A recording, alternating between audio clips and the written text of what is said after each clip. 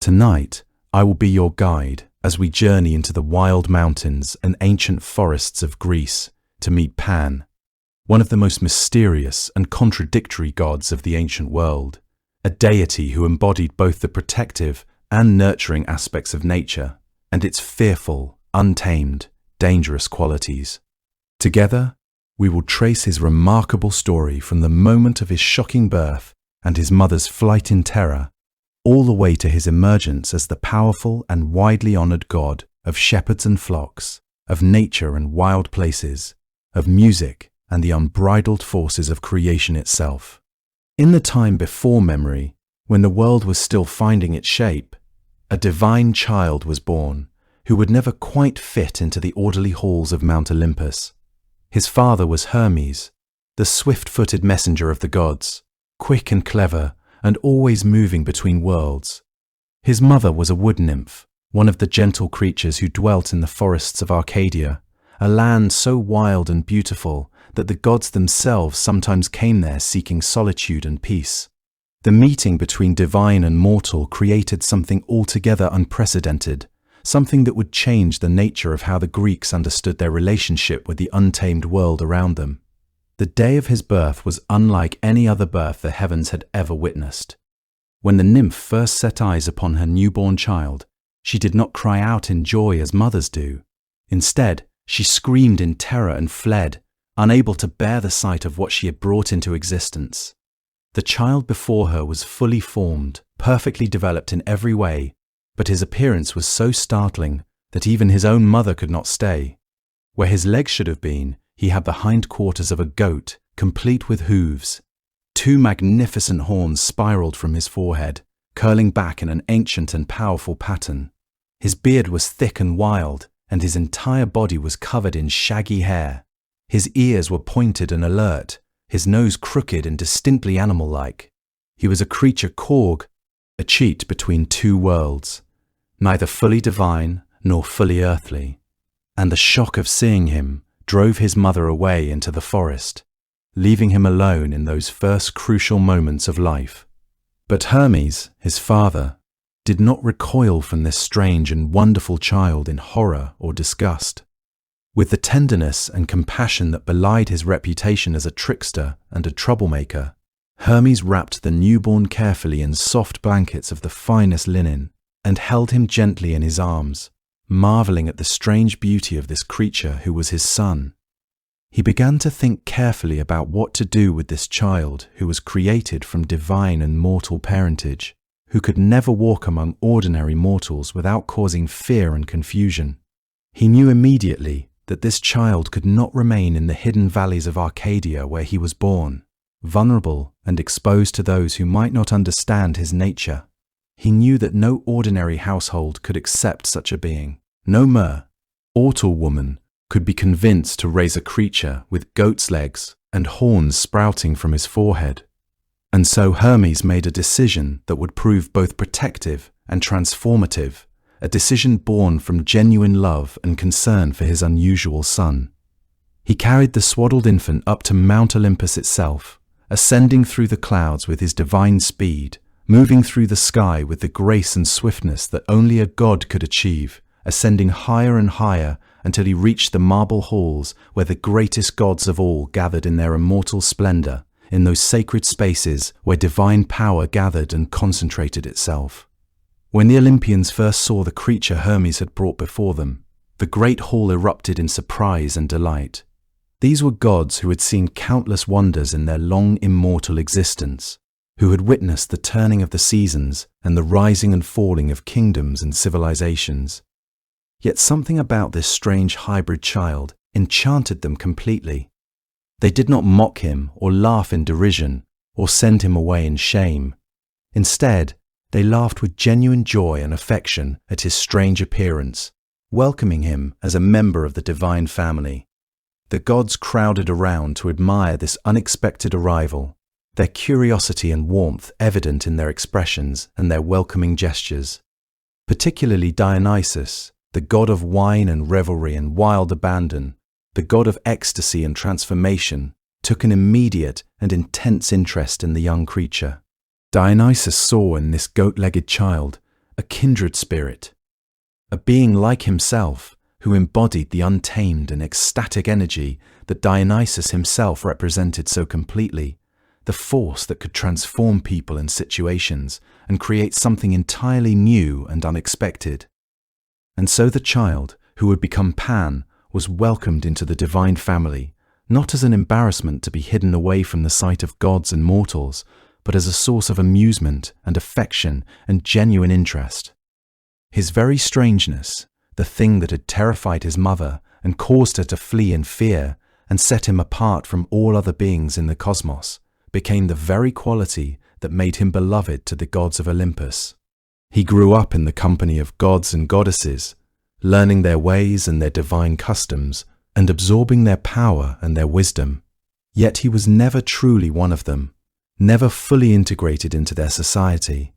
There was always something about him that remained untamed and wild and resistant to civilization, something deep within his essence that could never be fully suppressed or civilized or made to fit neatly into the rigid structures of Olympian society and divine hierarchy. This would be the defining quality of Pan's entire existence. He would always be the god who could not quite belong in any single realm, who existed at the threshold between civilization and wildness, between the divine order and the chaos of raw nature. The name that came to be associated with this strange god carried deep significance in the ancient Greek language, layered with meaning and mystery. Pan came from the word paean, which meant to pasture, connecting him from the very beginning to the world of shepherds and flocks and the careful tending of animals. But the name would come to mean something far darker and more powerful as well, something that would resonate through all of human culture for centuries to come. Centuries later, when Greek philosophers and writers reflected upon the fear that could seize a person in lonely wild places, when they tried to describe that sudden overwhelming dread that struck without warning or apparent cause, that sense of presence and danger that seemed to come from nowhere, they would trace it directly back to Pan and his mysterious power. The word panic would eventually enter languages across the world, and it would always carry within it the ancient name of this god, forever marking him as the source and wellspring of that particular kind of fear. Pan could inspire sudden, irrational terror in those who encountered him unexpectedly in wild places, in lonely mountain passes and dark forests. It was not anger or malice that drove him to do this, not a deliberate intention to hurt or frighten, but rather his essential nature, his fundamental being.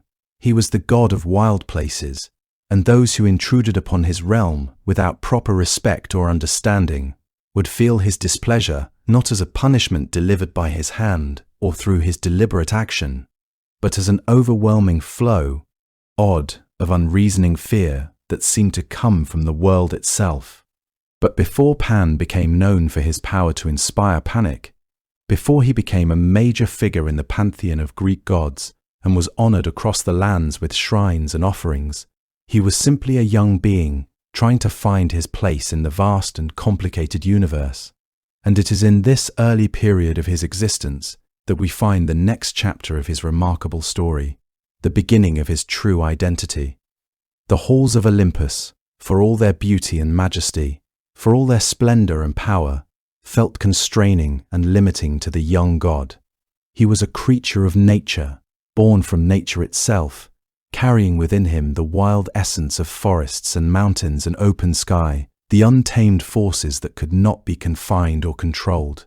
The marble and gold and orderly processions of the divine court began to feel increasingly suffocating to him as he grew and developed his powers. He found himself drawn away from the great halls and the company of the other gods, drawn downward toward the earth he could sense calling to him from far below, calling to the wild nature within him. The land that called to him most insistently was Arcadia, the region where his mother had lived before his birth, the mountainous and forested country where shepherds still tended their flocks in the ancient way. Arcadia was a place that seemed to exist slightly outside the normal flow of time, a land where the wild had never been fully tamed, where ancient customs persisted and the boundary between human civilization and raw nature remained permeable and shifting.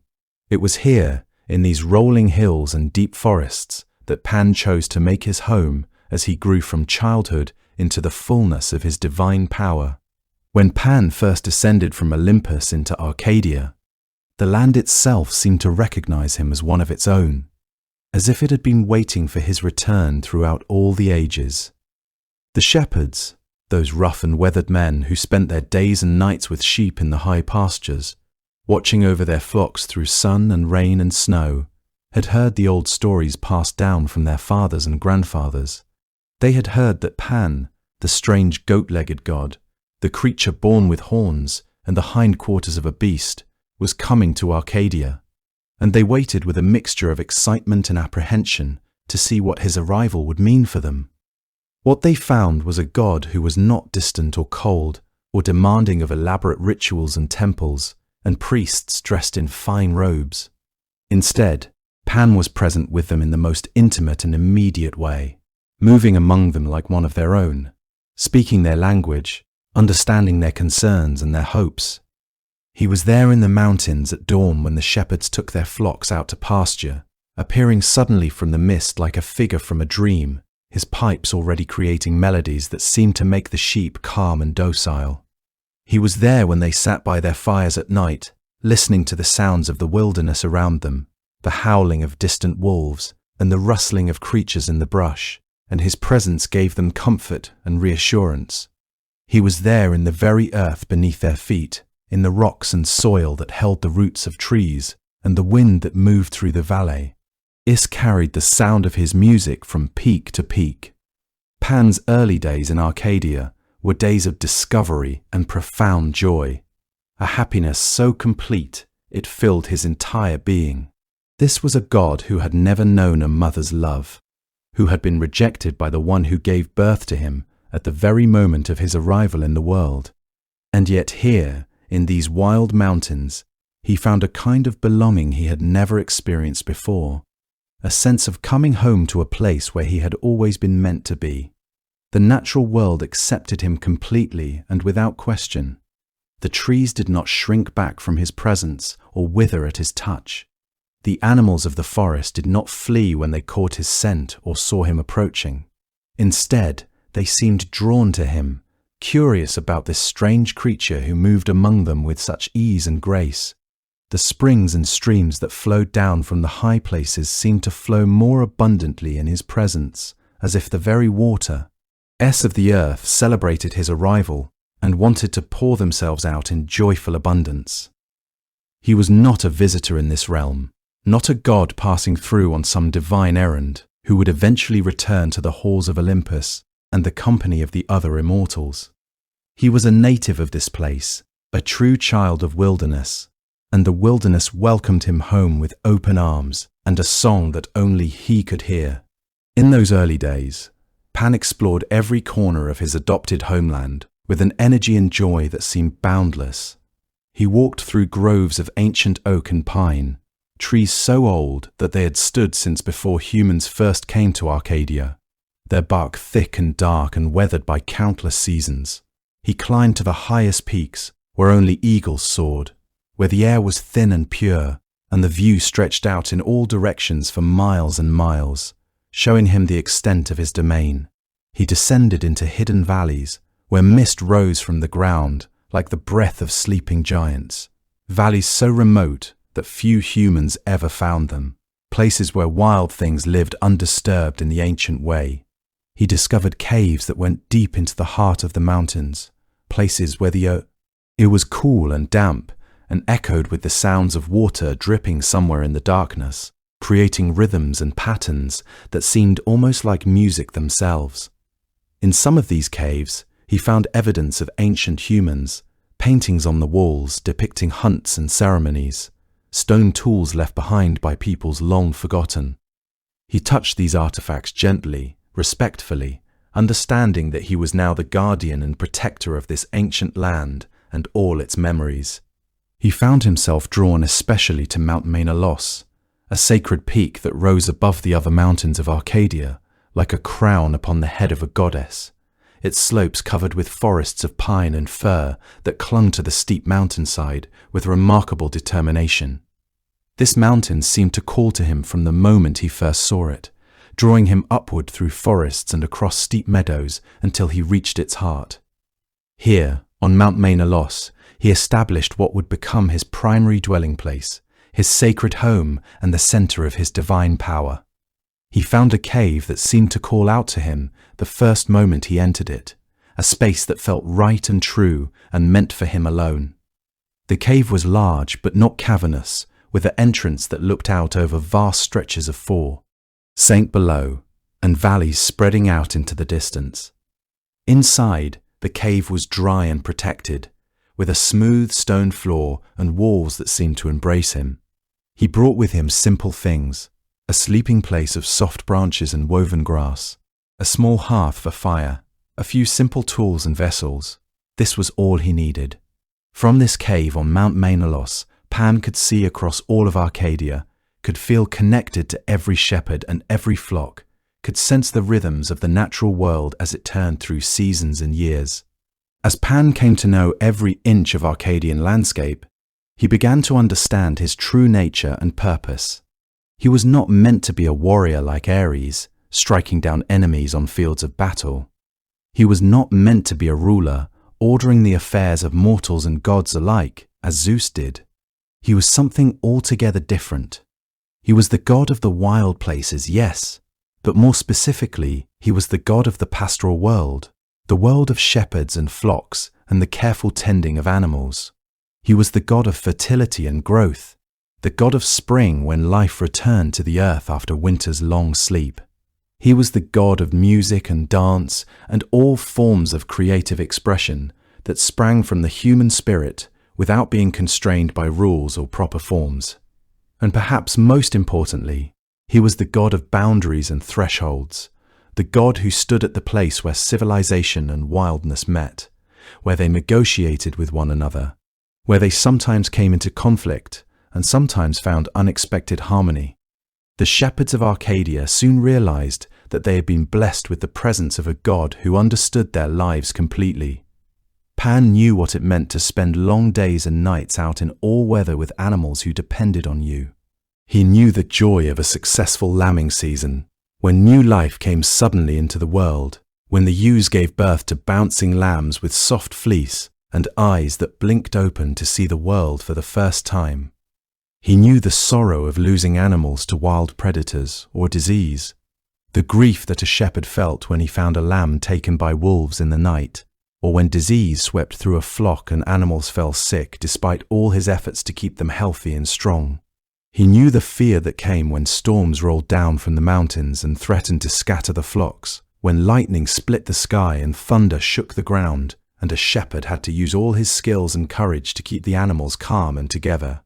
And he knew the peace that came at the end of a day's work, when the animals were safely penned for the night, and a shepherd could sit by his fire with a belly full of bread and cheese, watching smoke curl up into the star-filled sky, and feel that he had done what he was meant to do, that his life had purpose and meaning.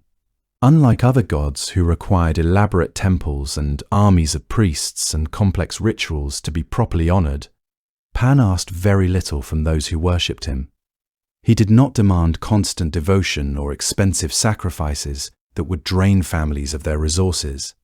He did not require yearly festivals with processions and public ceremonies. Instead, he seemed satisfied with simple acknowledgement of his presence and genuine respect for the natural world he represented. Shepherds would make small offerings of milk and honey at sacred groves tucked away in remote corners of the mountains. They would carve simple symbols into the bark of ancient trees.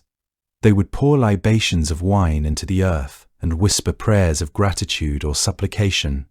They would call out to Pan for protection when they sensed danger in the wild places around them, when they heard strange sounds in the darkness and felt the prickle of fear running down their spines, when they needed to know that a divine presence was watching over them and their flocks. They would thank him when their flocks thrived and multiplied, when the pastures produced abundant grass and clover, when births went smoothly and the young animals grew strong and healthy. And in return, Pan seemed to bless them, to watch over their animals with genuine care, to grant them safe passage through treacherous mountain passes where one wrong step could mean falling to one's death, and protection from the large predators that roamed Arcadia's wild places. Shepherds whispered stories around their fires of how Pan had appeared to tip hem in moments of desperate need, how his presence alone had been enough to turn back a wolf pack that had been stalking their flocks, how they had heard the sound of his pipes in the darkness and felt suddenly calm and reassured. The shepherds also noticed something remarkable about Pan's presence in their world. Where he walked, the land seemed more fertile and alive. Grass grew more abundantly in the high pastures where his influence was strongest, growing thicker and more nutritious than it did in the valleys below. Springs that had run dry for years suddenly flowed again, their waters pure and cold and so clear you could see the smooth stones on the bottom. Animals that had been sickly recovered their health and vigor, their coats becoming lustrous and their eyes bright once more. There was a sense in which Pan's very existence seemed to quicken the pulse of life throughout Arcadia, as if his presence was a constant blessing on the land itself. He was a god whose power was measured not in the ability to strike down enemies or rule through fear and intimidation, but in the ability to encourage growth and renewal and the perpetuation of life in all its forms. Shepherds could feel it in their bones. The moment Pan arrived in a region, things began to flourish. This was not power achieved through violence or domination, but rather power that came from being so completely aligned with the fundamental forces of nature that your very presence called forth abundance. As Pan settled into his role as the god of Arcadia, he began to develop the full range of his divine powers and to understand the extent of his influence. He discovered that he had an extraordinary talent for music, a gift that seemed to flow through him as naturally as blood flowed through his veins, as naturally as water flowed downhill toward the sea. He did not need formal training or instruction in the way that mortal musicians required. Music simply emerged from him, born from the wild essence that defined his nature, expressing itself through his voice and through the instruments his hands learned to create. He found himself drawn to create new instruments that had never existed before, things that could express the wild, untamed quality of his music while also capturing the bitter swell, melancholy that lived in his heart, that sense of loss and longing that seemed to be woven into the fabric of his being. His fingers seemed to know instinctively how to shape and smooth wood and reed, how to bore holes at just the right distances to produce the exact notes he envisioned. And it was during this time of discovery and self-knowledge, as he walked through mountain valleys and sat by rushing streams, that Pan would encounter the story that would define him forever, the story of the nymph Syrinx and the creation of the instrument that would bear her name, the panpipes that would become his most powerful tool for expressing the mysterious music of the wild world. The gods and nymphs who inhabited Arcadia soon began to take notice of the young god who walked among them with such ease and such obvious contentment, as if he had finally found where he truly belonged. The satyrs, those half-human creatures of the forests who were themselves beings, caught between civilization and wildness, recognized Pan immediately as one of their own kind, despite his divine status and his connection to the greater pantheon of Olympus. Satyrs were creatures of paradox and contradiction, just as Pan was, part animal, part human, neither fully acceptable to civilization, nor fully accepted by the wild world. They saw in Pan a god who understood their essential nature in ways that other gods could never comprehend.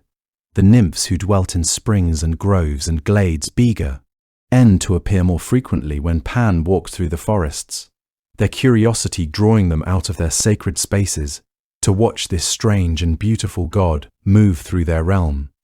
They were drawn to his presence and the strange and beautiful music that seemed to follow him wherever he went, music that seemed to express something about the deepest nature of the wild world itself. The wild animals of Arcadia began to gather around him as if recognizing a kindred spirit, a god who spoke their language and understood the deep wisdom that existed in the natural world, the truths that lived below words and reason in the purely instinctual realm of survival and joy and fear. Among the nymphs who began to gather in Pan's company were creatures of remarkable beauty and mysterious power, each one bringing gifts of knowledge and understanding. Each one brought with her a specific connection to the landscape of Arcadia and the deep currents of divine energy that flowed through the wild places. Some were nymphs of the springs and streams, water sprites whose very bodies seemed to flow with the same fluid grace as the water they inhabited, who could walk through rapids without falling and dive into deep pools without fear. Others were tree nymphs, their forms rooted in the ancient groves, their spirits intertwined with the lives of oaks and pines that had stood for centuries, watching generations of humans live and die and be forgotten. Still others were nymphs of the meadows and wild places, the living embodiment of open spaces where grass grew wild and free, and flowers bloomed in profusion and abundance, spreading their colours and scents across hillsides. And among all these nymphs, Pan found something he had never known before and could scarcely have imagined: companionship with beings who understood his nature completely, who did not find his goat's legs repulsive or his appearance frightening, but instead accepted him as he was and celebrated his unique qualities. The satyrs who gathered around Pan were creatures of humour and mischief and boundless energy, embodying the wild, unbridled joy that could exist in nature when freed from the constraints and restrictions of civilization. They were beings made for music and dance and celebration, always ready for adventure and play, and the kind of exuberant revelry that made the world seem new and strange and full of possibility. In the company of satyrs, Pan discovered that his own wild nature could be expressed not just through music and solitude, not just in the quiet communion with shepherds and flocks, but through revelry and community and the sharing of joy with fellow beings who understood the ecstasy of living fully.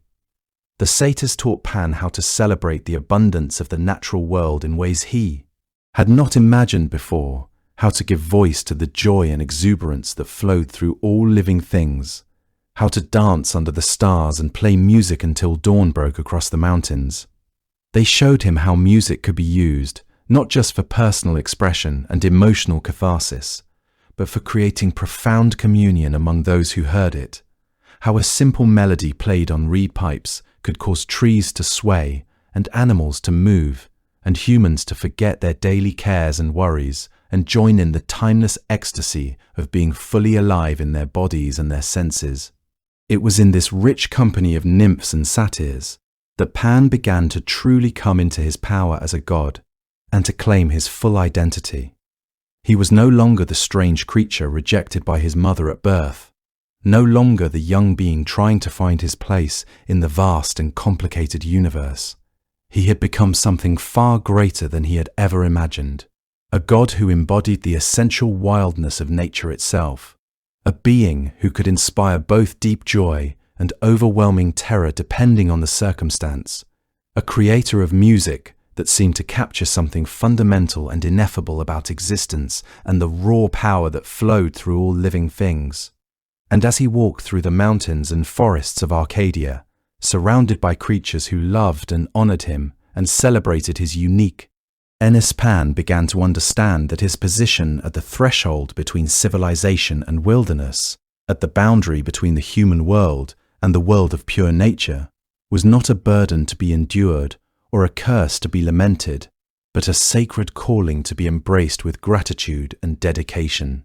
He was the god who could help humans understand and respect the wild world that surrounded them, the god who could teach them to listen to the voice of nature speaking through wind and water and the calls of animals. He was the god who could remind mortals that they themselves, for all their civilized airs and their laws and their cities, contained within them the wild, untamed essence of nature, that primal force waiting only for the right music or the right moment to be released and expressed in I's fullest and most authentic form. The shepherds of Arcadia soon came to understand that Pan was not a distant god who demanded worship from afar or required intermediaries and priests to reach him. He walked among them in the high pastures where they tended their flocks, moving through their world with an ease and naturalness that made him seem almost like one of them, despite his obvious divine nature. He appeared at dawn when mist still clung to the ground, and darkness and light existed in perfect balance. The shepherds would be leading their sheep out to graze, their eyes still heavy with sleep, and their movements slow and deliberate, and they would see him already there in the meadow, standing with his arms raised to the lightening sky, his pipes already creating the first songs of the day.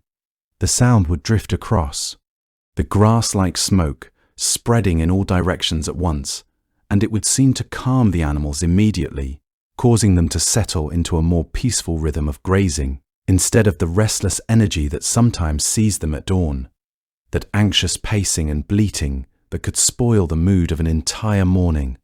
Pan understood the emotional lives of animals in ways that most gods never bothered to learn. He knew that sheep felt fear when weather changed suddenly and needed reassurance. He knew they responded to kindness and suffered from neglect. He knew that a lamb separated from its mother would cry for hours and nothing would calm it except either the mother's return or the patient presence of someone who cared. And so the shepherds would watch him move among the flocks with genuine fascination, sometimes sitting beside a sick animal and singing to it softly, his music seeming to ease pain and fever in ways that traditional remedies could not achieve. The animal would rest its head in his lap and listen, and over the course of hours or sometimes days, the fever would break and the animal would begin to recover.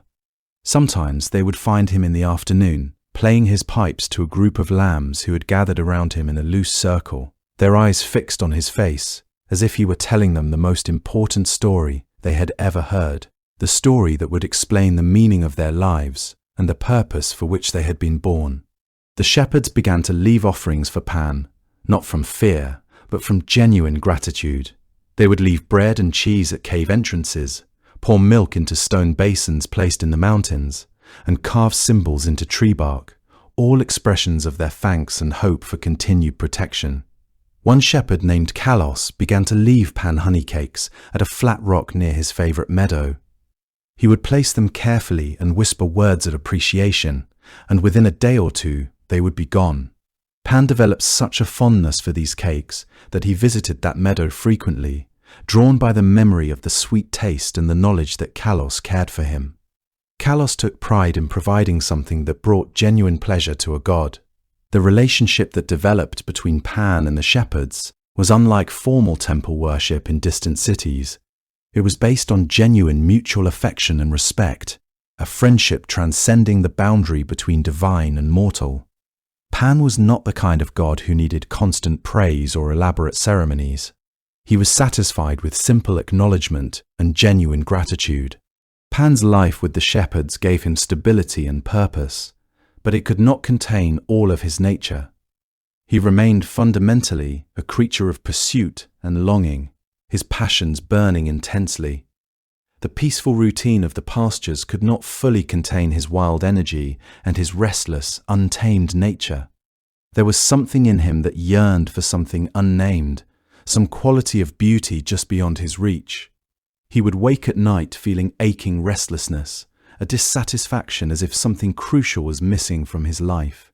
This would drive him to pace the mountainsides until dawn, his pipes creating melodies that seemed to emanate from the earth itself. The shepherds would hear those midnight songs drifting down from the high places, songs that were both beautiful and unsettling, songs that spoke of desire and loss, and a kind of cosmic yearning that existed beyond the normal human experience. They would understand that Pan was experiencing something far beyond their comprehension, some divine yearning that required expression through music and movement and the restless wandering of lonely places. And they would feel that they were witnessing something sacred and private, something not meant for their eyes, but that they were privileged to hear nonetheless. It was during one of these episodes of restless searching that Pan first saw Syrinx, and the moment he laid eyes on her, changed something fundamental in him. She was not the most beautiful creature he had encountered, for he had seen nymphs of extraordinary loveliness and even Aphrodite herself. But there was something about Syrinx that struck him with physical force, something that reached directly into his heart. Perhaps it was the way she moved with grace that came from genuine freedom rather than effort. Perhaps it was the kindness she showed to other nymphs and wild creatures. Perhaps it was simply that in Syrinx, Pan saw reflected a sense of wildness and authenticity that matched his own, a kindred spirit he had not recognized in anyone else. Whatever the reason, Pan found himself obsessed with the idea of possessing her. This was not light attraction, but something consuming and all-encompassing, a desire that colored every moment of his existence. He thought about her constantly and began to compose melodies for her, songs that expressed what words could not. Syrinx was a follower of Artemis and had taken vows of chastity she held with deep commitment. She was not the kind of nymph who could be swayed by flattery or a god's attention. She had already rejected many suitors and had developed an invisible armor that protected her from those who saw her as a prize. Her conviction in her own autonomy was so strong it seemed to repel unwanted attention. But Pan was not easily discouraged, and his pursuit of Syrinx became increasingly intense and focused with each passing day and week. He would appear where she walked, playing music that he believed expressed the depth of his longing and the sincerity of his desire, music that he was certain would touch her heart and make her understand how much he cared. He would follow her through forests and across streams and into remote meadows, always keeping his distance, but never fully giving up or going away, maintaining a persistent presence that became increasingly difficult for Syrinx to ignore or dismiss. He would appear in her dreams, or so it seemed, creating music in the night that made her wake with her heart pounding and a strange mixture of fear and longing in her chest, confused about whether she had truly heard him or merely imagined his presence in the fabric of her sleep.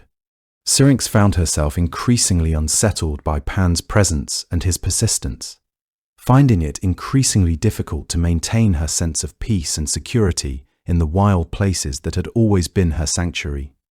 She did not doubt his passion was genuine, for she could hear the sincerity in his voice and see it in the way he looked at her when he thought she wasn't watching. But genuine passion from a god was not necessarily something to be welcomed when it violated your own deeply held values and your determination to maintain your freedom and autonomy. She began to feel trapped, enclosed by his attention in a way that made the forests feel smaller and more confining, as if the very spaces she loved were being invaded and claimed by his presence and his pursuit. One day, as Syrinx walked along the bank of the river Ladon, moving through the late afternoon light that was beginning to turn golden as the sun descended toward the horizon, she heard Pan approaching behind her. His footsteps were heavier and faster than usual, his breathing loud and urgent, and no longer bothering to maintain the pretense of casual interest. She knew in that moment, with a clarity that seemed to cut through everything else, that she had reached a point where kind refusals and patient avoidance would no longer work, that Pan had moved beyond the point of respecting her wishes or acknowledging her stated intentions. The carefully maintained civilized veneer of polite pursuit had fallen away, replaced by something more primal and less restrained. She began to run, knowing with absolute certainty that she could not outrun a god, that divine speed and strength were no match for mortal legs and mortal lungs, but driven by the sheer instinct of self-preservation and the determination to avoid a fate she did not want to experience, a loss of autonomy that she knew she could not recover from once it occurred. Behind her, Pan pursued with single-minded intensity, his focus entirely on her and on closing the distance between them. His pipes still somehow created music even as he ran, the sound emerging from his divine nature so completely that it continued without conscious thought or effort, a strange mixture of longing and urgency, and something that sounded almost like anger, almost like the sound of someone whose patience had finally worn away and who could no longer maintain control over his most primal impulses. The river Ladon seemed to sense her distress, or perhaps she simply reached it at the moment when her strength was beginning to fail, when her legs could no longer carry her forward at the pace required to maintain distance from her pursuer. She reached the water's edge and knew that she had nowhere left to run.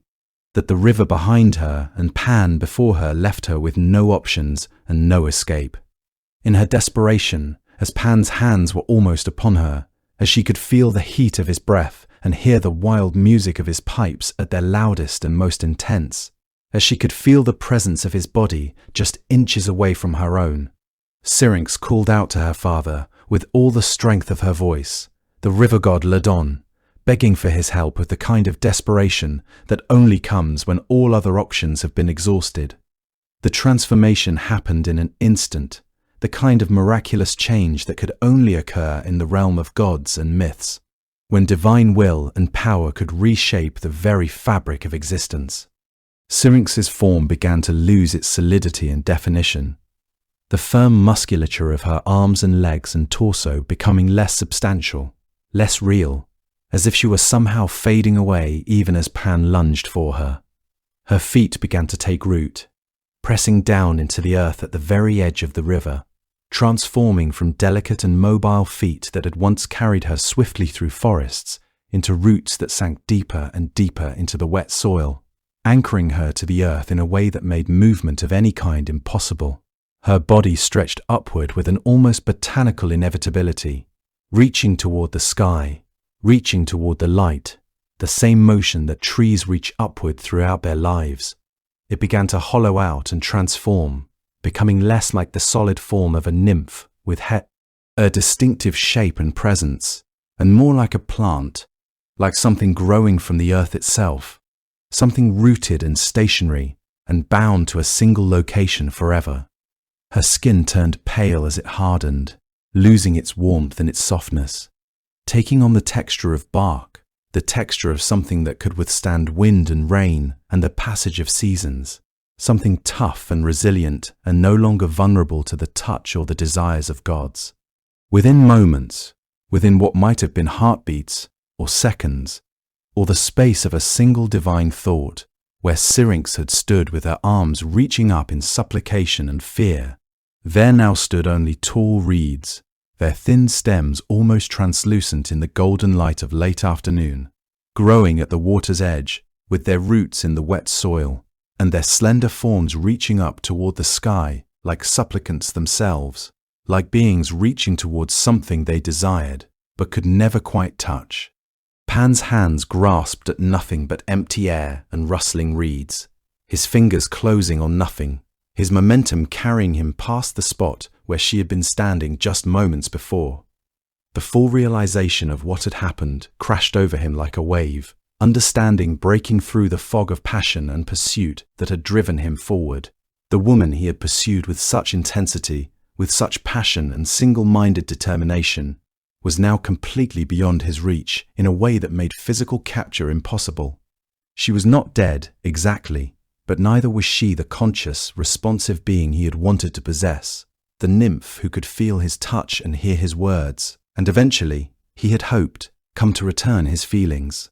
She had escaped him by transforming into something else entirely, something that existed only on the borderline between human and natural, conscious and unconscious, alive and inanimate, something that could not be possessed in the way he had wanted to possess her. For a moment, Pan stood motionless at the river's edge, the pipes falling silent for perhaps the first time in his existence, the constant music that seemed to flow from him, ceasing abruptly as shock and incomprehension overwhelmed everything else. He stared at the reeds where Syrinx had been only moments before, her living, breathing presence replaced now by nothing but thin green stalks and trembling leaves, unable to fully comprehend what had occurred or how something that seemed so fundamentally wrong could be allowed to happen. Then, slowly, he began to understand what had happened, began to process the reality that Syrinx was gone from the world as he had known her, transformed into something utterly alien to her previous existence. His incomprehension transformed into a kind of anguished fury, a rage so primal and consuming that it seemed to come from the very depths of his being, from the wildest and least controlled parts of his divine nature. His rage was not directed at Syrinx or at her father Ladon, for he understood that they had done what was necessary to escape him. but at the fundamental unfairness of a world where a god's desire could be thwarted so completely, where the object of his obsessive love could simply disappear and transform into something that could not feel or reciprocate or even fully comprehend what had been taken from her, what she had lost in the process of escaping him. In his anger, driven by a fury he could barely control, Pan seized several of the reeds and tore them from the earth with his bare hands, destroying them in an impulsive gesture of frustration and despair, ripping them apart and scattering the pieces on the ground. But even as he did this, even as he held the torn reeds in his hands and felt the leafy stems crush between his fingers and the pale interior of the stalks break open, something shifted within him. Something fundamental changed in the core of his being. The initial rage began to fade, replaced by something that looked remarkably like remorse and sorrow, a crushing weight of regret that seemed to settle itself across his chest and make it difficult to breathe. These reeds that he had just torn apart with such violence were all that remained of Syrinx, all that was left of the nymph he had loved with such intensity, such consuming desire. He had destroyed them in anger, destroyed the one remnant of her that still existed in the world, but in destroying them, he had committed an act that felt almost like murder, like the obliteration of the one he had desired most in the world, and he could not undo what he had done. Overcome by grief and regret, grief so overwhelming that it seemed to drown out everything else in the world, Pan sank to the ground at the river's edge and began to weep. His tears fell like rain, and his whole body shook with the force of his sobs. This god, who had seemed so strong and so confident, now brought low by loss and remorse. He held the torn reeds gently now, carefully, with a tenderness that stood in sharp contrast to the violence with which he had torn them apart moments before, handling them as if they were precious and fragile things that required his utmost tenderness and protection, as if they might shatter further if he did not treat them with absolute care. He brought them to his face and kissed them, over and over, his lips touching the torn edges of the reeds and the gentle curves of the stalks, murmuring words of apology and love to the reeds, as if they could still hear him, as if some essence of Syrinx remained present in these fragments of what she had become, as if by speaking to the reeds, he could somehow communicate with her even now. And then, as he held the reeds to his lips and breathed gently against them, not in anger now, but in sorrow and longing, something extraordinary happened, something miraculous that seemed to shift the very nature of his understanding and his existence. The torn pieces of reed began to sing. The breath that came from Pan, that most primal expression of his divine essence, of the air and wind that gave voice to his emotions and his power and his very being, caused the reeds to vibrate and produce sounds, tones that seemed to emerge from somewhere deep within the material itself. Different lengths of reed produced different tones, creating a harmony that seemed to emerge naturally from the materials themselves, as if the reeds possessed an inherent musicality that was simply waiting to be awakened by his breath and his touch. Pan realized in that moment, in that instant of miraculous discovery, that in losing Syrinx, in his anguished search for a way to keep some part of her with him, in his desperate attempt to preserve something of her in this form that was no longer truly her, he had discovered something entirely new and unprecedented. He had created an instrument that could express emotions and ideas in ways that even his voice could not achieve, a tool that could give voice to feelings that seemed too large and too complex and too contradictory to be expressed in words, or even in the pure singing of his own voice. Over the following days and weeks, Pan worked with single-minded focus to perfect this new instrument, understanding on some deep level that in perfecting it, he was completing a kind of love letter to Syrinx, a way of transforming his loss into something beautiful and meaningful. He gathered reeds of varying lengths from the river's edge, selecting them carefully and meditating on each choice as if the selection process itself was a form of prayer or commemoration.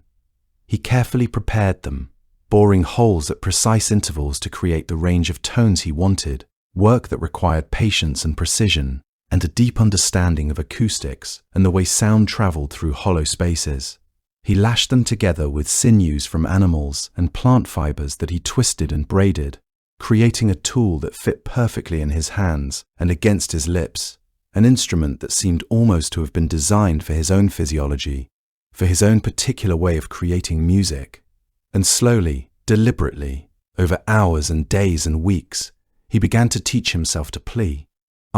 This new creation, to understand its capabilities and its limitations, to discover what kinds of music it could produce, and how his subtle changes in breath and technique and finger placement could alter the character and quality of the sounds that emerged.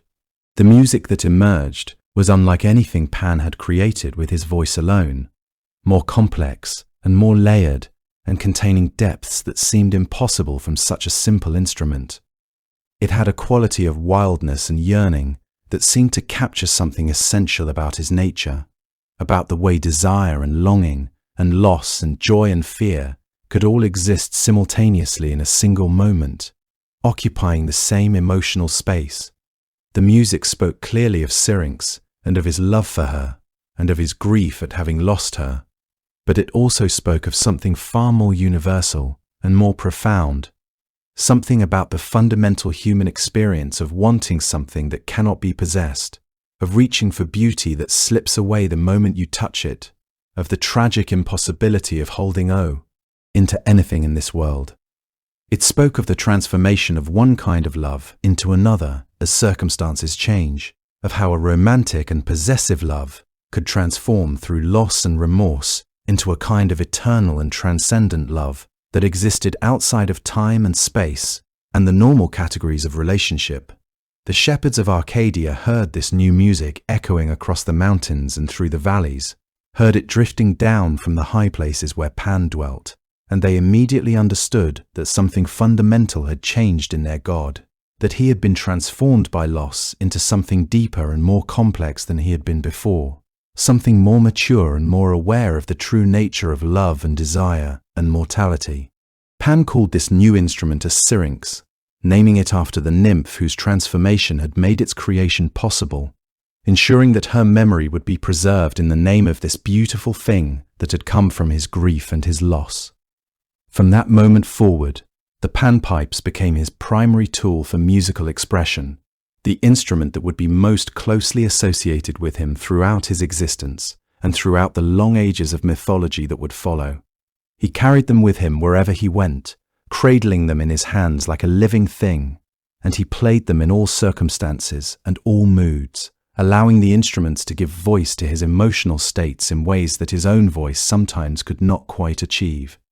When he was joyful, the pipes sang with a kind of wild jubilation that made the birds sing louder in response, and the animals dance and cavort in the meadows, their movements synchronizing with the rhythms that emerged from the reeds.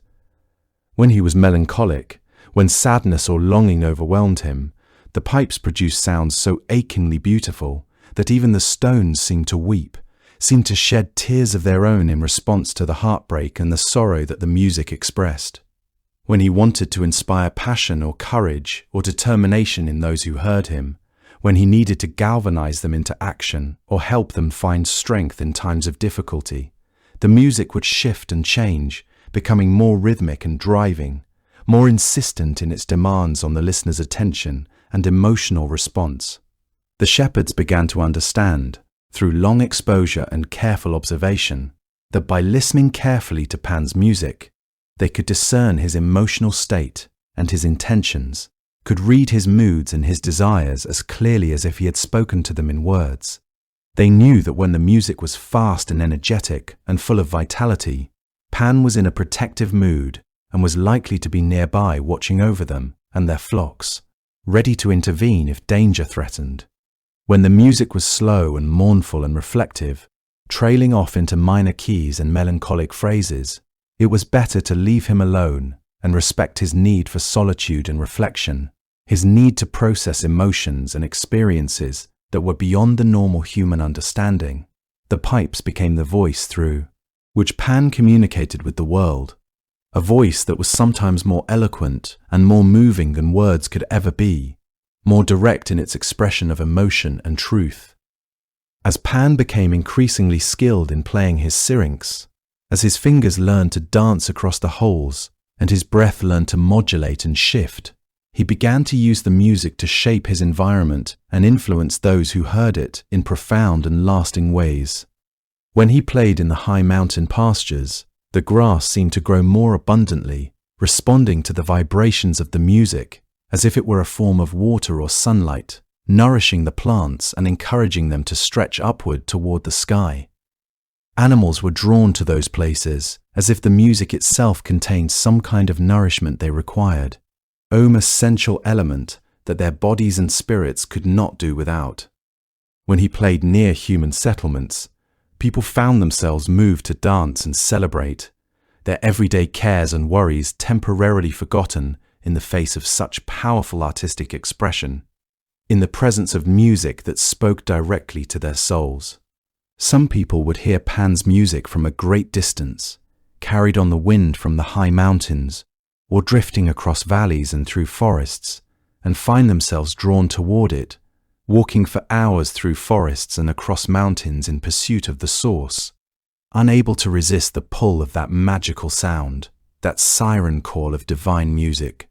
Others would hear it and feel such overwhelming joy or such profound melancholy that they would weep openly, tears streaming down their faces, unable to control their emotional response to what they were experiencing, moved to tears by the sheer beauty and truth of what was being expressed. The music had power, genuine divine power, to transform those who heard it and to connect them with forces and dimensions of existence that normally remained hidden from human awareness, that existed just beyond the reach of ordinary human perception. Through the syrinx, Pan was able to express the full range of his divine essence, the aspects of himself that could not be contained or expressed through simple conversation or even through his own voice. The pipes became an extension of his being, another voice through which his true nature could be revealed to the world, a voice that could reach places that other voices could not reach, and touch hearts that other voices could not touch. The music of Pan's syrinx began to be heard throughout Arcadia and beyond, spreading from the mountains to the valleys, and eventually reaching even to distant cities and communities that had never heard of Pan before and could scarcely believe that such music could exist in their world. Shepherds who heard it would carry stories of the god's music to market days and gathering places, describing it to those who had not experienced it themselves, trying to capture in words something that seemed fundamentally beyond the capacity of language to contain. Travelers who encountered Pan playing would speak of the experience with awe and wonder, describing it as one of the most significant moments of their lives, a turning point that marked the division between who they had been before and who they would become afterward. The music seemed to awaken something in those who heard it, something ancient and precious that lay dormant in the human soul, a recognition of deep connection with the natural world and with the divine forces that moved through it, forces that most people sensed but could never quite articulate or access. Some people would seek out Pan specifically to hear his music, making pilgrimages to the wild places where he was known to play, journeying across difficult terrain and through dangerous forests in pursuit of the chance to experience that transformative music again. Others would simply stumble upon him by chance and count themselves blessed by the unexpected encounter, understanding that they had been touched by something sacred. And through all of this, through all the playing and the traveling and the encounters and the transformations that the music brought about, Pan's relationship with Syrinx deepened in a strange and beautiful way. Though she could no longer respond to him as a conscious being, though she could no longer express her own thoughts and feelings or indicate in any way that she heard him, Pan felt that in creating music with the reeds that had been her physical body, he had found a way to honor her and to keep some essential and irreducible part of her alive and present in the world. Each time he played the syrinx, raising the reeds to his lips and allowing his breath to flow through them, it was as if Syrinx herself was singing, as if her voice had been transformed into the voice of the reeds, and through those reeds, into the voice of Pan's music itself. She existed now, not as a nymph walking through forests and dancing with other nymphs and living a physical life in the ordinary world, but as a kind of eternal presence in all music, in the fundamental vibration and resonance that connected all things in the universe. The creation of the syrinx thus became not just a musical achievement, not merely the invention of a new instrument that would influence music and culture for ages to come, but a kind of eternal memorial to Syrinx, a way of keeping her memory alive forever and allowing her to continue to exist in a transformed but no less real way, living on in the music that would be played and celebrated and cherished throughout all the ages that would follow. As Pan's reputation grew and the music of his Syrinx spread across the mountains and valleys of Greece, he began to encounter other beings who possessed their own gifts and talents, their own mastery of arts and skills that rivaled his own. The gods of Olympus became aware of this goat-footed deity who lived among the shepherds and wild places, this god who had carved out for himself a kingdom of forests and meadows and streaming waters. And among those who took notice was Apollo, the god of music itself, the deity whose command of musical arts was considered absolute and unquestionable, whose skill with the lyre had never been matched or challenged by any being in the universe. Apollo had heard tales of Pan's Syrinx and the music that emerged from it, stories carried by travelers and told, in the gathering places of mortals and gods alike. Some of these stories suggested that Pan's music was so beautiful, so moving and powerful, that it could rival even the music of Apollo himself. And this, to Apollo, was something that could not be tolerated, something that struck at the very core of his identity and his place in the divine hierarchy. The god of music could not allow the reputation of his own superiority to be questioned, could not permit the existence of a rival who might cause people to doubt his unquestionable mastery and authority. Apollo was not cruel by nature, but he was proud, intensely proud, and his pride demanded that the truth be established once and for all. And so Apollo, in a gesture that was both a test and a challenge, descended from Mount Olympus to seek out Pan and propose a contest. The wager would be simple but dramatic. The two would play their instruments before judges of unquestionable impartiality, and whoever was judged to have created the more beautiful and skillful music would be declared the winner. The loser would accept whatever judgment the judges made, understanding that the contest had proven beyond doubt who possessed the superior talent and mastery. Pan, who had grown confident in his abilities and who believed deeply in the power and legitimacy of his music, accepted the challenge without hesitation. He did not fear Apollo, though he understood that the god of music was immensely powerful and immensely skilled. Pan believed in his Syrinx, believed in what he had created from loss and grief and transformation, and he trusted that the music that flowed through those reeds would speak for itself. For the contest itself, they chose a neutral location, a wild place in the mountains where both divine and mortal presences could gather, where judges could sit and listen without bias or preference. The judges selected were Timolus, a wise mountain god known for his fair and impartial judgment, and King Midas, a mortal ruler who had been granted the unusual honor of being included in this divine competition. Midas was known throughout Greece for his love of music and his discerning ear, even though his wealth and status seemed to consume his thoughts most of the time. The contest began with Pan taking the stage first, raising his Syrinx to his lips and beginning to play. His music was exactly as the stories had described it, wild and untamed, and beautiful in a way that belonged to the natural world itself. The music seemed to emerge not from an instrument, but from the very earth and air and water of the place, as if Pan was simply channeling something that already existed in nature, translating the voice of the wilderness into sounds that human and divine ears could comprehend and appreciate. The birds in the trees seemed to sing louder and more joyfully in response to his playing, their voices harmonizing with the notes from the Syrinx in a way that seemed almost orchestrated, as if they were part of the performance itself. The small animals of the forest emerged from their hiding places to listen, drawn by something in the music that spoke to their own wild natures. Rabbits hopped closer their ears twitching and alert. Deer paused in their grazing and turned to face the direction from which the music emanated. Even the small creatures like squirrels and mice seemed transfixed, ceasing their constant searching and gathering to sit in stillness and listen. Though the entire landscape was vibrating in sympathy with the notes emerging from the reeds. The stones beneath the earth seemed to resonate with the vibration of the music, and the very soil felt alive with the intensity of what was being expressed. There was something raw and honest about Pan's music, something that spoke directly to the deepest and most primal emotions in those who heard it, bypassing the intellect entirely and speaking directly to the heart and soul. The music expressed joy and sorrow simultaneously, wild celebration and melancholic longing coexisting in the same moment. It spoke of freedom and of pain, of the beauty of untamed nature and the suffering that existence could bring. It was a music that seemed to contain the full spectrum of life experience, nothing polished away or refined into meaninglessness, nothing made safe or tame.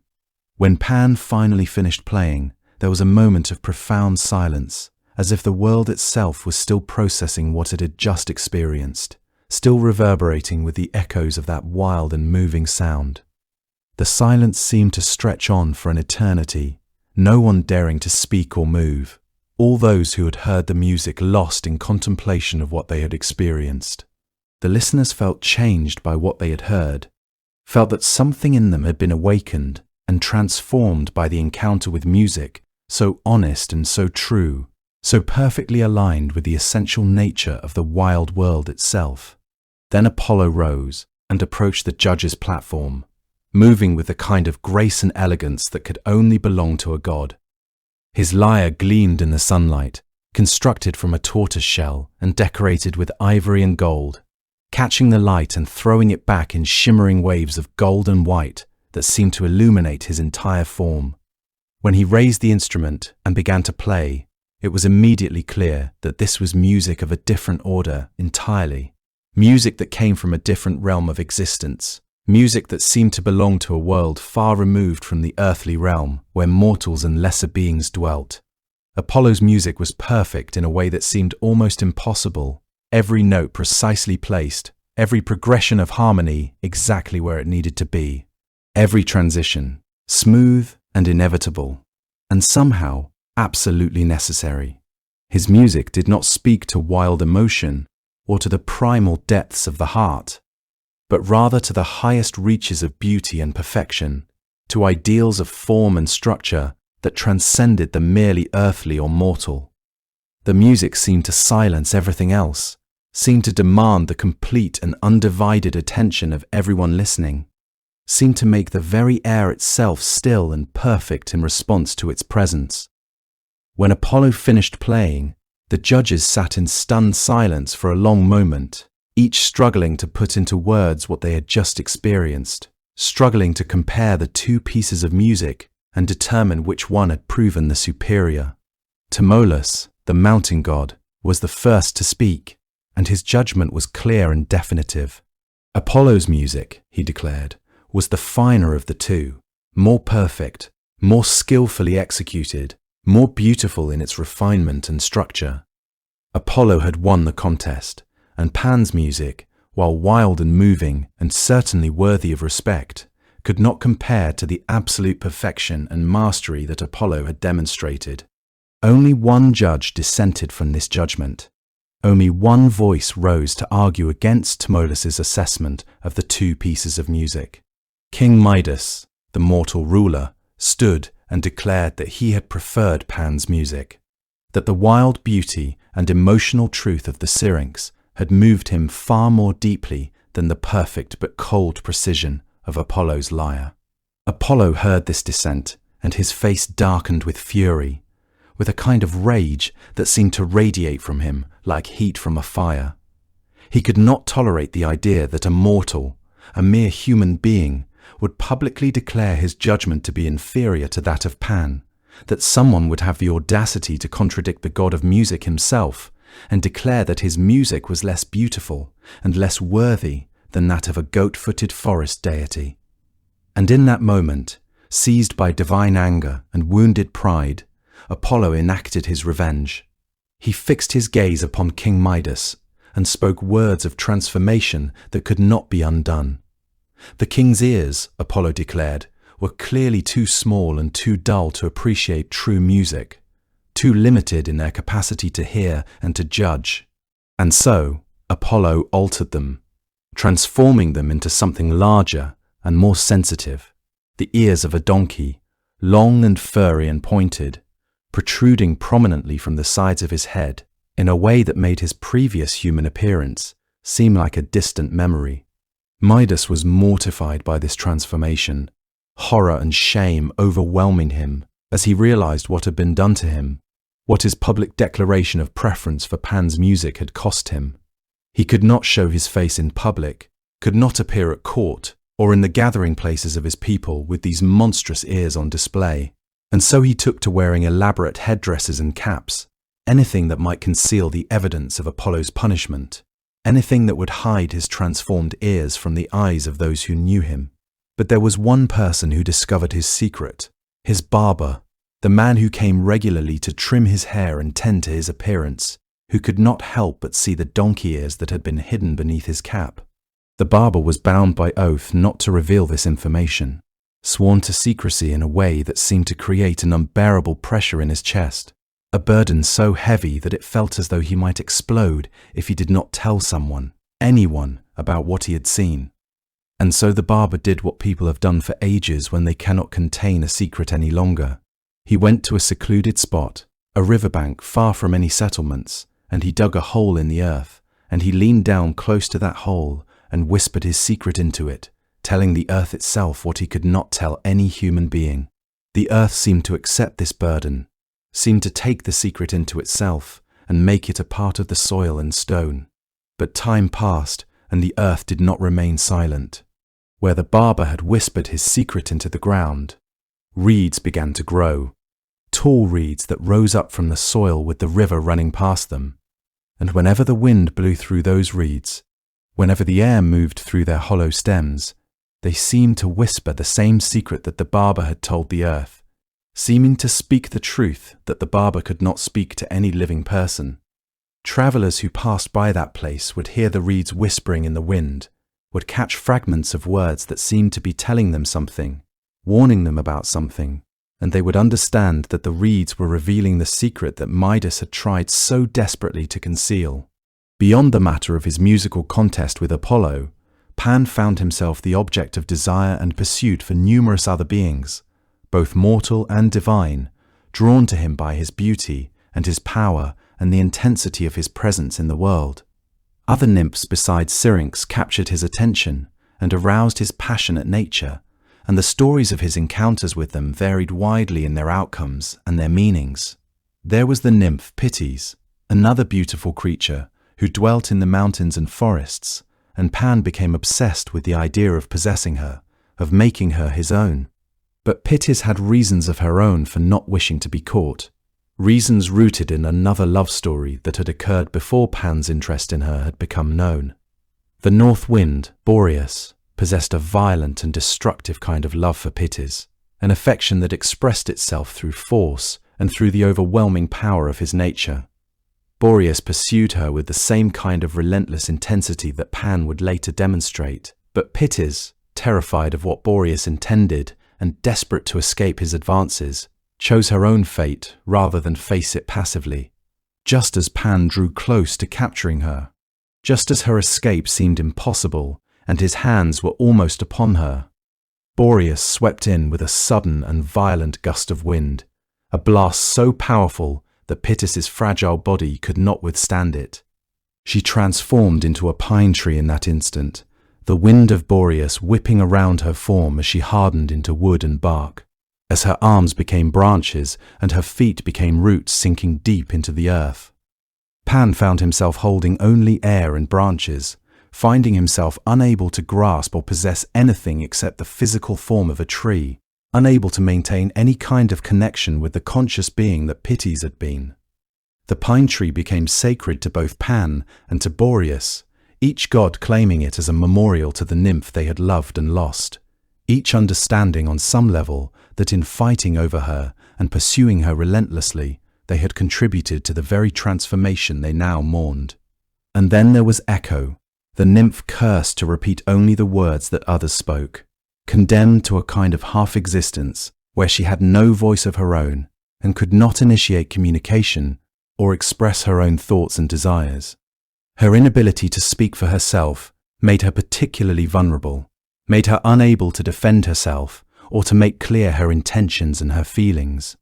Pan pursued Echo with his characteristic intensity, following her through forests and across meadows, but Echo had her own reasons for avoiding him, her own emotional attachments that made her unable to respond to his advances.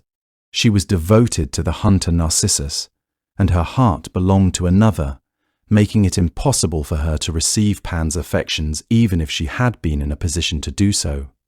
When she rejected him, when she made clear through the only means available to her that she could not and would not return his affections, Pan reacted not with the remorse and sorrow he had felt with Syrinx, but with a kind of rage and cruelty that demonstrated the darker aspects of his nature, the aspects that could emerge when his will was thwarted and his desires denied, when his passions turned into something destructive and harmful.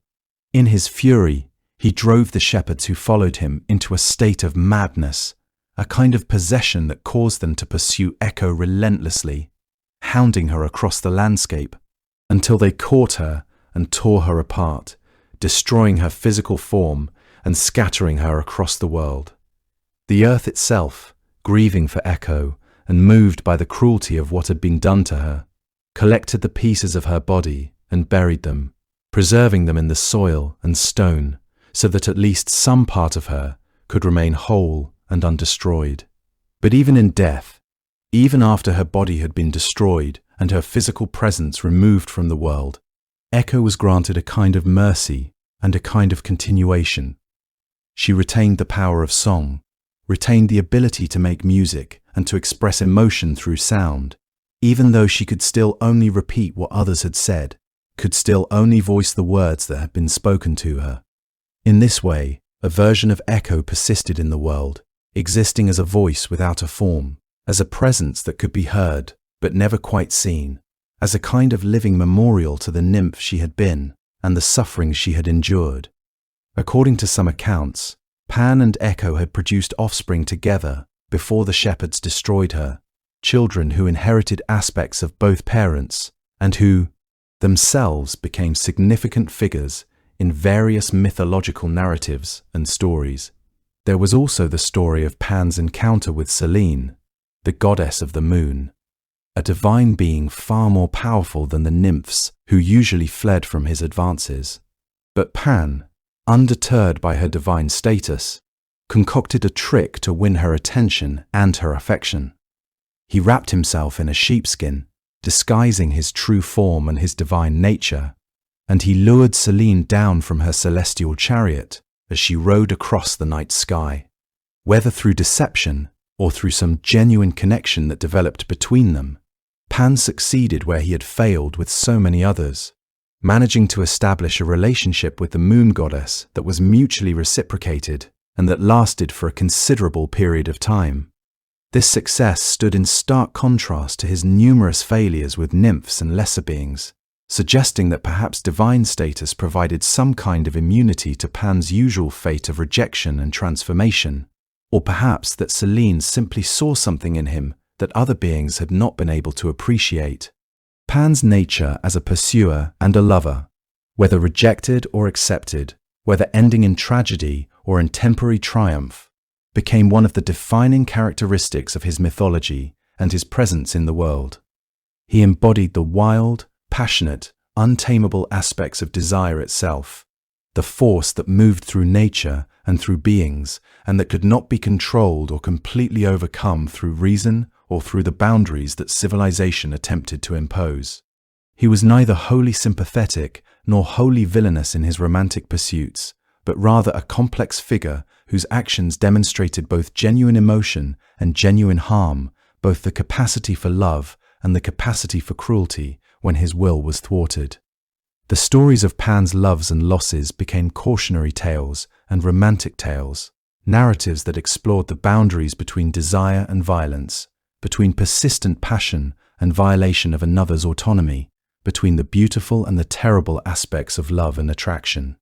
Pan's presence in the wild places of the world was never entirely peaceful or entirely benevolent, never entirely safe, and this uncertain quality was part of what made him such a significant figure in Greek religious life and in Greek mythology. He was not a god who could be completely trusted or entirely relied upon, but rather a god whose moods could shift suddenly, whose passions could overwhelm his better judgment, and whose actions could bring either blessing or curse depending on circumstances and on his own temperament at any given moment. The shepherds who lived in the mountains and forests seemed to understand this about him, seemed to accept both the benefits of his protection and the dangers of his unpredictable nature. They recognized that living in wild places meant accepting a certain amount of danger, and unpredictability meant opening oneself to forces that could not be entirely controlled or predicted. And Pan was the embodiment of that reality. As for the power that Pan possessed to inspire overwhelming fear and panic, this too emerged from the fundamental nature of wild places and wild creatures, from the primal terror that seized humans who found themselves alone and lost in spaces that belonged to the animals and the gods rather than to civilization and human control.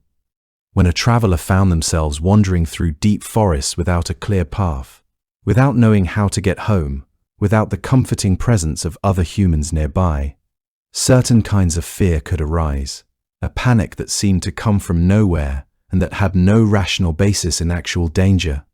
Perhaps there were no predators nearby, no immediate threats to life and limb, and yet the terror could be overwhelming nonetheless, the sense that something was wrong and terribly dangerous, that some malevolent force was nearby and watching and waiting. The ancient Greeks attributed this panic to Pan, understanding it as the god's particular gift to those who ventured into his domains unprepared or with disrespect toward the wild places under his protection. Some accounts suggested that Pan could emit a great shout, a cry so loud and so terrible that it would strike instant terror into the hearts of all who heard it, causing animals to bolt and humans to flee in absolute panic, their rational minds overwhelmed by a kind of primal fear response that seemed to come from deep within their bodies. The cry was not a normal sound, not something that could be analyzed or explained through ordinary means, but rather a kind of divine shriek that seemed to bypass the ears entirely and speak directly to the part of the human mind that contained the most ancient and most fundamental fears. It was as if the cry reached back into memories carried in the blood, memories of ancient times when humans were prey animals and the shadows of forests held genuine danger. Other stories spoke of Pan appearing suddenly to travelers, his form emerging from the shadows or the mist in a way that seemed designed to terrify, his goat-like features and his wild appearance striking at something fundamental in human psychology, at fears and anxieties that seemed to have no rational basis, but that felt completely real and overwhelming nonetheless. Those who had encountered Pan suddenly in lonely places spoke of the overwhelming nature of the experience, spoke of how their bodies had seemed to move of their own accord, fleeing without their conscious consent, how their minds seemed to become disconnected from their bodies as fear took complete control. Some described the experience as feeling as though their hearts might burst from their chests, as though their lungs could not draw enough breath, as though every muscle in their body was seized with a kind of uncontrollable trembling that they could not overcome, no matter how much willpower they exerted. The panic that Pan inspired was not reasonable, was not based on any actual danger that could be articulated or explained, was not something that could be fought against using reason or intellect. Instead, it was something that seized the entire being, something that took control of limbs and heart and breath, something that could only be endured and eventually outlasted as the immediate terror gradually faded and rational thought slowly returned. Those who survived the experience often found themselves changed by it, found that they had a new understanding of the power of fear, a new respect for the wild places of the world and the forces that inhabited them. This power to inspire panic made Pan a formidable figure in warfare and in conflict, made him valuable as an ally and terrifying as an enemy. When the Athenians faced the Persian forces at the Battle of Marathon, when they found themselves outnumbered and uncertain of victory, when they stood on the plain looking at the vast army arrayed against them and felt the weight of their probable defeat settling upon their shoulders, it was said that Pan appeared to them. He emerged from the wilderness and the wild places that surrounded the battlefield, and his presence and his power swelled their confidence while sowing terror and confusion in the hearts of their enemies. The Persians, unfamiliar with Pan and with the power of his panic-inducing abilities, found themselves suddenly overwhelmed by a supernatural terror that had no source and that could not be fought against or overcome through ordinary means. It came like a wave, spreading through their ranks faster than any physical force could travel, a wave of overwhelming fear that seemed to have a physical reality to it, even though it existed only in the minds of those who experienced it. Their formations broke apart as individual soldiers were seized by overwhelming fear and began to flee, their careful military training rendered useless in the face of a terror that bypassed all of their conditioning and training. Their officers, commanding from their positions on horseback, found themselves unable to restore order or to convince their soldiers that there was no actual danger, found their words of reassurance drowned out by the sound of men screaming and running, found their authority completely undermined by a power greater than their own. The panic spread through the Persian forces like a contagion, affecting more and more soldiers until the entire army was in disarray and flight, soldiers running over one another in their haste to escape, abandoning their weapons and their armor, caring only about putting distance between themselves and whatever terrible force had seized hold of their minds. The Athenians, inspired by the presence of this god and bolstered by their understanding that they had divine support, charged forward and achieved a victory that should have been impossible against such superior numbers, an impossible victory that seemed to confirm their sense of being favored by the gods. This intervention at Marathon elevated Pan's status in the Greek world, brought him from being a regional Arcadian deity known primarily to shepherds and rural peoples into a god of national significance, someone who had proven his power and his willingness to intervene in human affairs. The Athenians built a shrine to Pan on the slopes of the Acropolis, carved out a sacred cave in his honor, and began to conduct regular religious observances and festivals in his name. Once relegated to the wild and untamed margins of civilization, Pan was now claimed as a protector and patron of the city, his connection to wild things and wild forces recontextualized as something valuable and desirable, something that could be harnessed and directed toward human purposes and human victory. Yet even in Ng, honored by a great city, even in receiving public worship and recognition, Pan remained fundamentally connected to wild places and wild creatures, remained a god whose true home was in the mountains and forests rather than in stone temples and urban centers, remained a being whose essential nature could never be completely domesticated or brought fully under the control of human civilization. Pan's relationships with the other Olympian gods were complex and sometimes fraught, marked by a combination of respect, jealousy, and fundamental difference in nature and values. Apollo, as has been discussed, viewed Pan as a rival and eventually as a reminder of humility, a lesser god whose music could move those who heard it, even if it could never match his own transcendent artistry. Dionysus seemed to have a particular affection for Pan, viewing him as a kindred spirit in some respects, a god who understood ecstasy and wild celebration and the breaking down of social boundaries. Hermes, Pan's father, maintained a complex relationship with him, proud of his son, but also somewhat bemused by the creature he had fathered, by the goat-footed god who seemed to operate according to rules and standards that were entirely his own. The other gods seemed to view Pan with a mixture of respect for his power and a kind of condescension based on his unconventional appearance and his connection to wild and rustic things rather than to civilization and refinement. Pan himself seemed largely indifferent to what the other gods thought of him, seemed content with his position and his domains, seemed satisfied with his relationships with the shepherds and the creatures of the wild. He did not seek to compete with them for power or for worship or for recognition, did not try to expand his domains or to exert his influence over areas that belonged to other deities. He was content to be the god of wild places and wild things, to protect those who respected the natural world and to inspire fear in those who treated wild places with disrespect or cruelty. In this way, Pan maintained a kind of independent stance within the divine hierarchy, answering to no one and owing allegiance to no other god, operating according to principles and values that were entirely his own, and that could not be reduced to the hierarchical structures that governed so much of Olympian society. His festivals, celebrated primarily in the mountainous regions of Arcadia and in other areas where shepherding was a way of life, focused on music and dance and the celebration of fertility and abundance, on giving thanks for the protection of flocks and the bounty of the earth. During these festivals, shepherds and rural peoples would gather to celebrate Pan's gifts and to acknowledge their dependence on his protection and his continued goodwill.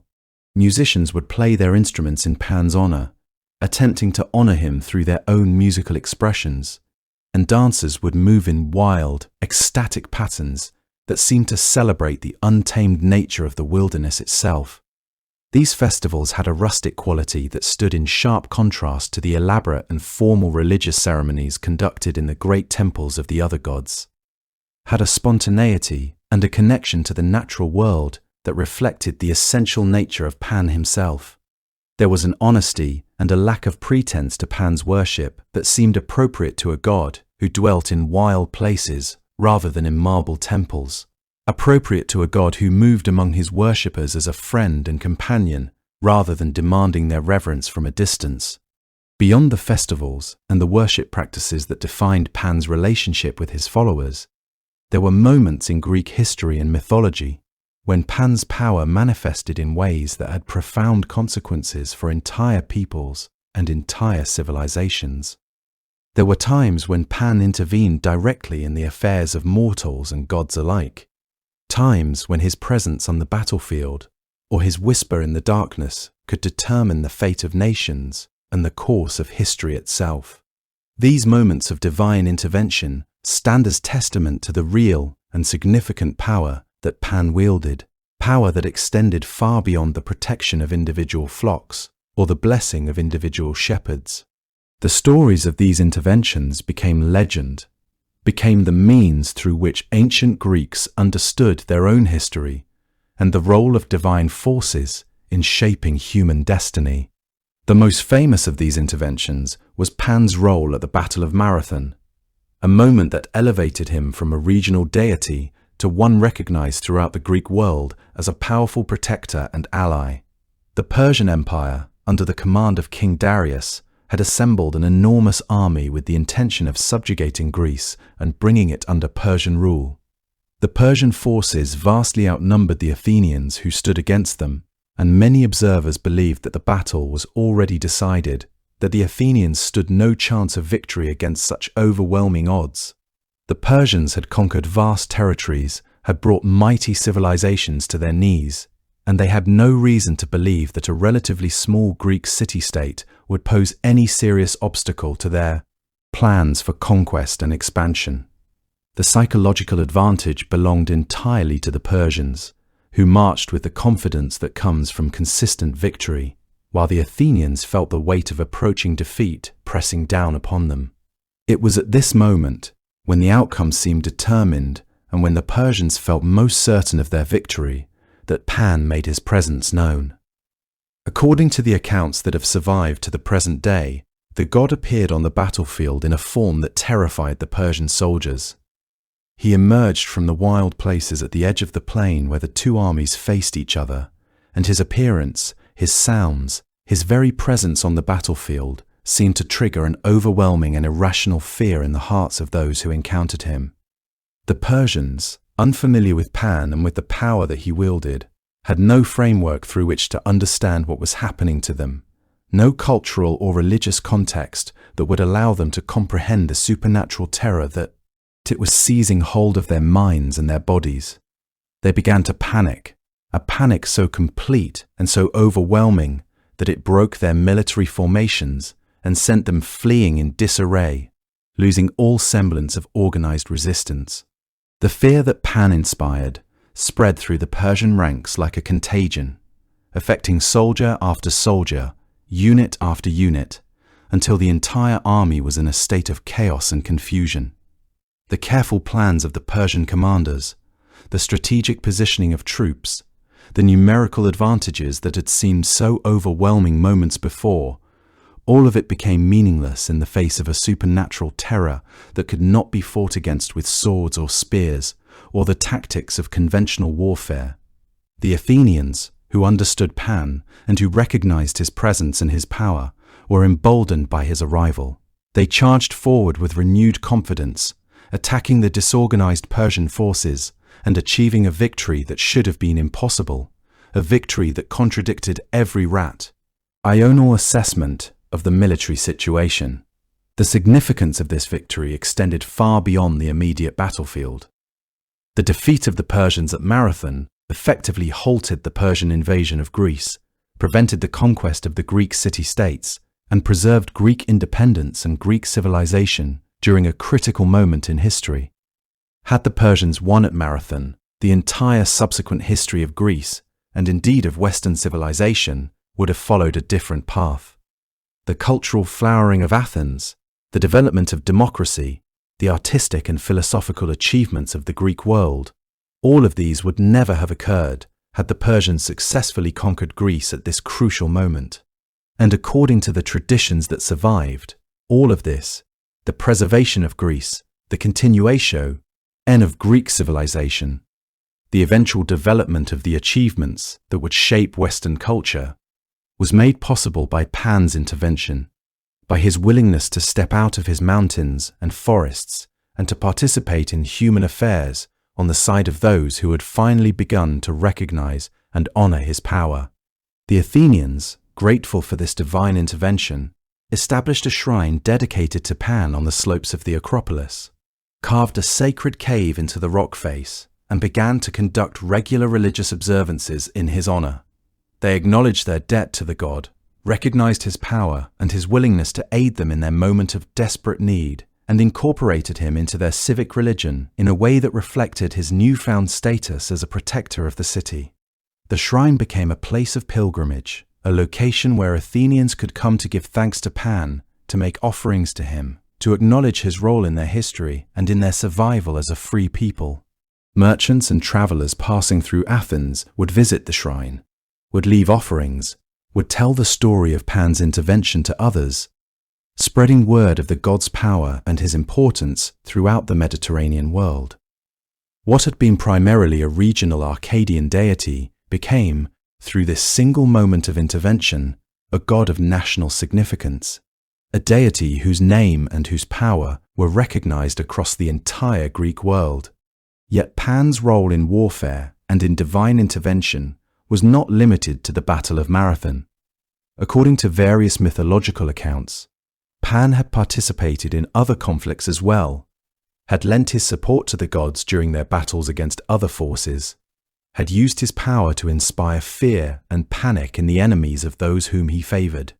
Some traditions spoke of Pan's role during the Titanomachy, the great war between the gods and the Titans, suggesting that even in that cosmic conflict, Pan had been present and had contributed to the victory of the Olympian gods through his ability to inspire supernatural terror in those who opposed them.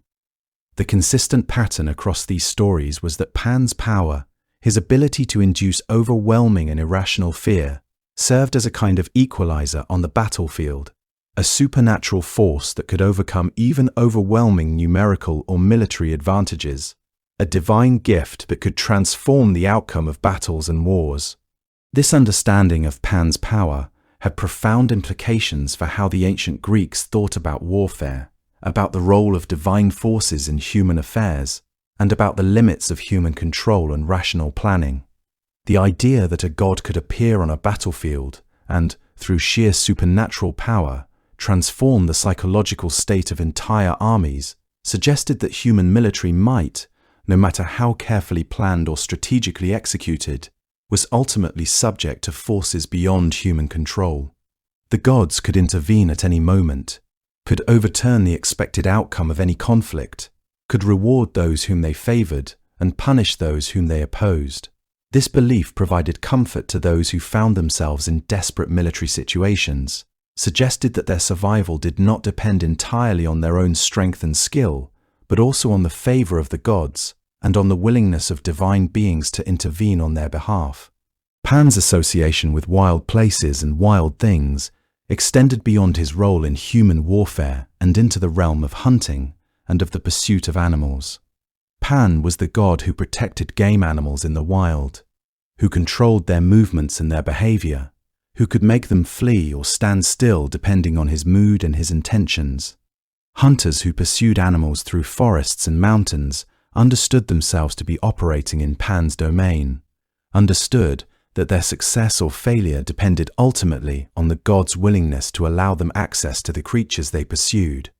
A hunter might possess the finest weapons, might be the most skilled pursuer ever born, might have spent a lifetime perfecting the craft of hunting, and yet, if Pan decided to turn the animals against him or to make them flee before he could get close enough for a shot, all of his skill and preparation would be rendered useless. The hunter might find that animals he had been stalking for hours would suddenly bolt and disappear into the forest at the exact moment when success seemed assured, or he might find that the animals he was pursuing seemed to lead him deeper and deeper into the wilderness, away from home and toward places of danger and difficulty. This aspect of Pan's power reflected a fundamental truth about the relationship between humans and the wild world, that despite all of humanity's cleverness and skill, despite all of the tools and weapons that could be fashioned, humans ultimately remained dependent on the natural world and subject to forces that they could not control or completely understand. The god of the wild places and wild things held a kind of veto power over human activities in those spaces, could decide moment by moment whether to permit human success or to withhold it, whether to facilitate human endeavors or to frustrate them. This understanding created a kind of humility in the hunter, an acknowledgement that hunting was not simply a matter of skill and determination, but also a matter of divine will and divine a mission, that success could never be guaranteed and always depended on factors beyond human control.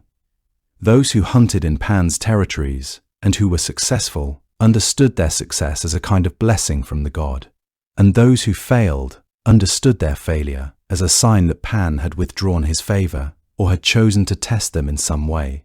The god of all wild things possessed a kind of totality of control over the wilderness that was almost complete. Pan governed not just the animals of the forest and the mountains, but also the plants and the waters, the winds and the rocks and the very soil itself. Everything that existed in the wild world answered to him in some sense, was subject to his authority and his will. He was the god who controlled the fertility of flocks, whose favor could mean the difference between prosperity and starvation for pastoral communities. He could bless a flock with the birth of healthy lambs and kids, could ensure that the animals remained healthy and strong and productive, or he could withdraw his blessing and permit sickness and death to ravage the herd.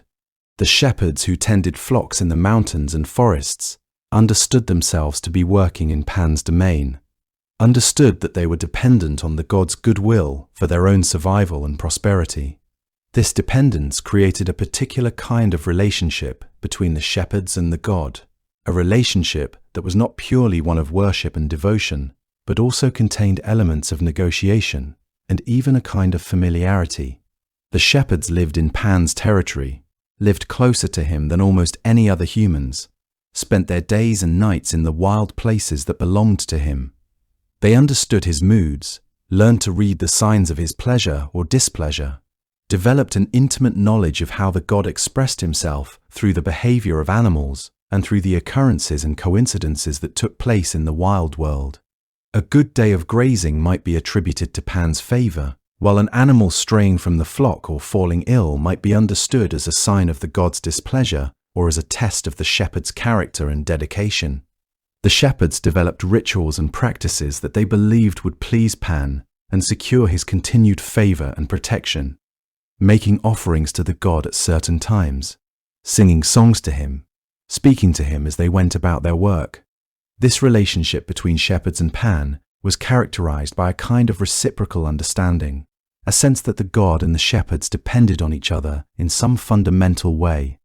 The shepherds depended on Pan for the protection and fertility of their flocks, for guidance through dangerous mountain passes, for protection from predators and from the other dangers of the wild world.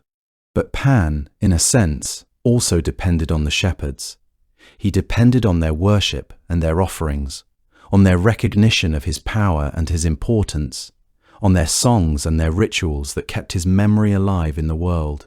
The shepherds were, in a very real sense, Pan's priests, conducting religious observances in his honor in the wild places where he dwelt, maintaining the connection between the human world and the divine presence that inhabited the mountains and forests.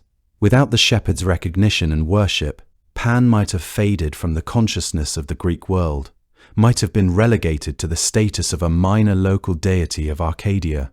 But the shepherds, through their constant interaction with the god and their vocal acknowledgement of his power, kept Pan alive in the religious consciousness of Greece. The concept of Pan as the god of all wild things extended to include not just the physical manifestations of wild nature, but also certain qualities and characteristics that the Greeks associated with wildness itself. Pan embodied the untamed aspects of existence, the qualities that resisted control and civilization and refinement. He represented fertility in its most raw and uncontrolled form, the generative power that moved through nature independent of human intention or planning. He represented the fear that civilized humans felt when confronted with the raw power of nature, the anxiety that arose from the knowledge that despite all of humanity's achievements and technical skills, humans remained small and vulnerable in the face of natural forces. He represented chaos and unpredictability, the understanding that no matter how carefully humans planned or how rationally they approached the world, there would always be elements that could not be controlled or predicted, aspects of existence that would always escape human understanding and human management. Yet Pan was not purely chaotic or purely destructive. He was also the god who protected flocks, who blessed fertility, who provided the shepherds with the means of survival and prosperity. He was the god who had created one of the most beautiful and enduring musical instruments, whose syrinx would be played and celebrated across centuries and millennia. He was the god who inspired the Athenians to victory at Marathon, who used his power to protect those whom he favored and whom he deemed worthy of his protection.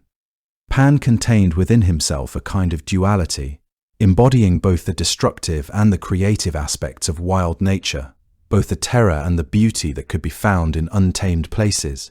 This duality made him a more complex and more interesting figure than deities who represent only order or only chaos, only destruction or only blessing. Pan's complexity reflected the complexity of nature itself, which contained both harshness and beauty, both danger and sustenance, both destruction and creation simultaneously.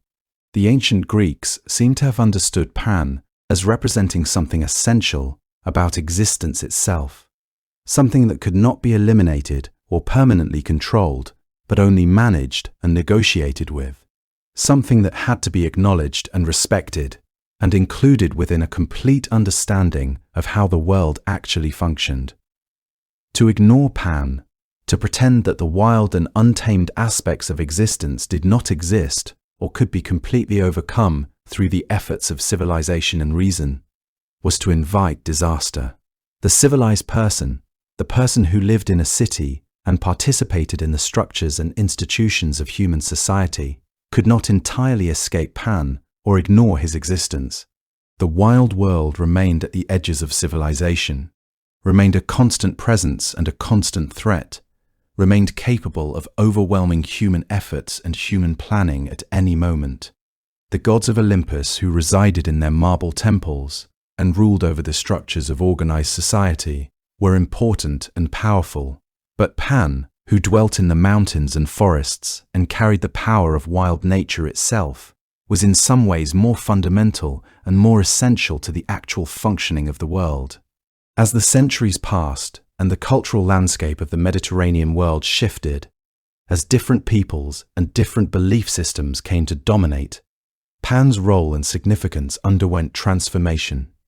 In the later periods of Greek history, as the wild places that had been his primary domain were increasingly settled and civilized, as the shepherding communities that had formed the core of his worship gradually transitioned to other modes of existence, Pan's power and influence seemed to wane somewhat. Yet he was never entirely forgotten, never entirely displaced from the religious landscape, never entirely superseded by the newer deities and the new belief systems that came to dominate the Mediterranean world.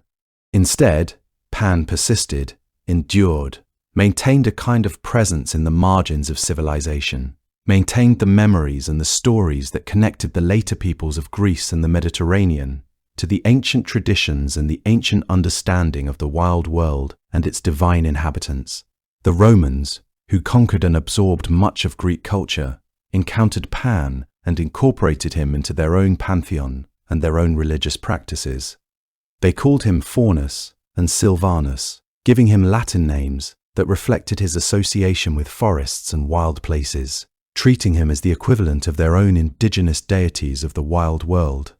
The hybrid god that resulted from this cultural merger maintained many of the characteristics of the Greek Pan, while also taking on some of the particular qualities and associations that the Romans had attributed to their own forest gods.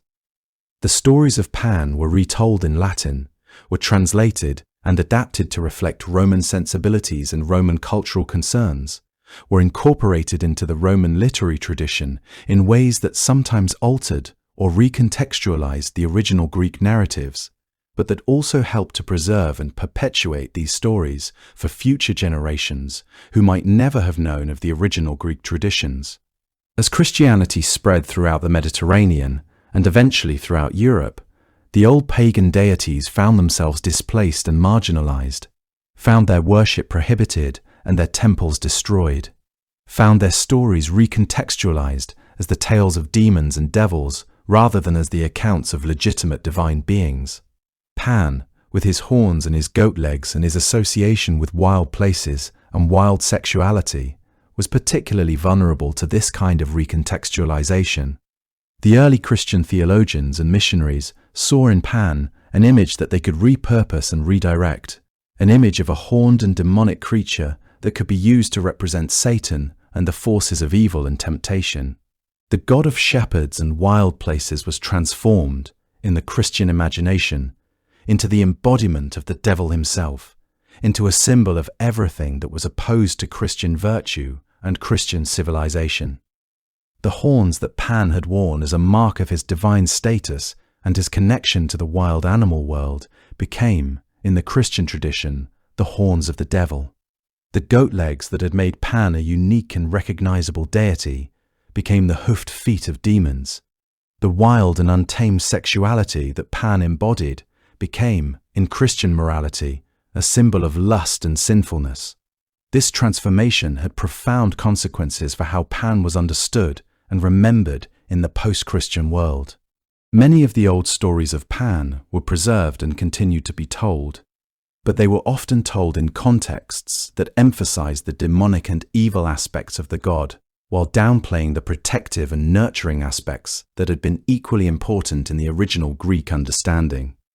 The complexity of Pan, the duality that made him both terrifying and beautiful, both destructive and creative, was often reduced to a simple opposition between evil and good, with Pan placed firmly on the side of evil and wickedness. Yet even in this distorted and recontextualized form, Pan persisted. The image of the horned god, the figure of the creature that dwelt in wild places and that could inspire overwhelming fear, remained a potent and evocative image in Western culture. The stories of Pan, even when reinterpreted through a Christian lens, continue to be told and retold, continue to capture the imaginations of those who heard them. As the centuries continue to pass, And as the influence of Christianity gradually declined in the cultural landscape of Europe and the Mediterranean, there emerged a kind of renewed interest in the old pagan traditions, a desire to reclaim and to revalue the deities and the stories that had been demonized and suppressed by Christian theology. Scholars and artists and philosophers began to look back toward the classical world, began to study and to reinterpret the Greek and Roman traditions, began to recognize the loss that had occurred when the old belief systems had been abandoned and displaced. Pan, in this context of classical revival, began to be reclaimed from the demonic image that had been imposed upon him, began to be understood once more as a god of nature and of wild freedom, as a symbol of the aspects of existence that refused to be controlled or tamed by the forces of civilization and reason. The horns and the goat legs that had been demonized in the Christian tradition were now recognized as the marks of a legitimate god, as symbols of divine power and divine wildness, rather than as symbols of evil and wickedness. In Renaissance Europe, artists and writers drew on the image of Pan as part of a broader movement to reclaim classical imagery and classical wisdom. Painters created depictions of Pan in pastoral landscapes, showing him as a beautiful and noble figure, rather than as a demonic creature. Writers wove stories of Pan into their works, drawing on classical sources and using the god as a symbol of natural beauty and of the untamed aspects of existence that they felt were being lost in the increasingly urbanized and domesticated world of early modern Europe. The musician Claude Debussy, in the 19th century, created a composition called Syrinx that attempted to capture in music the poignant beauty of the myth of Pan and Syrinx, the story of a god's love and a god's loss transformed into the creation of a beautiful musical instrument. Maurice Ravel used the legend of Pan in his ballet Daphnis and Chloe, creating a dramatic and beautiful work that drew on classical themes and classical imagery. In this way, Pan and his stories continued to be transmitted through the cultural traditions of Europe, continued to inspire artists and writers and musicians, continued to serve as a powerful symbol of the wild and untamed aspects of existence. Pan's enduring presence in the cultural consciousness of the Western world reflects something fundamental about the appeal and the power of these ancient stories and the deities that inhabited them. Despite centuries of suppression and demonization, despite attempts to erase these traditions and to replace them with new belief systems, the old stories persisted, continued to speak to something deep within human consciousness, continued to provide images and narratives that could give shape and meaning to human experiences and human emotions. Pan, the god of wild places and wild things, the god whose music could move hearts and whose panic could overcome armies, the god whose nature embodied the complexity and the duality of existence itself, remained relevant because the fundamental realitic ease that he represented remained relevant. Humans continued to live in relation to wild nature, continued to experience fear and desire and wonder in relation to the natural world, continued to struggle with the tension between civilization and the wild, between control and freedom, between the desires and emotions that could be tamed and the aspects of human nature that remained fundamentally untamable. The story of Pan is, in many ways, the story of how humans relate to and understand the wild world, how they negotiate their position between the ordered structures of civilization and the chaotic and uncontrollable forces of nature. It is a story that contains both warning and celebration, that acknowledges both the danger and the beauty of untamed existence, that recognizes both the value of civilization and the importance of the wild aspects of life that civilization attempts to suppress or control. Pan, with his flute and his goat legs, with his ability to inspire both panic and joy, with his music that could move hearts and his presence that could change the outcome of battles, remains as relevant to contemporary humans as he was to the ancient Greeks. The tensions and the conflicts Pan represented, the questions that his mythology raised about the limits of human control and the nature of freedom and desire and fear, remain fundamentally unresolved in the human condition. Every human continues to carry within themselves something of Pan's nature, continues to feel the pull of wild places and wild possibilities, continues to experience moments of panic and fear in the face of the unknown and the uncontrolled. The pantheon of ancient Greece contained many gods, each with their own domains and their own stories, each serving particular functions within the religious and cultural life of the Greek peoples. Yet Pan occupies a unique position within this pantheon, a position that reflects his peculiar nature and his particular importance to the Greeks who worshipped him. He was not primarily a god of civilization, or of human institutions, or of the structures and systems through which humans organize their societies. Rather, he was a god of the margins, a god of the places and the forces that lay outside and beyond the reach of human civilization, a god of the wild and untamed aspects of existence that humans could not completely control or overcome. Yet this position at the margins did not make him less important or less powerful. In many ways, his power was greater precisely because it was grounded in forces that lay beyond human control, because it represented aspects of existence that humans had to acknowledge and negotiate with, rather than aspects that could be simply organized and managed according to human purposes and human rationality. The legacy of Pan in the traditions and the cultures that inherited the Greek heritage is a legacy of profound ambivalence and complexity.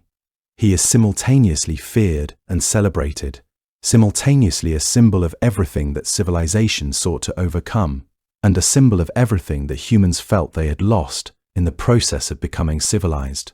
He represents freedom and abandon, yet also danger and the threat of annihilation. He represents the generative and creative powers of nature, yet also the destructive and wasteful aspects of wild existence. He is both the protector of flocks and the god whose madness could drive shepherds to violence and chaos. This ambivalence, this simultaneous holding of opposing characteristics and associations, is what makes Pan such an enduring and compelling figure, what keeps his stories alive and relevant even centuries after the religious traditions that produced them have been largely abandoned. As night falls and the sounds of civilization gradually fade away, as humans withdraw into their shelters and their organized spaces and attempt to impose order and safety on their surroundings, Pan remains in the wild places that lie beyond the reach of human control. He dwells in the mountains and forests, in the dark places where the eyes of civilization cannot quite see, in the moments when fear arises without clear cause, and the mind becomes seized with irrational dread. He plays his pipes in the darkness, his music carrying across the wild landscape, reaching the ears of creatures who have no fear of him because they recognize him as one of their own.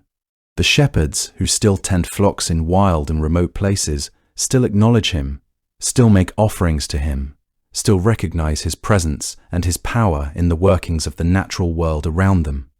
And those who venture into wild places, who find themselves alone in forests or mountains far from the safety of civilization, still experience something of the fear that Pan inspired in the ancient Greeks, still feel the presence of forces and powers that lie beyond the reach of human understanding and human control. The god of shepherds and wild things, the god whose music could move the hearts of all who heard it, the god whose panic could transform the outcome of battles and whose presence could inspire overwhelming and irrational fear, the god whose nature embodied the duality and the complexity of wild existence itself, remains with us still, not as an object of worship in any formal religious sense, but as an image and a symbol that continues to speak to fundamental human experiences and emotions, that continues to provide a way of understanding and expressing the tensions and the conflicts that characterize human existence. Pan, in his fundamental essence, represents the understanding that humans are not entirely in control of their own existence, that there are forces and powers and aspects of reality that escape human understanding and human management, that despite all of our civilization and our rationality and our technological achievements, we remain connected to and dependent on the wild world that lies beyond our control. This recognition, this honest acknowledgement of the limits of human power and human understanding, is perhaps Pan's greatest gift to those who have inherited the traditions and the stories that he inhabited. A gift as valuable today as it was in the ancient world that first gave him form and meaning. Hello there, welcome to our podcast. Long before she was a queen, she was simply a girl who loved flowers. The ancient Greeks knew her first by another name, Kore, which meant nothing more complicated than the maiden, the girl, the young one. It was a simple name for a simple kind of happiness, the happiness of a child who has not yet learned that the world holds anything other than warmth and open sky. She was the daughter of Demeter, goddess of the grain and the harvest, and of Zeus, the ruler of the gods. And by birthright alone, she carried something immense inside her. Yet the early stories describe her not in terms of power or prophecy, but in terms of light. She was a figure of meadows and morning, of dew still settled on petals before the sun had risen high enough to drink it away. She grew up beside her mother on the surface of the earth, in a world that bloomed steadily and abundantly around them both. And for a long time her days were made entirely of that abundance. Demeter was a goddess who understood the earth the way some mothers understand their children, instinctively, with a knowledge that ran deeper than thought, and she raised her daughter in that same intimacy with living things. Persephone learned early to read the way soil darkened after rain, to tell a living root from a dead one by touch alone, to feel the difference between a field ready to give and one that needed more time. She and her mother moved through the world together in those early years, and the earth they moved through responded to them in kind. Whatever Demeter's hand rested on grew taller and sweeter. Whatever Persephone's feet pressed into held something of that warmth long after she had walked on. In those early years of education and discovery, Persephone absorbed lessons that went far beyond the simple mechanics of growth and seasons. Her mother taught her the languages of the earth, not in words, but in direct knowledge passed from one generation to the next, as old as the bond between mother and child. She learned which plants would heal and which would harm, how to read the sky for signs of coming rain, how to understand the underground world of roots and seeds that dwelt in darkness while their flowers reached toward light. Demeter showed her the intricate networks that sustained all growing things, the web of relationship that connected bee to flower, flower to soil, soil to sun. There was a reverence in these teachings, a sense that the earth itself was a kind of temple, and that tending to it was a sacred trust. Persephone's hands became skilled in ways that suggested something more than human training. She could coax reluctant blooms into opening, could soothe a withering plant back to vitality with almost no visible effort. The other goddesses who glimpsed her at work spoke of her gift as something rare, a natural affinity that could not be taught but only inherited from a mother who embodied the earth's own generosity. In Persephone's presence, gardens seemed to understand themselves better. There was an ease to her movements that suggested she knew secrets that the rest of the world was still struggling to learn. The company she kept reflected the world she lived in. Nymphs gathered around her the way birds gather around still water, drawn there by something they couldn't quite name. The Homeric hymn to Demeter describes her playing with the daughters of Oceanus, those calm and ancient water nymphs, in the meadows that belonged to no one and everyone, wide open spaces where the grasses ran long and the flowers grew in such numbers that they seemed to compete with one another for the light. Persephone moved among them easily and joyfully.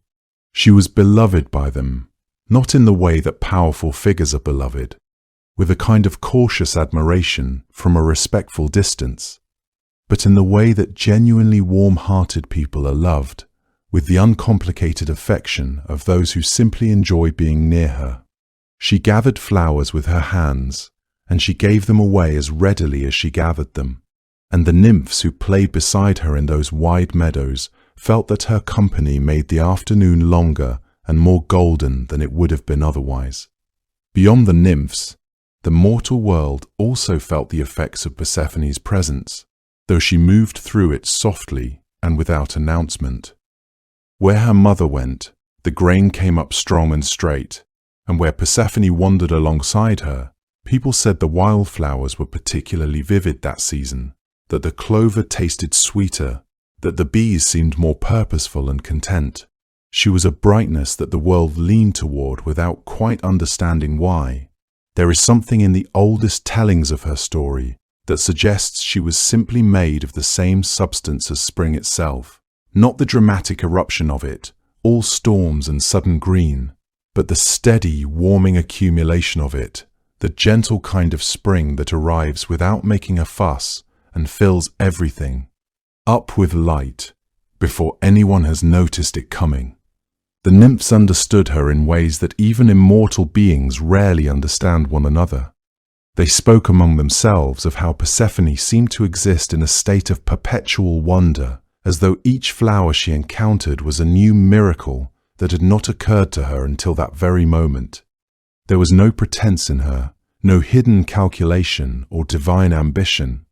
She did not seek dominion over the growing things the way some gods sought power over their particular domains. Instead, she seemed to participate in their growth the way a participant in a great dance moves in harmony with the music without needing to conduct the orchestra. The water nymphs in particular felt kinship with her, for she understood the flow of life in the way they understood water, as something that could not be controlled, but only honored and directed gently into the places where it was most needed. Among all the immortals, Persephone's name was spoken, not with the respect one gives to the powerful, but with the affection one reserves for those who are genuinely good. Even the lesser deities, those minor spirits of particular streams or groves, found their way to meadows where she might appear, simply to exist in her presence for a time. The flowers she loved best were the ones that grew without tending, the ones that asked nothing of the world and gave everything they had into a single bloom: narcissus and crocus, hyacinth and violet, roses whose fragrance carried far enough that you could smell them before you could see them across a meadow. According to the Homeric hymn, it was in a meadow very much like the ones she had always known that she would one day reach for a narcissus of unusual beauty, its scent sweet enough to fill the whole wide sky. But that moment belongs to another part of the story. What belongs to this part is the life that came before it. The years of mornings in the open air, of fingers stained with the colors of petals, of a mother who watched her daughter cross the wide fields and felt the ground steady and good beneath her own feet. Demeter was not a careless guardian. She loved Persephone with a thoroughness that later events would prove beyond any doubt, a love so total that its interruption would silence the entire world. In those early years, that love expressed itself in proximity, in the way a mother who understands what the world contains tends to keep her beloved child close without quite explaining why. Persephone, for her part, did not question the closeness. She had everything she wanted in the world she already knew. She had the long afternoons of the surface earth, its warmth and fragrance, its reliable return of color each spring. She had companions she trusted, and a mother whose presence was as steady and sustaining as the seasons she embodied. She had meadows that seemed to go on without end, full of every flower she had not yet learned the name of, every root she had not yet touched. She was happy there, in the way that only the very young and the very sheltered can be, though neither she nor her mother could see how fragile that happiness truly was. It happened on an ordinary morning, the kind of morning that gives no warning at all. According to the Homeric hymn to Demeter, one of the oldest surviving accounts of this story, Persephone was in a meadow with a group of Oceanid nymphs, daughters of the great Titan Oceanus, gathering flowers in the way that young goddesses and young women have always gathered flowers, moving slowly through the grass, bending down, filling their arms with whatever was beautiful and close at hand. The meadow was full of the kinds of flowers that would have been perfectly familiar to anyone living in the ancient Greek world: roses, crocuses, violets, irises, hyacinths. The morning light was soft, and the air carried that particular sweetness that comes before the heat of the day fully settles in. There was nothing unusual about any of it. Persephone moved among them, unhurried, reaching down into the grass, her attention fixed entirely on the blooming things at her feet. This task of flower gathering was no idle pastime in the ancient Greek imagination. It was considered a fitting occupation for unmarried girls of divine or noble status, an activity that kept them occupied, visible, and contained within specific boundaries: the family, the group of companions, the daylit world above. To gather flowers was to participate in the ordinary rhythms of life, the seasonal cycles that governed the Greek world as much as they governed the natural world itself. The activity required attention and care, a kind of absorbed focus that left the gatherer vulnerable in ways that might not have been immediately apparent. The flowers themselves represented potential, growth, the promise of seasons turning and renewing. To be among them, reaching down again and again into the grass, was to be engaged in an essentially feminine task, one that carried its own particular kind of power and its own particular kind of danger. But the hymn tells us that there was one flower in that meadow unlike the others, a narcissus, placed there not by chance, but by arrangement. The earth herself had grown it at the instruction of Zeus, king of the gods, as the hymn's telling makes clear, and it had been set there as a kind of lure, something irresistible, designed to draw Persephone away from the group of nymphs just far enough. The narcissus described in the hymn is a thing of almost impossible beauty, giving off a fragrance so overwhelming it reached the broad heavens above and the depths of the earth below simultaneously. The flower had 100 blossoms rising from a single root, and when Persephone saw it, she reached out to pluck it, because of course she did. She had spent her whole young life gathering beautiful things from the earth, and nothing in her experience had ever given her reason to believe that one flower could be different from another. The fact that Zeus himself had orchestrated this detail is significant. The king of the gods did not act arbitrarily or in secret, or rather, he acted in secret, but not arbitrarily. This was a decision made at the highest level of divine authority, considered and intentional. It raises a question that the hymn does not directly answer. What did Zeus know about what would happen next, and what did he intend to accomplish? Was he merely creating the opportunity, or was he guaranteeing a specific outcome? The distinction matters because it determines whether Hades was acting as an independent agent or whether he was executing a plan that had already been decided upon by the father of the gods. Either way, the arrangement of the narcissus was no accident. The moment her fingers closed around the stem, the earth split open.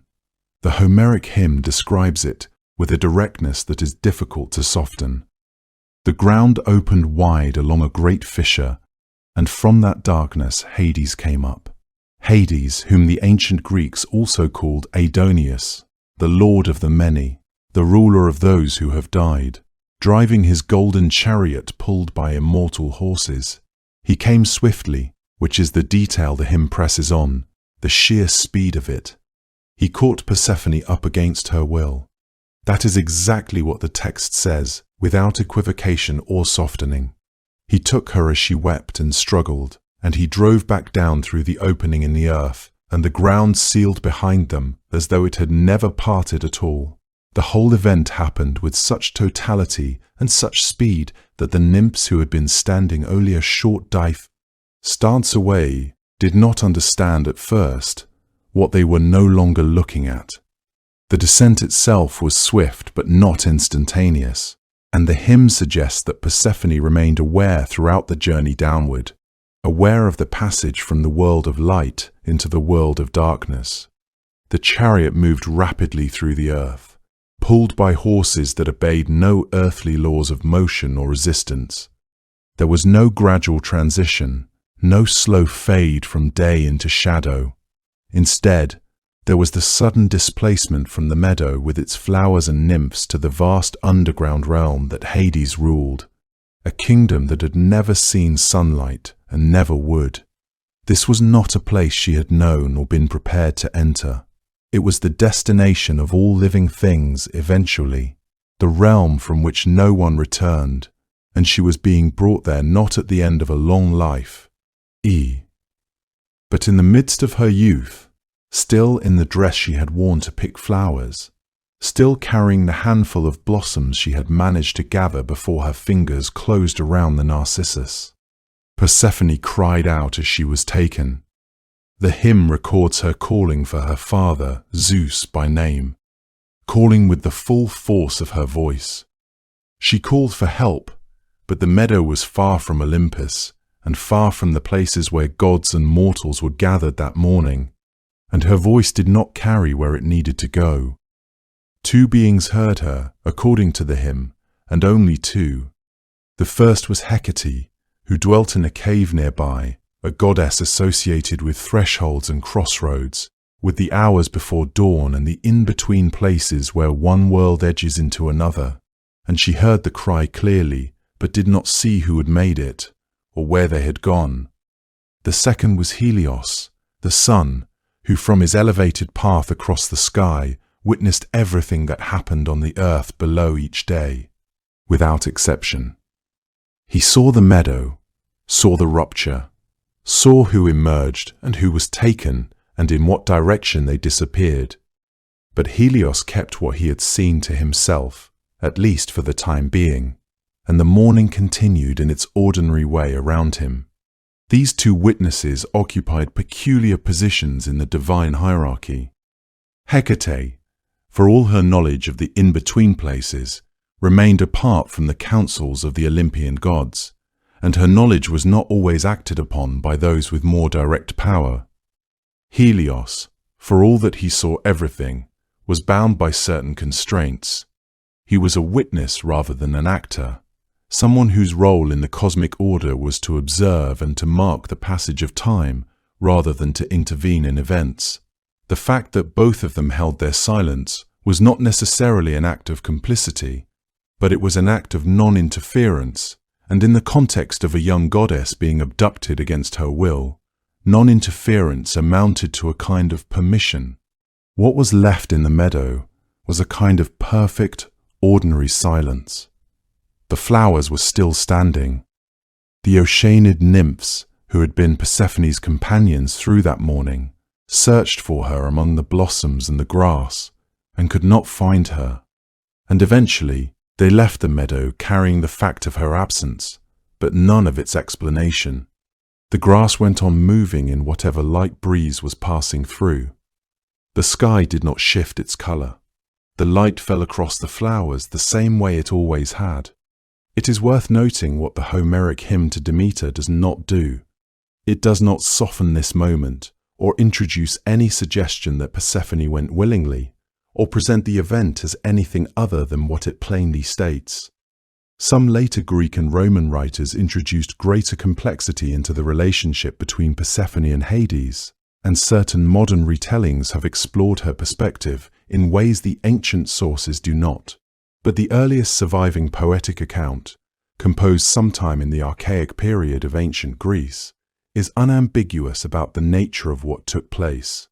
The hymn also makes plain that Hades acted with Zeus's prior knowledge and consent, which means the event was not simply one god's impulsive decision, but something arranged at the highest level of the divine order. That detail sits quietly in the text and offers no further explanation of itself. There are fragments and references that predate even the Homeric hymn, suggesting that the abduction story was already ancient and widely known by the time the hymn was set down. The essential shape of the event, the flowering meadow, the sudden opening of the earth, the descent into the world below, appears to have remained consistent across regional variations, even when specific details shifted. Different communities placed the meadow in different locations. Some said it was in Sicily, near the town of Enna, where even today a lake sits surrounded by wildflowers that bloom thickly in the spring. Others placed it in Attica, or near Eleusis on the coast. The fact that so many different communities claimed the meadow as their own says something about how central this story was to the people who told it, how much they needed it to have happened somewhere close to them, somewhere real. But in every version, the morning ends the same way. Above ground, the meadow looked exactly as it always had. The flowers still swaying, the sky still blue, and no one on the surface of the earth yet knew that anything had changed. Demeter searched for 9 days and 9 nights, without resting, without eating, without sleeping, carrying lit torches through the darkness, because the darkness felt like the inside of her grief. She moved across the face of the earth the way a storm moves, not in a straight line, but in widening circles, passing over mountains and through valleys and along the edges of rivers that did not answer her. She called her daughter's name into forests and across open plains. The name came back to her each time empty, returned by an indifferent world that had nothing to tell her. Wherever she had walked in the past, the grain had risen in her footsteps, golden and full-headed, bending slightly in whatever breeze she carried with her. Now she walked, and nothing rose behind her. She was not refusing to let things grow. Not yet. That refusal would come later, when she understood what she was refusing and who deserved to feel the weight of it. For those 9 days, she was simply absent from her work, in the way that a person is absent when the one thing they love most has been taken, and the mind will not turn toward anything else. The fields did not notice her absence immediately. Crops that were already growing continued to grow for a while, moved by whatever momentum her care had set in motion before everything stopped. But at the edges, where new growth should have been reaching up, the soil lay still and close. The seeds buried inside it did not stir. She called out to the other gods as she moved, appealing to them with a mother's urgency and a goddess's authority. But the responses she received were hollow and without substance. They had seen nothing. They knew nothing. Some of them did not answer at all, which was its own kind of answer. A withdrawal, a distance, as though what had happened to Persephone was a private matter in which they had no obligation to involve themselves. Demeter moved faster after those failed appeals, understanding that if her daughter was to be found, she would have to find her alone. The sun set and rose, and set again. She crossed paths with mortals who offered her water and bread, which she refused. She walked through villages where people watched her pass with a kind of wary awe, recognizing divinity, but not daring to approach it. She did not tell them what she was looking for. There was something about speaking it aloud to humans that felt like an admission of failure, as though by explaining her loss to them, she would be acknowledging that even a goddess could not protect what mattered most. She had heard Persephone cry out. The sound had reached her from somewhere beneath the surface of the world, muffled and distant, and then suddenly gone. Cut off so completely that Demeter had at first wondered whether she had heard anything at all. But a mother does not wonder long. She knew the voice. She knew the particular register of it, the way it carried both surprise and terror at once.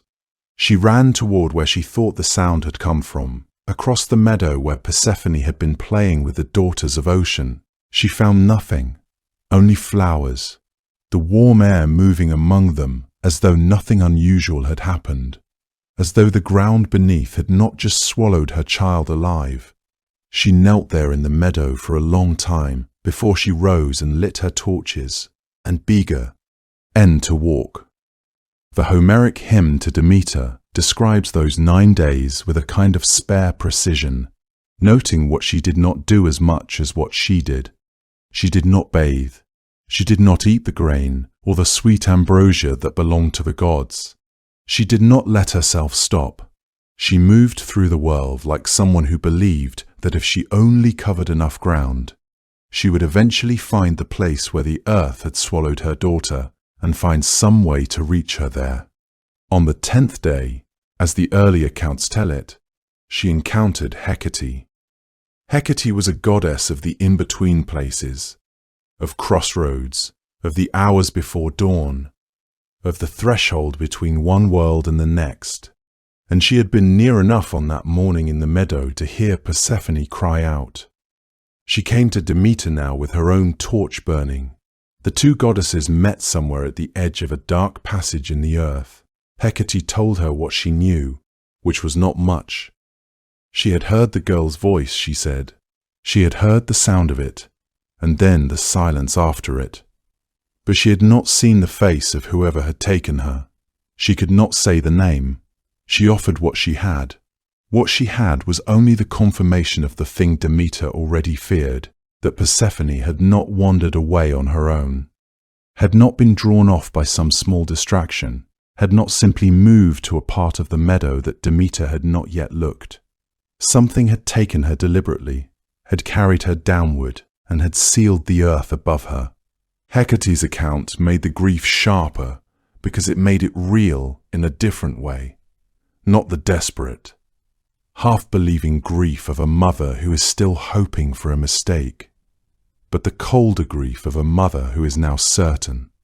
After that meeting, Hecate stayed close, walking beside Demeter in the way that someone walks beside a person who should not be alone. From that point onward, the two of them moved together through what remained of the search.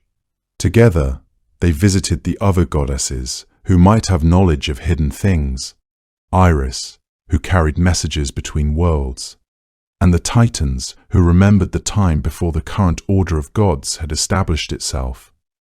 Each exchange yielded fragments rather than answers, whispers of something moving beneath the surface, rumors of a dark suitor and a bride taken without consent. The pieces did not yet form a complete picture, but they pointed in a direction. They pointed downward. Demeter understood that to find Persephone, she might have to follow her into the underworld itself, into the realm that no living goddess had entered with the intention of returning. The thought did not deter her. Hecate, who walked the boundaries between worlds, told her that such a journey would be possibly only if first she knew who had taken her daughter, only if she could speak the name with certainty. And so they moved toward Olympus, toward the gods who held the full accounting of what had been done. It was Helios who told her the truth. Helios was the god of the sun, because he rode his chariot across the full arc of the sky each day from east to west. He saw everything that happened on the earth below, every field and forest, every shore and mountain pass, every small and private act that people imagined was hidden from the watching world. Nothing on the surface of the earth was invisible to him. What had happened in that meadow had not happened in secret from his vantage. Demeter came to him and addressed him as one who had seen what she had not, asked him to tell her what he knew. Helios told her. He told her that it was Hades who had taken Persephone, Hades, the lord of the underworld, her daughter's own uncle, who had emerged from beneath the earth and taken the girl down into his kingdom in his dark chariot while she was in the middle of an ordinary morning.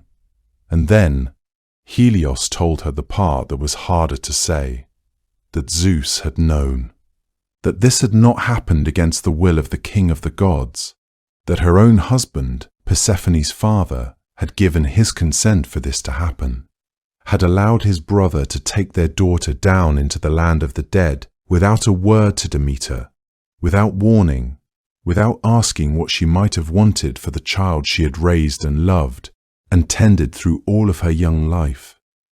Helios said these things carefully, as someone says things that they know will strike like a blow. But he said them clearly. This was because he understood that Demeter needed to know the full shape of what had been done to her. He even offered her, in the way that those who bring terrible news sometimes do, a gentler framing. Hades was not an unworthy husband, he said. He was powerful and honorable, lay in his domain. Persephone would be a queen in the underworld rather than a captive. He meant this kindly. It did not help. Nothing about that framing reached Demeter in any place where comfort could take hold. This was because the question of whether Hades was worthy was not the question she was asking.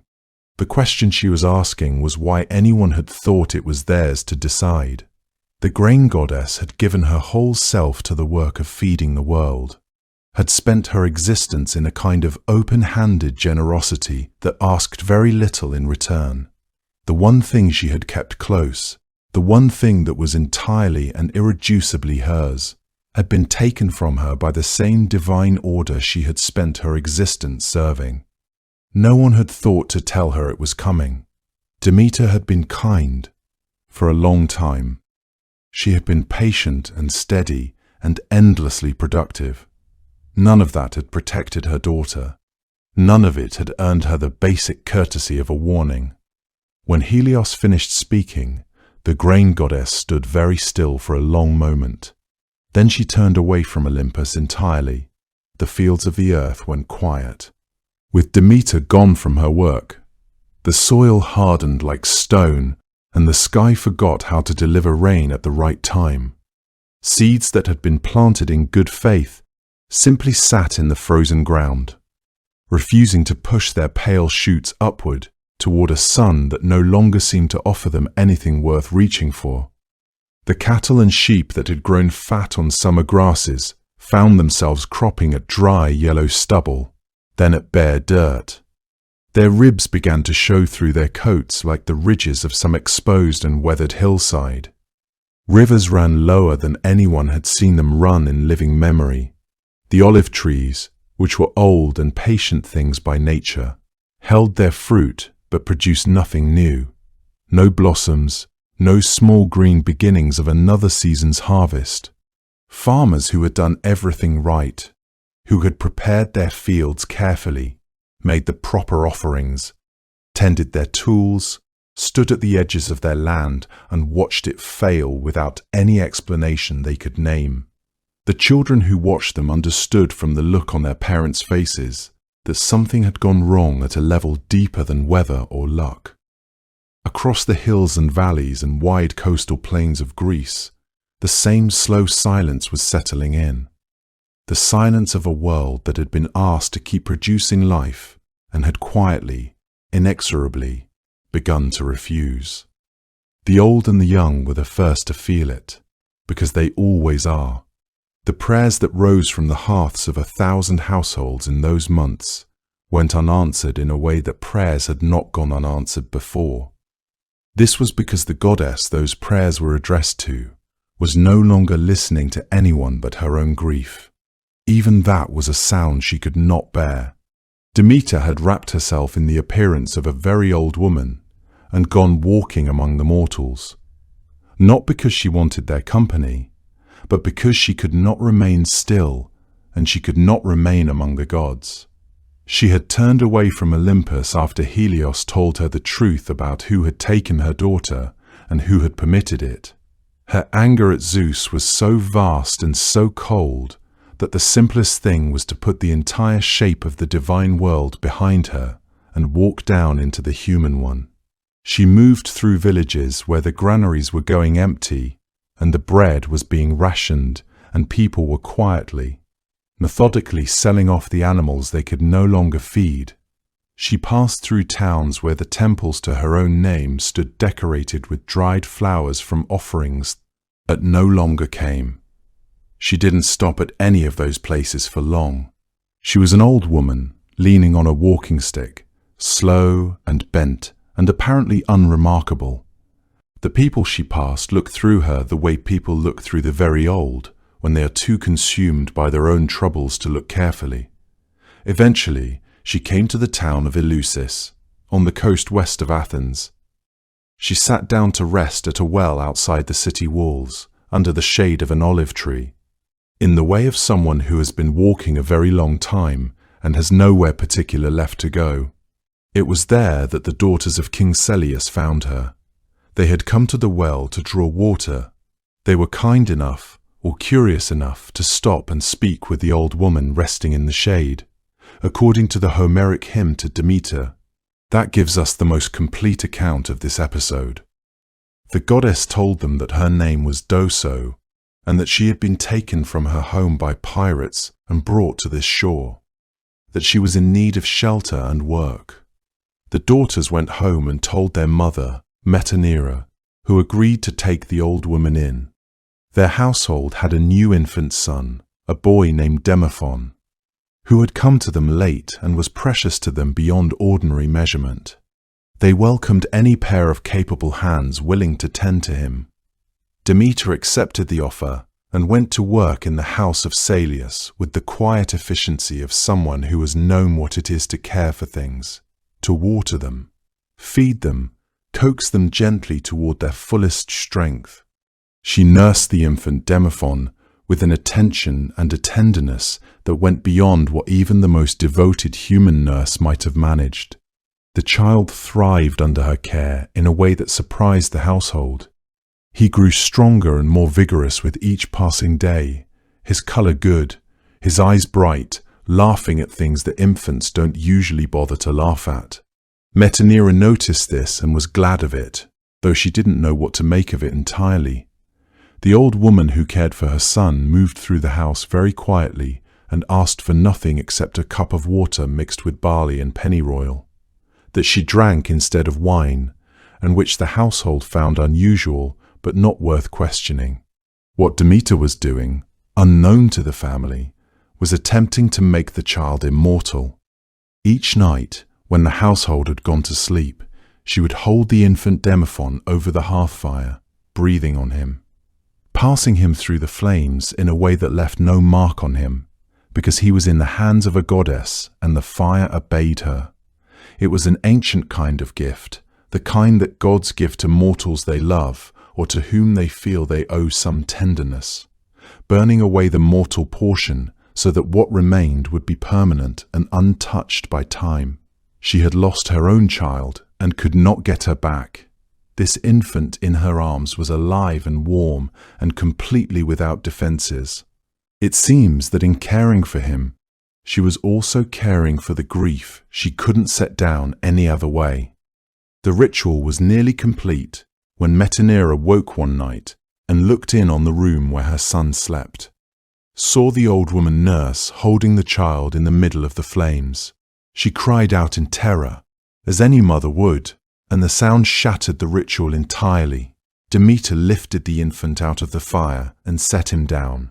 When she straightened up and turned toward the woman standing in the doorway, she was no longer a bent old woman in plain clothes.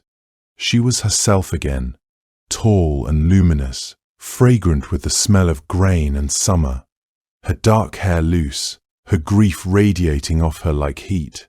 She told Metanira what had been attempted and what had now been lost, that the child would old grow and live a mortal life, because the gift she had been in the act of giving could not survive being interrupted.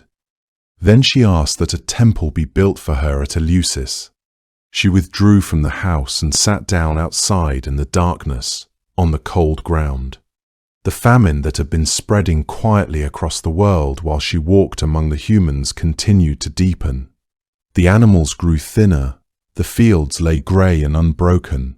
The altars of the gods on Olympus, that depended on the offerings of mortal hands, began to go without their smoke and without their gifts. This was because the mortals who made offerings were now struggling simply to find enough to eat. Zeus watched the world grow silent below and understood, finally, that something would have to give. The underworld that Persephone descended into was nothing like what the poets of the surface world imagined. The living, when they thought of it at all, tended to picture something crude and terrible, a place of fire and howling, a pit shaped entirely by fear. But the ancient sources that describe the realm of Hades are quieter than that, in many ways stranger. What they describe is not a place of torment so much as a place of wait, of stillness, of a silence so complete that it seems to press against the body like cold water. There were rivers, and I think it matters to name them. This was because they were among the first things Persephone would have encountered. Each one carried its own kind of meaning. The Styx encircled the underworld in great dark loops, its surface black and slow, its name drawn from a word meaning hatred. Though the river itself inspired less hatred than awe, the gods swore their most unbreakable oaths upon it. Those oaths held because nothing in the universe could undo what the Styx had witnessed. The Lethe ran nearby, the river of forgetting. The souls of the dead drank from it so that the weight of their previous lives would not follow them into whatever came next. There was the Acheron, the river of woe, the Phlegethon, which some accounts describe as flowing with fire rather than water, not burning but illuminating, casting a dim and reddish glow across the passages of the deep. These rivers did not roar or rush. They moved the way grief moves, slowly, with great purpose, without any particular destination you could point to on a map. Bayo, and the rivers lay the plains of Asphodel, vast meadows of pale flowers stretching in every direction, populated by the shades of ordinary people who had lived ordinary lives and done neither enough good nor enough harm to earn any other fate. They wandered there, faintly luminous, without much urgency, the way you might pace a room when you have forgotten what you came in for. The whole landscape had a kind of hazy, underwater quality to it, not dark exactly, but dimmed, the way a room looks after the curtains are drawn on a bright afternoon. This was the world that received Persephone when the earth closed over her head. The transition downward itself would have been disorienting. Ancient sources do not describe the journey in great detail, but they are consistent about its nature. An abduction, a descent into cold earth, a passage that was not gentle. Persephone would have moved from the world of light into progressively deeper darkness, from the warmth of the upper world into an atmosphere that grew steadily colder. The temperature in the underworld was not the winter cold of surface world, which could be braced against, which had the promise of spring waiting somewhere beyond it. This was a fundamental cold, the absence of heat rather than its opposite. It seeped into the bones in a way that suggested it had been there always and would be there always. The passages she travelled through would have been stone, not rough or threatening, necessarily, but absolute in their certainty. The kind of geology that has endured since before humans had names for such things. There were, in some accounts, torches or luminous pathways lit by that strange fire of the Phlegethon, but the light they cast would have been alien to someone accustomed to sunlight. It revealed things without illuminating them in any way she would have found comforting. The very air would have felt different in her lungs, thinner perhaps, or thicker, with the quality of being endlessly recycled by an enclosed world. She would have heard nothing except the sound of her own movement and breathing, amplified by stone and absence. Every sound she made would have seemed to her to disappear into that silence rather than echo off it. This was not merely a different place. It was a place organized by entirely different physical laws, and arriving there would have confirmed, moment by moment, that she was not going to wake up. She did not eat. That is one of the most consistent details across the early accounts. It tells you something important about the state she was in. In the Homeric hymn to Demeter, one of the oldest and most substantial sources we have for her story, she refused all food and drink during those first days, overcome by longing for her mother and by the grief of finding herself in a place she had never chosen. Fasting, in that tradition, was both a physical reality and a kind of statement. To eat in the underworld was to accept it, to allow it to become part of you. Persephone was not ready to accept anything. She sat in her grief the way her mother would soon sit in hers, each of them hollow with the absence of the other. The underworld accommodated that grief without comment because the underworld accommodates everything. There is something almost terrible about a place that receives whatever you bring into it.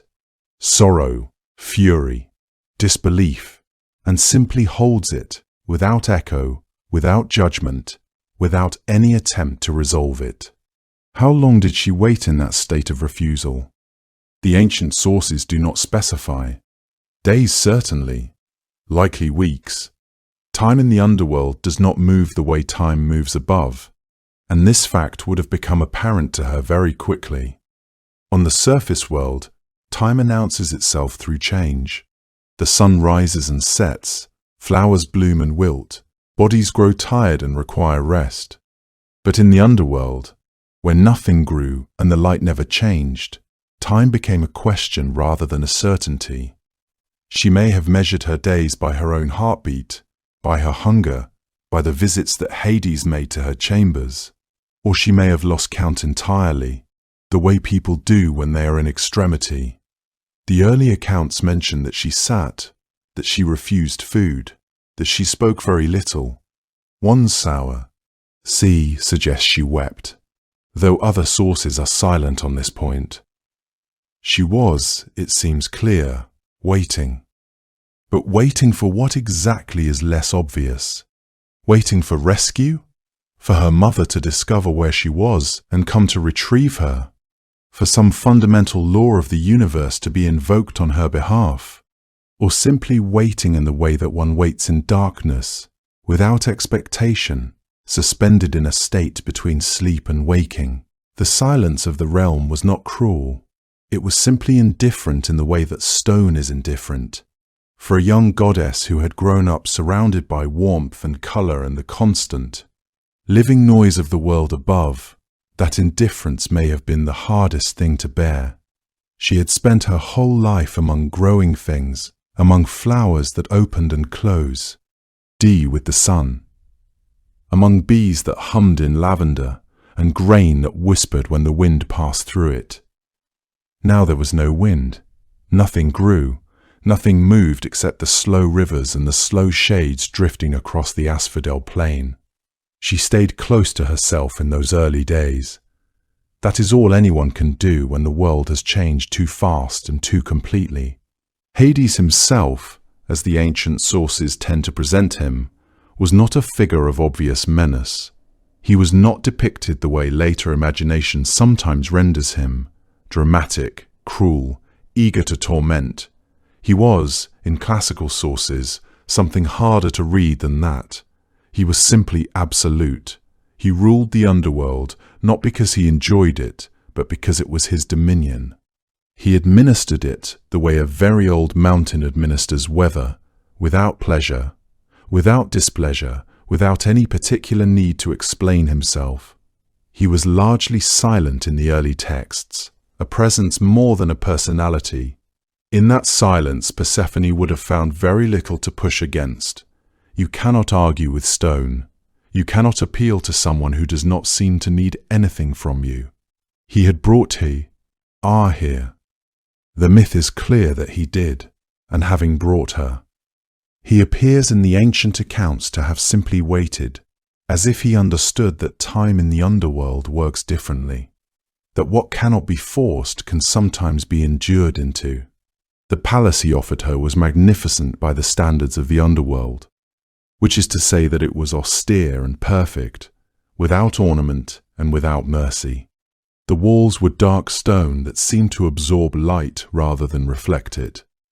The rooms were vast and appointed with a kind of severe elegance, furniture that served its function without any attempt at comfort, tapestries that did not warm, but did define the space.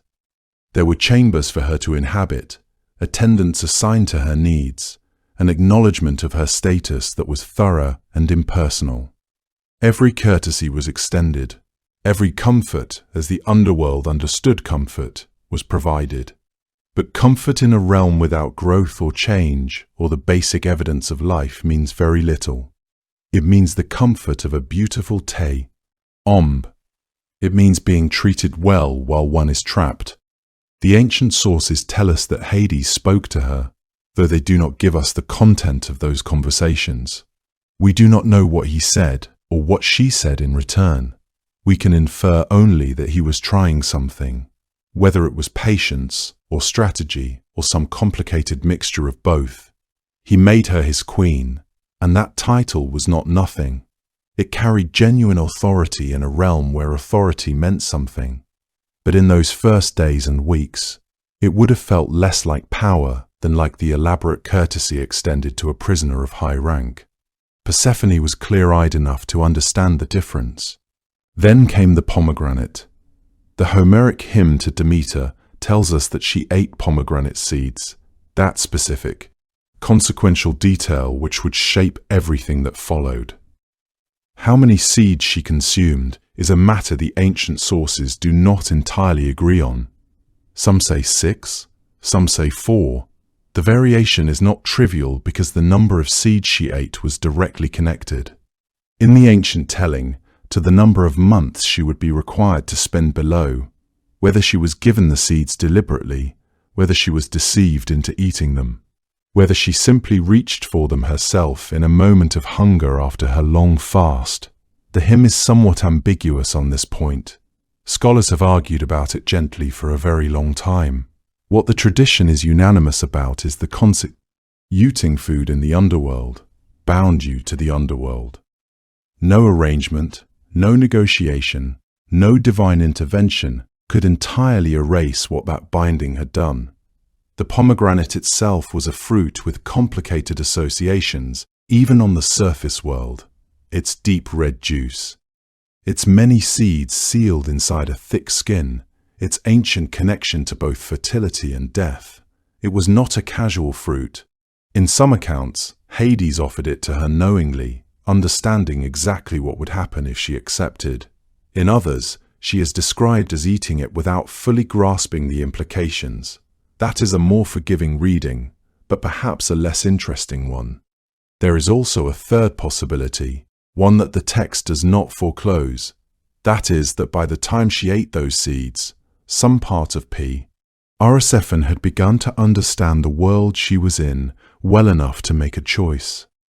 However complicated and however constrained that choice may have been, she had been sitting in that dim, still realm long enough to have looked around her with clear eyes. She had begun, quietly, to take stock of where she was and what she was. However it happened, by trick or by hunger, or by something else entirely, when the pomegranate juice touched her lips, a part of her became permanently woven into that underground world.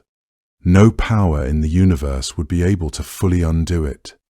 Zeus sent Hermes down because no other god was swift enough, because a messenger carrying a god's command needs to arrive before anyone has time to think too carefully about refusing.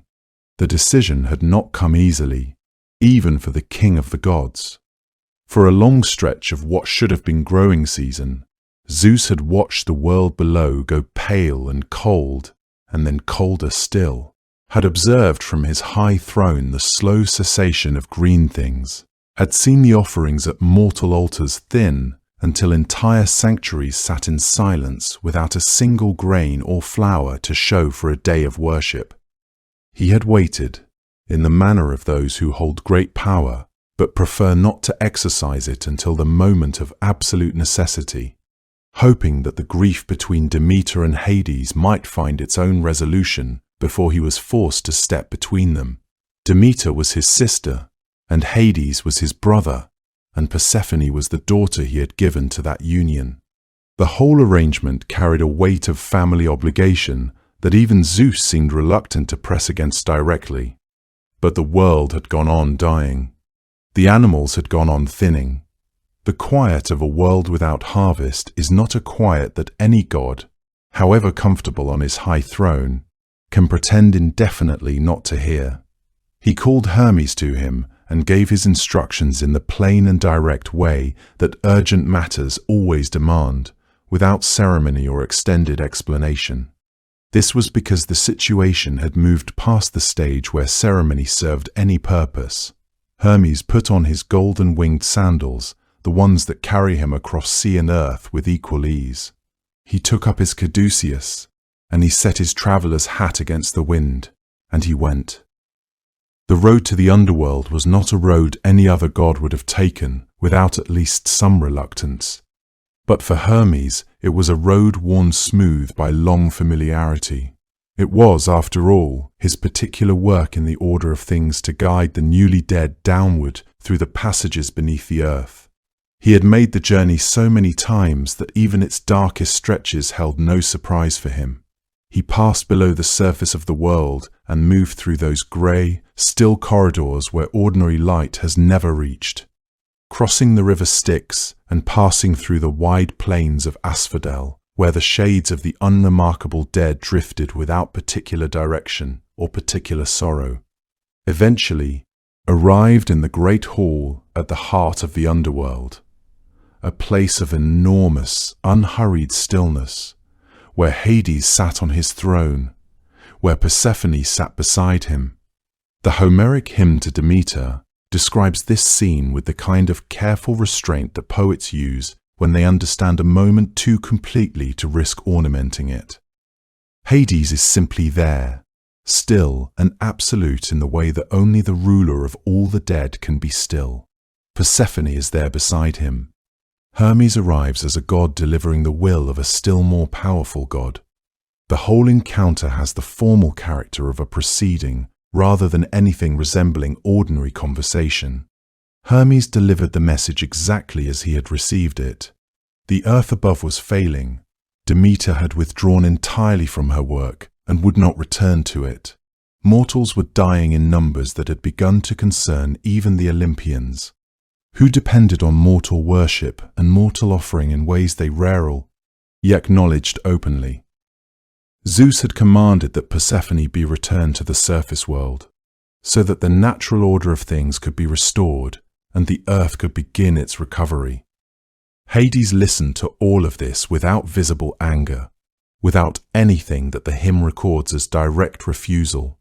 He was, beneath all his vast and terrible dominion over the dead, a god who understood where final authority in the divine hierarchy rested. It rested with Zeus, and arguing against it directly was not something Hades chose to do. He agreed to release Persephone. The release would happen, and then the question of the pomegranate seeds arose. Everything that had seemed straightforward became complicated in the way that only an ancient and unbreakable rule can complicate a matter that appeared already settled. For the greater part of her time in the underworld, Persephone had refused to eat. Her refusal, a quiet and persistent form of resistance, a way of insisting to herself and to no one else that she still belonged to the world of warmth and growing things, that she had not truly accepted this place as her own. But at some point before Hermes arrived, the exact moment is never specified with clarity in any of the ancient sources, she had eaten the seeds of a pomegranate. The number differs between accounts. Some say she ate 6 seeds, others say 4. There are traditions that name still other numbers entirely. What the ancient sources agree on, across all of their variation, is the weight of the act itself. To eat the food of the dead created a bond with the realm of the dead, bond that carried behind it the force of something older than any individual god's authority, older even than the arrangement of power on Olympus, a law woven into the nature of the underworld itself. That held that what had eaten there belonged there in some portion that could never be entirely reclaimed. The compromise that was eventually reached was of the kind that resolves a dispute without truly satisfying any party to it. That is perhaps the most honest form that resolution can take when the competing obligations are all legitimate and none can be simply discarded. Persephone would return to the surface world and to her mother. This was real and immediate. It would happen before another season passed, but she would also return to the underworld for a fixed portion of every year, bound there by what she had consumed. This return would come as reliably and as inevitably as any other law of nature. Year after year, for as long as the earth continued turning. The precise division of time appears differently in different tellings of the story. You will find the myth told with 4 months assigned to the underworld and 8 to the surface. You will find it told as something closer to an equal split of 6 and 6. Scholars who have spent long years with these variations have suggested that the difference may reflect real differences in the agricultural experience across the Greek world, with the barren season feeling longer in certain regions and shorter in others, each community fitting the myth naturally to the rhythm of their own particular land. What mattered to the people who preserved and retold this story across all of its versions was not the arithmetic of the arrangement but its shape, that Persephone would always go back and would always return, that each movement in each direction would carry with it consequences that the whole living world would feel and would recognize without needing to be told the reason. Before she left, Hades spoke to her quietly. The Homeric hymn records the substance of what he said, that her position as queen of the underworld was no small or empty thing, that the authority she held in his kingdom was genuine and lasting, that when she was below, she ruled in truth and not merely in name, that the souls of the dead would answer to her as they answered to him. Whether she received this as any kind of comfort, the hymn does not say. Hermes was waiting beside her, and the passage that led upward was there, and it was time. Hermes led her upward through the dark passages of the earth. With each step, the air grew lighter. Somewhere far above them, without anyone yet knowing why, the first green shoots of the year began to push up through the frozen ground. When Demeter saw her daughter coming up through the earth, she ran toward her, and the accounts say the two of them held each other so tightly and for so long that the watching gods eventually turned away to give them their privacy. It is one of the few moments in the Homeric hymn to Demeter where the poem seems to hold its breath. The goddess who had refused to eat, who had let the world go cold and grey and silent while she searched, who had stood before Helios with a face like stone when he told her the truth. That same goddess dropped everything the instant she saw Persephone's face rising up into the light. The hymn tells us that Demeter leaped toward her daughter the way a bird drops from a high branch when it finally sees land after crossing open sea. There is nothing measured or composed about that moment. There is only a mother and her child, holding each other in the pale early light of the returning world. For a long stretch of time, there were no words between them. The warmth passed from one to the other, simply through the closeness of their bodies. The way that warmth always moves between people who have missed each other, to the point of genuine pain. Persephone, who had moved through the underworld in a kind of suspended grief, felt the cold that had settled into her bones begin, very slowly, to lift. Demeter pressed her face against her daughter's hair and breathed her in as if she were air after a long time without it. When they finally drew back enough to look at each other, Demeter's first question was the one that all loving mothers eventually ask. Not where have you been exactly, and not how did you survive, but something closer to, are you all right? And then, almost immediately after, what did you eat? In the hymn, this question arrives gently, but with great weight behind it. Demeter already understood the law that governed the underworld as clearly as she understood the law that governed the soil above, that the dead remain among the dead, and that anyone who consumes the food of that place carries it with them forever after, woven into their very substance. She asked because she hoped, with everything left in her, that the answer would be nothing. Persephone told her the truth.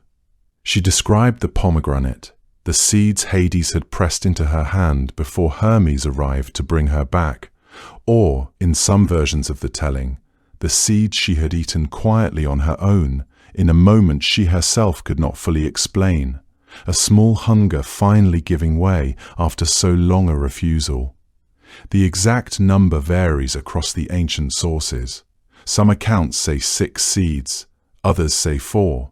What they agree on is this, that she ate, and that the eating mattered, and that what it meant could not be undone.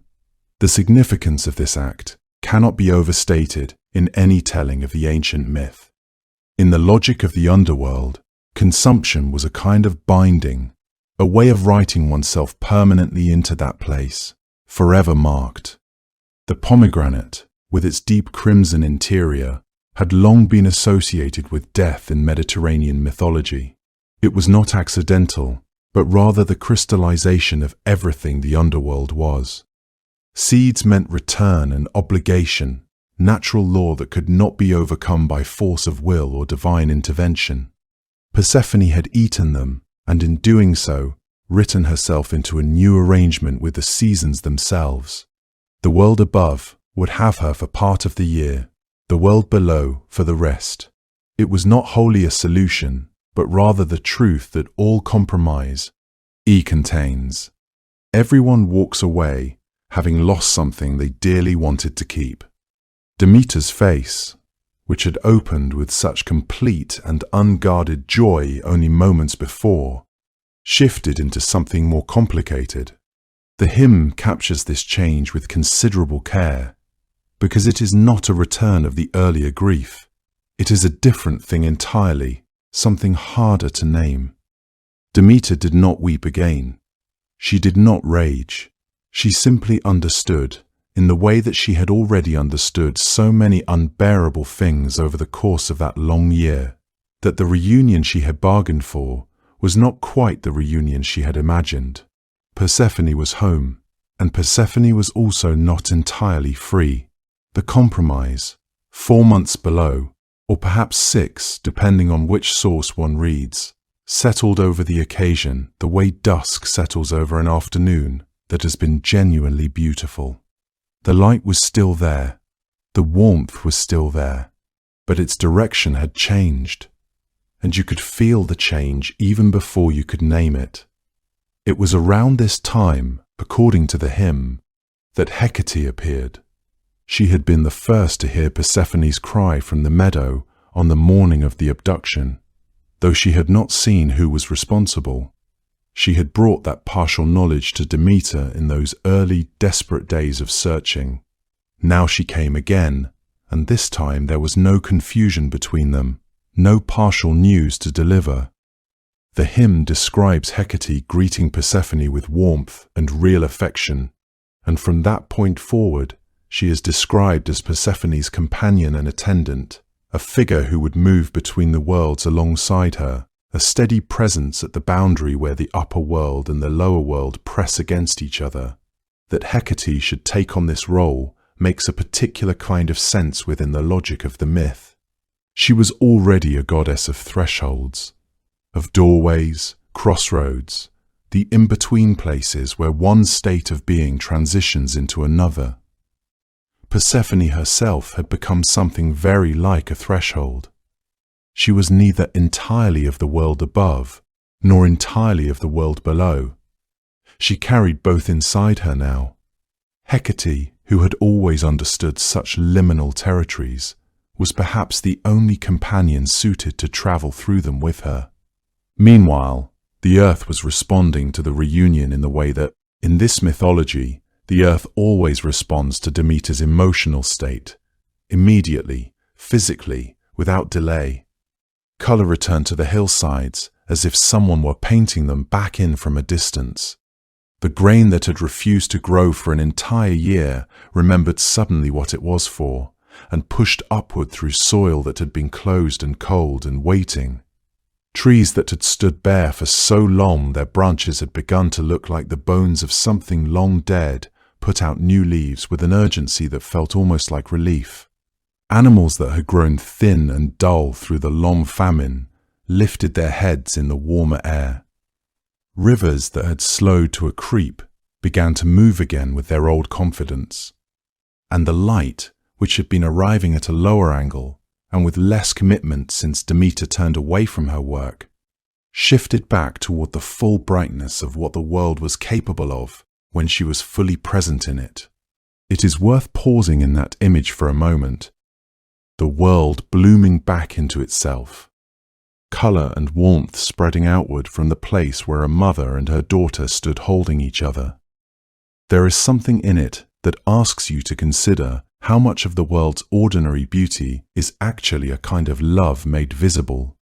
The warmth that living things extend toward one another, taking physical form in the shape of open flowers and grain rising and light that seems to lean toward whatever it loves.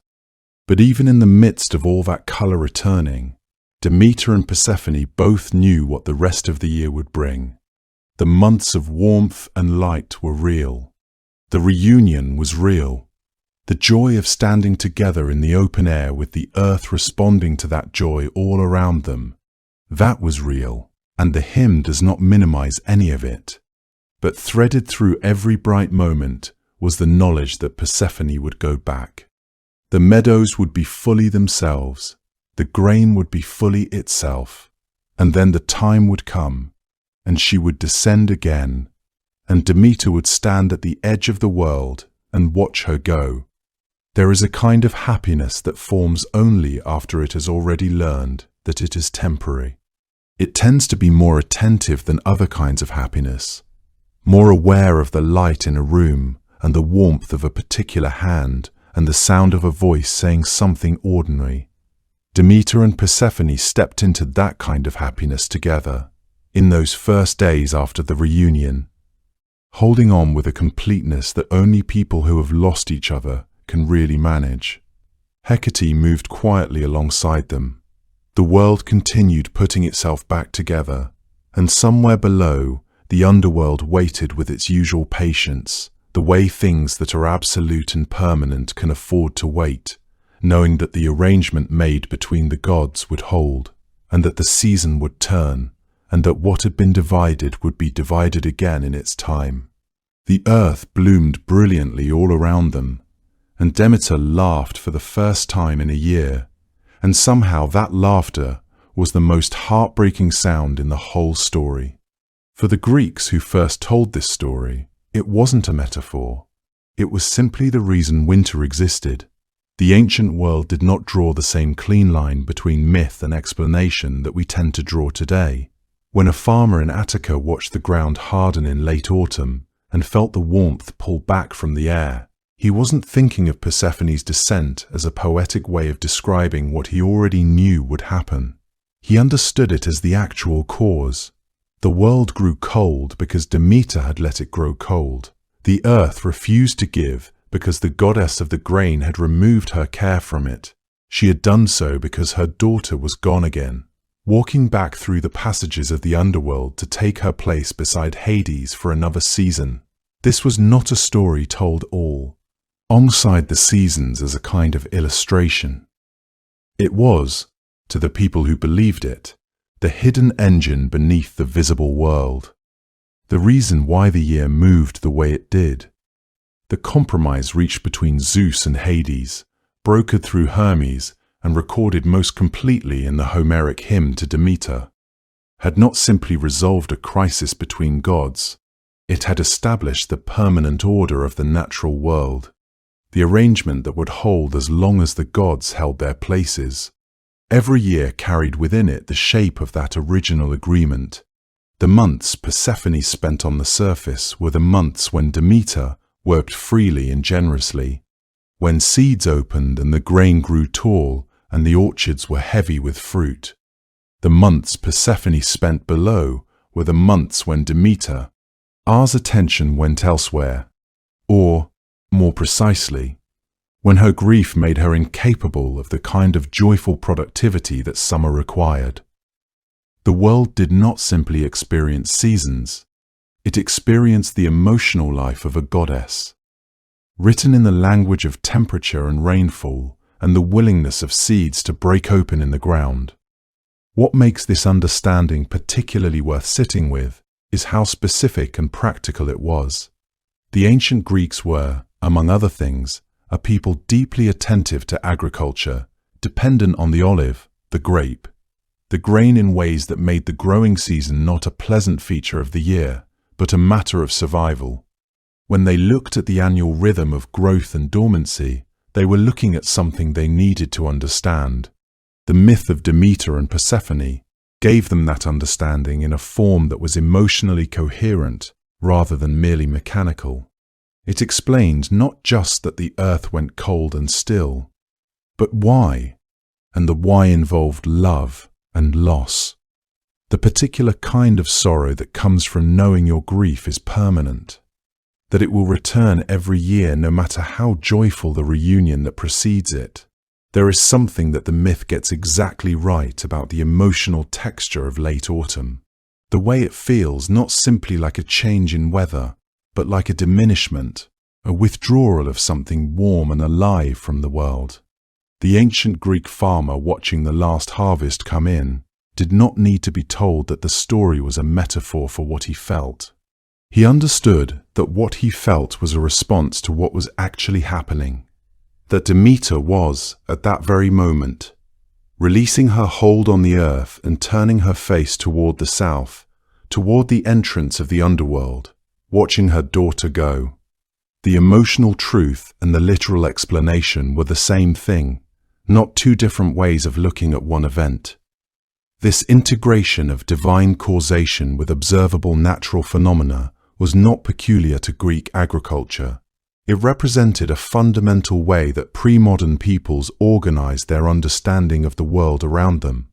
The boundary between the material and the divine, between what happened in the realm of gods and what happened in the fields and orchards, was far more permeable than modern thinking allows. When a spring failed to produce water as it usually did, or when locusts descended on a crop, these were not merely natural disasters. They were moments when divine intention made itself visible in the physical world. The myth of Demeter and Persephone functioned similarly. It was not a story placed over reality like a decorative screen. It was a way of seeing reality itself, of understanding the deep grammar of causation that lay beneath observable events. For the Greeks, to know a cause was to know a story, and the story of Demeter's grief was the cause of winter. This meant that seasonal change was never merely impersonal or mechanical. It was always relational, always tied to the presence or absence of a divine being who cared about her daughter and whose emotional state directly shaped the world. The farmer's own experience of loss and renewal, of missing those who were absent, became a lens through which to understand larger natural processes. In this way, the myth validated human emotion by showing it writ large across the cosmos. What the farmer felt in his own heart echoed in the heart of a goddess, and that echo reverberated through all of nature. The seasons themselves became a kind of proof that sorrow and love were not merely personal matters, but fundamental forces that held the world together. There is, however, a complication in this picture that scholars have found genuinely interesting. It has to do with the particular climate of Greece rather than the universal pattern of the year. In much of northern Europe, in the imagination of people living in temperate climates today, it feels natural to align Persephone's descent with the coming of winter, the cold, the dark, the barren ground. But Greece does not have a temperate climate. The most difficult season for agriculture in many parts of the ancient Greek world was not winter, but summer. The fierce, dry heat of a Greek summer could be just as devastating to crops as a northern winter. In some regions, the land went genuinely barren during those scorching months, not during the cold. Some scholars have suggested, on this basis, that in certain parts of Greece, the myth may have originally mapped Persephone's descent onto the summer rather than the winter, that the dead period corresponded to the heat. Her return to earth brought not spring after cold, but the cooler, more productive autumn and winter that allowed certain crops to grow and the parched ground to finally receive rain. This regional variation doesn't undermine the myth but deepens it. This was because it reveals that the ancient Greeks were not simply inheriting a story and applying it carelessly to their surroundings.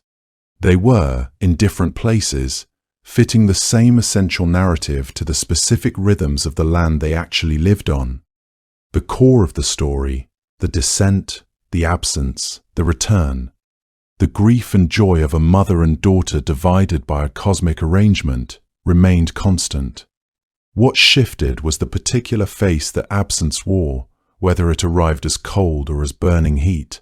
That flexibility suggests a myth that was genuinely alive to the world around it, rather than fixed and decorative. It was recognized in whatever part of the year the earth most obviously suffered. That recognition is one of the oldest and most human ways of understanding a world that does not always explain itself. Every autumn, when the first cold arrived, people across Greece would have understood it not as weather but as grief. The grief of a mother watching her daughter walk back down into the dark. Whatever she had been before, a girl in a meadow, a daughter gathering flowers. By the time Persephone sat on the throne of the underworld, she was something altogether different. The Greeks who told her story understood this transformation not as a loss, but as a kind of completion. The way a seed that falls into the earth is not destroyed, but becomes something that could never have existed otherwise. She had descended as Kor, the maiden, the daughter, the one whose name simply meant girl. She rose and descended again, and eventually ceased to be only that. In the underworld, she was Persephone, the queen, the one who receives the dead, the one with authority over the vast and silent kingdom below the roots of the world. It is worth pausing on what that authority actually looked like. In the classical tradition, Hades was the absolute ruler of his realm, remote, impartial, inexorable in the way that death itself is inexorable. He did not bargain lightly, did not grant exceptions out of sentiment, did not let the sound of grief soften his decisions. Persephone, seated beside him, was something entirely different in temperament. The myths that place her in the underworld show a figure capable of mercy, of genuine feeling, of responding to the suffering of others in ways that Hades, by the nature of his role, could rarely afford to do. She became, in a sense, the human face of a realm that had none. And the dead, in many accounts, understood the difference. The significance of her presence at Hades' throne cannot be overstated in the context of how the ancient Greeks understood death and the afterlife. In a mythology where death was largely portrayed as the end of joy, the cessation of warmth and light, Persephone represented something that broke the pattern, evidence that the underworld was not entirely a place of punishment or oblivion. Her seat at that throne was not merely decorative or ceremonial. She was a genuine power in a realm where absolute power might otherwise have been exercised, with no counterbalance whatsoever. The living who feared the underworld feared it less, perhaps, knowing that its queen was not entirely unmoved by human suffering.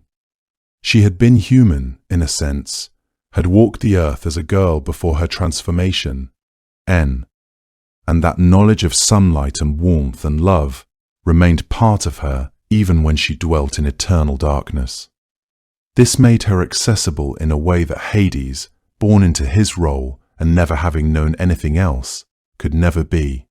The underworld, through her presence, became a place where the rules, while absolute, could at least be approached with the understanding that they were administered by someone who had experienced the world above and would not have forgotten what it meant to leave it. Among the most famous of all underworld stories is the descent of Orpheus, the Thracian musician whose grief over the death of his wife Eurydice drove him to do what no living person was supposed to be able to do: walk willingly into the realm of the dead and ask for something back. He played his lyre as he went, and the music preceded him through passages of stone and shadow. The rivers of the underworld slowed, the tormented paused. Even Tantalus, condemned for eternity to reach for water and fruit that forever receded, forgot to reach. The music moved through every corner of that silent kingdom, and eventually it reached the throne room itself, where Hades and Persephone sat. According to some of the ancient sources, it was Persephone who wept first. It was she who was most fully undone by what Orpheus played and what he had come to ask for. His wife returned to him, at least for a while, at least for the length of the walk back to the surface. Different versions of the myth apportion the decision differently, with some giving the final word to Hades, and others giving it more clearly to Persephone. But across the tradition, there is a consistent thread. Her compassion was the force in that room most susceptible to love's argument. The conditions placed on Orpheus, that he must not look back at Eurydice as they climbed, were the conditions of an underworld that still had rules, and even Persephone's mercy operated within those rules, but that she felt his grief and moved toward it rather than away from it tells you something essential about who she had become. The story of Psyche offers another angle entirely. Psyche, a mortal woman beloved by Eros, was given a series of nearly impossible tasks by Aphrodite, each one more dangerous than the last. The final task was perhaps the most terrifying of all. She was sent to the underworld to ask Persephone for a small portion of her beauty, contained in a box, to be brought back to the surface. Psyche had to descend alive into the land of the dead, make her request of the queen, and return. The fact that this task was considered the most formidable of the four, more daunting than sorting seeds, more frightening than retrieving golden fleece from dangerous rams, says something about how the ancient world understood Persephone's power. She was not simply a figure to be observed from a distance. She was someone you had to face directly, had to speak to, had to persuade or trust in. Psyche succeeded, in part, because she followed careful instructions about how to approach the queen properly and what not to accept along the way. Persephone, in the account told by the Roman writer Apuleius in his Metamorphoses, receives Psyche courteously and fulfills the request. She is neither cruel nor dismissive.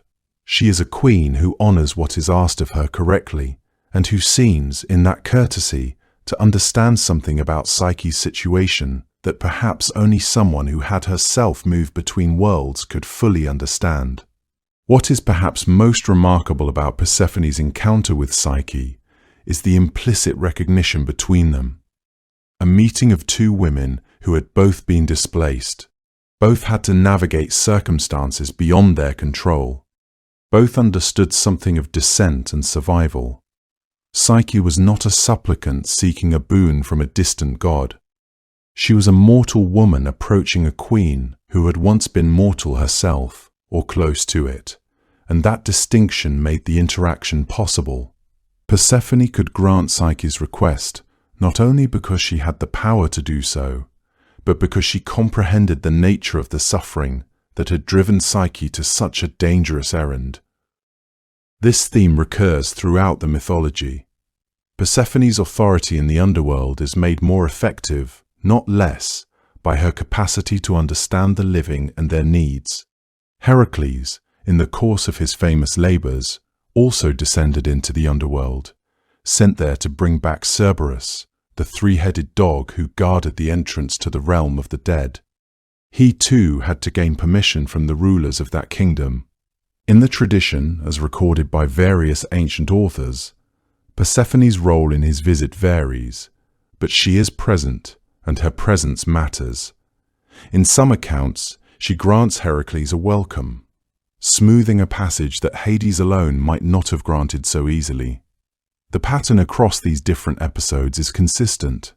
She is an intercessor, a figure who stands between the cold absolute of death and the needs, griefs, and desperate cases of those who come before the underworld's throne.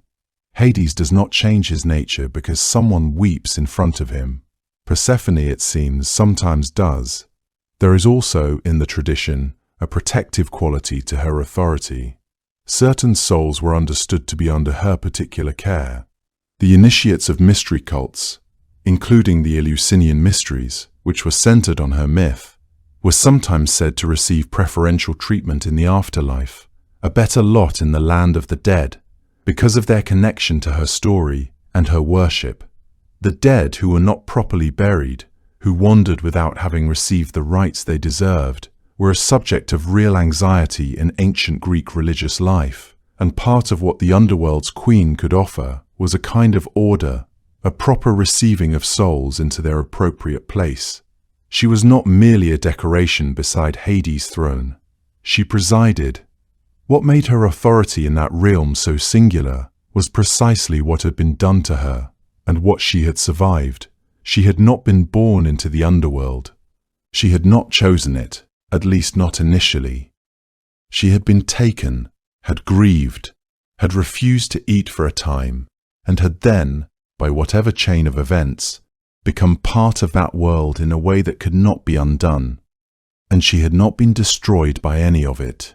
That is the quality that seems to matter most in the mythology. Her resilience, her capacity to become a queen in a place she had every reason to only grieve.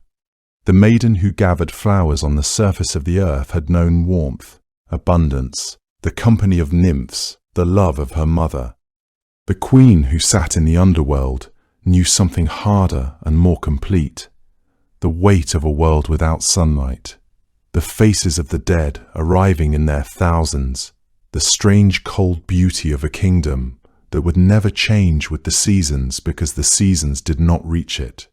She carried both kinds of knowledge simultaneously, and neither cancelled the other out. This is what distinguishes Persephone from every other deity in the Greek tradition who held power over death or the afterlife. Hecate, who became her companion and attendant, was a goddess of thresholds and crossroads, liminal and powerful, but she had not made Persephone's specific journey. Hades had always belonged to the underworld. It was his domain by divine lottery after the Titans were defeated, and he had never known anything else in his role. Even Zeus, who commanded the sky and held more raw power than any other Olympian, had never crossed the boundary between living and dead, had never sat in that deep silence and been required to become something new. Persephone alone moved between the two worlds with the regularity of breath.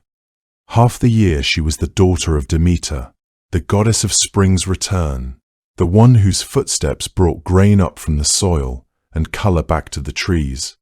Half the year she was the queen below, presiding over the dead with an authority earned through experience no other goddess could claim. The ancient world seems to have understood this about her. She appears in the mythology not as a victim who was eventually accommodated, but as a genuine power, someone whose mercy and judgment shaped the fate of souls in ways that mattered to the living and the dead alike. The myths involving her, Orpheus, Psyche, Heracles, and others, consistently place her at the center of the most critical moments, the moments when the outcome hangs on whether someone with genuine authority will choose to extend it generously. That quality, more than anything else, seems to define the queen she became. Someone who had stood in the dark and found that it did not have to make her cold. Of all the gods who ruled their domains, Persephone alone had died and come back, descended and returned, stood in the dark and learned what it held, and that knowledge made her authority in the underworld something that even Hades, for all his absolute power over the dead, could not entirely replicate. The most important religious ceremony in ancient Greece was not a public festival or a spectacular sacrifice. It was a secret, held in a small town on the coast called Eleusis. It had been held there for nearly 2,000 years. Eleusis sat about 14 miles west of Athens, along a road that wound through low hills and open farmland, an unremarkable stretch of landscape that became, for a few weeks each autumn, the most sacred ground in the Mediterranean world. People travelled from Egypt, from Rome, from the far edges of the Greek-speaking world to stand at the gates of the sanctuary there and wait to be initiated into the rites that the Greeks called the Eleusinian mysteries. What drew them was not spectacle or wealth or political power, though all three were well represented among the initiates over the centuries. What drew them was something much more personal. The mysteries offered something that almost nothing else in ancient religious life promised with such directness: a better fate after death, a way of meeting the end of one's life without terror. At the center of all of it, woven into every stage of the rites, from the procession road to the innermost hall of the sanctuary, was the story of Demeter and her daughter Persephone, the mother who refused to let the world live while her child was lost. The daughter who came back changed. The rites took place in 2 stages, separated by months. The lesser mysteries were held in early spring, near Athens, served as a kind of preparation, a preliminary initiation for those who intended to take the full step in autumn. The greater mysteries were held in the month the Athenians called Boedromion, roughly corresponding to what we would call September. They unfolded across 10 days. The procession from Athens to Eleusis alone was a full day's walk. The roads would have been crowded with initiates moving together in a long, slow column, singing hymns, calling out the name of a figure called Iacchus, a divine presence associated with the rites, sometimes identified with Dionysus, and sometimes treated as a separate being entirely. The walk itself was considered part of the sacred experience, a kind of gradual leaving behind of the ordinary world. Initiates arrived at Eleusis having already fasted, having already purified themselves in the sea, already carrying something of Demeter's own grief in their bodies, because the fast they undertook mirrored hers. The 9 days she had wandered without eating or drinking while she searched for her lost daughter. To fast as Demeter fasted was to enter the story from the inside, not merely to hear it told. Before the evening, when initiates would enter the telesterion, there were days of additional preparation and ritual activity. Sacrifices were made at various altars within the sanctuary complex, offerings of animals whose meat would be shared communally among the gathered initiates. These shared meals had their own significance within the rites, binding the participants together in an act of sacred commensality that reinforced their collective identity as those chosen for revelation. The sanctuary itself was vast and elaborate, having been expanded and rebuilt repeatedly across the centuries as the cult grew in prominence and wealth. By the classical period, the telesterion was one of the largest roofed structures in the ancient world, a columned hall capable of holding thousands of people, gathered in the darkness. The architectural design itself seems to have been conceived with the ritual experience in mind, with sightlines and acoustic properties that would have enhanced whatever drama unfolded within. Archaeological remains suggest that the initiates stood at different levels within the hall, positioned so that their experience of what transpired before them could be shaped by proximity and angle and perspective. Some scholars have proposed that the initiates were arranged in concentric circles, all facing toward a central space where the sacred drama or revelation would occur. The physical arrangement of bodies in space was thus part of the meaning-making machinery of the ritual itself. When the fasting was finally broken, initiates drank a mixture called the kykion, a preparation of water, barley, and mint. The kykion appears in the Homeric hymn to Demeter itself. It is the drink that Demeter accepts from the woman Iambe at the house of King Celeus.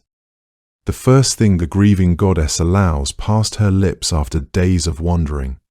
Drinking the kykion at Eleusis placed the initiate in the precise position of the goddess within the story, accepting nourishment after long sorrow, pausing at the threshold between loss and something not yet named.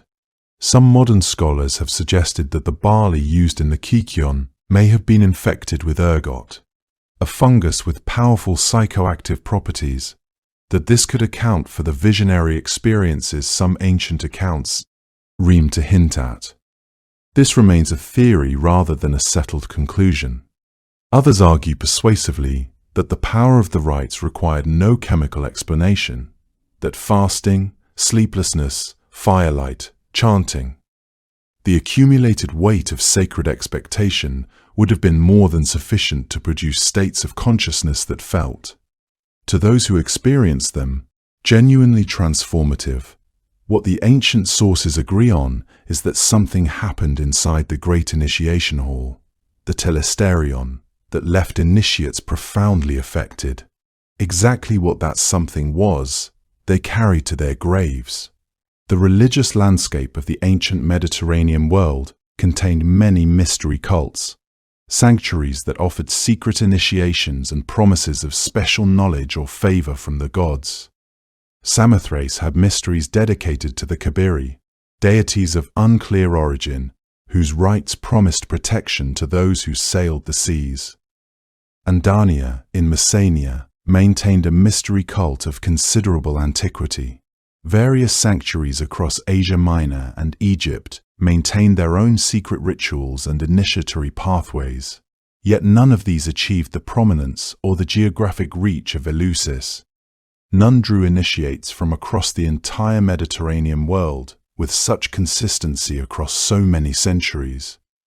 This suggests that what Eleusis offered had a particular resonance, addressed a hunger in the ancien, its soul that other mysteries, however powerful or ancient themselves, could not quite satisfy in the same way. The specific narrative at the heart of the rites, the story of Demeter and Persephone, of loss and return, of a mother's unbending will and a daughter's transformation through underworld experience, seems to have spoken to something universal about human experience, transcending the boundaries of culture and class and geography. The secrecy of the Eleusinian mysteries is one of the most remarkable facts about them. These rites were performed, in some form, from roughly the 15th century before the Common Era until they were suppressed in the 4th century of it. Nearly 2,000 years of continuous practice in a world where information traveled slowly but rumor traveled fast, where wars disrupted everything, where empires rose and fell around the sanctuary at Eleusis. Still the initiates kept their oath of silence. To reveal what had been seen and heard inside the telesterion was a crime prosecuted by the Athenian state. The orator Alcibiades was exiled in part for allegedly mocking the rites at a private party. The great tragedian Aeschylus was reportedly put on trial for inadvertently referencing the Mysteries in one of his plays, though accounts differ on whether he was convicted. The point is that the silence was enforced not merely by social custom, but by genuine legal consequence. Even so, the silence held. Initiates who wrote memoirs, who wrote philosophy, who wrote letters that survive to this day, mention the mysteries only obliquely, in language designed to gesture toward the experience without exposing it. Cicero, who was initiated and who wrote at length about almost everything, said only that Athens had given many gifts to civilization, but the greatest of them was the mysteries, that through them the initiates had learned not merely how to live joyfully, but how to die with better hope. Among those who passed through the sanctuary at Eleusis were people from nearly every station in ancient life. The emperors, Augustus, Hadrian, and Marcus Aurelius were all initiated. Plato almost certainly participated. The language he uses in certain dialogues about the soul's journey after death carries unmistakable echoes of initiatory vocabulary. Sophocles wrote warmly of those who had been to Eleusis. Ordinary farmers and potters and merchants made the journey alongside senators and philosophers. This was because the mysteries placed no barrier of class or wealth on initiation. The requirement was ritual purity and the willingness to undertake the rites, not wealth or noble birth. Even enslaved people could be initiated under certain conditions. That was unusual enough in the ancient world to be worth noting. The sanctuary drew this extraordinary cross-section of the Mediterranean world for centuries, because what it offered was not tied to any particular political system or social hierarchy. It was tied instead to something that every human being, regardless of station, carried with them, the knowledge of their own mortality, the hope that there might be something worth calling hope on the other side of it. The influence of Eleusis on the cultural and intellectual life of the ancient world was immense, even if that influence operated largely in silence. The mysteries shaped how people thought about death, about divine relationship, about the possibility of individual transformation. This influence extended far beyond the initiation hall itself. Poets and philosophers drew on the language and the conceptual frameworks associated with the mysteries to explore their own ideas about the soul, about loss and restoration, about what endures beyond the physical body. The Orphic tradition, with its emphasis on purification and the soul's journey through the underworld, was deeply intertwined with the Eleusinian mysteries, and both contributed to the development of Platonic philosophy, with its vision of the immortal soul ascending toward eternal truths. The echoes of Eleusis can be heard throughout the intellectual heritage of the Western world, even in periods and places where the actual facts of the rites were largely forgotten. What the mysteries offered, in the end, was a relationship with the story of Persephone that went far deeper than knowing the myth as a narrative. An initiate who had fasted as Demeter fasted, walked the road as Demeter wandered, drunk the Chion as Demeter drank, then witnessed, in whatever form it took inside the great hall, some representation of Persephone's descent and return, had passed through the structure of the myth with their own body. They had felt, in some reduced and ritual form, the grief of loss and the relief of return. Ancient sources suggest that what was shown inside the telesterion involved firelight, darkness, sudden illumination, perhaps a revealed object or image of some significance.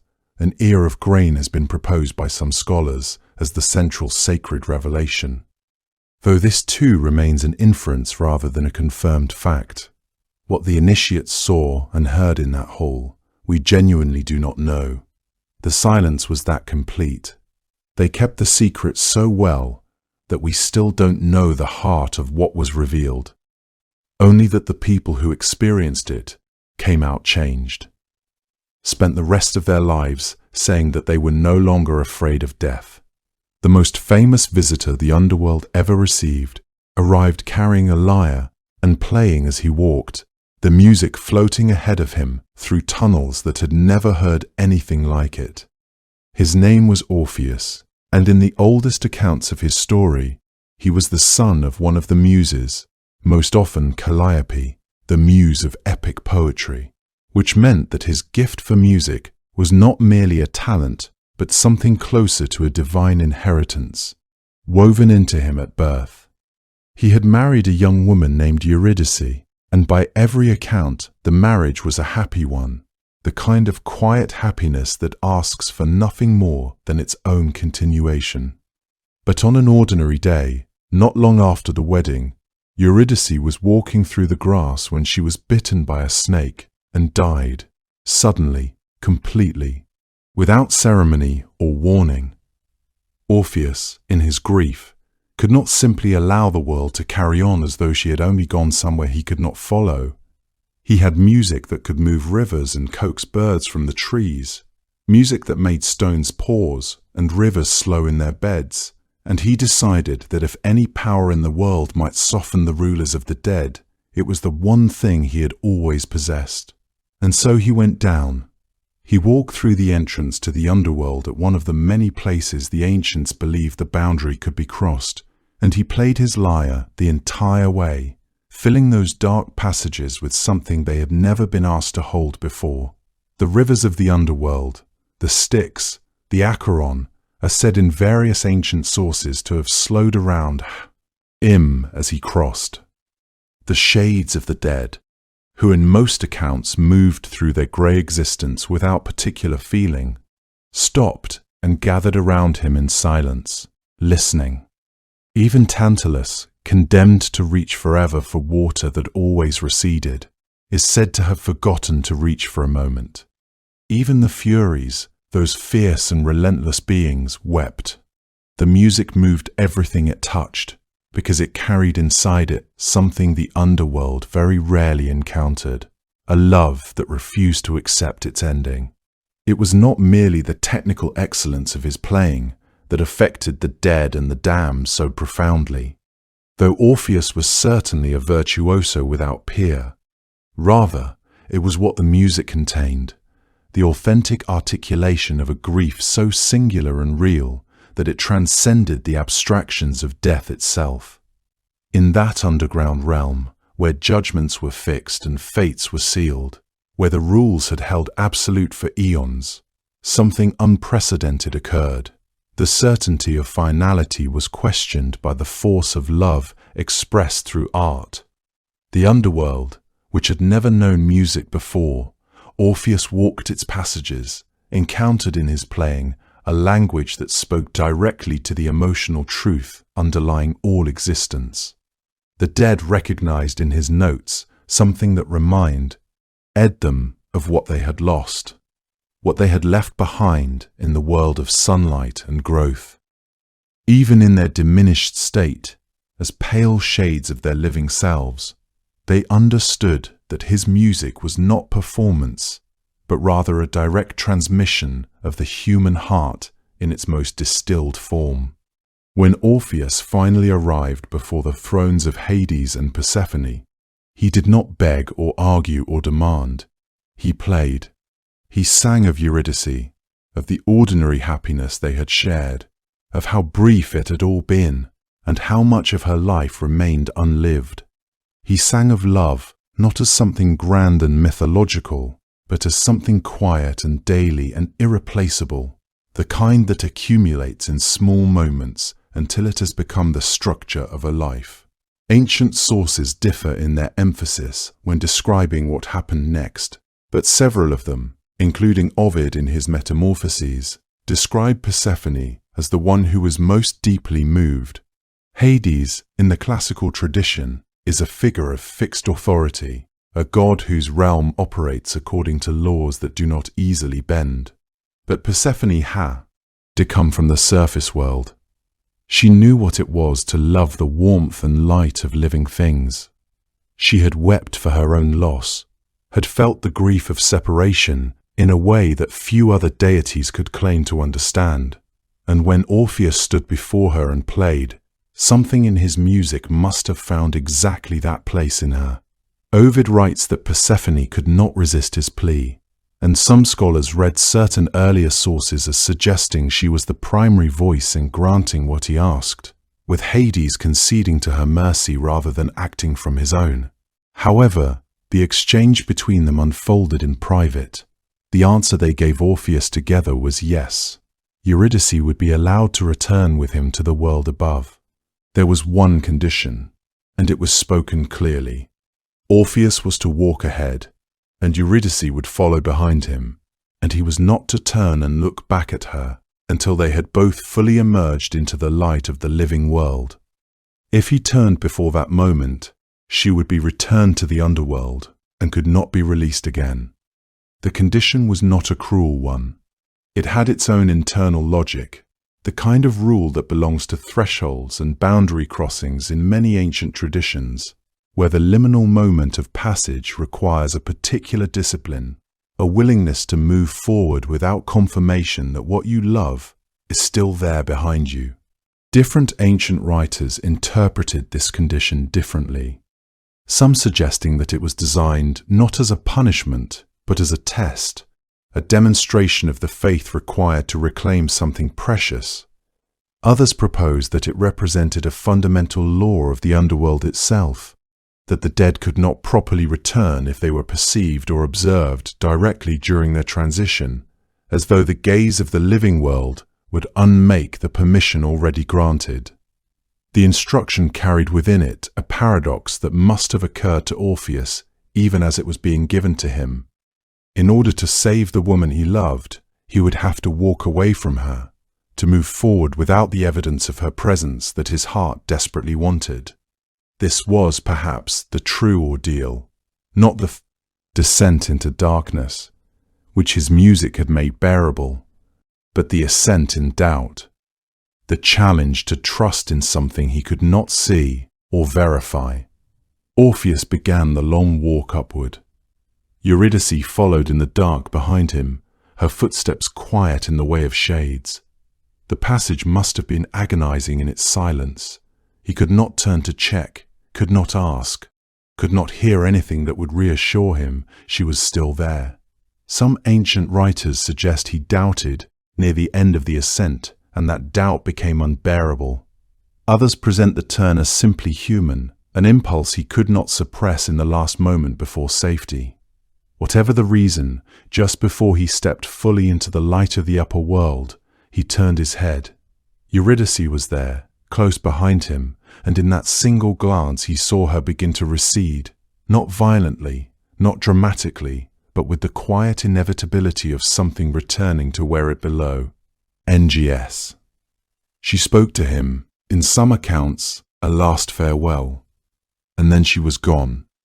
Orpheus walked back out of the underworld alone, into a world that looked exactly as it had when he had entered it, except that now it contained no path back to what he had lost.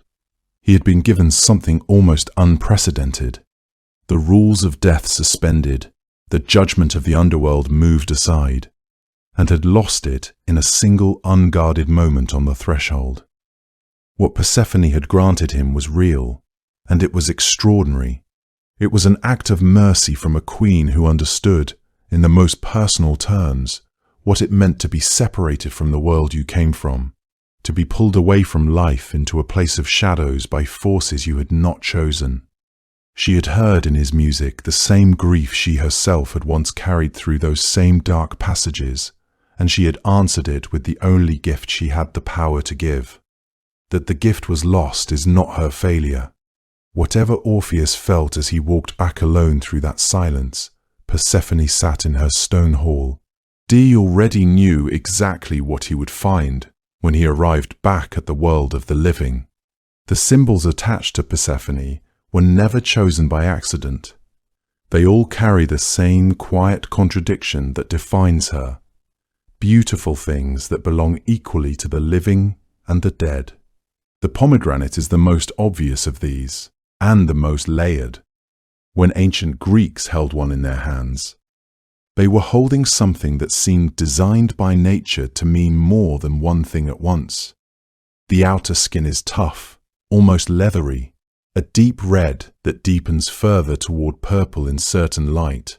Not a cheerful color, but a solemn one, the color of something that has absorbed a great deal. And then the fruit opens and reveals hundreds of seeds nested inside, each one bright and glistening, each one carrying the possibility of a new plant, a new harvest, more life, abundance enclosed within something that looks almost foreboding from the outside. That tension, so much life contained in something so dark, is precisely the tension that Persephone herself embodies. It is wit. The pomegranate became hers in a way that feels inevitable rather than arbitrary.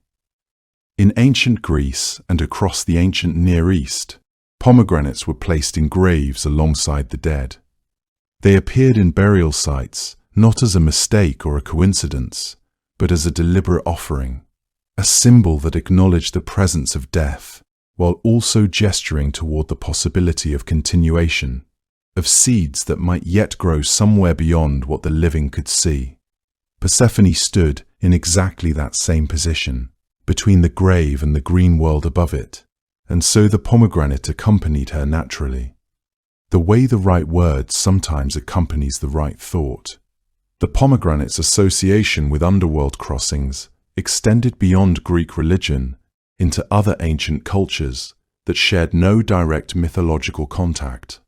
In ancient Mesopotamia and the Near East, the pomegranate appeared in narratives of descent and return, in the cycles of deities who moved between the living world and the realm below. This was not coincidence, but rather a recognition embedded in the fruit itself, that what the Greeks saw in the pomegranate, other people saw as well. Something in its structure, its appearance, and its very nature seemed to call out the same message about continuity and boundary crossing. The fruit became a natural language for speaking about transitions between worlds, the way certain symbols carry meaning across very different peoples and times without requiring any explanation. The narcissus flower carries its own layered history. According to the Homeric hymn to Demeter, one of the oldest written sources for this myth, the narcissus was specifically what Persephone was reaching for when the earth opened beneath her, a flower so beautiful and so strange-smelling that it lured her away from the other girls and toward the place where Hades would emerge. The hymn describes it as a wondrous thing, shining brilliantly, a marvel for all to see. But the narcissus, like the pomegranate, carried associations that ran in two directions at once. It was admired for its beauty, yes, but it was also placed on the graves of the dead in Greek tradition, woven into funeral garlands offered to the deceased. Some ancient writers connected the word narcissus to a Greek root meaning numbness, the narcotic quality of its scent, the way it could overwhelm. A flower beautiful enough to distract you, dangerous enough to be associated with those who were gone. That Persephone was reaching for exactly this flower in the moment everything changed is the kind of detail that feels as though the myth understood itself very clearly. She was drawn towards something lovely that also belonged, in some quiet way, to death, and in reaching for it she crossed from one world into the other. Wheat and grain belong to Persephone as well, though they are more commonly associated with her mother Demeter. The connection makes sense when you consider that the growth of grain was understood to depend on Persephone's return from the underworld each year. It was her presence on earth, her reunion with her mother, that made the fields green again. Grain required both of them, the goddess of the harvest and the goddess who had been below the ground. So the ears of wheat that appear in ancient depictions of Persephone are a reminder that abundance is never entirely separate from what lies beneath the soil. Seeds themselves go into the earth, into darkness, before they become anything at all. The Greeks who worked the land and watched that process every season would not have missed the parallel. In the agricultural festivals of ancient Greece, grain was treated with the same reverence as the sacred, objects of mystery religions. The act of planting was understood as a death, a sending of the seed into darkness and underground silence. Only through this apparent destruction could new life emerge into the light of spring and early summer. Torches appear frequently in images of Persephone, and they belong to her story from its earliest chapters. When Demeter wandered the earth searching for her daughter, she carried torches through the night, light brought to bear against an absence, fire moving through a dark that refused to answer. Hecate, the goddess who heard Persephone cry out on the day she was taken, also carries torches in her traditional depictions. The two of them, Hecate and Persephone, became closely associated after the reunion, with Hecate described in the Homeric hymn as Persephone's companion and attendant from that point forward. The torch is a tool for someone who must move between lit and unlit places, someone who cannot rely on the sun to illuminate every passage they need to walk. It suits Persephone well. In mystery religions like those at Eleusis, which centered on the worship of Demeter and Persephone, the torch carried additional weight as a sacred object. Initiates processed by torchlight through ritual spaces designed to enact the journey between worlds, and the torch became a symbol of knowledge revealed and truth brought into light. The bat and the deer appear in her iconography less frequently than the pomegranate or the narcissus, but they carry their own quiet logic. Bats inhabit the threshold between the underground and the open air. They sleep in caves and emerge at dusk, at the hour between day and night. That is itself a threshold.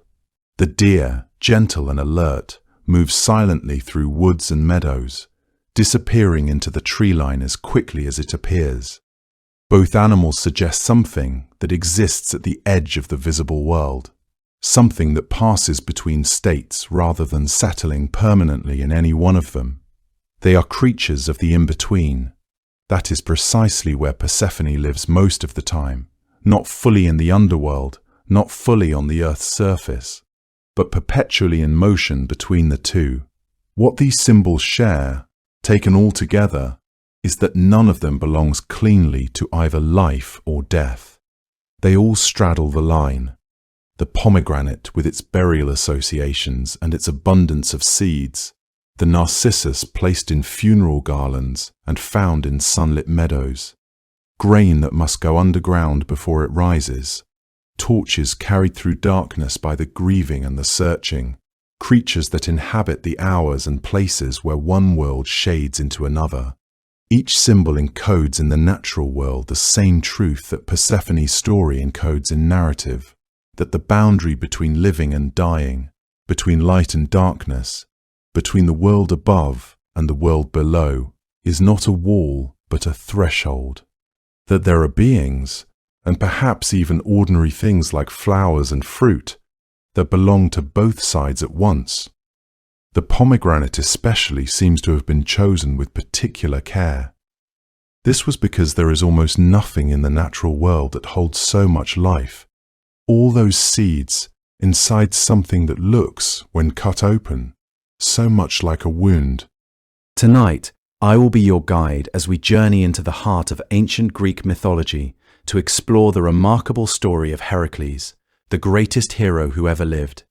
Together, we will follow him through 12 seemingly impossible labors, tasks designed not only to test his legendary strength, but to push him to the very limits of his courage, wisdom, and perseverance.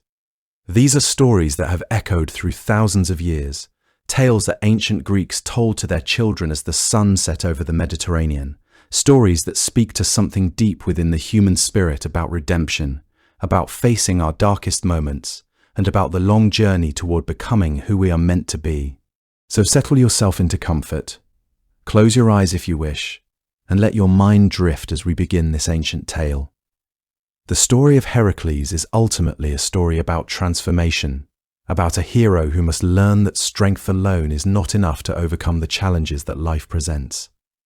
It is a story that invites us to consider what we might do if we faced impossible odds, and how we might find the resources within ourselves to persist. Tonight, we begin at the very beginning, with the birth of a hero born under the most tragic of circumstances. In the ancient city of Thebes, there was a woman named Alcmene who was married to a good man named Amphitryon. Alcmene was mortal, living an ordinary life in an ordinary household, though by all accounts she was a virtuous woman of considerable beauty and intelligence. But the god Zeus, king of all the gods on Mount Olympus, looked down from the heavens and saw Alcmene, and he desired her for himself.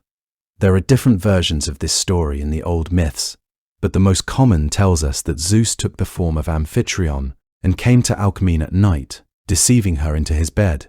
When the real Amphitryon returned home, confused and wondering what his wife was talking about, Alcmene realized she had been deceived by a god. Yet there was no anger she could direct toward the divine, and so she waited, and in time she gave birth to a son. This son was fathered by Zeus, making him a demigod, half divine and half mortal, and he was given the name Heracles, which means the glory of Hera, the name chosen in an attempt to appease the wife of Zeus, and perhaps to ward off her terrible wrath. But the name would prove to be one of the cruelest jokes in all of Greek mythology.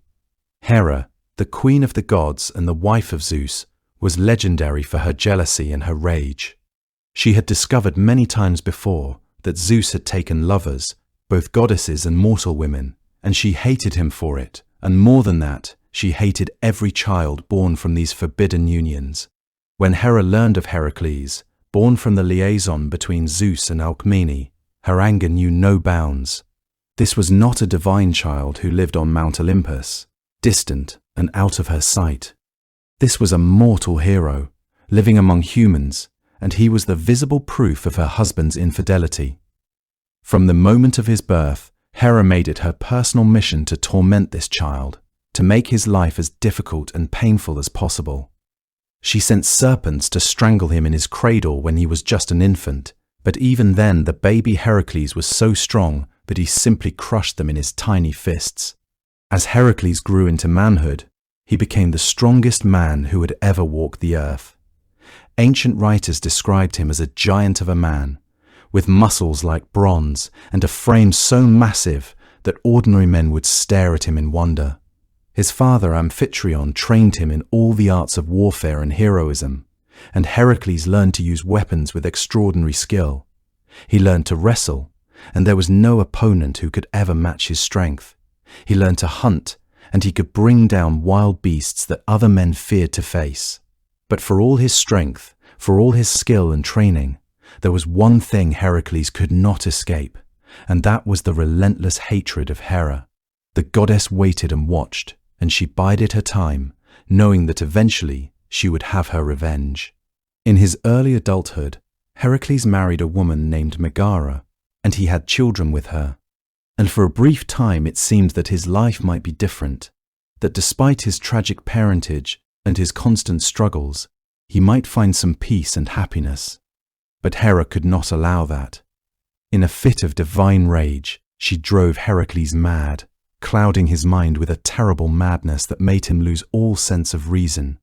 In his delirium, consumed by rage and confusion, Heracles slew his own wife Megara and his own children. He killed them believing they were his enemies, acting out of a kind of blind, terrible madness that was not of his own making.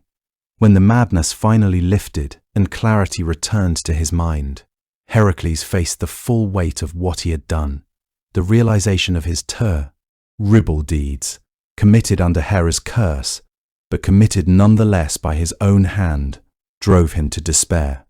He could not live with what he had done. He could not forgive himself, and he did not know how he could ever atone for such a crime. In his anguish, he decided that he must seek guidance, that he must go to the most sacred place in all of Greece, where mortals could speak to the gods. Heracles made his way to Delphi, to the sanctuary of Apollo, where the oracle speaks to those who come seeking truth and guidance. The oracle at Delphi was a priestess who was believed to speak for the gods themselves, and her words were treated with absolute reverence and respect. When Heracles came before her, broken and desperate, begging to know how he might atone for the terrible murders he had committed, the oracle gave him his answer. She told him that he must go to the city of Tiryns, where a man named Eurystheus ruled as king. She told him that he must serve this Eurystheus, and that he must perform whatever labors Eurystheus commanded him to perform. If he could complete these labors, the oracle promised, he would achieve redemption. He would be purified of his sins. More than that, if he successfully completed all the labors that would be set before him, he would be granted immortality.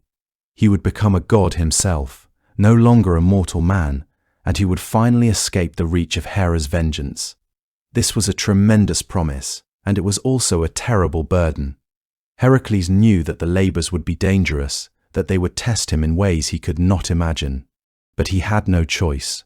He had killed his own family, and the only path to redemption was to submit himself to this punishment and to prove himself worthy of forgiveness through his deeds. When Heracles arrived in Tiryns, he presented himself to King Eurystheus and told him of the oracle's command. Eurystheus was startled to receive such a visitor, and he was not entirely pleased. You see, there was a complicated history between these two men. Many years before Heracles was even born, Eurystheus' father had usurped the throne of Mycenae from Amphitryon, who was Heracles' mortal father. Amphitryon was forced to flee, and the throne passed to another family. By rights and by birth, Heracles should have been the king of Mycenae, not Eurystheus.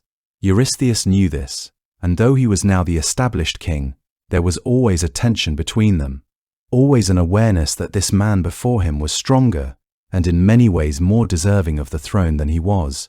But now, because of the oracle's decree, Eurystheus held power over Heracles.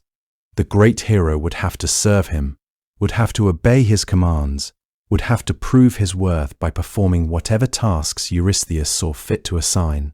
It was a humbling position for such a powerful man, and Eurystheus was, if nothing else, human enough to take a certain satisfaction in his newfound authority over the legendary Heracles. The king did not waste any time in putting Heracles to work. He had been thinking about the various dangers that plagued his kingdom and the surrounding regions, the various monsters and impossible creatures that caused terror and destruction.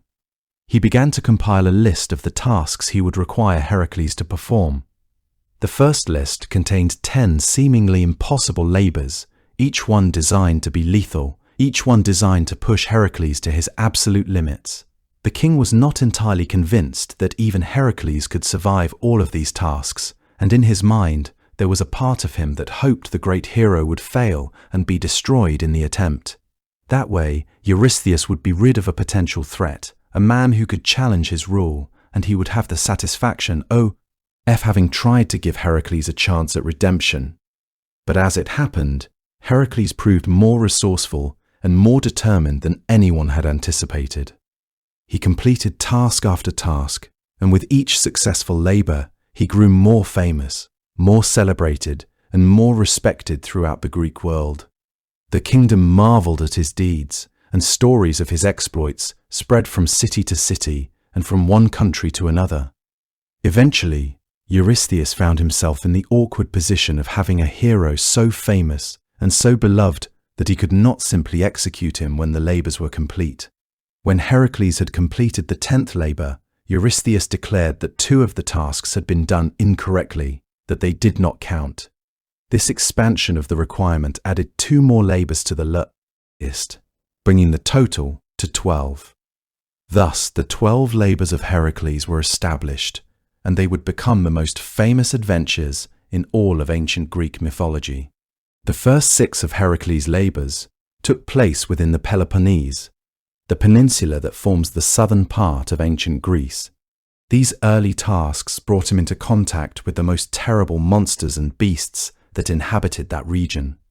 The second 6 labors would eventually take him far beyond the borders of Greece itself, on adventures that spanned the known world and even ventured into lands beyond what mortals typically dared to go.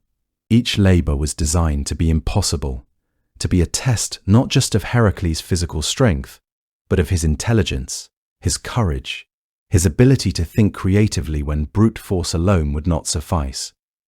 Throughout all of these trials, Heracles would learn valuable lessons about himself and about the world. He would learn that strength alone is not enough, that wisdom and compassion are sometimes more powerful than the mightiest muscles. He would encounter both gods and mortals, both allies who helped him and enemies who opposed him. And through it all, he would carry with him the memory of what he had done in his madness, the knowledge that he was undertaking these labors not for glory or fame, but as a genuine attempt to atone for his terrible crimes and to become worthy of forgiven. SS.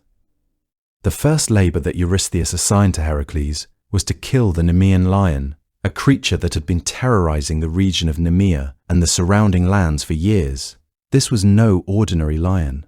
According to the old stories, the beast was the offspring of terrible monsters, the child of Echidna, who was known as the mother of monsters, or possibly the creation of Typhon himself, the most powerful and fearsome creature in all of Greek mythology.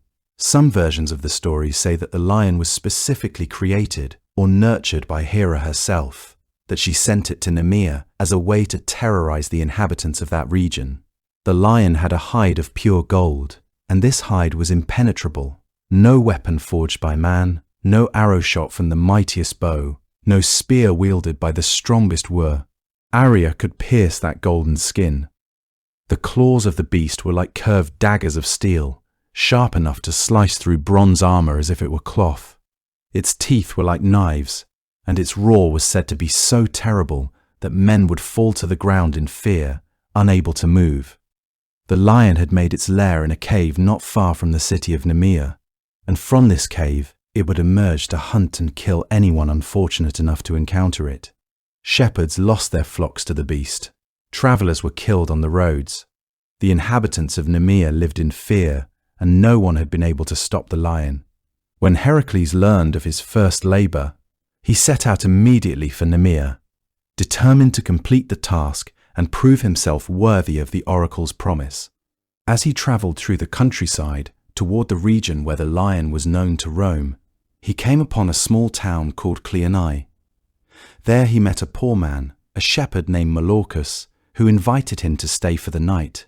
The shepherd had heard of the great Heracles and offered him what hospitality he could, simple food and a place to rest. During their conversation, Molochus warned Heracles about what lay ahead. He told the hero that the creature he was about to face was not merely a beast, not just a particularly large and dangerous lion, but something far more terrible, a monster sent by the gods themselves. Malochus made a promise to Heracles. He said that if Heracles succeeded in killing the beast, then he would make a sacrifice to Zeus in celebration of the hero's victory. But if Heracles was killed in the attempt, if the lion proved too powerful and Heracles fell, then Molochus promised he would make a different kind of sacrifice, a funeral sacrifice in honor of the fallen hero, so that the gods would know of Heracles' bravery and his attempt, even if he did not succeed. This small act of kindness and respect meant a great deal to Heracles, who accepted the shepherd's offer and rested that night. The next morning, Heracles set out to track the Nemean lion. He did not have far to look. The countryside bore clear evidence of the beast's presence. There were enormous paw prints in the dirt and the dust, each one so large and so deep that it was clear this was a creature of immense size and weight. Heracles followed these tracks, moving across mountains and through valleys, crossing rivers and pushing through forests.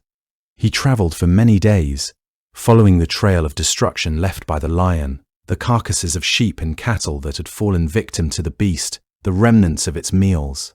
Eventually, the trail led him to a cave, a large cavern in the side of a rocky hillside. The entrance to the cave was enormous, and the paw prints at the entrance were the largest yet. Heracles knew that this was the lair of the Nemean lion, the place where the beast came to rest. He had found his prey. Now he had to figure out how to kill it. Heracles was not a man who lacked courage, but he was also not a man who lacked intelligence. He understood that this lion was not like other lions. Its hide could not be pierced by any weapon. His sword would be useless. His spear would bounce off the golden fur without leaving a mark. Even his great strength might not be enough if he simply charged into the cave and tried to overpower the creature through brute force alone. He needed a different approach. He decided that he would try to drive the lion out of its cave. He gathered branches and set them on fire, creating a great conflagration at the mouth of the cave, filling it with smoke and heat. The smoke poured into the cavern, thick and choking, and eventually the lion could no longer bear it. The beast emerged from the cave, roaring with anger and rage, its golden fur glinting in the sunlight. Heracles dropped his weapons and his tools. He stepped forward to face the lion, and as the creature charged toward him, the hero grabbed it, seizing it around the neck. What happened next was a tremendous struggle between two of the most powerful creatures that the gods had ever created. Heracles wrestled with the lion, using his extraordinary strength to hold the beast, to control its movements, to prevent it from using its terrible claws and teeth against him. The struggle was fierce, and it lasted for a considerable time. But eventually, through sheer determination and the application of his immense strength, Heracles managed to wrestle the lion to the ground and to strangle it. The beast that had terrorized Nemea for so long, the creature that had seemed invulnerable, was finally dead. After the lion was dead, Heracles faced a new problem. The beast's hide, which no weapon could pierce, also meant that it could not be easily removed from the corpse. No knife would cut through the golden fur. But Heracles was a resourceful man. He used one of the lion's own claws, sharpened the edge as best he could, and with this makeshift tool he was able to skin the lion.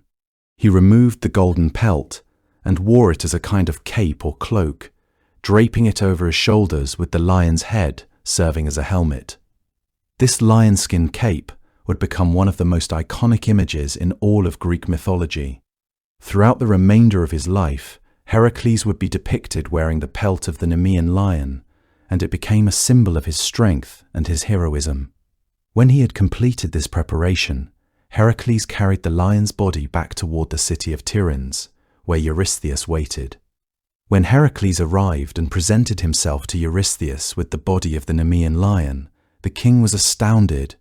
He had not truly believed that Heracles would succeed. He had hoped that the beast would kill the hero, thereby removing a potential threat to his rule. But here Heracles stood, alive and victorious, wearing the very symbol of his triumph. Eurystheus was afraid. He realized that this man, this demigod, was far more powerful and far more capable than he had imagined. He made a decision in that moment. He declared that he did not want Heracles to enter his city again. In the future, Heracles was to present himself only at the city gates, where messengers would carry his reports to Eurystheus. The king did not want to be in the presence of this powerful hero, and so Heracles' first labor was complete, and he had earned neither the celebration of his king nor the respect that he might have hoped for, but he had proven that the oracle's command was something that could actually be fulfilled. The second labor that Eurystheus assigned to Heracles was even more formidable than the first. The king commanded the hero to slay the Lernaean Hydra, a creature that dwelled in the swamps of Lerna, a region not far from where Heracles had defeated the Nemean lion. The Hydra was one of the most terrible monsters ever to exist, a serpent of immense size with 9 heads. Each of these heads was filled with fangs and venom, and each could bite with enough force to kill a man. But the most terrible aspect of the Hydra was a peculiar property of its biology. Whenever one of its heads was severed, whenever one was cut off and destroyed, 2 new heads would immediately grow back in its place. This meant that the more you fought the creature, the stronger it became. Every blow against it only made it more dangerous. The swamp where the Hydra lived was itself a treacherous place, filled with murky water and toxic vapors. The creature's venom was so potent that simply breathing in the fumes near the Hydra could kill a man. It seemed like an impossible task. How do you kill a creature that only becomes more dangerous with every attack? How do you overcome something that regenerates faster than you can damage it?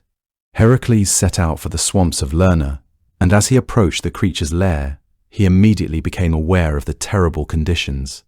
The air was thick with a poisonous mist, and he had to cover his mouth and nose with cloth just to breathe. He could hear the hissing of the serpent before he could see it. Then, as he drew closer, the Hydra emerged from its murky pool. It was even more terrible than he had imagined. The 9 heads rose up from a thick, muscular body, each one large and fierce and hungry.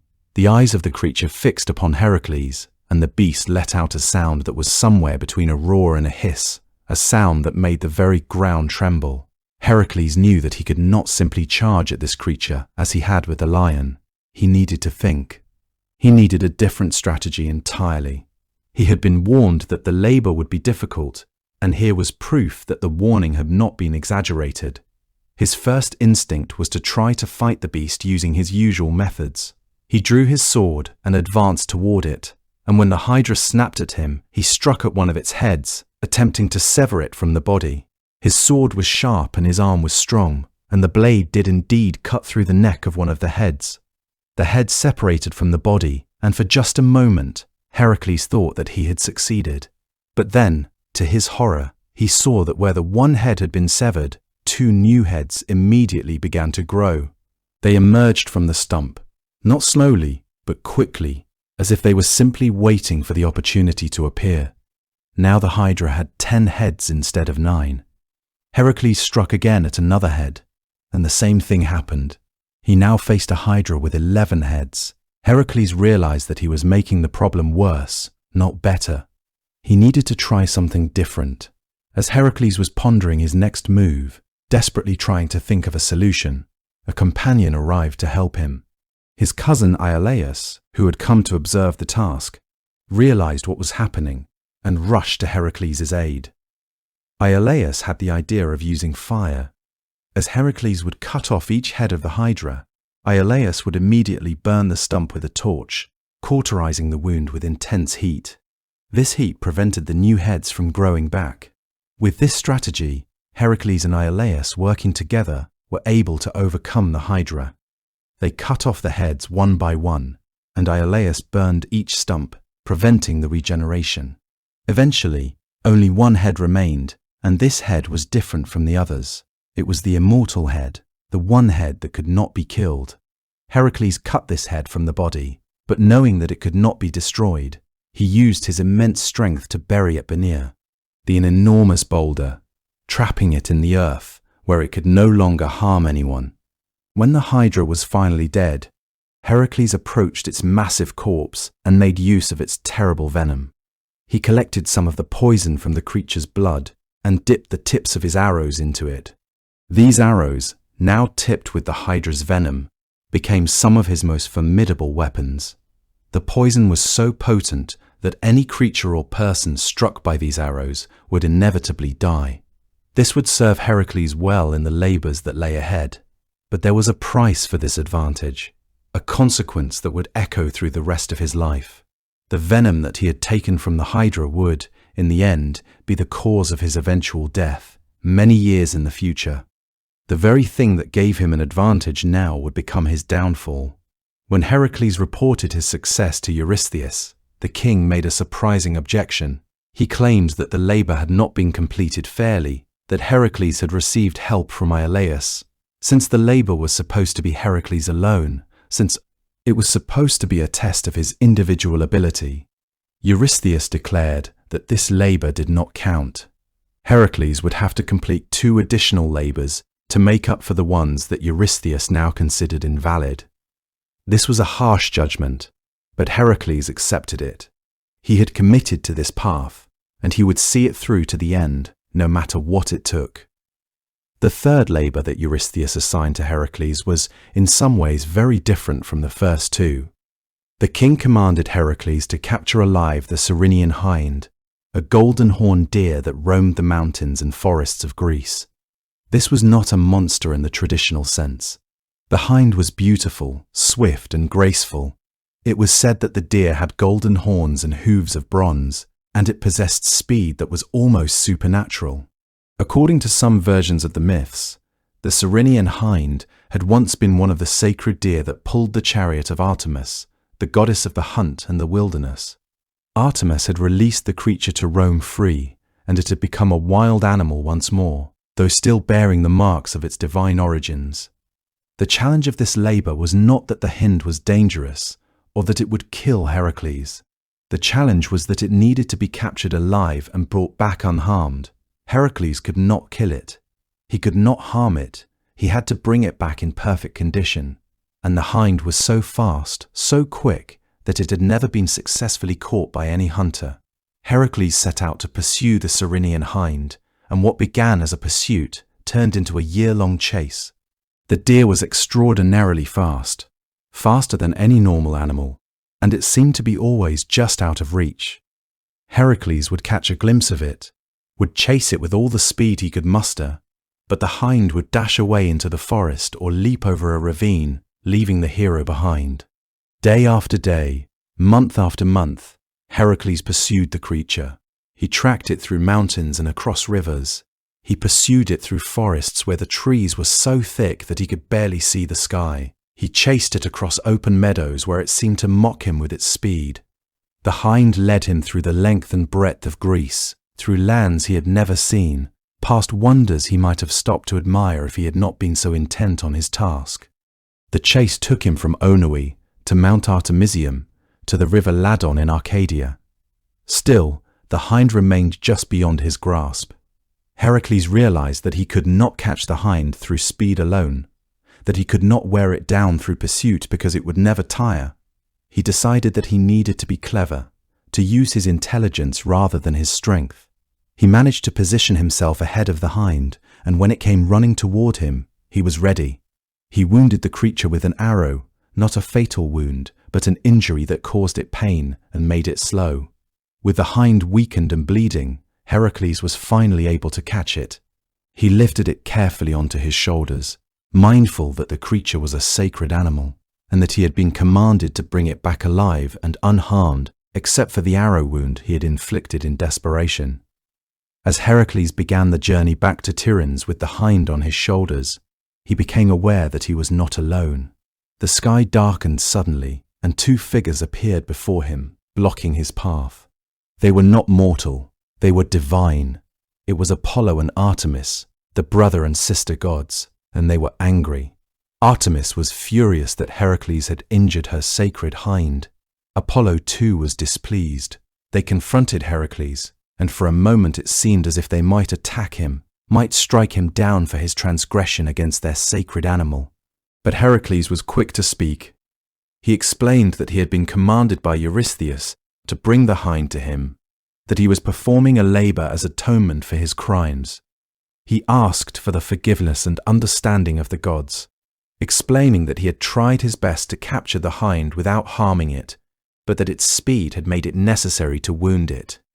He asked them to allow him to complete this labor so that he might continue on the path to redemption that the oracle had set before him. The gods listened to his words, and they were moved by his sincerity and his respect for the divine. They gave him their blessing and allowed him to continue on his way with the hind. Heracles carried the golden-horned deer back to Eurystheus, completing his third labor and continuing on the long journey toward redemption and immortality. The fourth labor that Eurystheus assigned to Heracles was to capture the Erymanthian boar, a monstrous creature that roamed the peaks of Mount Erymanthos in the Peloponnese. This was no ordinary wild boar, the kind that local hunters might pursue for its meat and hide.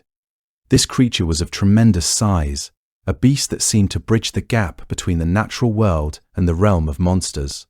Its body was covered in bristles that were hard as bronze, each one thick as a man's thumb. Its tusks were like ivory daggers, curved and sharp, capable of goring a horse or splitting a man in two. When the boar ran, the ground seemed to shake beneath its hooves. Its eyes gleamed with an intelligence and malice that suggested this was not merely an animal, but something touched by divine curse or divine creation. The creature's strength was legendary throughout the region. Shepherds told stories of the boar's encounters with their flocks, how a single swipe of its tusks could kill multiple sheep at once, how its presence alone could drive entire herds into panic. It had become a terror to the surrounding lands, destroying crops in the fields and killing anyone foolish enough to encounter it in the forests and meadows. Hunters had tried to pursue it, but the boar's speed and ferocity meant that such pursuits inevitably ended in disaster. Unlike the Nemean lion and the Lenaean hydra, which Heracles had been commanded to kill, the Erymanthian boar was not meant to be slain. Eurystheus, for reasons known only to himself, commanded Heracles to capture the creature alive and bring it back to him in one piece. This presented a challenge of an entirely different sort. Killing a beast of such size and strength would have been difficult enough, requiring strategy and planning and the application of tremendous force. But capturing it alive, subduing it without killing it, without causing it serious injury that might make it unsuitable as a living trophy, required a completely different approach. Heracles would need to use his wits as much as his strength. He could not simply overpower the boar and crush the life from it, as he had done with the Nemean lion. He had to find a way to subdue it without causing it serious harm. This was a puzzle, and Heracles had learned through his previous labors that puzzles required thought as much as they required strength. Heracles traveled to Mount Erymanthos, a place of rugged beauty and harsh, unforgiving conditions. The mountain was covered in dense forests at its lower elevations, great stands of pine and oak that had grown for countless years, their branches creating a canopy so thick that even at midday the forest floor remained in shadow.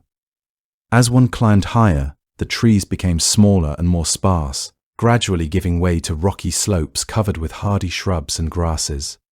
At the very peaks, above the tree line, the mountain was barren and rocky, exposed to the elements, swept by cold winds that seemed to cut through even the thickest clothing.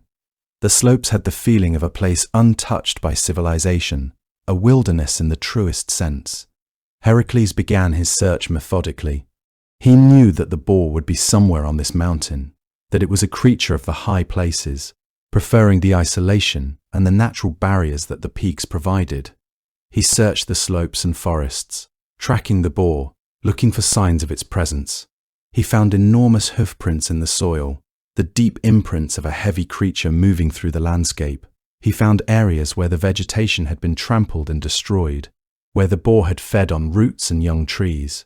He found evidence of its kills, the remains of creatures that had encountered the boar and had not survived the encounter. As Heracles tracked the creature higher and higher up the slopes of Mount Erymanthos, the air grew colder and snow began to fall in increasing amounts. The seasons seemed to shift as he climbed, the warmth of the lower elevations giving way to the bitter cold of the heights. His breath came out in visible clouds. His fingers and toes began to ache with cold, though his superhuman constitution allowed him to endure what would have killed ordinary men. Eventually, He came upon the creature in a dense thicket near a rocky outcropping. The boar was enormous, even larger than Heracles had imagined from tracking its footprints. Its massive body was covered in thick fur and those terrible tusks. The creature seemed almost unreal in its size and power, a beast that belonged to an older, wilder age of the world. The boar turned to face him, becoming aware of Heracles' presence. Its eyes gleamed, burning with rage and intelligence. For a long moment, man and beast regarded each other across the short distance that separated them. There was an understanding that passed between them, a recognition that one of them might not survive this encounter. Then the boar charged. The creature moved with surprising speed for something so large and heavy. Its tusks were leveled toward Heracles, ready to gore and rip. Heracles did not meet the charge head-on. Instead, in a moment of inspiration born from the conditions around him and the geography of the mountain, he made a decision. He began to run upward, moving higher and higher toward the snow-covered peaks that rose above him. The boar, driven by rage and a need to eliminate the threat, followed. The pursuit began in earnest, a race between man and beast ascending toward the heights. Heracles ran swiftly, his muscles burning with effort, his breath coming in visible clouds in the cold mountain air. The boar pressed after him, its powerful legs driving it forward, unable to resist the chase. Driven forward by its own ferocity and the need to protect its territory. As Heracles climbed higher and higher, the snow became deeper. What had been a thin layer at lower elevations gradually thickened as he ascended. The snow crunched beneath his feet, and soon it reached to his ankles, then to his shins. His feet found purchase on the frozen ground beneath the snow, and his powerful legs adapted to the extreme conditions, pushing through the resistance with determination. But the boar, despite its tremendous strength, was not built for traversing such terrain as this. The creature was designed for forest and meadow, for rough ground and steep slopes where its weight and power could be effectively employed. In the deep snow, those advantages became liabilities. The boar's heavy body sank deeper and deeper into the snow with each step it took. The snow that had seemed insignificant at lower elevations became an increasingly serious obstacle, then a barrier that the boar could not overcome. The creature continued to chase Heracles, driven by rage, but the effort of moving through the snow exhausted it in ways that nothing else had. Eventually, Heracles reached the snow-covered peaks, and the boar found itself stuck, its massive body sinking into drifts of snow so deep that it could barely move. The creature tried to advance further, but its legs were mired in the white powder. It struggled and thrashed, desperate to free itself, its tusks lashing out at empty air, its snorts and bellows echoing across the mountain. But the snow held it firmly in place, an invisible cage created by the natural environment. Heracles had used his intelligence to turn the mountain itself into a trap, to use the very conditions of that place against the creature's own strength and ferocity. With the boar now immobilized, Heracles approached carefully. He was still aware of the creature's dangerous tusks and the fury that burned in its eyes. The boar was still dangerous, even in its helpless state, still capable of doing serious harm if Heracles made a mistake, but the animal was trapped, unable to mount an effective defense or attack from its position in the snow. Heracles moved with the confidence born of experience, the confidence of a hero who had faced many dangers and had survived them all. Heracles bound the creature with heavy chains, wrapping them around the boar's thick body, securing them tightly enough that even if the snow were to melt or the creature were to find renewed strength, the beast could not escape. The chains were strong enough to hold a bull, and they were more than sufficient to restrain this boar. Once the boar was thoroughly restrained and secured, Heracles faced a new challenge. The descent from the mountain was going to be difficult. He could not simply let the boar go, and carrying it down would require tremendous effort. But Heracles had come this far, and he was not a man to abandon a labor half completed. He began the long, arduous journey down the mountain, moving carefully on the icy slopes, bearing the immobilized creature with him. The boar, despite being bound and chained, still struggled, still fought, still tried to break free. But its efforts were futile. The descent was arduous in the extreme. The boar, though bound and chained, still struggled and bucked against its restraints. Its weight was tremendous, and Heracles bore it not easily, but with the determination of one who knows he must complete his task. The mountain path was treacherous with ice and snow, each step a potential disaster. One misstep could send Heracles tumbling down the slope, could result in serious injury to himself and damage to the boar. Heracles had to use all his strength and concentration to keep his footing while managing the captive animal. His muscles screamed with effort, burning and aching in ways that even his superhuman frame found challenging. Blood ran down his sides and back where the boar's tusks and hooves had struck him as it thrashed in its bonds, awing deep wounds that would leave prominent scars on his body. The boar had not surrendered, had not accepted its capture. Every moment of the journey was a fight, a battle between hero and beast that never quite ended. The journey back to Tiryns seemed to take forever, the days blending together into a blur of effort and pain. When Heracles finally arrived at the city gates, he was exhausted in a way he had not been exhausted before. He was bleeding from numerous wounds. His body was battered and bruised, marked by the ordeal he had endured. But the boar was alive, intact, and absolutely secured by the heavy chains. Heracles presented the creature to Eurystheus, standing before the king with the boar secured on a platform, completing his fourth labor.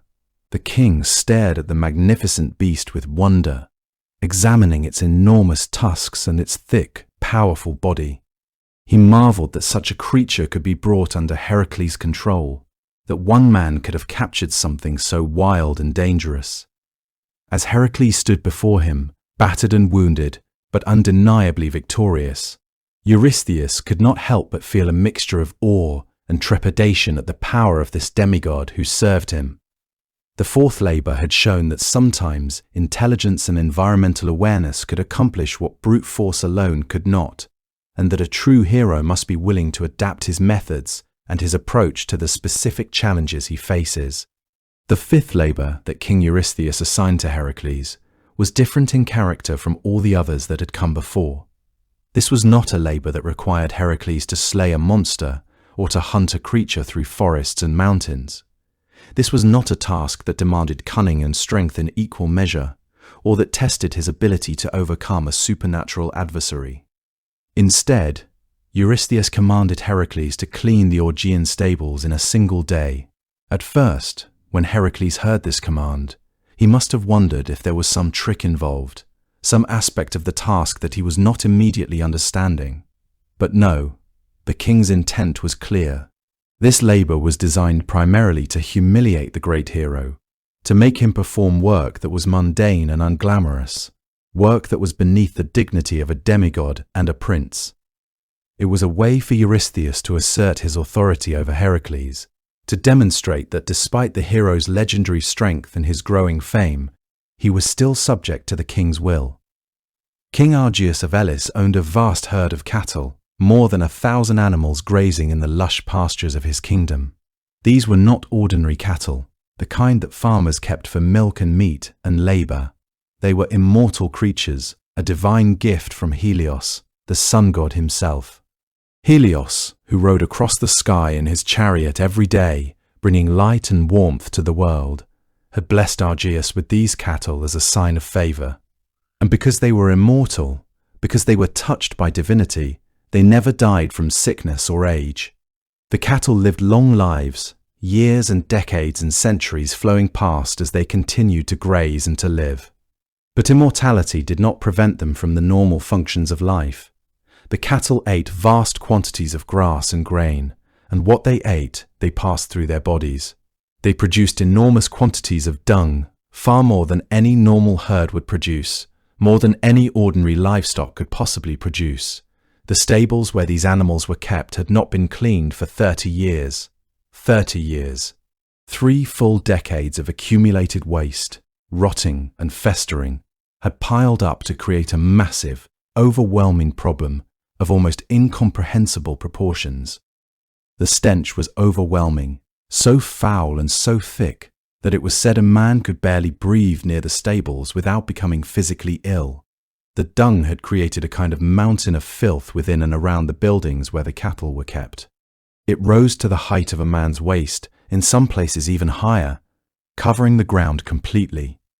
The buildings themselves had become barely functional, serving more as crude shelters than as proper stables.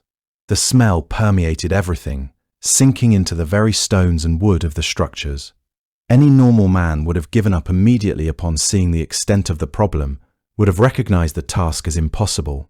How could anyone clean 30 years of accumulated dung in a single day? The amount of material involved was staggering. Even a team of men working continuously for months would have struggled to complete such a task. But Eurystheus had given Heracles a single day, as if to mock him, as if to set him a task that was not merely difficult but genuinely impossible. Heracles arrived at the stables of King Augeas and began to assess the situation carefully. He walked around the massive buildings, examining the extent of the work that lay before him. The scale was indeed overwhelming. Mountains of dung covered the ground, and the smell was so thick that it seemed almost physical, something that could be grasped and removed like a tangible object. The filth had hardened and crusted in some places, had turned to a kind of mud in others.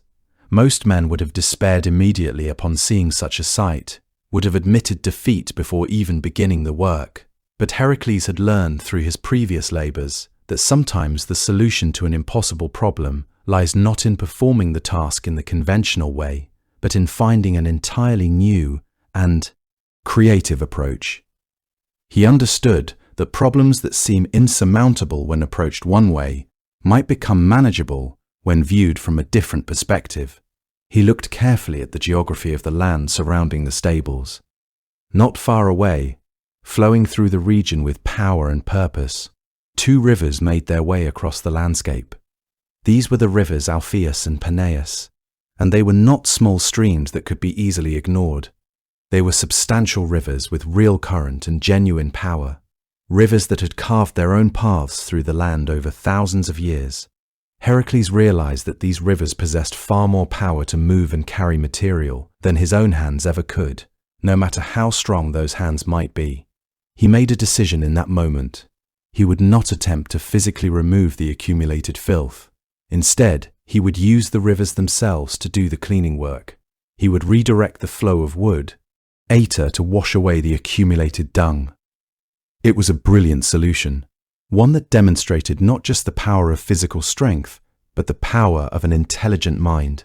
Heracles worked with tremendous determination and focus, using his legendary strength to dig channels and to manipulate the existing courses of the rivers. He created new pathways for the water to follow. He constructed barriers and redirects. He diverted the waters of the Alpheus and Peneus, directing them to flow directly through the stables and surrounding areas.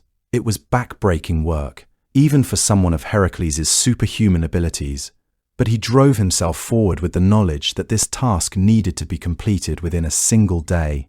As the water flowed into the stables for the first time in 3 decades, something remarkable began to happen. The rushing water began to do what Heracles could never accomplish through manual labor alone, no matter how strong he was or how long he worked.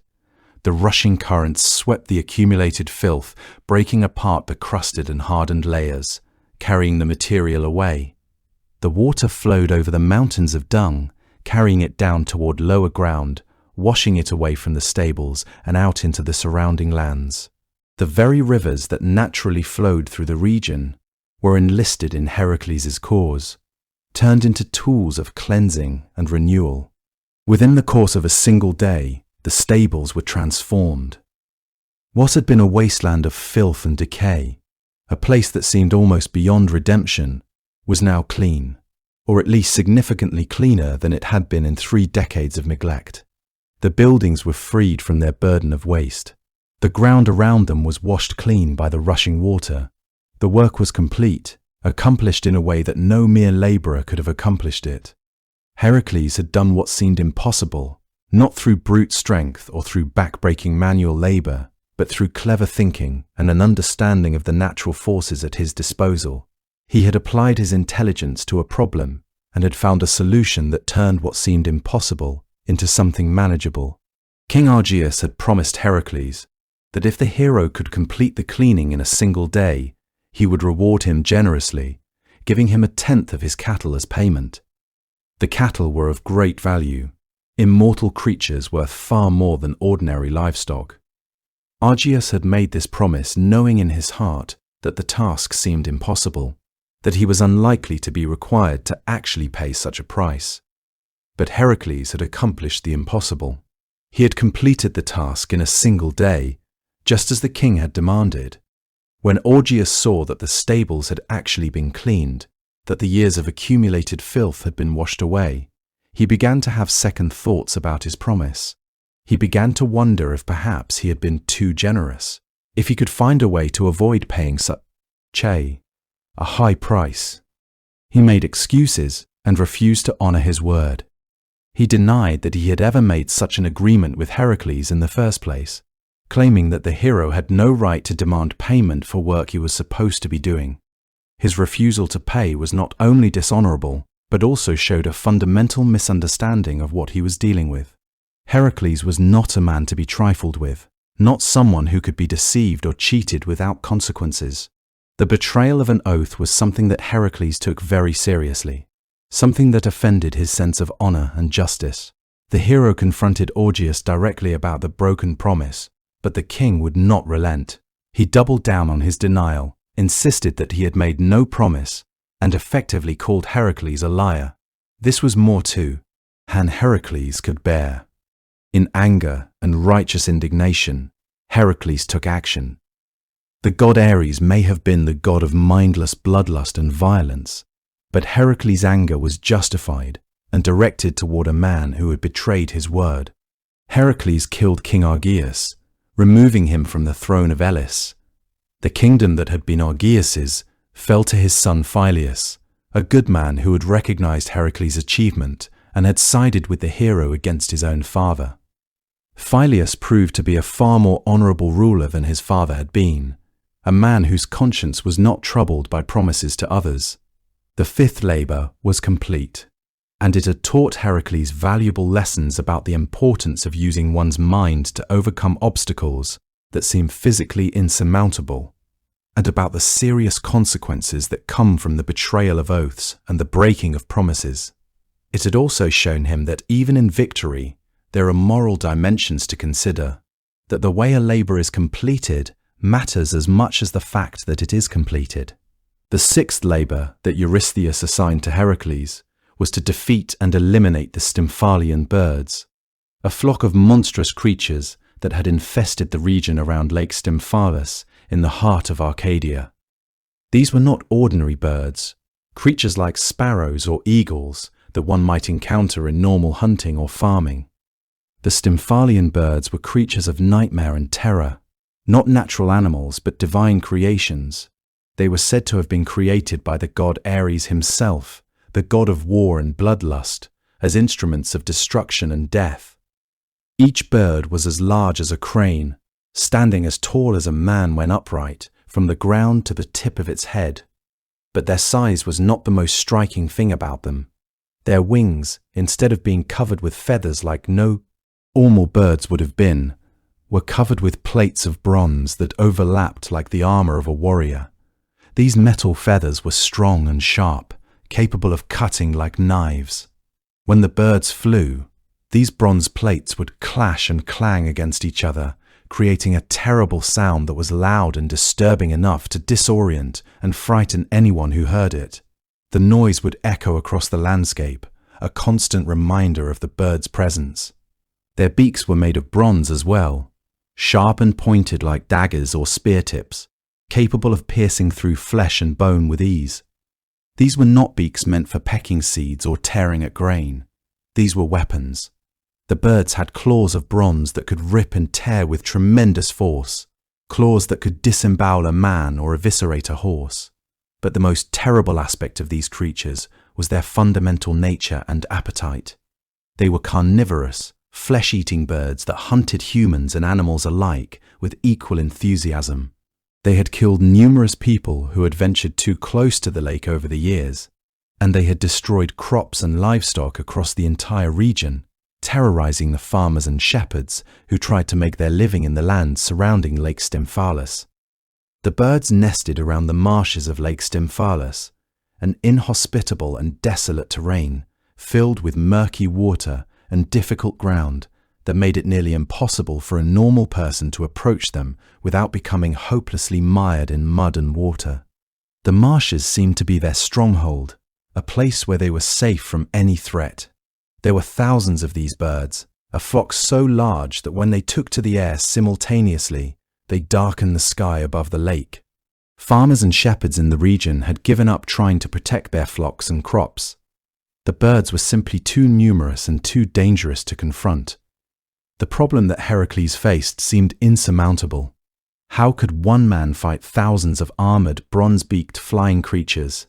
How could he approach them in their marshland stronghold without becoming stuck in the mud and mire himself? Even the great Heracles, with all his legendary strength, seemed to face a task that was genuinely impossible, a problem that had no obvious solution. But as he had learned through his previous labors, Heracles was not truly alone in his challenges. He had divine allies who took an interest in his success. When the hero arrived at Lake Stymphalis to begin this labor, he received divine assistance from an unexpected quarter. The goddess Athena, his half-sister and one of his most steadfast divine supporters, appeared to him with a gift. She understood that this problem could not be solved through strength or martial prowess alone. Instead, it would require cunning and the use of a tool that worked in harmony with the very nature of these creatures. Athena presented Heracles with a pair of bronze crotala, magical castanets, or rattles crafted by Hephaestus himself, the god of the forge and the maker of all divine weapons and tools. These were not simple musical instruments designed merely to entertain. They were tools of power, capable of producing a sound so loud and so terrible that it would startle and disorient any creature that heard it, particularly creatures sensitive to noise and disruption.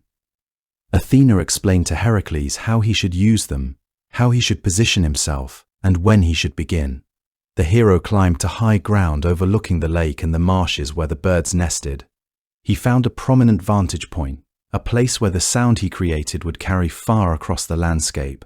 He stood on this elevated ground and began to use the crotala as Athena had instructed, shaking them together with deliberate intensity to create an enormous deafening noise that echoed across the landscape and seemed to resound from the very hills themselves. The sound produced by the bronze castanets was unlike anything the birds had ever experienced. It was loud and chaotic, harsh and disturbing, a sound that seemed to assault their senses and disorient them completely. The Stymphalian birds, startled and confused by the unbearable noise, panicked. Their natural flight instinct overwhelmed any other consideration. The thousands of Stymphalian birds took to the air simultaneously, bursting from their nests in the marshes, leaping from the ground and water where they had been resting. The sky above the lake was suddenly filled with bronze wings and glinting metal plates, a terrible and beautiful sight, the sunlight flashing off their metallic plumage as they flew. As the birds became airborne and flew away from their nesting places, trying to escape the overwhelming sound, Heracles was ready. He had positioned himself precisely for this moment. He had his bow and his arrows, the same arrows he had poisoned with the venom of the Lernaean hydra in his second labor all those months before. The poison had lost none of its potency in the intervening time. As the birds flew past him, disoriented and scattered, their flight patterns chaotic and unpredictable, Heracles began to shoot. Arrow after arrow flew from his bow with remarkable accuracy, each one finding its mark with precision despite the bird's movement and the chaos of their flight. Each arrow struck down a bird, and the hydra's venom ensured that the wound was fatal. The poison would cause death within moments, leaving no chance for recovery or survival. The birds fell from the sky like a terrible rain, their bronze bodies clattering as they hit the ground or the water below. The slaughter continued for hours as Heracles worked without rest or hesitation. He did not falter. He did not miss. Arrow after arrow found its target until all the birds had either been killed by his arrows or had fled far away from the region, escaping to distant lands never to return to the area around Lake Stymphalis. The great flock that had terrorized the area and the people who lived there for so long was destroyed or scattered. The countryside was finally free from the threat of the bronze-winged predators. Heracles gathered the bodies of the slain birds and brought them to Eurystheus as proof of his success. The king examined the trophies with amazement, running his fingers over the perfect metallic feathers and examining the terrible bronze beaks of these monstrous creatures. The sixth labor demonstrated that Heracles had learned something important and valuable over the course of his many adventures. He had learned that sometimes the key to solving an impossible problem was to accept help from others, to be willing to acknowledge that he did not have all the answers within himself, and to use the gifts and wisdom that the gods could provide. He had also learned that understanding an enemy's weaknesses, in this case the bird's acute sensitivity to sound and their instinctive flight response to overwhelming noise, could be just as important as raw combat ability. Strength without intelligence is mere brutality, but intelligence combined with strength creates true heroism. The first 6 labors had brought Heracles to the halfway point of his great redemption. He had proven himself capable of completing impossible tasks, of using both strength and intelligence in creative combinations, of accepting help when it was needed, and of learning important lessons from each challenge he faced. The second 6 labors would take him beyond the borders of Greece itself, into lands both wondrous and terrible, where his reputation would grow even greater and his deeds would become the stuff of legend that would be told for thousands of years. Having completed 6 labors and proven himself capable of overcoming challenges that would have destroyed ordinary men, Heracles now stood on the threshold of new trials, labors that would take him beyond the boundaries of the lands he knew. The 7th labor that Eurystheus assigned to Heracles took the hero far from the mainland of Greece, across the waters to the island of Crete, an island that was home to a more ancient and exotic civilization than the Greek mainland. The king commanded Heracles to capture the Cretan bull, a creature that was said to be the father of the Minotaur, that terrible hybrid of man and beast that had terrorized Athens for generations. The bull itself was not a normal animal, though it had once been. Long ago, the god Poseidon had sent this bull to the island as a means of punishment against King Minos for failing to sacrifice it as he had promised. According to some versions of the story, Minos had been given the bull as a gift, had been told to sacrifice it back to Poseidon as an offering of gratitude. But Minos had been so overcome by the beauty and power of the creature that he could not bring himself to go through with the sacrifice. He kept the bull instead, breaking his promise to the god. Poseidon, enraged at this betrayal, had placed a curse upon the creature, making it wild and dangerous and impossible to control.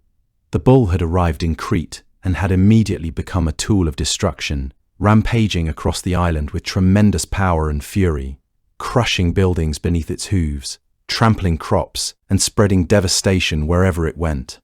The creature was immense, with a body that rippled with muscle beneath its hide, with horns that could pierce through stone, and with a temperament that was violent and unpredictable. It had fathered the Minotaur through supernatural means, a crime that had brought disgrace upon the royal house of Minos. The bull had become a curse, a living reminder of broken promises and divine retribution, and it continued to plague the island for years. Heracles travelled to Crete to undertake this labor, knowing that he would need to approach King Minos diplomatically, with wisdom rather than violence.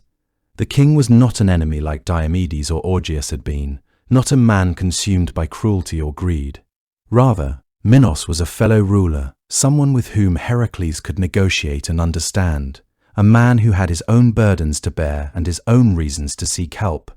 When Heracles arrived at the court of Minos and explained his mission, told the king about the labors that had been assigned to him and his need to capture the bull, the king was surprisingly cooperative and even eager to help. Minos had no love for the bull, had suffered greatly from its presence on his island for years, watching his people live in fear, watching his countryside be destroyed by the rampaging creature, and had no objection to someone removing the creature from his lands. In fact, the king was deeply relieved that someone was finally willing to take this burden from him, to remove the curse that had plagued his people and his kingdom for so long. Minos granted Heracles permission to pursue the bull, and, in some versions of the story, even provided him with advice and assistance in locating the creature's current position on the island, sharing the knowledge that had been accumulated over years of dealing with the beast. The king may have even provided supplies or companions to help Heracles in his quest, understanding that this was an opportunity to finally be freed from the curse that Poseidon had placed upon him. The bull roamed the plains and wild regions of Crete, a land of rolling hills and rocky plateaus, of cedar forests and olive groves, of rivers that ran clear and cold from the mountains. Heracles set about tracking it with the same methodical approach he had used to hunt the Erymanthian boar, moving carefully across the landscape, observing and learning from every sign that the creature left behind. The creature was fast and powerful, with the ability to cover great distances in a short time, able to move across the terrain with a grace and agility that seemed impossible for something so large and so heavy. But Heracles was persistent and determined, driven by his need to complete this labor and to move closer to his ultimate redemption. He followed the signs of the bull's passage, the trampled vegetation that had been crushed beneath hooves, the deep hoofprints in soft earth that marked the creature's path, the scattered debris where the creature had fed or rested, the dung and the damage that marked its progress across the land. Unlike the boar, which required the snow and the mountain to trap it, the Cretan bull could not be easily immobilized by environmental factors. The plains of Crete offered the bull plenty of open space in which to run, and it used that space to the fullest, fleeing across meadows and over rocky outcrops, always moving forward, always seeking to escape from the pursuing hero. Heracles pursued the creature across the island, through meadows and across rocky terrain, following its trail and gradually wearing the animal down through the sheer force of his will and his determination. The chase lasted for some considerable time, days and perhaps weeks of relentless pursuit. The two of them locked in a contest of endurance and will. The hero and the beast, man's determination against the animal's instinct for survival. But eventually, through sheer persistence and the application of his tremendous strength, Heracles managed to corner the bull and subdue it. Some versions say he wrestled it to the ground as he had done with the Nemean lion, throwing his arms around the creature's neck and holding on as the bull bucked and thrashed, using his strength to overcome the creature's power. Others suggest he used his intelligence to somehow trick the creature into a position where it could be captured, perhaps driving it into a canyon or a dead-end, and from which escape was impossible, using the landscape itself as a tool against the creature. Once Heracles had the bull under his control, secured with heavy chains and ropes, he faced an entirely new challenge. He needed to transport this enormous creature back to Greece, back across the sea to the mainland where Eurystheus awaited the beast. The creature was far too large and dangerous to keep on ordinary vessels designed for human cargo. The animal was massive, weighed several thousand pounds, and possessed the strength of dozens of normal bulls combined. Yet Heracles needed to cross the sea, and he needed to bring the bull with him as proof of his success and as the fulfillment of his labor. In some versions of the myth, Heracles rode the bull across the sea as if it were a living ship, gripping its horns and holding on as the creature somehow made its way across the water. Bull's supernatural nature, its connection to the god Poseidon, may have given it the ability to traverse water in ways that ordinary bulls could not. Poseidon was the god of the sea, after all, and perhaps the curse he had placed upon the bull included the ability to walk upon water, to move through the waves as if they were solid ground. In other versions, Heracles managed to secure the bull on a ship, though the journey was tumultuous and difficult, with the creature raging against its bonds throughout the voyage, bellowing and thrashing as the ship rocked and moved through the open waters. The journey would have been challenging and frightening for the sailors, but Heracles' presence and strength would have ensured that the vessel reached its destination safely. When Heracles returned to Greece and presented the Cretan bull to Eurystheus, the king was faced with a significant dilemma. He had no desire to keep such a dangerous creature, had no real use for it, and had no idea what to do with it. The bull was still wild and dangerous, still prone to outbursts of violence and rage, still a threat to anyone, or anything that came near it. In some versions of the story, Eurystheus attempted to sacrifice the bull to the goddess Hera as a gift of thanksgiving for the successful completion of another labor, hoping to win favor with the queen of the gods and perhaps to sway her affections away from her vendetta against Heracles. But Hera, still bearing her grudge against Heracles and everything connected to him, refused to accept the sacrifice. She wanted nothing to do with this creature that represented another of Heracles' impossible accomplishments. Hera saw the bull as evidence of her stepson's triumph and glory, and she would not accept any honor paid on his behalf, would not participate in celebrating his achievements in any way. Eurystheus, having no other use for the creature and unable to find any acceptable way to dispose of it, simply released it. The bull was set free somewhere in Greece, and it began to wander, eventually making its way to the region of Attica, near Athens.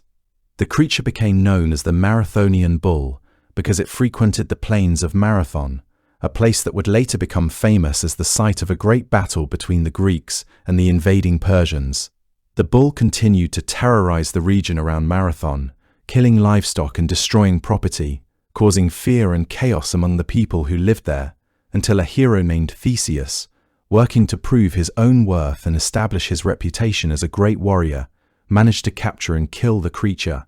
The Marathonian bull thus passed into legend, and even in its second life, after its release by Heracles, it continued to be a source of danger and adventure, a creature that remained a threat to civilized lands for years.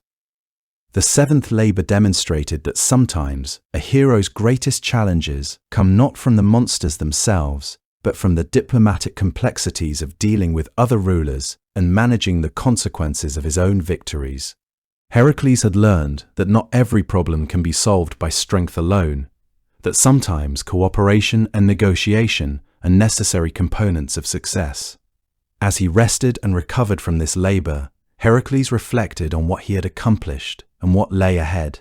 He had now completed 7 of his 12 labors, more than halfway through the trials that had been assigned to him.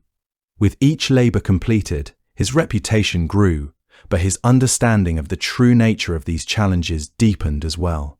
The 8th labor that Eurystheus assigned to Heracles required the hero to venture far to the north, into the region of Thrace, a wild and dangerous land filled with fierce warrior peoples, an untamed wilderness that was far removed from the civilized centers of Greek culture.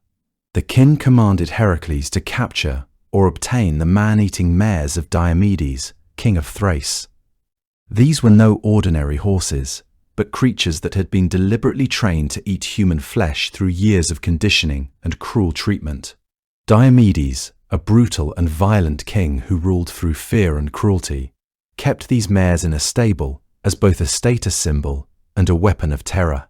They were a testament to his power and his willingness to employ methods that were cruel and inhuman, methods that violated the natural order of things and corrupted the innocent animals into instruments of death. The mares themselves were described as being spirited and wild, creatures that had been fed a diet of human meat and had developed a taste for it, had come to crave the flesh of humans in the way that normal horses might crave grain or fresh hay. They had become savage and dangerous, animals that would actively hunt and consume human beings if given the opportunity, that would grow frenzied and agitated at the mere scent of human blood or flesh. The mares represented something darker in Greek mythology, a kind of perversion of nature that resulted from human cruelty and the deliberate cultivation of evil. They were not monsters created by the gods, not creatures born of divine wrath or supernatural origins, but rather animals that had been corrupted by human wickedness, twisted from their natural gentle state into something monstrous and evil. King Diomedes had made them what they were through his own choices and his own deliberate actions, had taken innocent creatures and had transformed them through years of careful training into instruments of cannibalistic horror. This distinction was important because it meant that Heracles was not simply fighting against a natural or divine force, but against the consequences of human moral failure and human cruelty. The task of obtaining these mares was more ethically complex than some of the other labors had been. because it required Heracles to deal not just with the creatures themselves, but with the moral implications of what King Diomedes had done to them. Heracles journeyed to Thrace with the intention of capturing the mares. He was not alone in this labor, however. He traveled with several companions, including his companion Abderus, a young man who cared for the hero and accompanied him on many of his adventures, and who had become close to Heracles through shared experiences and genuine affection. Abderus had proven himself to be brave and loyal, and Heracles trusted him as he trusted few others. Heracles had to plan carefully, because Diomedes and his people would not simply hand over the mares without resistance. The mares were kept in a secure and heavily guarded stable, protected by the king's soldiers and by Diomedes himself, and any attempt to simply take them would result in immediate and violent combat. Heracles understood that this labor would require him to use cunning and deception as much as strength, to find a way to bypass the guards and escape with the creatures before Diomedes' army could catch up with him. Heracles and his companions managed to approach the stable under cover of darkness or through some other means of stealth and surprise. They moved carefully, silently, aware that discovery would mean immediate death or capture. They freed the mares from their enclosures, unlocking the gates and the chains that had held them confined, and began to drive them toward the sea, moving as quickly as they could. The mares, accustomed to captivity and to the presence of their handlers, initially followed the heroes without much resistance, though their natural wildness made them unpredictable and difficult to control.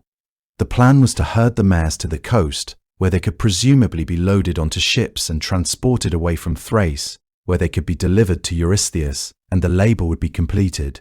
But King Diomedes and his soldiers discovered what was happening, discovered that their stables had been breached, and that the prized and dangerous mares had been stolen. The pursuit began immediately, with Diomedes himself leading his soldiers in chase of Heracles and his companions.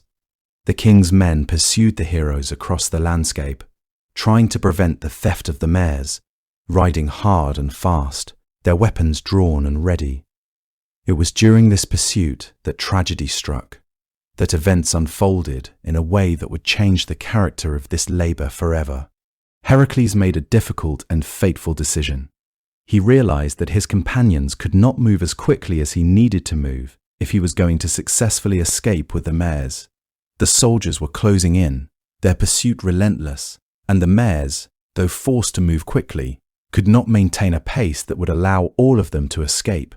He therefore left his companion Abderus to guard the mares while he himself turned to face the pursuing soldiers. This was a conscious choice to sacrifice the speed of the group for the sake of slowing down the pursuit, a decision made with full knowledge of the risks involved. Heracles hoped that by confronting the pursuers and fighting them off, he could buy time for the mares to be secured and for his companion to maintain control of them. It was a brave decision, made with the understanding that delay would be costly and that Abderus would be left vulnerable. But Heracles had not fully anticipated the consequences of his choice, had not considered what might happen if the mares were to become uncontrollable or dangerous. While Heracles was engaged in combat with the soldiers, dealing with the pursuit and the king's warriors, something terrible happened. The mares, left under Abderus' watch, managed to escape their temporary restraints or to overcome their young guardian. The man-eating creatures turned on Abderus, the one person who was supposed to be guarding them, and they consumed him. The mares, hungry for the flesh that they had been trained to crave, saw an opportunity and took it. In the moment when Abderus' attention wavered, or when circumstances allowed the mares to break free, they attacked him with a fury that spoke of their corrupted nature. By the time Heracles returned from defeating the pursuing soldiers and managed to recapture the mares, his companion was dead. Abderus had been eaten by the very creatures that Heracles had been trying to capture, destroyed by the consequences of human cruelty and animal savagery combined. The loss of Abderus weighed heavily on Heracles, adding an element of tragedy and sorrow to what might otherwise have been simply another successful labor. The death of his companion haunted him, made him question his decisions and his judgment, reminded him that his quest for redemption was costing others their lives. Heracles managed to finally secure the mares, to gain control over them once more, though the details of how he did so are not entirely clear in all versions of the myth.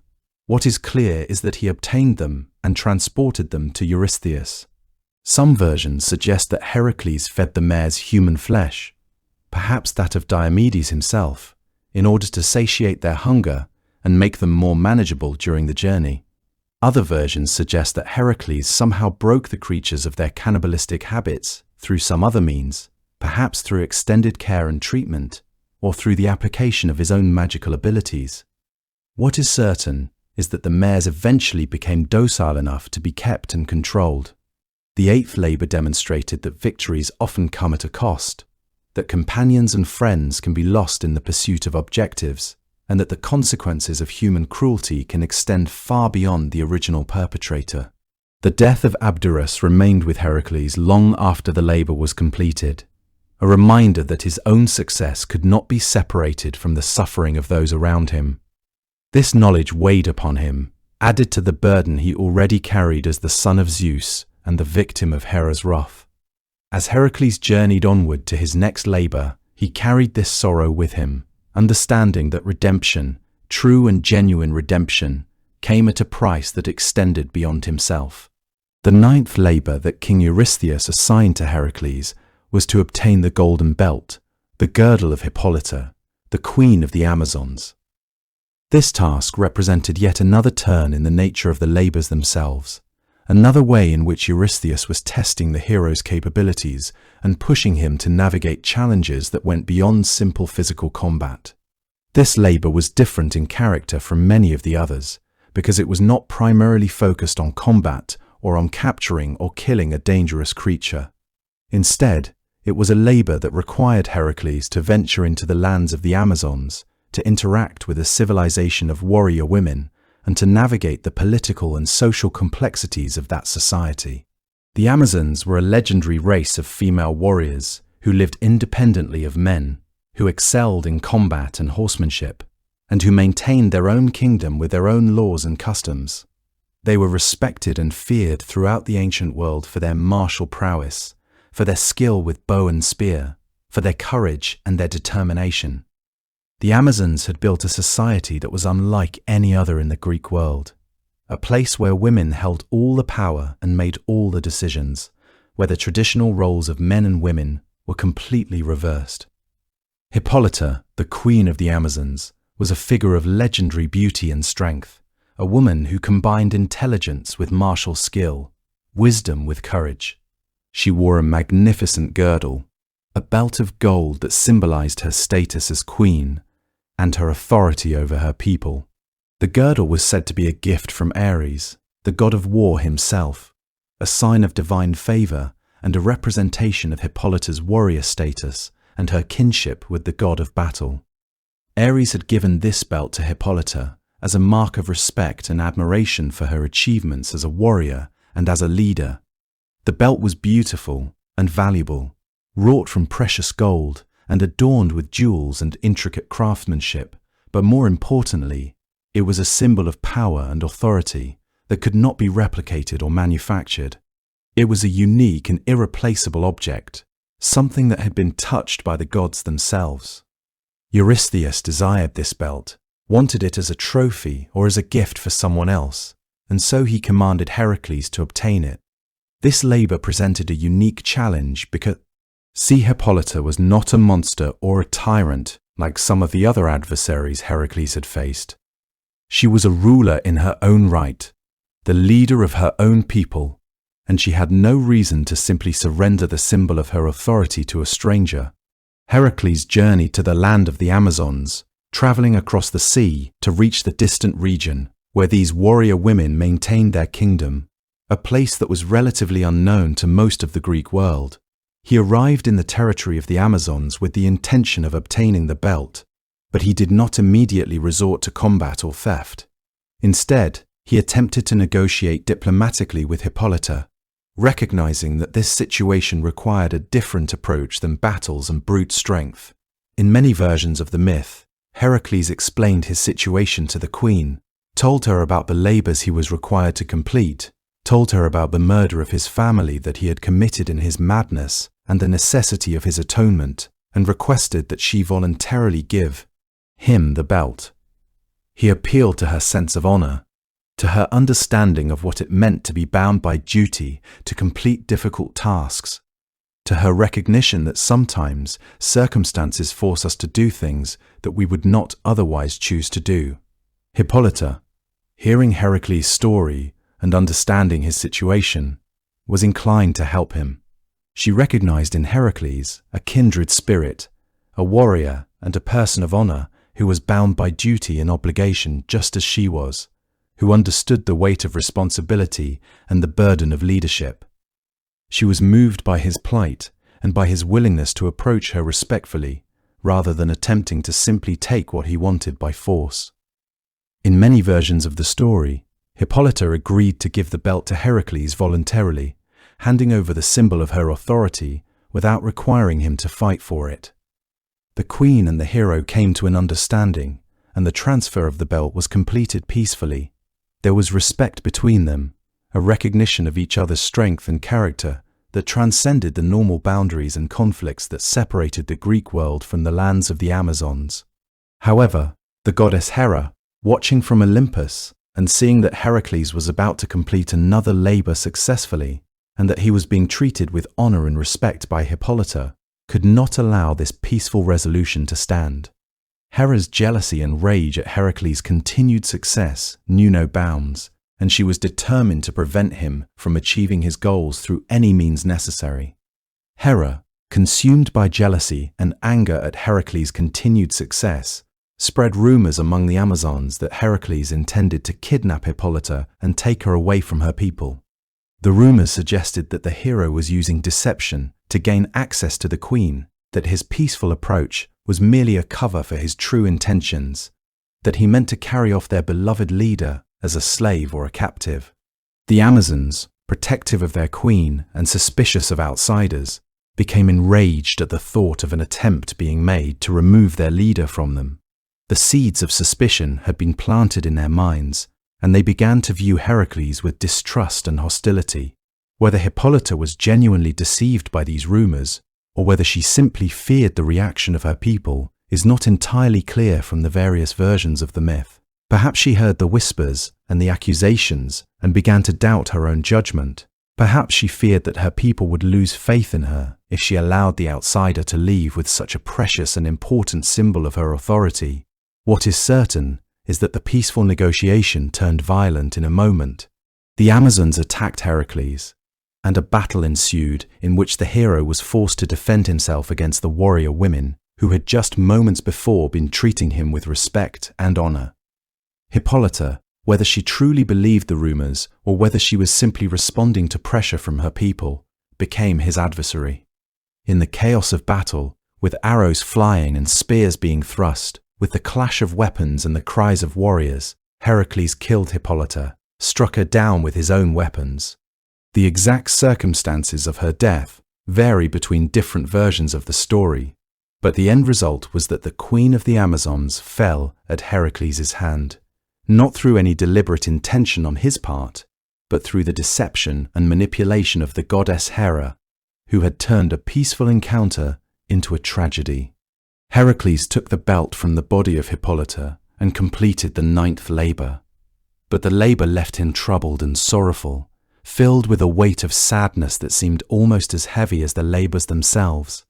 He had not wanted to kill the queen, had not intended to harm her, had been forced into violence by circumstances beyond his control and by the deliberate interference of the jealous goddess who hated him and everything associated with him. Heracles understood that Hera had orchestrated this tragedy, had deliberately caused the death of a woman he had respected, had turned what should have been a simple exchange into a bloodbath and a reminder of the goddess's power to manipulate events.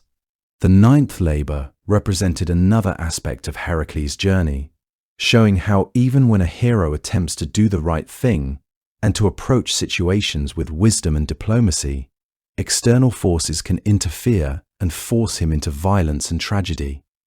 The labor demonstrated that good intentions are not always sufficient to prevent harmful outcomes, and that the gods themselves could manipulate events in ways that led to suffering and death, could use their own power to cause suffering to those they had decided to torment.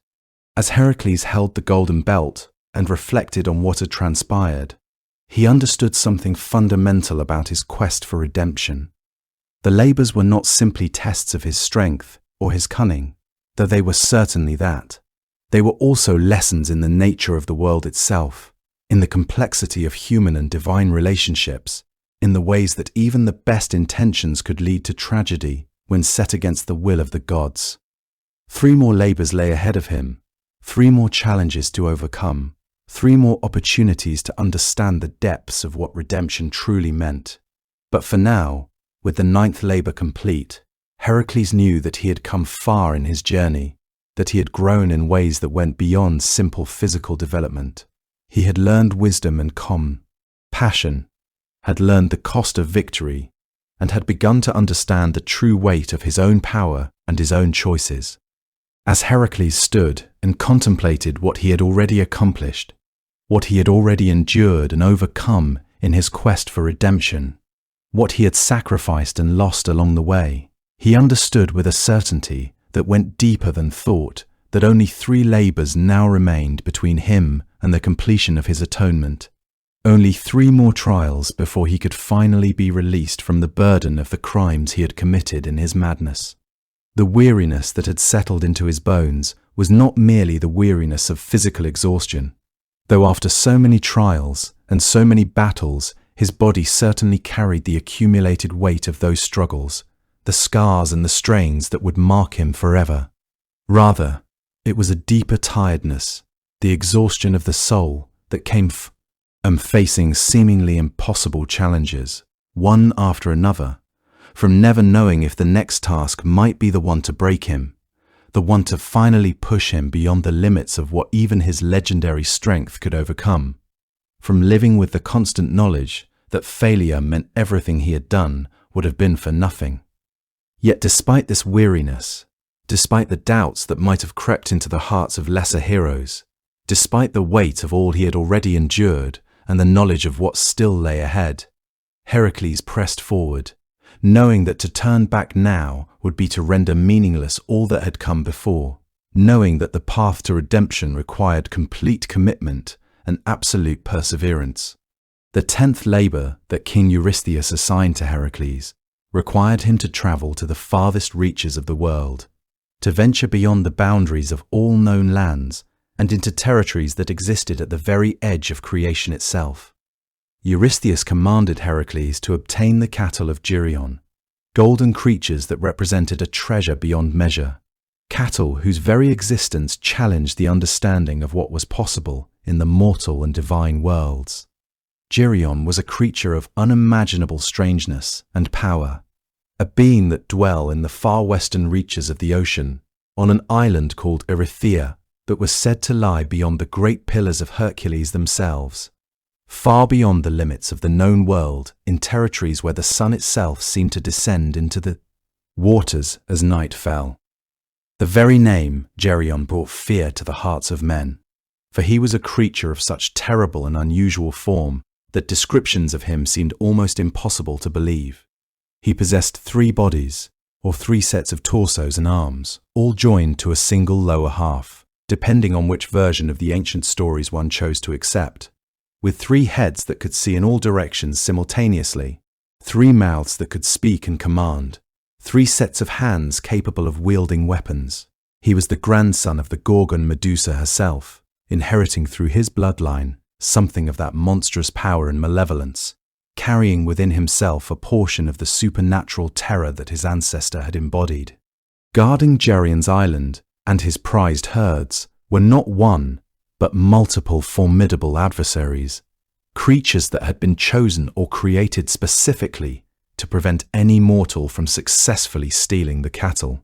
The first of these guardians was a 2-headed hound named Orthus, a beast created by the monster Echidna herself, a creature that stood nearly as tall as a man and whose savage hunger and violent temperament made it an opponent of tremendous danger.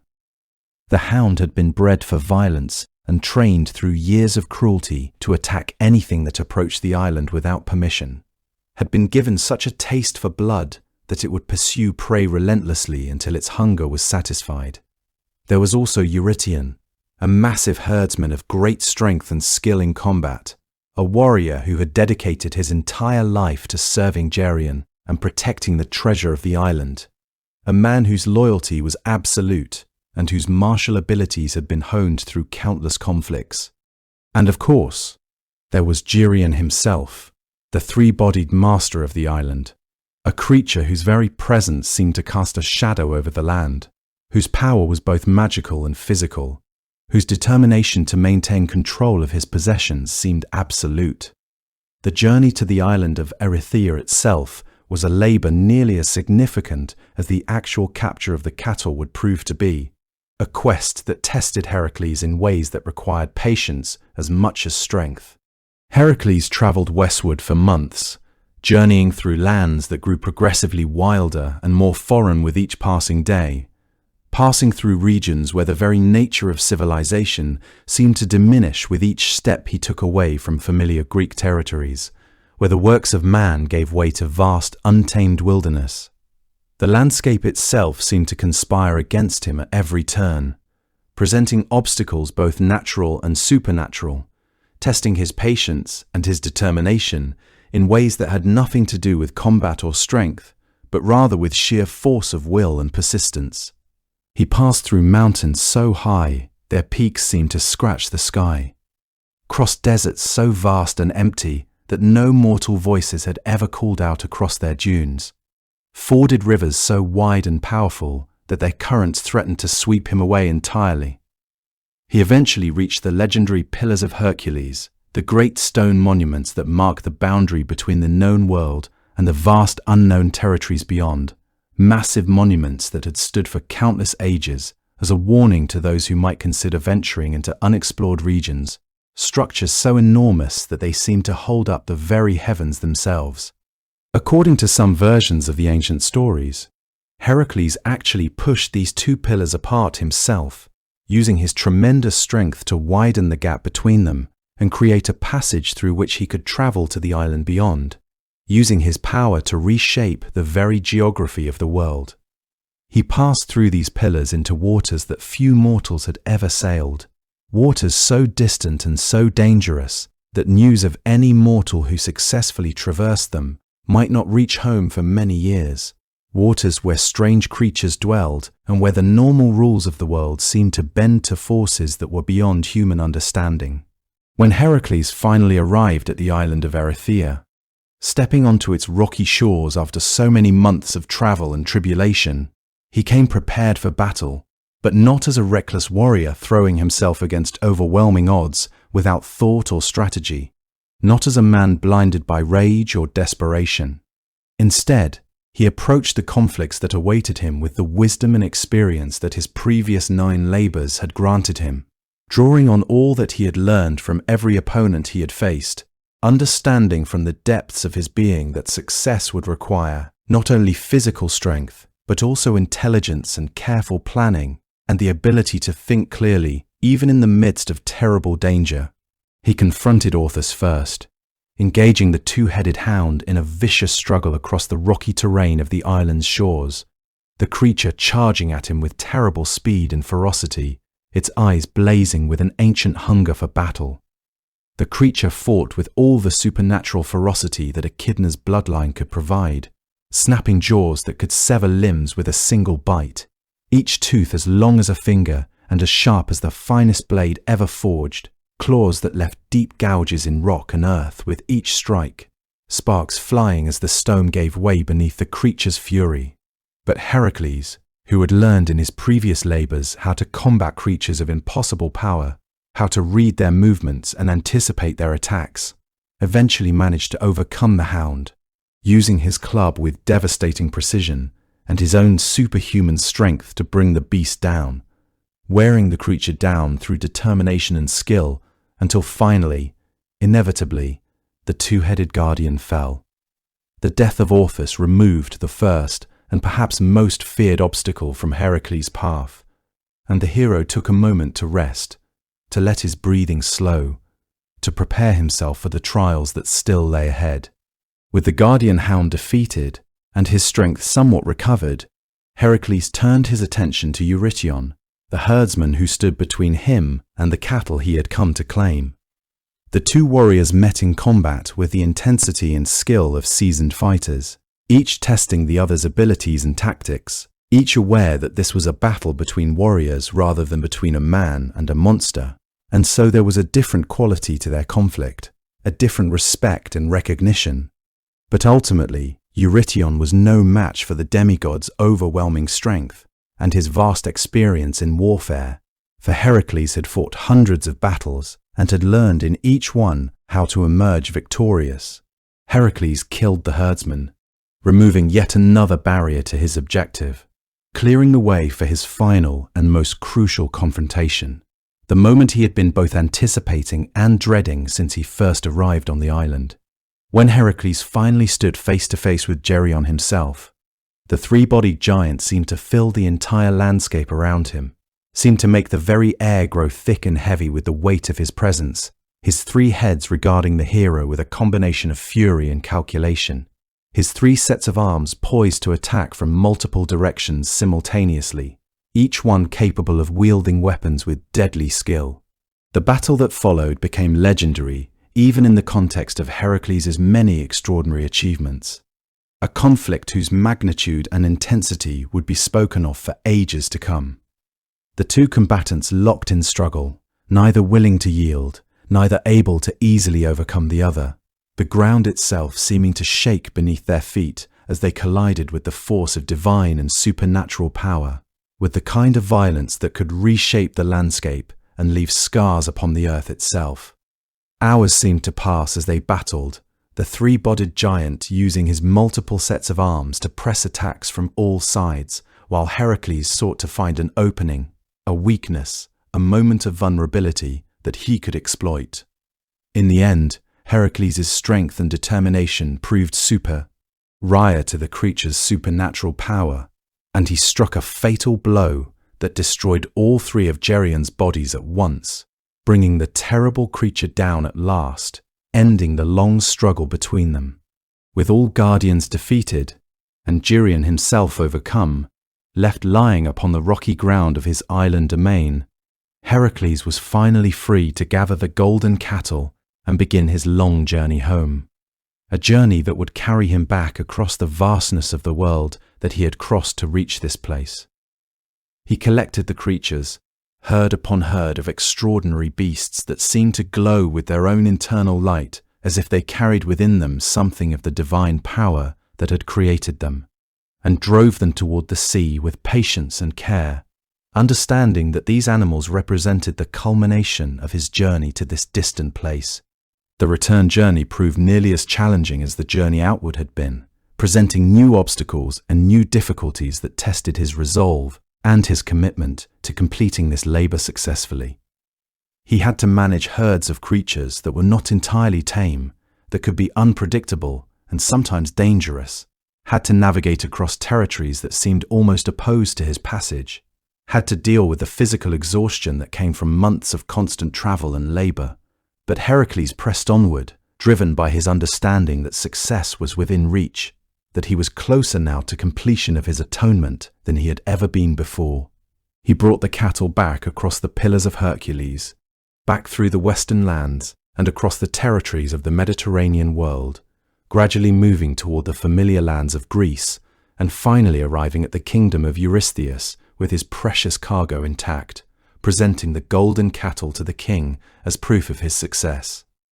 The 10th labor was complete, and Heracles could feel the weight of his journey lifting slightly from his shoulders, could sense that he was drawing closer to the redemption that had been promised to him.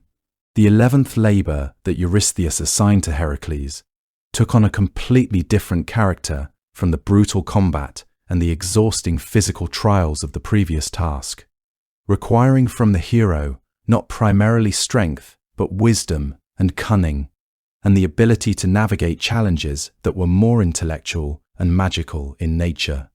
The king commanded Heracles to obtain the golden apples of the Hesperides, magical fruits that existed in a garden hidden at the very edge of the world, protected jealously by the nymphs who shared the apple's name, and who had been given the responsibility of guarding them since time immemorial. These were not ordinary apples that could be picked from any orchard in any mortal land, not simple fruits meant for sustenance or trade or nourishment in any conventional sense. Rather, they were objects of tremendous supernatural power, fruits that granted immortality and eternal youth to any being fortunate enough to consume them, treasures that had been sought by gods and heroes alike throughout the ages, objects of desire whose value could not be measured in ordinary terms. The apples grew in a garden that existed in a realm that was partially inaccessible to normal mortals and even to most gods, a place protected by magic and divine will that made it nearly impossible to locate, through normal means, a location that could not be reached through ordinary travel and exploration and simple determination. The Hesperides themselves, nymphs described in the ancient tales as possessing extraordinary beauty and grace, guarded the apples with fierce dedication and absolute commitment, having been charged with this responsibility since ancient times, since the very foundations of the world were laid, refusing absolutely to allow unauthorized access to the precious fruits that they had been entrusted to protect. The challenge of finding the garden itself proved nearly as difficult as any physical labor Heracles had previously faced, requiring him to search across lands and seas, to seek out beings who might possess knowledge of the garden's location, to piece together information in ways that were more akin to a puzzle than to a direct physical challenge. He had to seek information from various beings he encountered during his travels, piecing together clues from different sources, gradually building a map of information that would eventually reveal the location of this magical realm that seemed almost impossible to locate. He encountered the sea god Nereus, an ancient deity who possessed vast knowledge of the world's secrets, who had walked the waters since before recorded history, and through a combination of persistent questioning and physical coercion, through wrestling with the old god and refusing to let him escape until he had answered Heracles' questions, Heracles managed to extract information about the location of the Hesperides garden and the path that would lead him there. He learned that the garden existed in a realm somewhat separated from the normal world, protected by powerful magic that bent the very rules of nature and creation, guarded not only by the nymphs themselves, but also by forces and creatures that had been set there specifically to prevent unauthorized entry, to keep the precious apples safe from those who would seek to steal them. Some versions of the ancient tales suggest that Heracles found his way to the location where the Titan Atlas held the very sky itself upon his shoulders, the massive being who had been punished for his role in the war against the Olympian gods, and was condemned to hold the weight of the heavens for all eternity as his eternal punishment, to bear forever the burden that no other being in creation could carry. Heracles approached the Titan with a proposition that seemed almost impossible to imagine, an offer that would provide Atlas with a temporary respite from his unbearable burden, from the pain and the pressure that had been his constant companion for so many thousands of years.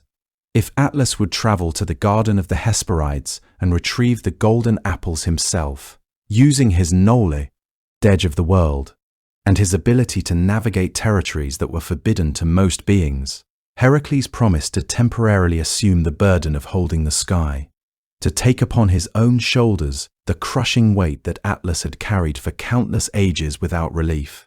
Atlas, desperate for even a brief moment of relief from his terrible punishment, his suffering made all the more acute by the knowledge that it would continue for eternity unless something changed, unless some miracle intervened in his fate, agreed to the arrangement, seeing in Heracles' offer a chance that would likely never come again. Heracles positioned himself beneath the sky and took the weight of the heavens upon his own shoulders in a moment that changed everything, feeling the tremendous pressure pressing down upon him with the force of creation itself, the almost unbearable burden that had crushed the spirits of so many lesser beings who had merely tried to imagine what such weight might feel like. He stood there, holding the sky above his head, his muscles straining to their utmost limits, enduring the physical and mental anguish of carrying such an impossible load. The sense of being slowly crushed beneath a weight that seemed to increase with every passing moment, while Atlas, freed at last from his burden, travelled to the garden of the Hesperides and bargained with, or convinced the nymphs to give him the apples that Heracles had sought. When Atlas eventually returned with the precious golden apples in his possession, glowing with their own inner light, Heracles expected with a certainty born of hope and experience that the Titan would simply resume his burden and allow the hero to complete his task and return home. But Atlas had tasted freedom for the first time in countless ages, had experienced what it meant to move freely beneath the open sky without the crushing weight of the entire world pressing down upon his shoulders every single moment. And he had discovered something in that brief experience of liberation that changed him fundamentally, and he had no intention whatsoever of returning to his eternal punishment. The Titan stood before Heracles and coolly informed the hero that he would not take back the burden of the sky, that he would instead leave Heracles to hold it while he walked away from the island and began a new life free from his ancient curse, free to roam the world as he wished.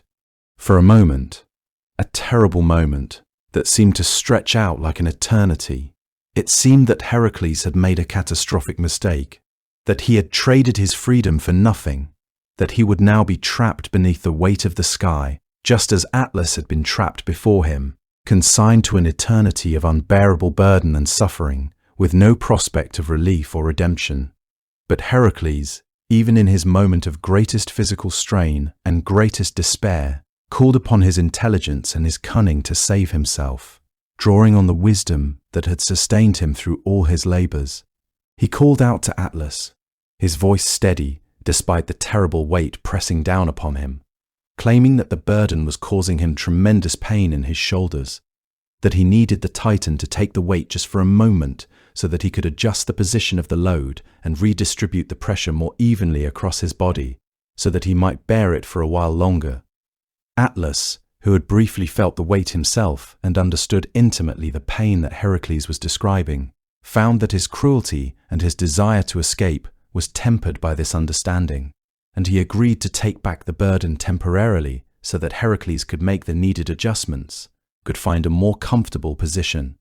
The moment that Atlas took the weight of the sky back onto his own shoulders, resuming the burden that he thought he had escaped forever, feeling the terrible pressure return to crush him once more, Heracles quickly stepped away and retrieved the golden apples that Atlas had dropped when he had taken the sky back from the hero's straining shoulders. The hero had used wisdom and cunning, rather than strength or violence, to overcome his most dangerous opponent, had demonstrated beyond any doubt that intelligence could be as valuable as any amount of brute physical power, that sometimes the greatest strength lay not in muscles, but in the ability to think clearly, even in the midst of despair. With the golden apples secured in his grasp, glowing softly in the fading light, Heracles began his journey back to Eurystheus' kingdom, presenting the fruits as proof of his success in completing the 11th labor, one of the most difficult trials of his entire quest. The 12th and final labor that King Eurystheus assigned to Heracles represented the ultimate test, the final barrier standing between the hero and the redemption and immortality that had been promised to him if he could complete all 12 tasks successfully. The king commanded Heracles to travel to the underworld itself, the realm of the dead that existed beneath the world of the living, in a place beyond the reach of mortal comprehension, and there to capture Cerberus, the three-headed hound that guarded the gates of Hades' domain with absolute loyalty and prevented the spirits of the dead from escaping and returning to the world of the living. This was perhaps the most terrifying task that any mortal, or even any immortal, had ever been asked to undertake, for it required entering the realm of death itself, crossing boundaries that were not meant to be crossed by living beings, boundaries maintained by forces far greater than any individual, confronting creatures and forces that existed in a realm where the normal rules of the living world held no power, where death itself was the ruling principle, and the fundamental law. The very idea of traveling to the underworld while still alive was considered impossible, blasphemous even, a violation of the natural order of the world and the proper division between the realm of the living and the realm of the dead. Cerberus was the offspring of the monster Echidna and the Titan Typhon, making it one of the most powerful creatures in existence, bred from the very essence of chaos and supernatural power, a being that was woven into the very fabric of the underworld itself, a creature that was essential to the functioning of Hades' domain, and that could not be permanently killed or destroyed without fundamentally destabilizing the entire realm and releasing all the spirits of the dead. The hound possessed 3 massive heads, each capable of independent thought and independent action, each possessing fangs like swords sharp enough to cut through stone, each capable of breathing fire or poison with supernatural intensity and breath that could burn like the fires of creation itself. The creature's body was enormous, easily large enough to crush men and beasts alike beneath its weight with a single movement, covered with thick fur that was described as being impervious to ordinary weapons, matted with the blood and remains of countless beings who had tried to pass through its domain without permission. Its loyalty to its master Hades was absolute and unshakable, forged through countless ages of serving in the underworld.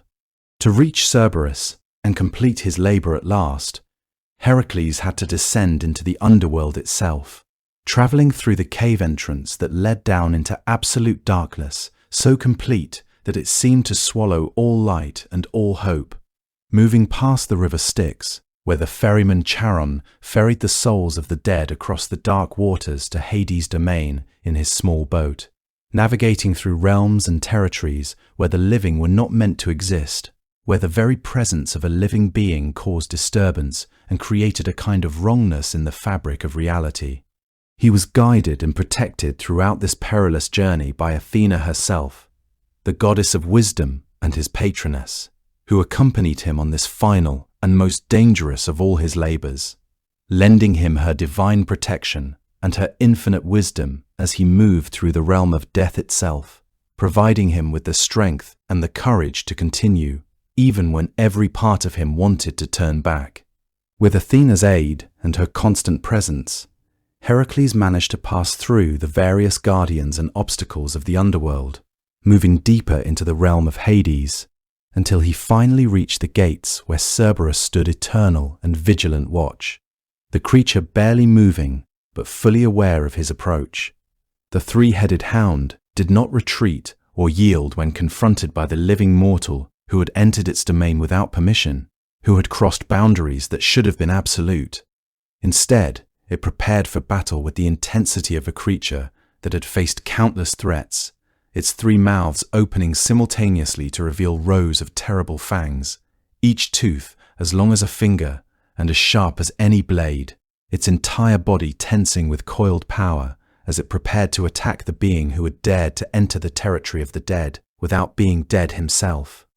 Heracles understood with absolute clarity that he could not simply kill Cerberus, for the rules of the underworld and Hades' own will prevented him from using violence in a way that would permanently harm the creature that were, as so fundamental to the functioning of the realm. That was part of the very structure of the underworld itself. Instead, Heracles approached the hound with his hands open and empty, showing that he came not to kill, but to subdue, not to destroy, but to restrain and control, moving with calm deliberation toward the creature.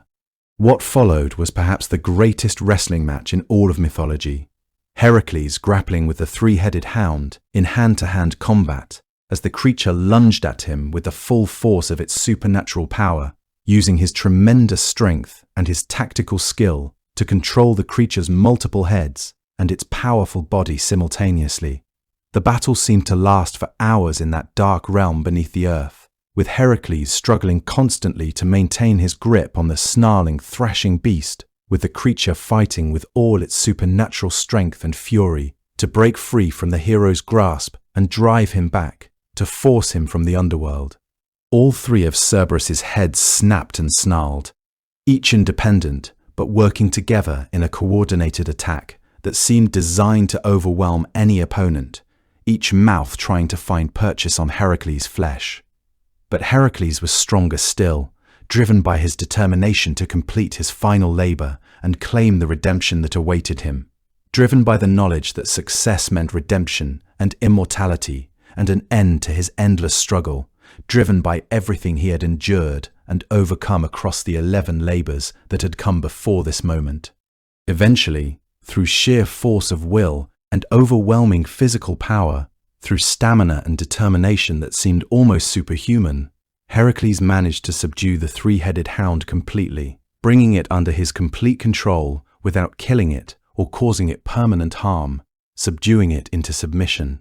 Heracles then faced the monumental task of bringing Cerberus back from the underworld, of transporting the three-headed hound through the darkness and the dangers of that terrible realm and back into the world of the living, where sunlight and air and the normal rules of existence held sway. With the creature finally under his control, subdued and bound, he began the journey back through the underworld, guided always by Athena's presence and her protection, moving back toward the world of the living and the daylight that seemed impossibly distant. The passage back was as challenging as the journey inward had been, with Cerberus struggling against the bonds that held it, with the underworld itself seeming to resist Heracles' departure with one of its eternal guardians. But eventually Heracles emerged from the cave entrance and brought Cerberus into daylight for the first time in the creature's eternal existence, presenting the three-headed hound to King Eurystheus as proof of the completion of his 12th and final labor, the ultimate achievement of his long and difficult journey. With all 12 labors now finally and completely accomplished, Heracles had at last earned his redemption, had paid the price that the gods had demanded for the crime of killing his own family in his madness-induced rage.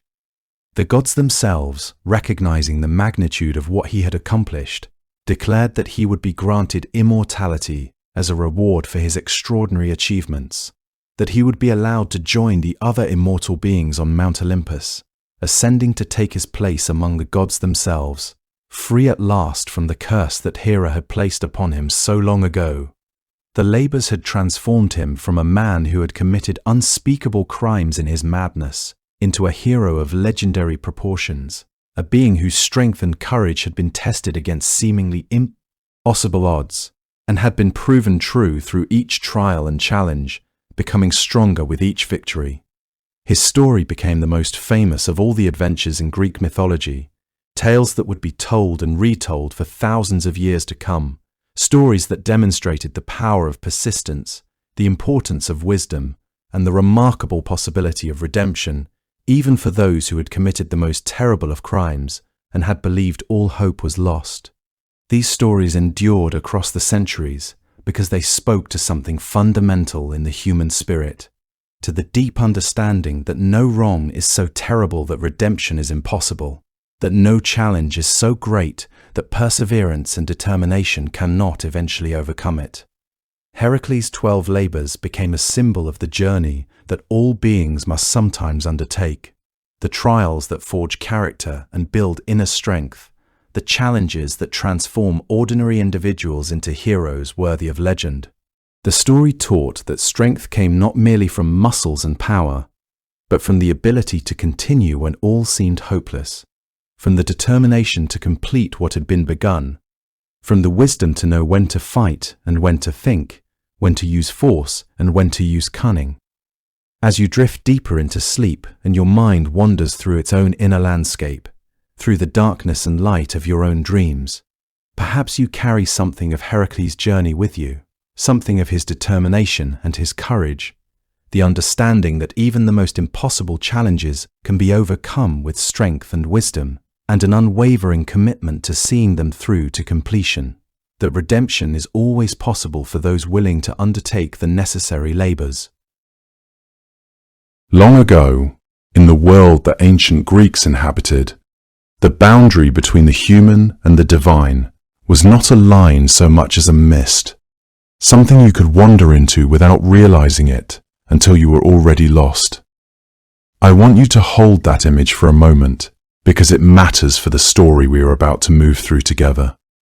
The gods of ancient Greece were not distant, sealed away in some remote heaven behind closed doors. They moved through markets and along shorelines and down the corridors of temples. They fell in love with mortal men and women. They grew jealous and competitive in ways that felt startlingly human.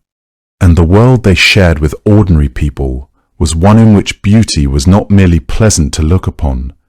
It was a force, something that carried real and sometimes terrible weight, especially if you happened to be a woman. In that world, to be beautiful was to be seen, and to be seen was to attract attention you had not necessarily invited. Poets wrote of lovely women the way they wrote of storms or floods, as natural phenomena that moved through the world and changed whatever they touched. Beauty could bring a woman favor and safety. It could also bring her into the awareness of beings far more powerful than herself, and that awareness was not always a kindness. The Greeks understood this duality without seeming to find it troubling, which is one of the things that makes their mythology so worth sitting quietly with, even now. There is an honesty in it that more comfortable stories tend to smooth over. It is inside this world that we find the beginnings of Medusa's story. Her origins, in the oldest written account we have, belong not to Athens or to any of the famous cities of the Greek world, but to something much older and stranger. The poet Hesiod, writing around the 8th century before the Common Era, places Medusa among the children of two primordial sea deities, Phorcys and Ceto. These were not gods in the Olympian sense, bright and anthropomorphic and concerned with human affairs.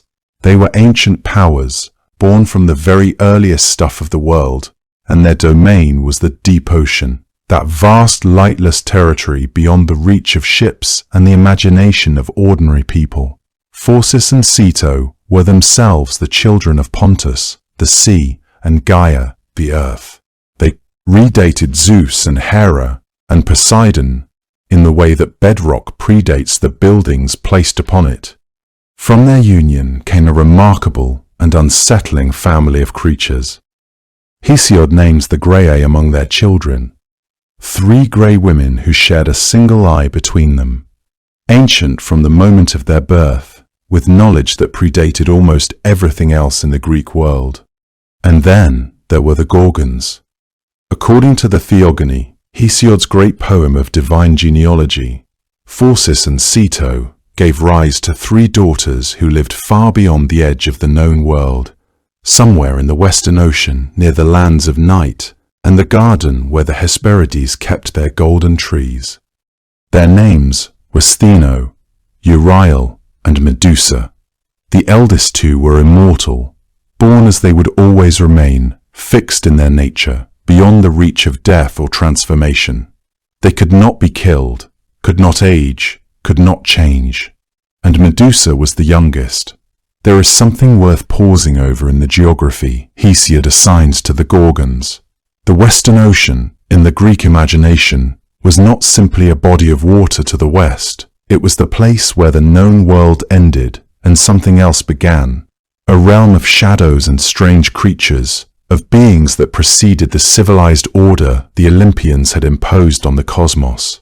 To live there was to exist at the margins of the world, far from the warmth of the Mediterranean sun and the structured life of the polis, the city-state. The Gorgons were not anomalies that had wandered into an otherwise ordered universe.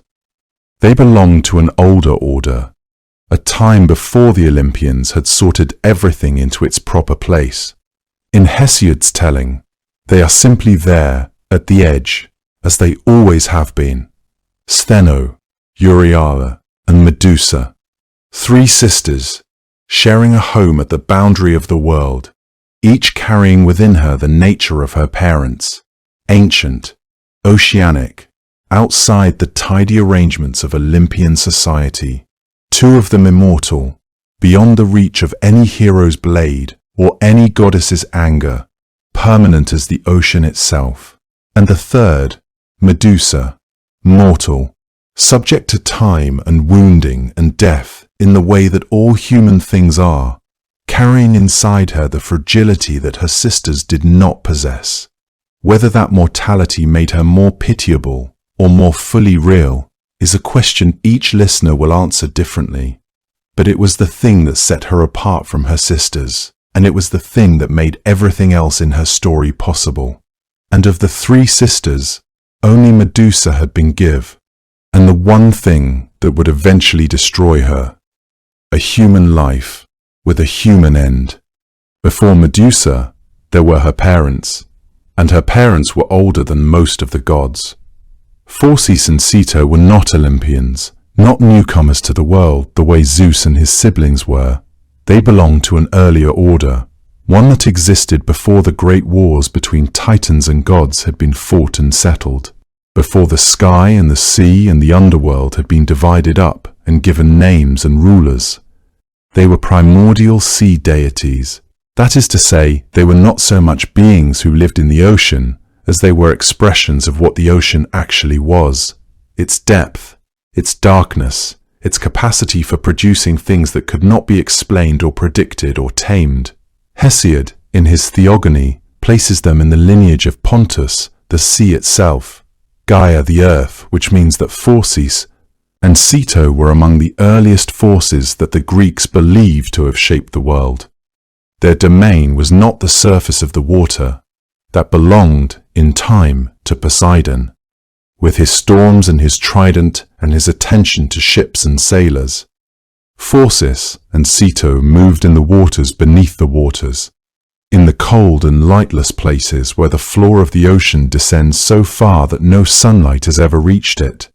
They were associated with the dangers hidden beneath the sea, with the creatures and the currents and the terrible, indifferent weight of the deep. When Greek sailors spoke of the unknown beneath them, they were, in a sense, speaking of the territory that Phorcys and Ceto had always claimed. The Greeks imagined the edges of the world as a place where the ocean curved inward and the land gave way to something stranger: the realm of night. The gardens of the Hesperides glowing faintly with their golden apples, the vast outer waters where strange creatures lived undisturbed by human knowledge or divine law.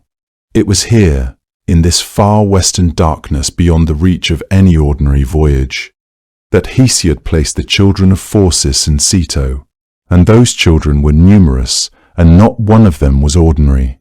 There were the Graeae, the grey ones, 3 sisters born already old, their hair the colour of ash from the moment of their birth, sharing a single eye and a single tooth between them, because even perception and sustenance for such beings did not need to follow the rules that governed the world closer to the centre. There was Echidna, half beautiful woman and half enormous serpent, who lived in a cave beneath the earth, and who would become the mother of some of the most fearsome creatures in all of Greek mythology: the Lernaean Hydra, the Chimera, the many-headed Orthrus. There was Ladon, the sleepless dragon who coiled himself around the tree of the golden apples in the very garden where, by some accounts, the young goddess Hera had been raised, which gives that peaceful place a darker border than it first appears to have. And there were the Gorgons, Stheno, Euryale, Medusa, 3 sisters who lived where the ocean met the lands of night, at the farthest possible remove from the cities and temples and tended fields that the Greeks thought of as civilizatis. The genealogy recorded by Hesiod was not merely a catalogue of names, but a framework for understanding how the Greeks conceptualized the invisible forces that shaped their world. Each creature represented a specific aspect of the primal powers, the shared perceptions of the grey, the transformative nature of Echidna, the eternal vigilance of Ladon. The specificity with which they were described suggests that the Greeks took their existence as seriously as they took the existence of the Olympians, even if the reality of these beings operated under entirely different rules. These were not vague mythological embellishments, but integral parts of how the ancient world made sense of itself. What all of these creatures share is a quality of ancientness that even the Olympian gods did not possess. Zeus was powerful, yes, the most powerful of all the gods by the time the Greeks were telling these stories. But Zeus had been born. Before he was born, there had been a world already full of beings like Phorcys and Ceto and their extraordinary children. The Olympians inherited a world that had already been shaped by older forces. Those forces did not simply disappear when the Titans were defeated and the gods divided up the sky and sea and underworld between them.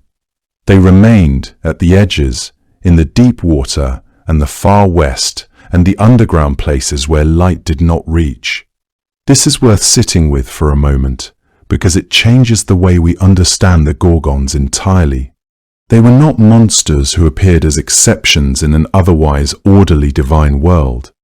They were part of a vast and ancient family of beings who had existed long before the Olympians arrived. Who represented the parts of the natural world that could not be organized or governed or fully understood? The Greeks who told these stories were building cities, constructing laws, establishing rituals and hierarchies and boundaries between the sacred and the profane, and at the edges of all of that order, they imagined something older and stranger still, pressing inward from the dark water and the distant horizon. Phorcys and Ceto were the embodiment of that old strangeness.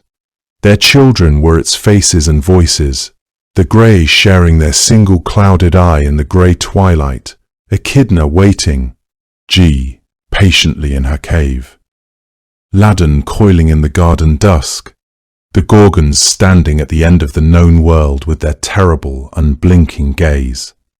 There is something almost reassuring, in a strange way, about imagining the world organized like this, with civilization at the center and wildness at the edges, with the newest gods governing what was understood and the oldest powers persisting in the places that were not. The reassurance comes from the fact that the Greeks never pretended those edges did not exist. They drew them on their maps. They gave the creatures their names and parents and histories. Phorcys and Ceto were not vague shadows but named beings with a lineage reaching back to the earliest moments of the world. Their children were not random horrors, but the natural outcome. What such beings, in such waters, might produce. The Gorgons were not accidents of fate born into an otherwise orderly world. They were the world's older nature, given faces and names. The poet Hesiod, writing roughly 7 centuries before the Common Era, was the first to give us a complete account of who the Gorgons were and where they came from. His poem, The Theogony, a vast and ancient catalogue of divine genealogies, of gods begetting gods and monsters begetting monsters, is where Stheno, Euryale, and Medusa appear by name for the first time in surviving literature, set down in verse with the matter-of-fact certainty of a man who believed these creatures were as real as the sea they came from. What Hesiod gives us is not a story of beauty lost or innocence destroyed. There is no gentle priestess in his telling, no sacred temple, no divine anger redirected at the wrong person. The Gorgons in the Theogony are simply what they are, monstrous from the very beginning, born that way, living that way, requiring no further explanation or backstory. They dwell far to the west, beyond the reach of ordinary geography, in a place that Hesiod situates near the dwelling of the Hesperides and the land of night, somewhere past the edge of the world that Greek sailors and merchants knew. He names them together as children of Phorcys and Ceto, those ancient sea deities who occupied the deep water long before the Olympians had even divided the world among themselves. Hesiod is brief with the Gorgons, as he is brief with many of the creatures he catalogues. He gives them their names, their location, their lineage, and the single most important fact about Medusa, which is that unlike her sisters, she was mortal. Stheno and Euryale were born immortal, born unchanging, and would remain exactly as they were for as long as the world continued. Medusa was born with the same terrible form and the same terrible nature, but she could die. That one distinction, so small in Hesiod's spare telling, would eventually become the hinge on which the entire subsequent mythology turned. As for what the Gorgons actually looked like in these earliest Greek imaginings, later traditions that drew from archaic sources filled in the details that Hesiod left sparse. The ancient image of a Gorgon was far from the sorrowful, beautiful face that later art would make familiar. She had hands of hammered bronze, gleaming and cold. She had golden wings that carried her across the sky. Her hair was not merely serpentine in impression or spirit. It was made of actual living snakes, coiled and restless around a face that bore tusks like a wild boar, a wide and protruding tongue, and eyes that carried the petrifying power everyone who encountered feared most. These early images, which survive in pottery and temple sculpture from the 7th and 6th centuries before the Common Era, show a creature designed entirely to frighten. Frontal-facing, wide-eyed, meant to stop the viewer in place before she could stop them in stone. There was nothing in this archaic Gorgon of the tragic or the sympathetic. She was an apotropaic force, a being so terrifying that her image on a temple pediment or a warrior's shield was itself a protection, as though horror, properly channeled, could ward off horror. The use of Gorgon imagery in Greek religious and military contexts underscores how deeply the creature was woven into the fabric of Greek protective magic. Warriors carried shields emblazoned with the Gorgonian, the image of the Gorgon's face, not out of mere aesthetic preference, but out of genuine belief in its power to deflect harm. Temples incorporated Gorgon sculptures into their architectural schemes with the same seriousness they devoted to any other apotropaic device. This consistency across centuries of Greek artistic practice suggests something crucial about early Greek conceptions of the Gorgon. She was not primarily a narrative character at all, but rather a force to be deployed, a kind of spiritual technology meant to protect against evil. Her monstrosity was not a curse requiring explanation. It was simply what she was, as essential to her nature as the serpent hair or the bronze hands. Hesiod does include one detail about Medusa that later writers would find enormously significant, though in the Theogony it passes by quickly and without drama. He mentions that Poseidon, the god of the sea, lay with Medusa in a soft meadow among spring flowers. That is essentially all he says about it. There is no temple desecration in his account, no violation, no sacred space profaned. The meadow is gentle, almost pastoral, and the whole brief passage reads more like a genealogical notation than a narrative event, because what Hesiod is really interested in is what came from that union. Pegasus and Chrysaor, the two remarkable beings who would later spring from Medusa's severed neck when Perseus finally came to her island with his borrowed sword. Hesiod's primary concern is lineage, the endless branching tree of divine and monstrous ancestry that he is so carefully mapping. The moral or emotional weight of the encounter, the question of power and consent and sacred space, none of that enters the Theogony. Those layers would arrive centuries later, carried in Latin verse by a Roman poet with a very different set of concerns. In Hesiod's world, the Gorgons were simply part of the older darkness that predated Olympian order. Not punished creatures, not fallen beauties, not victims of anything at all. They were primordial, frightening, and they lived where the world ran out of familiar shapes. Stheno and Euryale were immortal and indestructible. Medusa was mortal, which meant she could be reached. That was the entirety of the distinction that mattered in this earliest account, and everything else, the pathos, the injustice, the transformation, belonged to a different tradition and a different age. In Hesiod's telling, there is no fall from grace, no stolen beauty, no unjust punishment, only three terrible sisters living at the edge of the world, and the fact that one of them could be killed. Stheno is the sister, the myths rarely linger on, and that is perhaps because she offers no comfortable story to tell. Her name comes from the Greek word for strength, sthenos, and it was given to her with intention.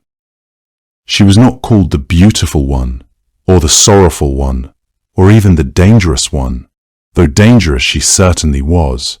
She was called the mighty, the forceful, and there is something very deliberate in that choice, something that tells you everything you need to know about how the Greeks understood her. She was not a creature defined by what happened to her.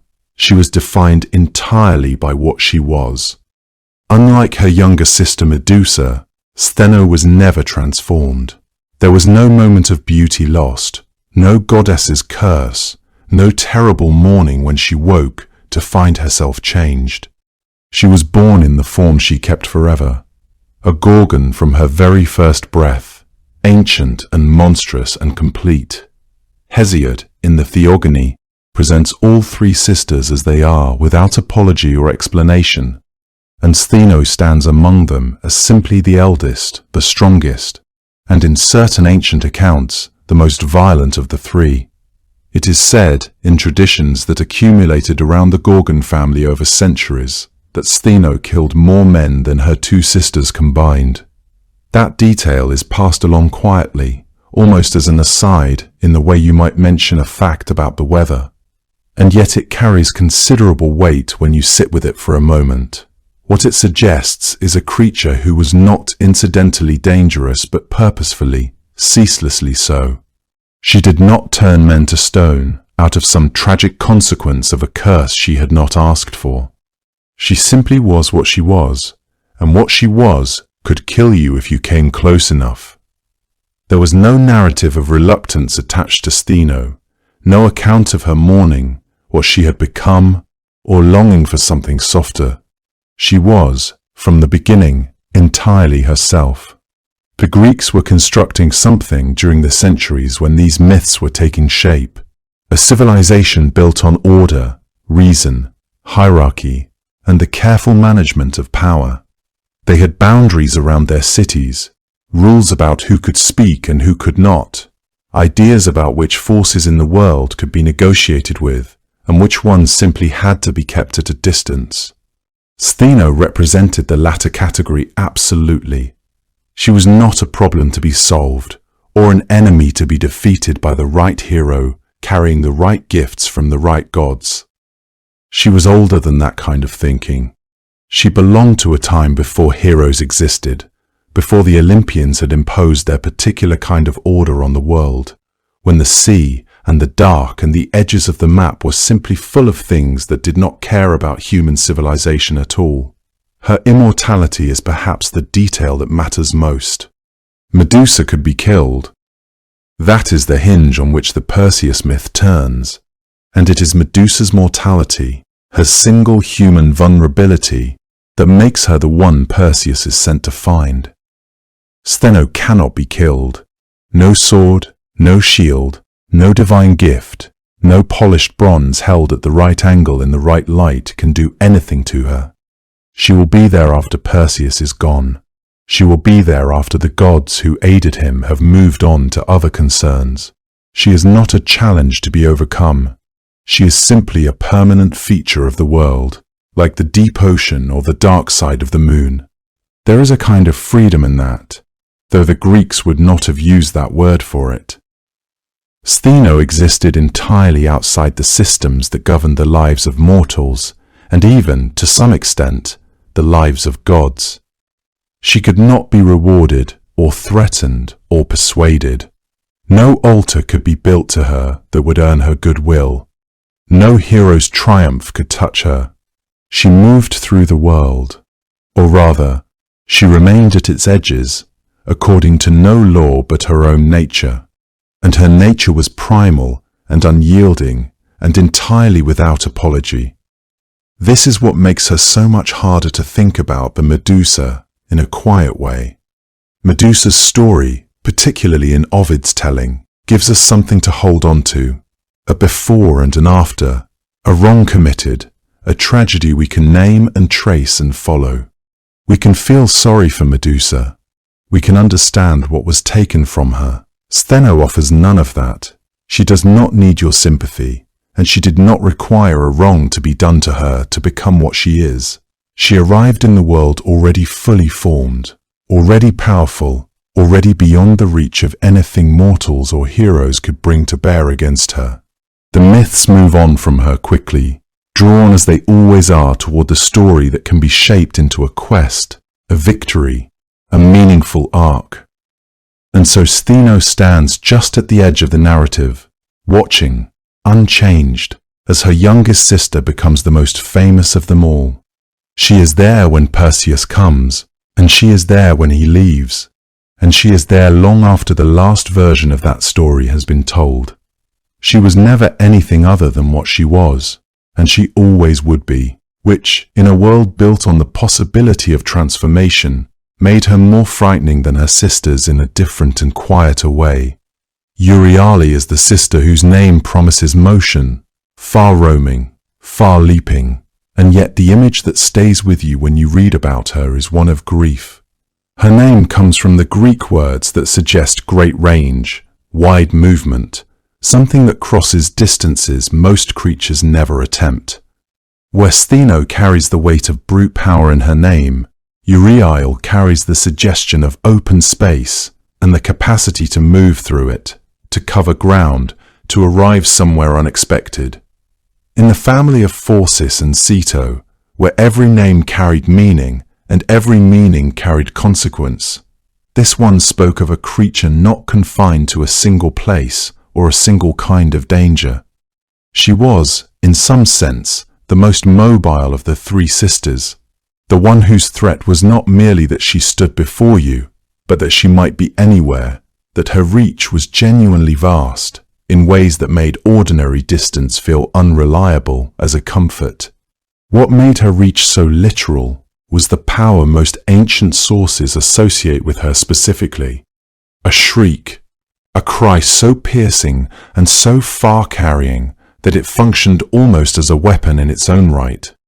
Where Medusa's danger lived in the eyes, in the terrible conversion of sight into stone, Euryale's danger moved through the air itself.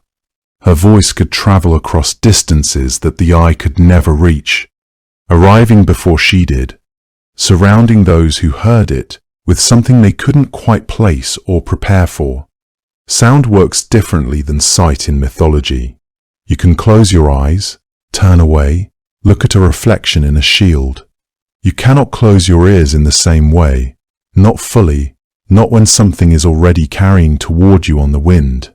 The shriek of Euryale was that kind of presence, unavoidable, enveloping, arriving from the direction you weren't watching. And yet the tradition also remembers her as the most tender of the three. Several ancient accounts describe Euryale as a caretaker within the family, the sister who tended to wounds, who attended to the others when they were hurt. This is a detail that can stop you for a moment if you let it, because it sits so strangely beside everything else we are told about her. She was born a monster, as her sister Stheno was born. No violated beauty, no curse, no transformation. She arrived in the world already terrible and remained so. She killed, as Stheno killed, as Gorgons killed. And yet somewhere in the surviving tradition, someone thought to note that she also cared for her sisters, that her hands, those brazen, fearsome hands the early descriptions give the Gorgons, were capable of something gentle. This is not a contradiction the ancient sources try to resolve. They simply hold both things at once, the killer and the caretaker, the shriek and the compassion, the monster and the sister who tended to wounds at the end of a long day.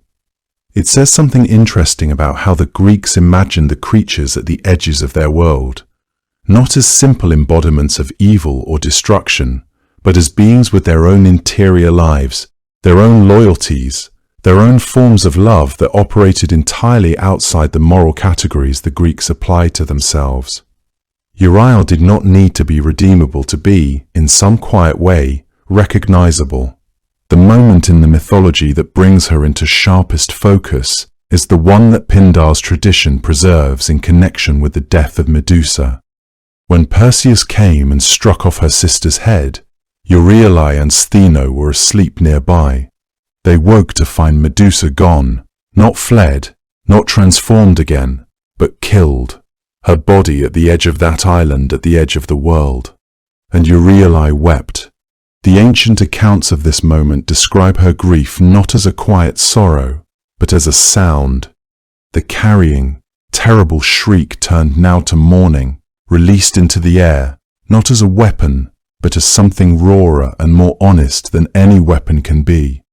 Pindar, in his 12th Pythian ode, reaches into this moment and finds something extraordinary there.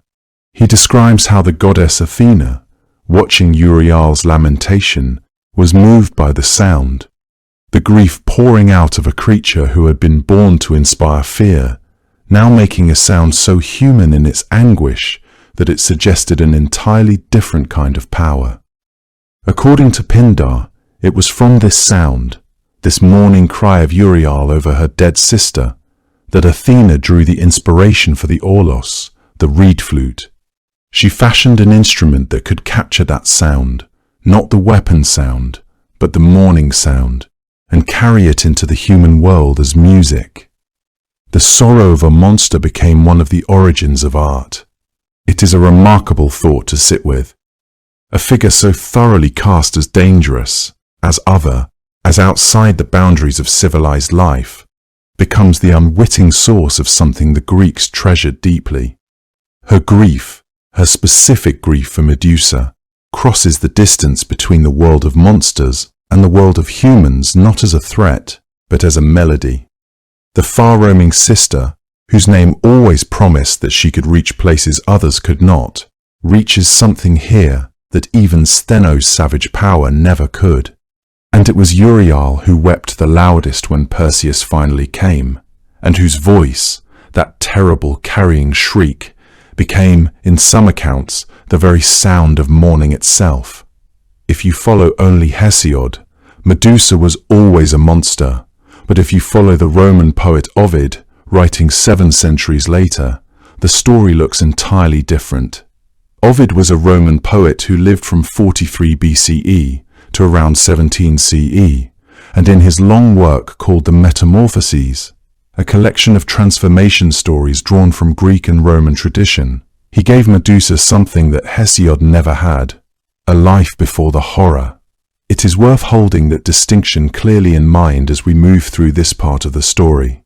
Hesiod's Medusa was born terrible, one of 3 sisters from the deep ocean, monstrous from her first breath. Ovid's Medusa was something else entirely, a mortal woman of extraordinary beauty who served the goddess Athena as a priestess, living a life of devotion and quiet purpose inside a sacred temple.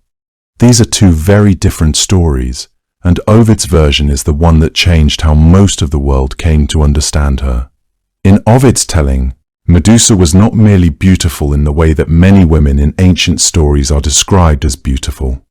As a passing detail, a single adjective on the way to the next scene. Her beauty was the kind that altered rooms when she walked into them, the kind that drew attention she had not asked for and could not easily deflect. People spoke of her freely, the way people speak of something remarkable and rare. And among all the things they praised about her, one feature was mentioned above the rest: her hair. Ovid is specific about this.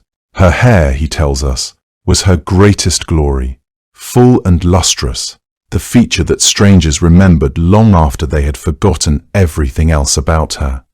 It is a detail that seems almost tender in the telling, and it becomes unbearable later when you know what Athena will make of it. She was mortal, as we have already established, the only mortal among her Gorgon sisters in Hesiod's account, and in Ovid's version, that mortality is part of what shaped her life. She could not withdraw from the world the way an immortal might, could not afford indifference to time or consequence. She had chosen, or had been chosen for, a life of service, and she lived that life inside the precinct of Athena's temple. To understand what that life would have meant, it helps to think about what it meant to serve a goddess in the ancient world. A priestess in a temple was not simply an attendant.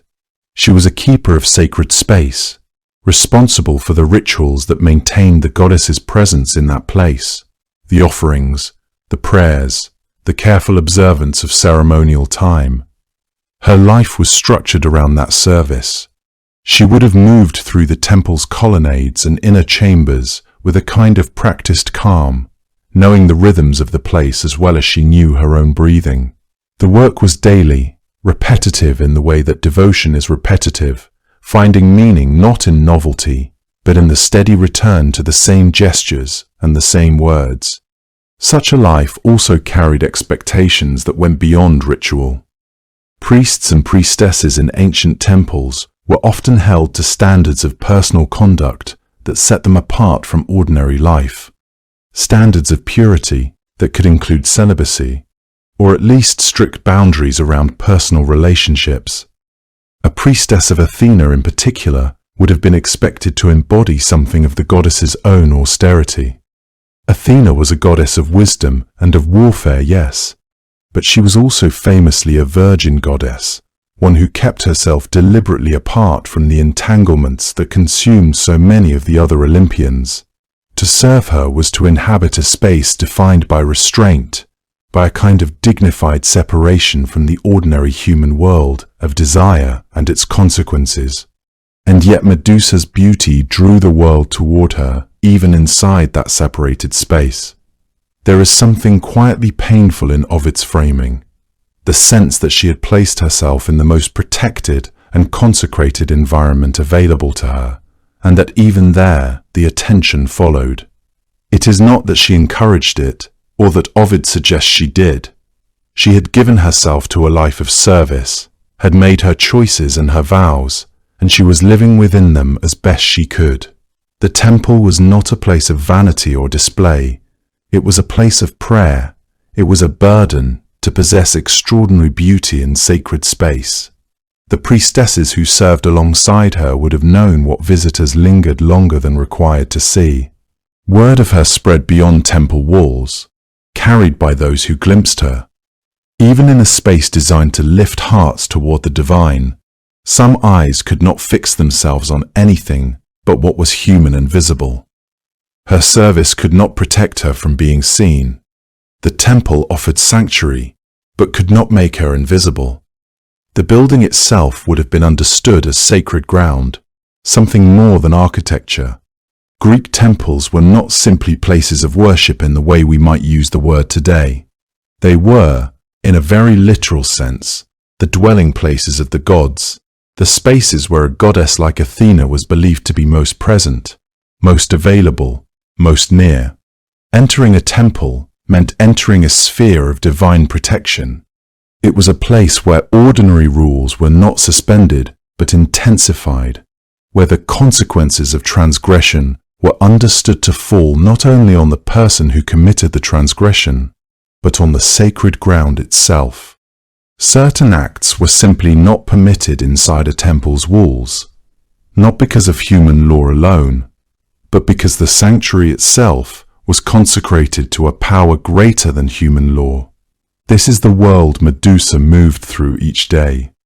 The cool shade of the colonnades, the smell of offerings, the quietness that sacred spaces carry even in the middle of noisy cities. She would have known every corner of that temple, every stone worn smooth by the passage of barefoot priestesses before her. She had, in a sense, made it her home, the only home that mattered to her, the one that organized her days and gave her life its particular shape and meaning.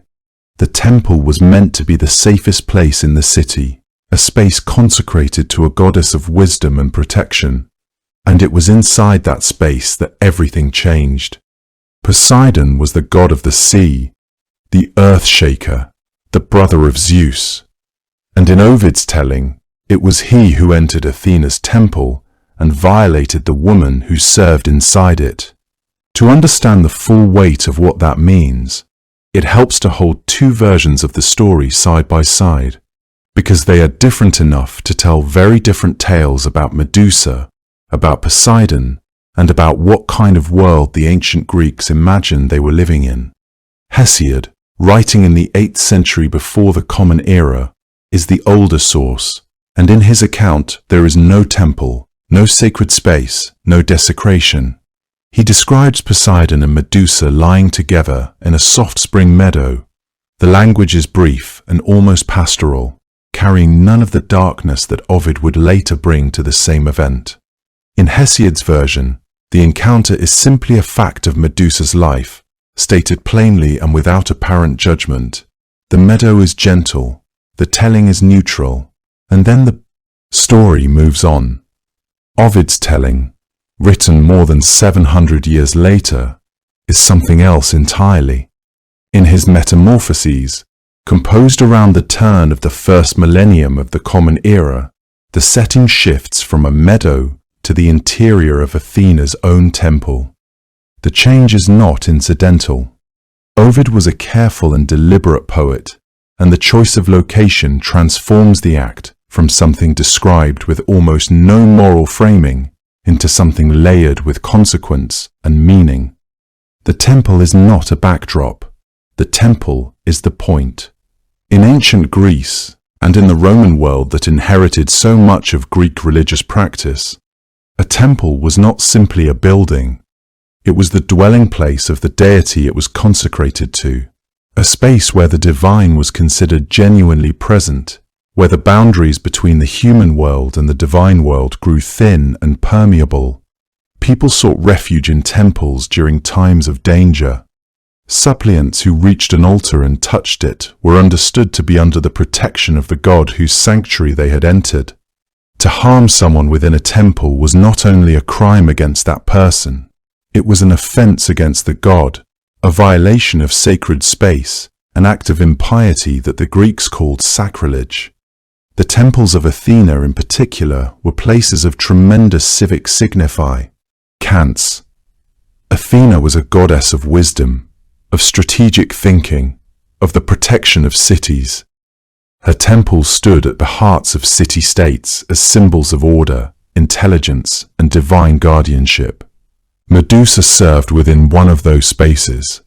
Her life as a priestess was organized entirely around devotion, ritual, and proximity to the goddess. She had, in Ovid's telling, given her life over to Athena's service, and that consecration would ordinarily have meant something. Temples sheltered the vulnerable.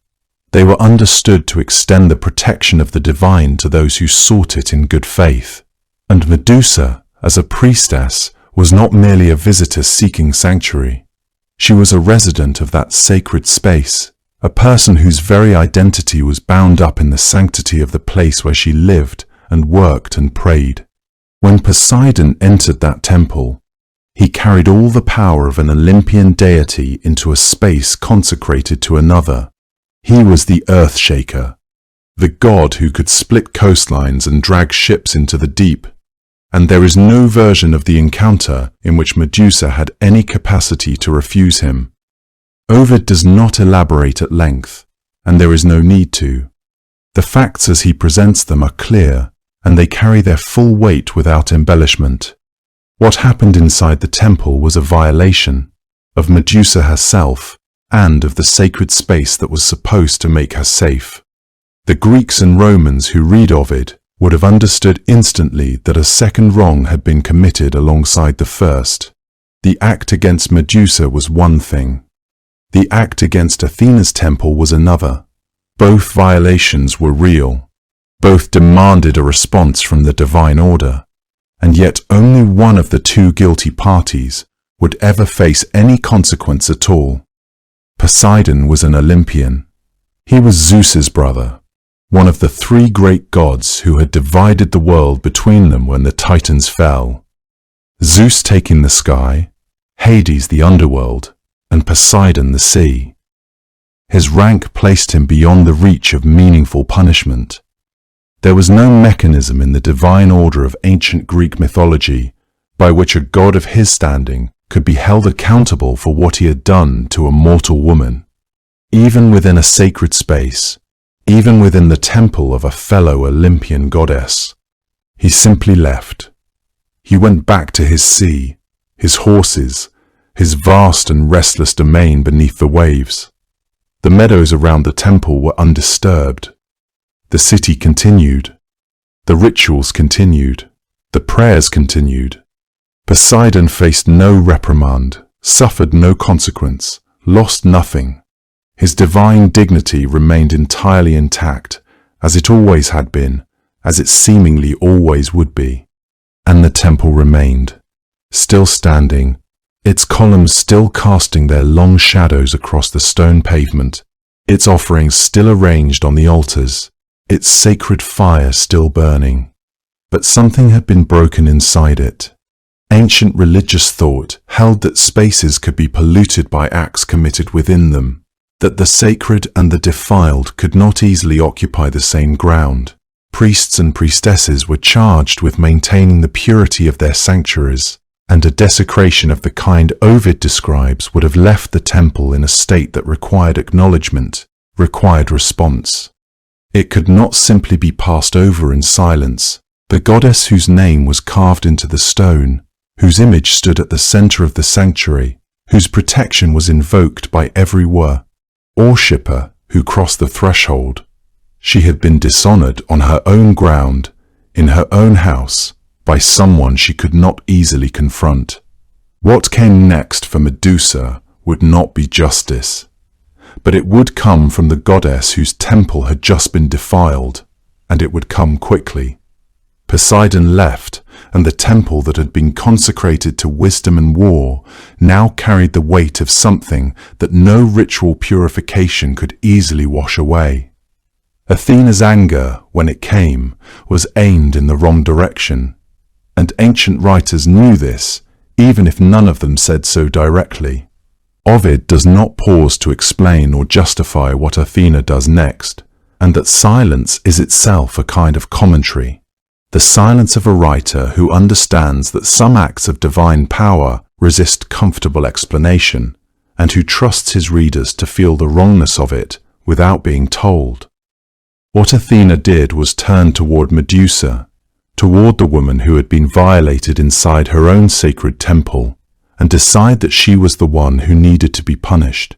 The goddess of wisdom looked upon a victim and chose, for reasons the ancient texts leave partially obscured, to make that victim into something the rest of the world would fear and flee from.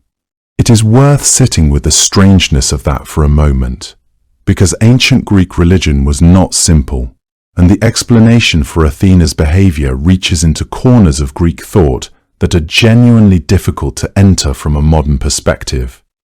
The Greeks had a concept that scholars sometimes translate as ritual pollution, a state of spiritual contamination that could attach itself to a person or place through contact with certain kinds of events, death, violation, bloodshed, or the desecration of sacred space. This pollution, which the Greeks called miasma, was not understood as a moral judgment in the way a modern person might understand guilt.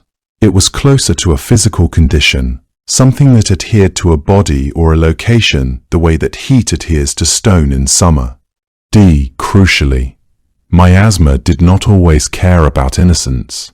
A person could be genuinely blameless and still carry pollution, still require ritual cleansing, still be considered, in the religious sense, a source of contamination to those around them. The victim of a violent act committed in a sacred place was, by the logic of this belief system, herself tainted by what had happened to her and by the space in which it occurred. This does not make Athena's punishment just. It means only that the punishment had a framework behind it, a set of beliefs that made a certain terrible kind of sense to the people who first told this story. Whether those people felt the cruelty of it, whether they told the story and flinched at the same moment, is something we cannot know with certainty. But Ovid, writing from the distance of centuries and within a Roman literary tradition that was often more willing than the Greeks to examine the moral dimensions of mythology, seems to have felt it. He gives us the transformation in language that is hard to read without something tightening in the chest.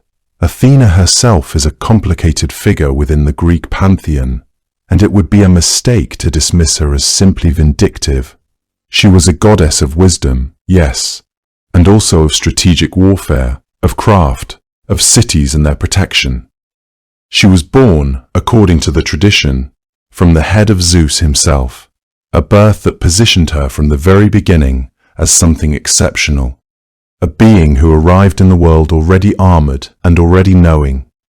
She was not a goddess given to passion or impulse in the way that Ares was, or to vanity in the way that Hera sometimes was. She was deliberate, which makes her choice here more difficult to explain away, because a goddess of wisdom acting with deliberation is presumably acting with intention, and that intention was directed at Medusa. Some ancient commentators and later scholars have offered another explanation, one that does not entirely exonerate Athena, but does complicate the picture. Poseidon was not a lesser god.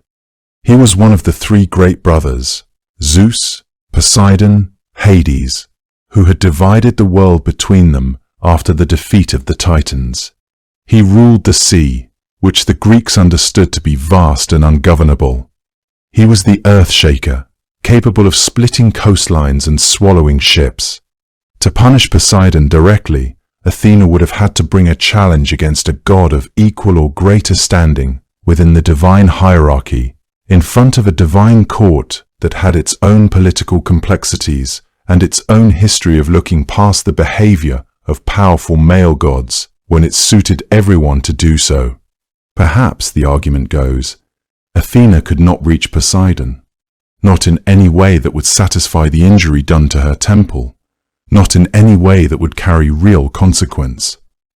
And so she reached toward the one she could reach, which was the mortal woman standing in the wreckage of a sacred space.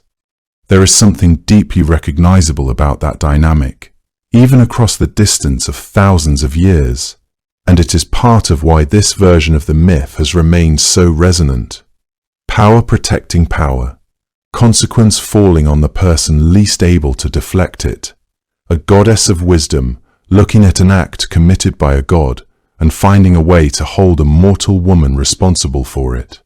None of the ancient texts declare this arrangement to be unjust in so many words. That kind of directness was not always available to ancient writers when the subjects were gods, but the story itself carries the weight of the injustice the way water carries silt. You can feel it there without being shown it. What is certain is that Athena did not do nothing. The temple had been violated, which was also a violation of her dignity in her domain, and goddesses who embodied war and wisdom were not beings who absorbed insults quietly and moved on. Her anger was real, and her response was deliberate and total. Whether the response was just is a question the myth leaves open, as the oldest and most enduring myths tend to leave the hardest questions open. Whatever her reasons, Athena had made her decision, and no prayer or plea from Medusa, or from anyone who loved her, was going to change it. The change did not come all at once. That is what Ovid wants us to understand. It moved through her the way a cold wind moves through a building, finding every opening, every small unguarded place, until the whole structure has been altered, and nothing inside it is quite what it was before. It began with her hair, which had been the thing people mentioned first when they described her, the hair that she had always worn loosely, the way priestesses sometimes did in the quiet hours between rituals, when no one was watching and the temple was still. In Ovid's telling, that hair was her most celebrated feature, the detail that everyone who loved her beauty remembered most clearly, and so it was the first thing Athena took. The strands thickened and separated and moved on their own, and Medusa would have felt that before she understood what she was feeling, the strange weight of it, the wrongness, the sense that something alive was coiling near her face. Each strand became a serpent, small and dark and restless, pressing against her scalp with a warmth that had nothing to do with comfort. They writhed slowly at first, and then with more certainty, their scales catching what little light was left in the temple, their tongues tasting the air around her face. The pain of this is not described with delicacy in Ovid's account. She tore at herself, he tells us, which is a small and devastating detail. The instinct to undo what was being done to her, to pull it away before it settled in completely. But there was nothing to pull away. It was already her. The serpents on her head were already Medusa. The transformation did not stop at her face. The strange alchemy that Athena had initiated moved downward through Medusa's form, a corruption that touched everything it encountered. The speed of the change varied, some parts of her shifting quickly, while others seemed to linger in a state between what they had been and what they were becoming. She could feel her own body becoming foreign to her, a betrayal that was simultaneous with its becoming her weapon. In Greek mythology, serpents carried a double meaning that the Greeks held in tension without ever quite resolving it. They were creatures of danger, of poison, of sudden violence. They lived in the dark places under rocks and in the dry grass where a person might step without looking. And yet they were also creatures of ancient wisdom, associated with the earth itself, with healing, with the long memory of things that had been alive before human civilization gave those things their names. The oracle at Delphi was attended by serpents. The god of medicine carried a serpent coiled around his staff. To place serpents on Medusa's head was to give her a terrible crown, one that marked her as dangerous and in its own distorted way, as ancient and knowing. It was a gift of knowledge she had not asked for, drawn from a deep and cold part of the world that mortal women were not meant to touch. Her skin changed next, in the way that Ovid describes the changes of the metamorphoses generally, not in clean stages, but altogether, the body becoming something other than itself, while still being recognizably the body it had been before. The smoothness that people had admired gave way to something rougher, something that belonged to the older world her parents came from, the world of Phorcys and Ceto and the creatures that lived at the ocean's edges.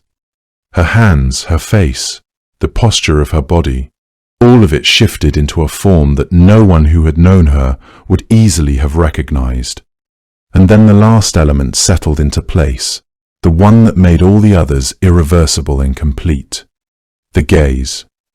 It is worth pausing here, because the petrifying gaze is the cruelest instrument of the transformation when you consider what it actually did to her. Anyone who looked at her was turned to stone, yes, but she could not safely look at anyone either.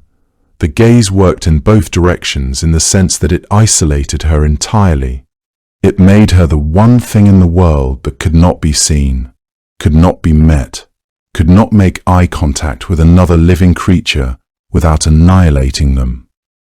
Before the transformation, people had looked at Medusa constantly, in the way that beautiful women are looked at, studied and assessed and desired, their faces treated as something that existed for the benefit of those who observed them. The gaze that Athena gave her inverted all of that in a single terrible stroke. Now the looking was hers, and it was lethal, and no one would ever look at her at all. The weapon she carried could never be set down.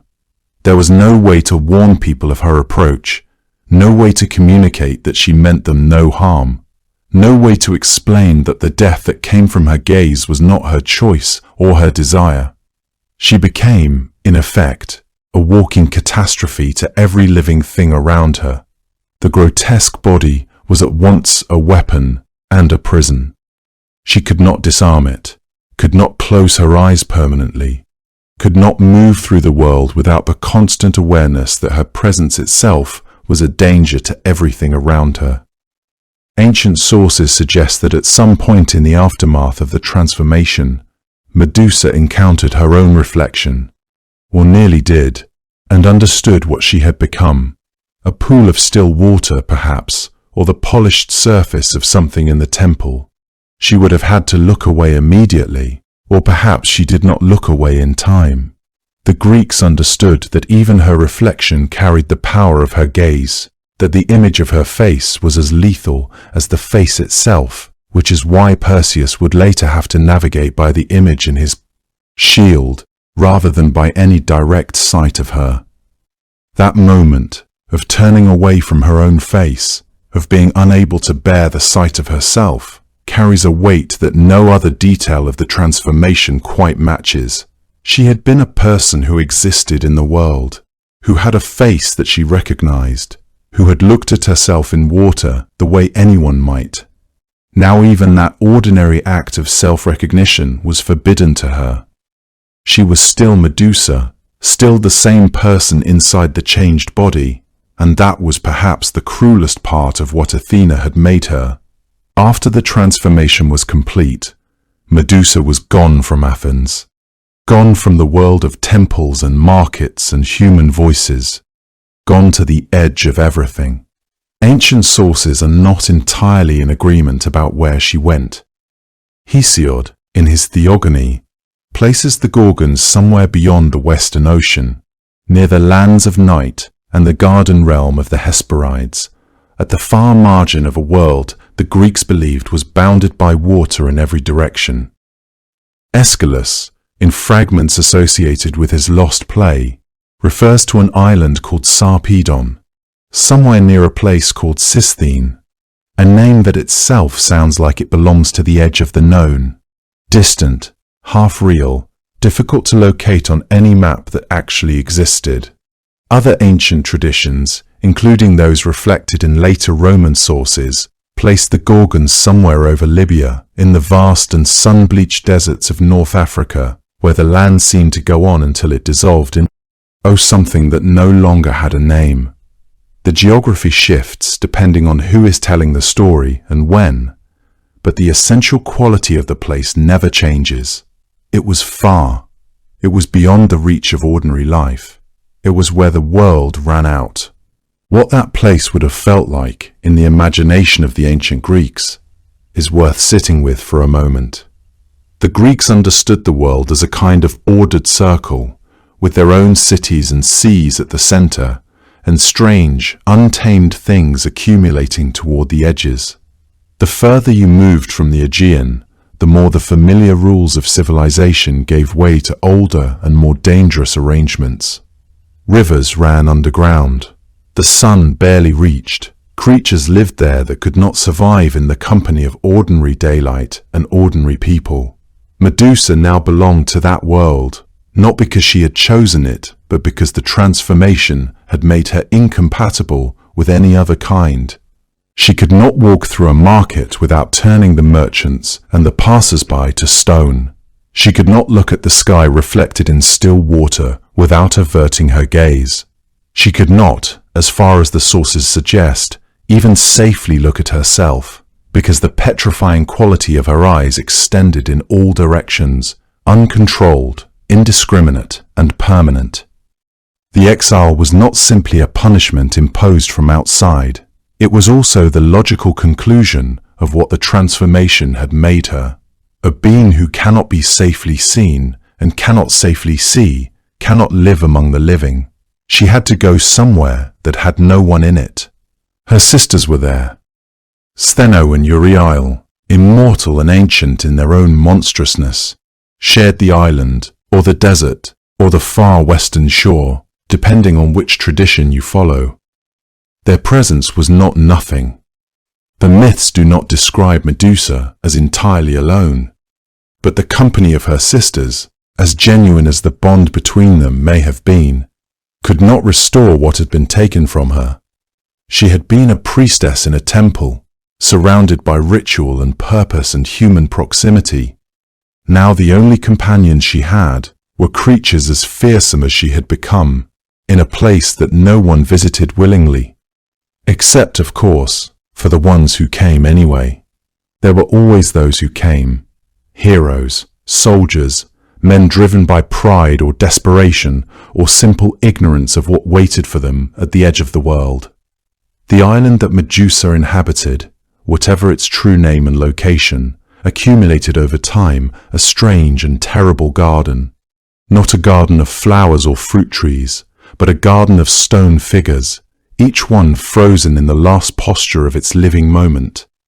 Some had their hands raised. Some appeared to be mid-step, as if they had been walking when the gaze found them and time had simply stopped for them there. Others stood with weapons drawn, having arrived prepared to fight something they did not understand well enough to actually face. The stone preserved the exact shape of the moment, without preserving anything that had made the person alive. It was extraordinarily permanent. Wind and salt air wore at the figures slowly over many years, but for a long time they stood exactly as they had fallen into stillness, arranged across the island in the postures of their final seconds. This is the geography that the myth creates around Medusa's exile. Not a wasteland exactly, but a kind of warning written in the bodies of those who ignored all the other warnings. The figures served as evidence that the place was dangerous, but they also served as evidence that people came here anyway, that something about Medusa drew the reckless and the ambitious, even knowing what she had become. The stone garden around her was, in a dark way, a measure of how formidable she remained. And this is perhaps the most complete way to understand what the banishment actually was. It had taken not just her beauty and her human form, but her place in the world, her role, her community, her future, her capacity to move through life without causing harm simply by existing. The transformation had been done to her body. The exile had been done to everything else. She had no temple to tend, no prayers to receive, no rituals to perform, no human seasons to mark. There was only the island, the sisters, the salt wind off the Western Ocean, and the slow accumulation of stone figures in the postures of surprise and failed courage. The stone figures stood around her like a frozen audience, and the wind moved through them without a sound. To find Medusa, Perseus first had to find her other sisters, not the Gorgons, but the Graeae, the grey ones, who were older than old, and who shared between the three of them a single eye. They were daughters of the same primordial parents, Phorcys and Ceto. That made them sisters to the Gorgons by blood, though their nature was entirely their own. Where the Gorgons were creatures of terrible beauty and lethal power, the Graeae were something older and stranger still, three women who had been born already ancient, grey from their very first breath, with no memory of youth because youth had never been given to them. They had always been what they were. There was no transformation in their story, no moment when something changed and the world shifted around them. They arrived in the world old. They would remain old. In a mythology full of metamorphosis and change, that permanence was its own kind of remarkable thing. Their names carried their characters within them, the way names in ancient Greek mythology so often did. Dano meant the dreadful, and carried with it a sense of fear and foreboding. Enyo meant the warlike. She shared her name with a goddess of war. That alone suggested something about the kind of company the Graeae kept in the imagination of the Greeks. Penfredo meant the alarm, the one who sounds the warning, and there is something almost gentle in that name, as if her role was not destruction, but announcement, the herald of something terrible approaching. Together, the three of them formed a single, unsettling unit. Dread, war, warning, three faces of the same ancient knowing. What made the Graeae so arresting in the myth was not their age or their names, but the single eye and the single tooth they passed between them. Ancient sources, including the account preserved in Aeschylus's lost tragedy Phorcides, describe this strange arrangement plainly. One eye, shared among three women, passed from hand to hand whenever one of them wished to see. In the intervals between the passing of the eye, whichever sister did not hold it was left in darkness. It is a striking image. Three ancient women seated in their grey twilight, passing sight back and forth like an object, each one taking turns with the gift of seeing the world.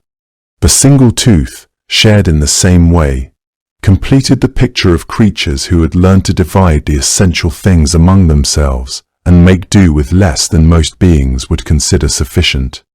And yet, they were not without power. The Grey knew things. They knew the location of the Gorgons. They knew the path that led there, a path that wound through places no ordinary traveller could find on their own, beyond the borders of the world that mapmakers had charted, into the outer dark where the Western Ocean pressed against the edge of everything. That knowledge was their most valuable possession, more valuable than the eye itself.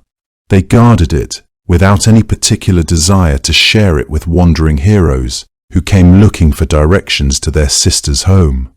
This is what Perseus needed from them. The gods had pointed him in their direction, understanding that the Grey were the gatekeepers, not guardians in the way of soldiers or warriors, but guardians in the way of old women who simply know more than you do and see no reason to tell you. Perseus came to them in the place where they lived, a cold and lightless region that ancient writers associated with perpetual grey dusk, a place that suited 3 women born without the expectation of sunlight or warmth. He waited, and he watched, and when the eye passed between 2 of the sisters, for a single moment in transit, held by no one, he took it. It was audacious, and it left all 3 of them blind at once, groping and arguing in the dark, unable to see the young man standing among them or the path behind him. Perseus held the eye and refused to return it until they told him what he needed to know. The Grey, having no good alternative, eventually relented. In some versions of the myth, he also asked them for the location of certain nymphs who held the tools he would need for the quest, the winged sandals, the special bag, the cap of invisibility. In all versions, the exchange ends with the Grey giving Perseus the information that leads him toward Medusa. Perseus returning the eye. There is something worth sitting with in that exchange. The Grey were not evil, exactly. They were ancient and strange and difficult, but they were also sisters. The sisters they were protecting happened to be the most dangerous creatures at the edge of the known world. Perseus's cleverness was real, but it came at the cost of leaving 3 blind old women helpless in the dark, even briefly. The myth does not celebrate this quite as straightforwardly as it might seem. It simply records what happened, the way it records most things, without too much judgment, without resolving the discomfort entirely. What the Grey gave him, in the end, was a name, the name of the place where Medusa could be found, the direction of that distant island where stone figures stood still in the wind. Without that name on his lips, Perseus would have wandered the edge of the world forever. Medusa would have lived on undisturbed. Perseus did not go looking for Medusa.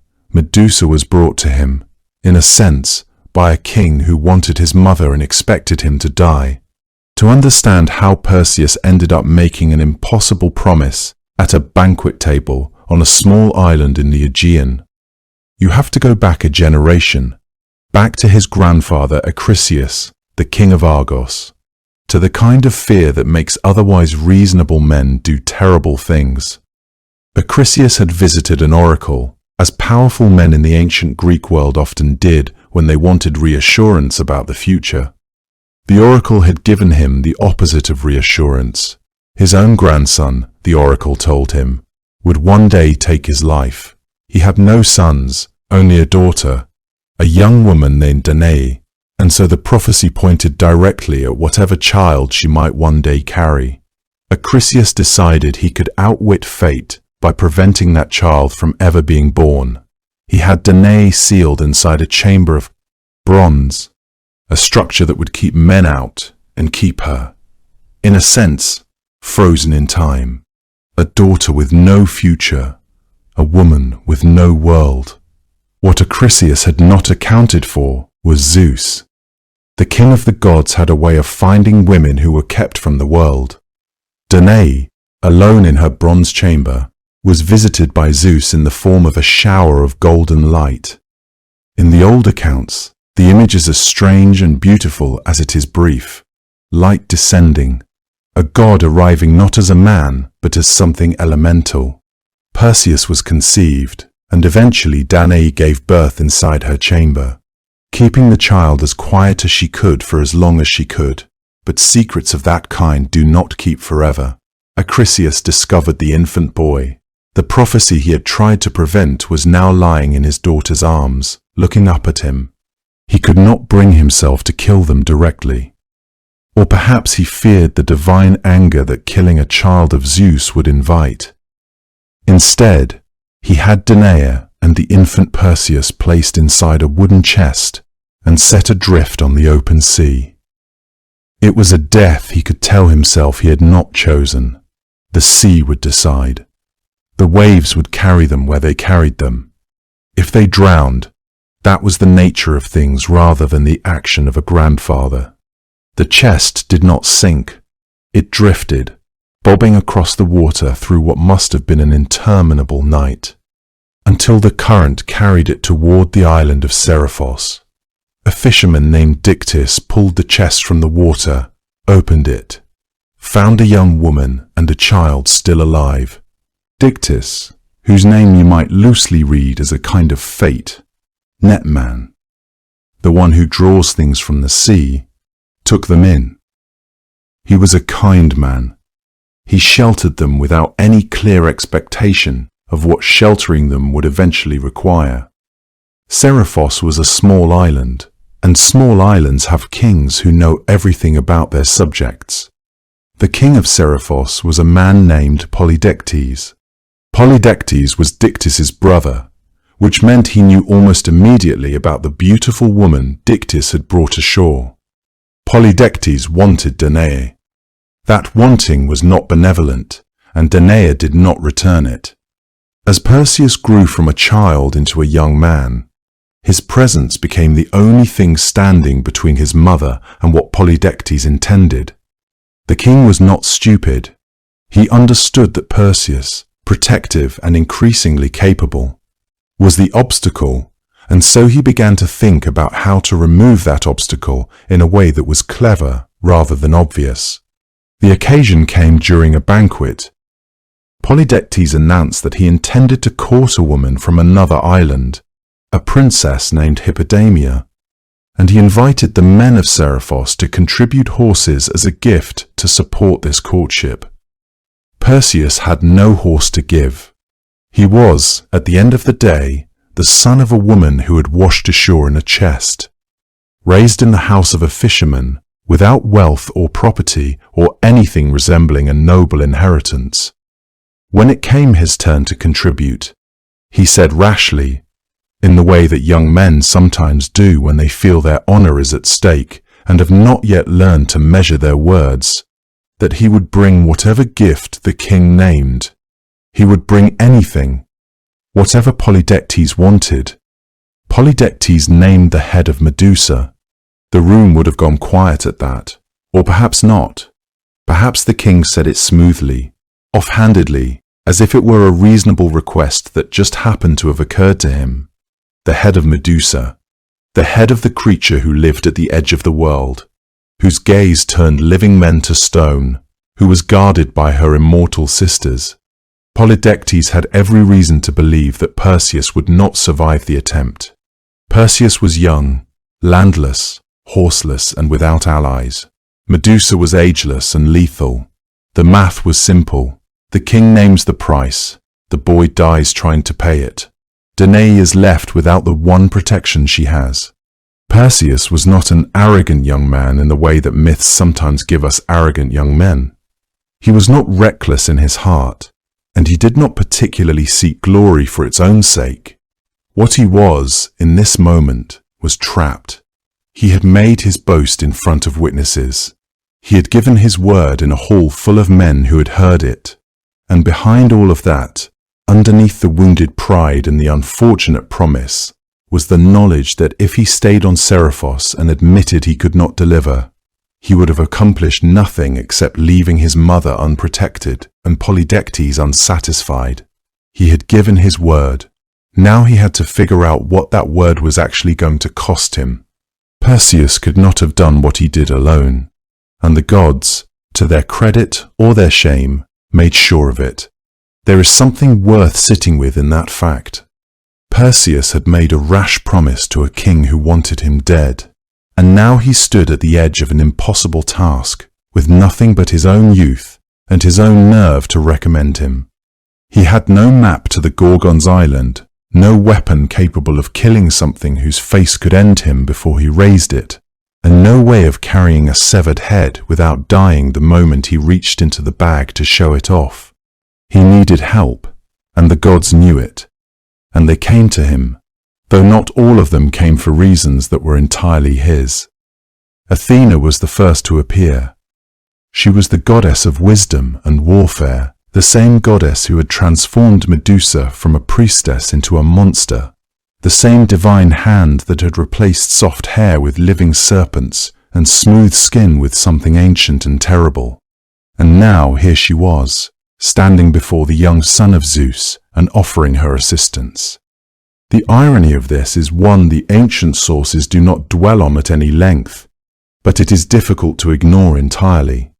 Athena had created the very problem Perseus was now being asked to solve, and her involvement in guiding him toward it has a quality of completion to it, a closing of a circle that she herself had drawn. Whether the Greeks understood her assistance as guilt, or strategy, or simply divine while moving in the direction it had always intended, the texts do not say clearly. What they do say is that Athena came to Perseus, and that she brought with her the polished bronze shield that would prove to be the most essential tool he carried.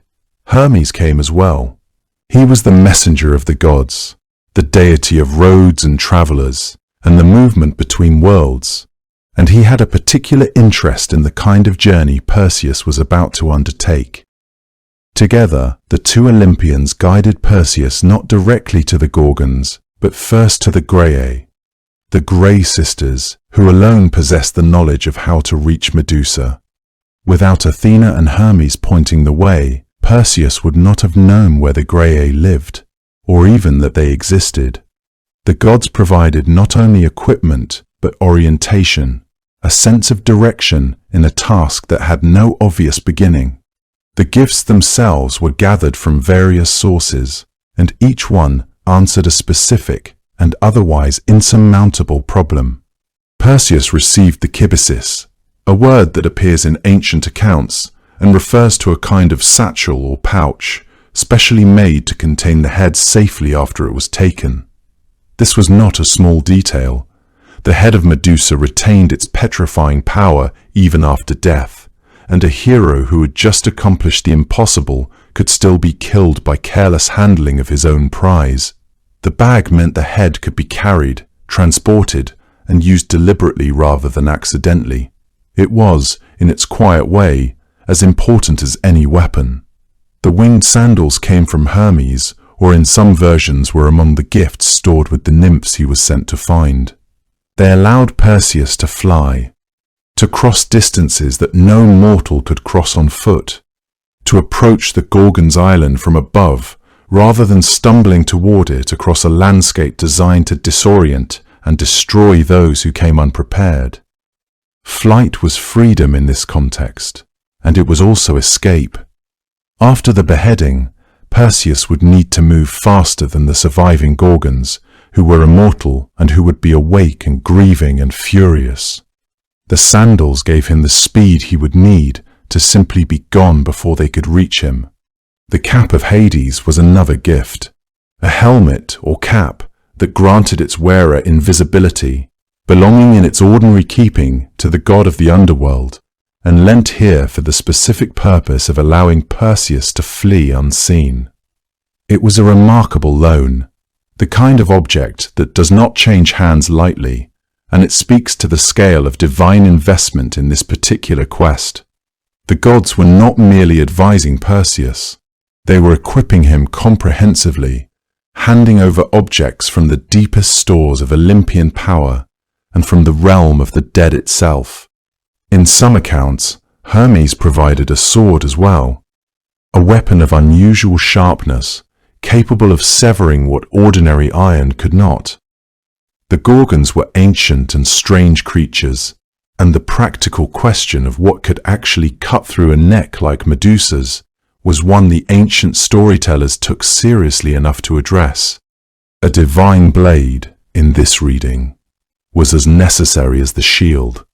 And then there was Athena's polished bronze shield, which Perseus held up like a mirror. This was the gift that changed the fundamental nature of the task. Without it, approaching Medusa meant death. A single direct look in either direction would leave Perseus frozen on that distant island forever, another stone figure in a growing collection.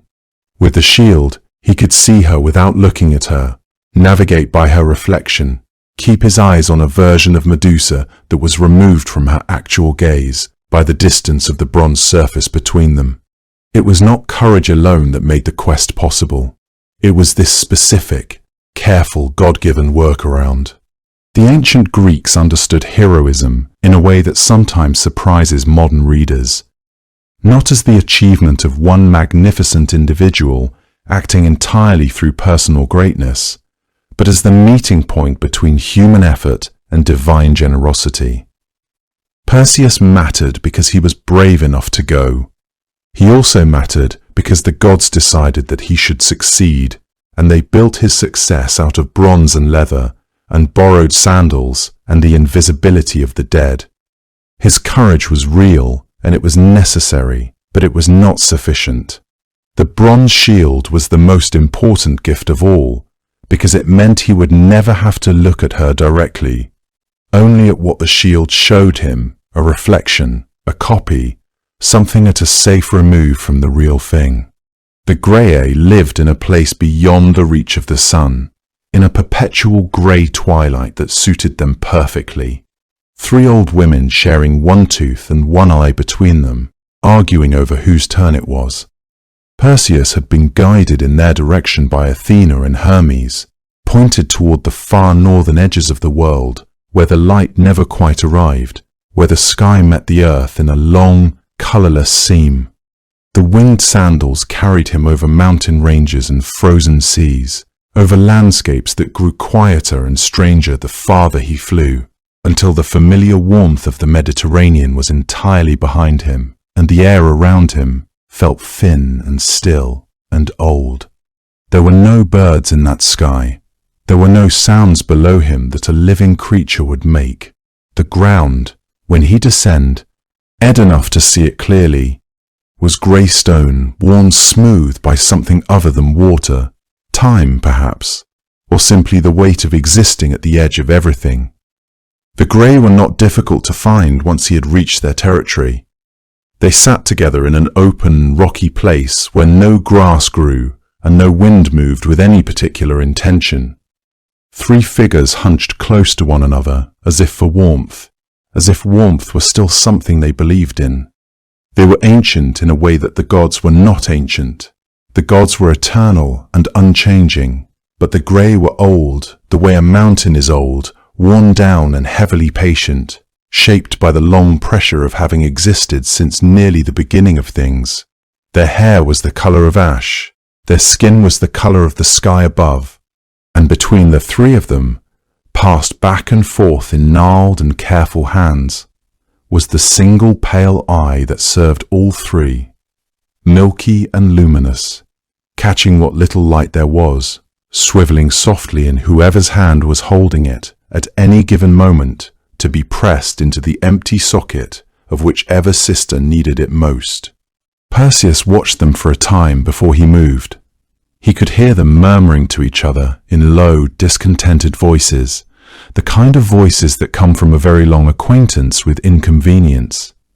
One of them wanted the eye, and another was not finished with it, and the third was making the quiet sounds of someone who has heard this particular argument before and does not expect it to resolve quickly. And so, as the eye was finally lifted free of one socket and extended across the small grey space between 2 of the sisters, Perseus stepped forward and took it. His hand closed around it before it reached its destination, and for a moment the 3 women did not understand what had happened. Then the understanding settled over them, slow and cold, like the air in that place, and the arguing stopped entirely. He told them he meant them no permanent harm, that the eye would be returned to them, but that he needed something from them first. He needed to know the way to the Gorgons. He needed to know how to find the nymphs who held the equipment Hermes and Athena had not been able to give him directly. The Graeae were not pleased. They expressed this displeasure with a thoroughness that suggested they had a great deal of experience with displeasure. However, Perseus held the eye, and he did not move, and eventually the long silence that followed their protests carried more meaning than any reassurance he could have offered. There is something worth sitting with here in the quiet of this scene, because Perseus was young and newly equipped with divine gifts and undertaking a mission that the gods themselves had sanctioned, and yet what he was doing was taking the only eye belonging to 3 ancient women and refusing to give it back until they complied with what he asked.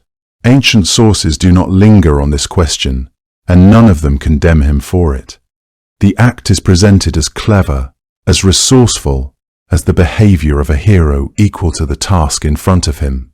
And perhaps it was all of those things, but it is also the kind of moment that myth preserves without resolving, the morally uncertain act that a good person performs because the goal requires it, the discomfort that sits just beneath the surface of the heroic story without ever fully announcing itself. The Graeae were not innocent in all their history, and they were in possession of knowledge that would otherwise be kept from him forever. He had no other means of obtaining it. None of this makes the stolen eye comfortable. Exactly. It simply makes it comprehensible, the way that many things in the old myths are comprehensible without being entirely comfortable. Eventually, the women told him what he needed: the location of the nymphs who held the remaining gifts, the direction of the Gorgons' island, the cold geography of that distant and sunless part of the world where Medusa and her sisters rested. They spoke with the flat, reluctant precision of people who know they have no remaining choice in the matter. They told him what he needed to know, and Perseus restored the eye, and the 3 old women passed it back between them as the footsteps faded and the cold air settled around them once more. Medusa was asleep when Perseus found her. So were her sisters, the 3 of them resting on that distant island at the edge of the world. The account most ancient sources follow places Perseus arriving in the deep quiet of whatever passed for night in that place, when no ordinary darkness fell and no ordinary dawn came to end it. He wore the cap of Hades, which made him invisible to any eye, mortal or divine. He moved through the air on the winged sandals Hermes had given him, hovering without sound above the sleeping forms below. The island itself, in the way mythology imagines such places, was not a welcoming shore. It was strewn with stone figures of those who had come before him, travellers, soldiers, wanderers who had arrived with some purpose and had looked where they should not have. They looked, were now frozen in the postures of their final moments. Some faced the sea, some faced inland. All of them were still. Perseus moved carefully among them, keeping his eyes turned away from the sleeping Gorgons, watching instead the polished face of the bronze shield that Athena had placed in his hands. In the shield's reflection, the world appeared in reverse and at a slight remove, close enough to see, far enough to be safe. You can follow his gaze in the shield and make out the 3 sisters below, the great dark shapes of Stheno and Euryale on either side. Between them, smaller, more still, the form of Medusa. He kept the shield angled just so, watching her reflected face without letting his own gaze fall directly on her. The way you might try to observe something in your peripheral vision without quite turning your head. Athena, the ancient sources tell us, guided his hand in that final moment, whatever form that guidance took. A steadiness in the arm, a certainty about the angle of the blow it held. Perseus drew the curved blade that Hermes had given him, positioned himself above Medusa's sleeping form, kept his eyes fixed on nothing but that curved bronze surface, and struck. The blow was clean, and then everything happened very quickly. from the place where Medusa's neck had been. The myth gives us something wholly unexpected. Two figures arriving in the world not through any ordinary birth but through the violence of the moment itself. The winged horse Pegasus rose first, fully formed, shaking spray from his white flanks, his great wings unfolding as though they had always been there waiting for exactly this release. Alongside him came Chrysaor, the golden warrior, bearing a golden sword, stepping into the world already grown and fully armed. Both of them, according to the tradition, were the children of Poseidon, conceived during the union that had set everything in motion, carried by Medusa through all the years of her exile, released now through the only door that had ever been opened to them. Perseus had no time to linger over any of this. He wrapped the head in the kibisis, the special bag that Athena had provided for exactly this purpose, a bag that could safely contain what no open hand or ordinary vessel could hold, and he turned immediately upward, the winged sandals already lifting him away from the island before the full weight of what had just happened could settle around him. However, Stheno and Euryale were already waking. Their sister's death had reached them somehow through their sleep. They rose with a sound that filled that grey and lightless place, Euryale's carrying shriek and Stheno's furious presence searching the air in every direction. They swept across the island and above it, looking for something to pursue, something to punish. They found nothing, because Perseus was already invisible above them, already moving, the cap of Hades doing precisely what it was made to do. Eventually the sound of their grief and their rage grew smaller beneath him, and then it faded entirely. The island was behind him. What remains if you allow yourself to sit with the scene for a moment carries a weight that is not easy to set aside. Something ancient and permanent had ended there. Medusa, who had been a priest, SS, then a violated woman, then a monster, then an exile, came to her death asleep and unaware on the island where she had spent so many years alone. And yet from that ending, two extraordinary beings had arrived in the world. One of them a warrior. One of them something the world had never seen before and would never quite get over. The winged horse shook itself free of the sea foam and blood, spread its white wings against the sky, flew, and no one would ever own it. From the blood and sea foam where Medusa fell, two beings arrived in the world, and one of them would outlive almost every story told in ancient Greece. The Greeks did not treat this moment as an afterthought. Hesiod records it plainly in the Theogony. From the severed neck of Medusa, Pegasus and Chrysaor sprang forth, fully formed, already themselves, children of Poseidon and the Gorgon, who had carried them without ever knowing they would survive her. Pegasus rose on white wings into the open air. Chrysaor stood on the ground with a golden sword already in his hand.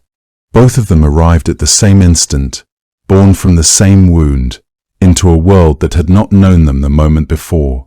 There is something almost impossible to hold in the mind about that. Two living creatures, neither of them small or fragile, emerging from a death, as if life itself had been waiting just beneath the surface of all that terror, patient and ready. Chrysaor is the quieter of the two, and the myths do not spend a great deal of time with him.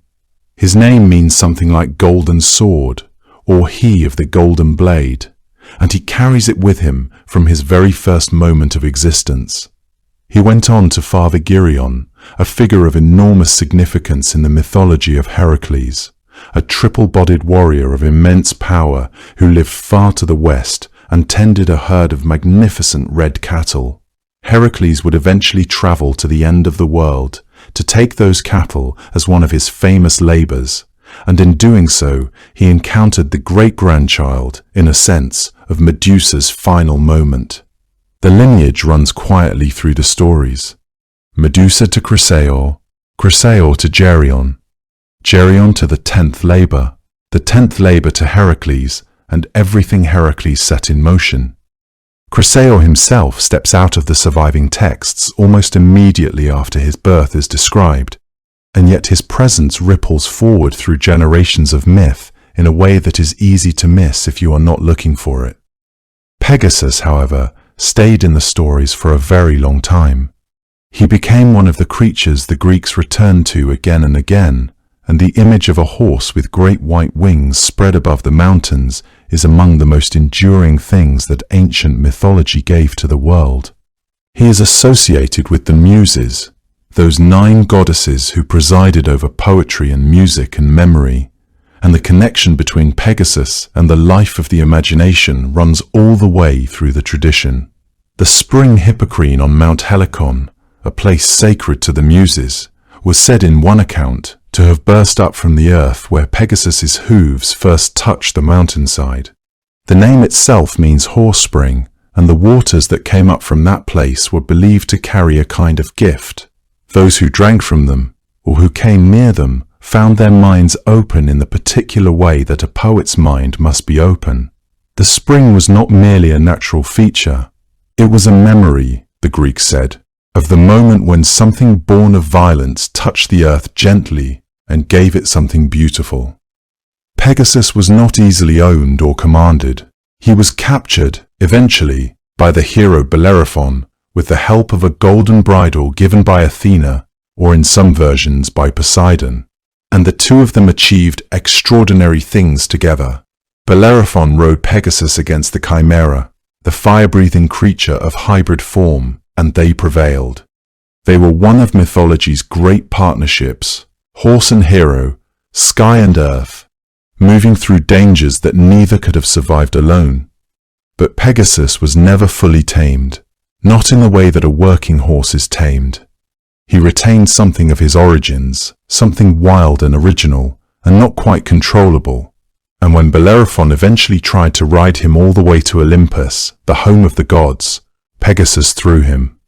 He arrived on Olympus without a rider, and Zeus set him to carrying thunder and lightning from that point forward. The story ends there for Bellerophon, humbled and earthbound, but Pegasus continued, higher than any mortal could follow. What lingers, when you consider both of them together, is what their existence says about the moment they came from. Medusa was killed in a moment that was also, in whatever way a myth can be true to itself, a birth. The violence did not only end something, it began something, loosed something into the air that had not been in the air before. One creature carried a sword and fathered monsters, and the other carried the sky on his back and gave water to poets. Both of them came from the same source, the same terrible instant, and neither of them was small or forgettable. It is not a comfortable thing to say that beauty can come from harm, because it is also true that harm remains harm, regardless of what follows it. The Greeks did not resolve this, and perhaps that was right of them. They placed Pegasus in the air and let him fly, and they watched where his hooves came down. Wherever his hooves struck the earth, water rose, and the Greeks said that water was sacred to poets because it carried the memory of how he was born. Perseus flew home with the head of Medusa wrapped in the bag at his side. Before he reached Seriphos, he had used it twice. He was somewhere over the coast of Ethiopia, or what the Greeks called Ethiopia, that vast and loosely imagined southern land, when he looked down and saw a young woman chained to a rock at the water's edge, alone, the sea moving restlessly around her feet. Her name was Andromeda. The reason she was there had nothing to do with anything she had done. Her mother, Cassiopeia, the queen of that coast, had made the mistake of boasting that her daughter's beauty surpassed the beauty of the Nereids, the sea nymphs who attended Poseidon and who were, by most accounts, not the kind of beings you wanted to offend. The Nereids had gone to Poseidon with their complaint. Poseidon, sympathetic or simply annoyed, had sent a sea monster called Cetus to ravage the coastline and devour whatever it could find along the shore.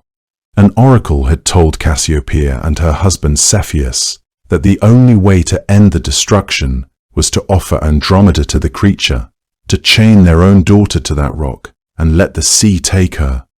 And so they had, weeping, because there was no other answer the oracle would give them. Perseus saw her there from above. He came down and spoke with her, and she told him what was coming. He went to her parents, Cepheus and Cassiopeia. Watching from a distance with the particular helpless grief of people who have done the terrible thing they believed they had to do, and he struck a bargain with them. If he killed the creature and saved Andromeda, she would be his wife. They agreed, and Perseus waited. The sea monster came in the way that ancient sources describe such creatures: enormous, churning the water, the kind of thing that makes the ordinary scale of the world seem suddenly very small. In some versions of the story, Perseus fought Cetus with a sword, diving at it from above on his winged sandals, cutting at its neck and flanks until it went still. In other versions, and this is where the head in the bag becomes relevant, he drew out the Medusa head and held it toward the creature. Cetus, whatever its nature, was not immune to the gaze that had turned so many living things to stone. The monster stiffened and slowed and sank, the water quiet, leaving Andromeda still chained but alive, the sound of the surf returning to something ordinary. What is worth sitting with here is the quality of that weapon.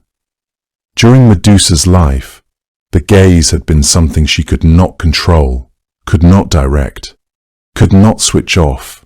It was a punishment built into her body that isolated her completely and made her lethal to every living thing that came near her. But held in Perseus's hand, aimed deliberately, carried in a bag so that it worked only when he chose to reveal it, the same gaze became something else entirely. It had been a sentence of loneliness. Now it was a tool.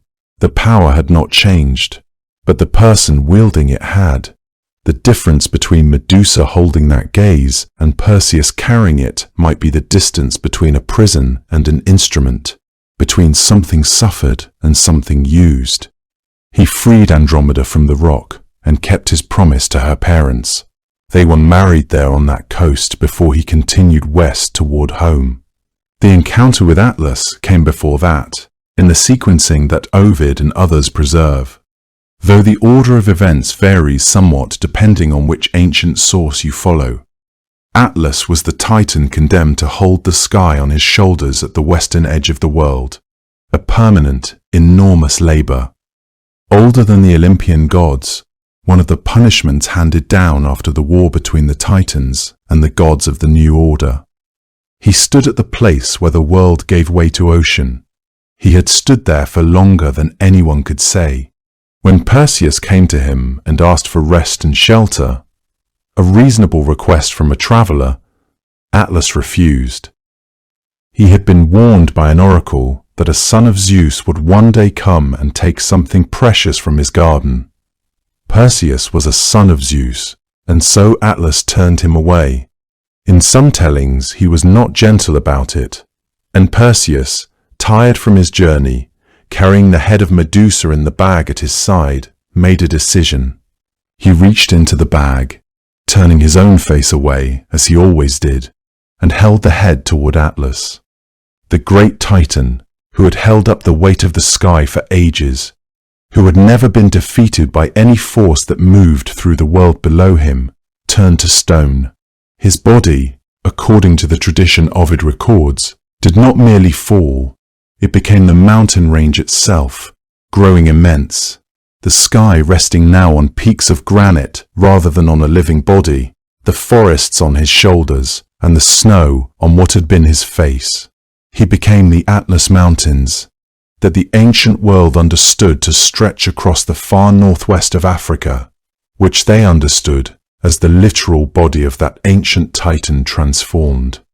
It is a strange thing, the way the head keeps working long after the moment of the beheading, long after Medusa herself is gone. The power she carried in her body, given to her by Athena as punishment, a curse dressed as a weapon, turns out to be transferable, portable, useful in ways that no one designing a punishment would necessarily intend. It becomes the thing that saves Andromeda. It becomes the thing that reshapes the geography of the world. The mountain range stood where Atlas had stood. The head was wrapped again in the dark of the bag, still potent, still dangerous, still doing what Athena had made it to do. When Perseus landed on Seriphos, he found his mother hiding at an altar. He found the king who had sent him to his death, sitting in a hall full of men who were still laughing. Danae had not been idle in her son's absence, but she had not been safe either. Polydectes, the king who had arranged the whole impossible errand with the reasonable confidence that Perseus would never return, had grown more persistent as the months passed. With the young man gone and presumably dead somewhere at the edge of the world, there was nothing standing between Polydectes and the woman he had wanted from the beginning. Danae had refused him, as she had always refused him. Eventually, the only protection left to her was the ancient, sacred custom that made an altar a place of refuge. She had gone to it with Dictys, the fisherman who had pulled her and her infant son from the chest they had been sealed inside, the man who had sheltered them on Seriphos when they had nothing and knew no one. Dictys was not a powerful man. He was the brother of Polydectes, in some accounts. That had perhaps given him a small degree of protection, but he was not the kind of man who could stand between a king and what that king wanted. The altar could, and so they waited there, Danae and the old fisherman, while Polydectes held court in his hall and seemed, by most accounts, entirely at ease. Perseus found all of this out quickly. The island was not large. Word of what had been happening travelled to him before he had been back an hour.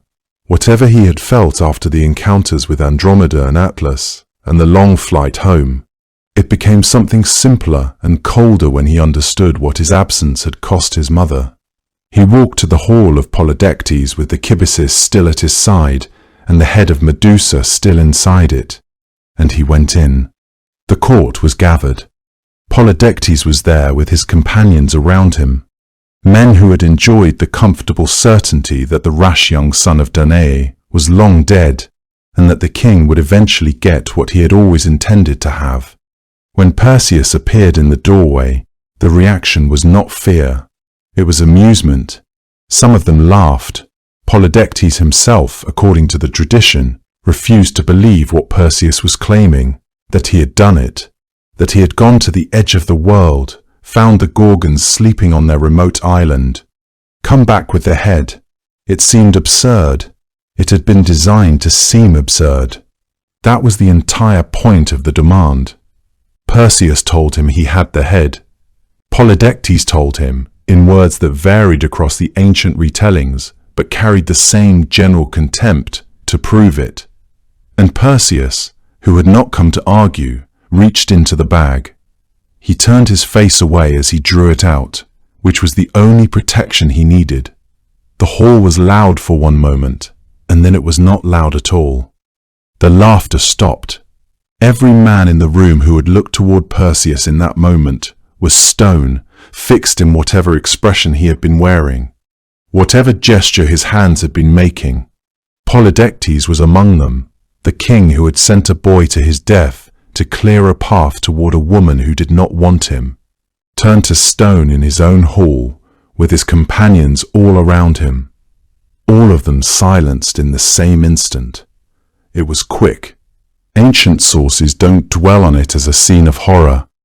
There is perhaps a reason for that. It was, in the logic of the myth, simply the conclusion of something that had been set in motion a long time ago. Perseus put the head back in the bag. After this, Dictys, the fisherman, the man who had done the real work of protecting Danae across all those years when Perseus could not, was made king of Seriphos, according to the tradition. It was a fitting outcome. He had not asked for anything and had given shelter to people who needed it. The myth rewards him for that in the most direct way available to it. The larger question was what to do with the objects Perseus had carried. He had borrowed them, in a sense, the winged sandals, the cap of invisibility that had hidden him from the Gorgons as he fled. These went back to Hermes, who had provided them. Each gift was returned to the god who had offered it. That reflects something the Greeks understood clearly about the relationship between mortals and divine favor. It was given for a purpose. When the purpose was fulfilled, the terms of the gift expired. The head of Medusa was a different matter. Perseus gave it to Athena. She had guided his hand on that distant island, had helped him hold the polished shield steady and strike the right blow. She took the head now and placed it at the center of her aegis, the great divine shield or breastplate that she wore into battle, the emblem of her protective and martial power.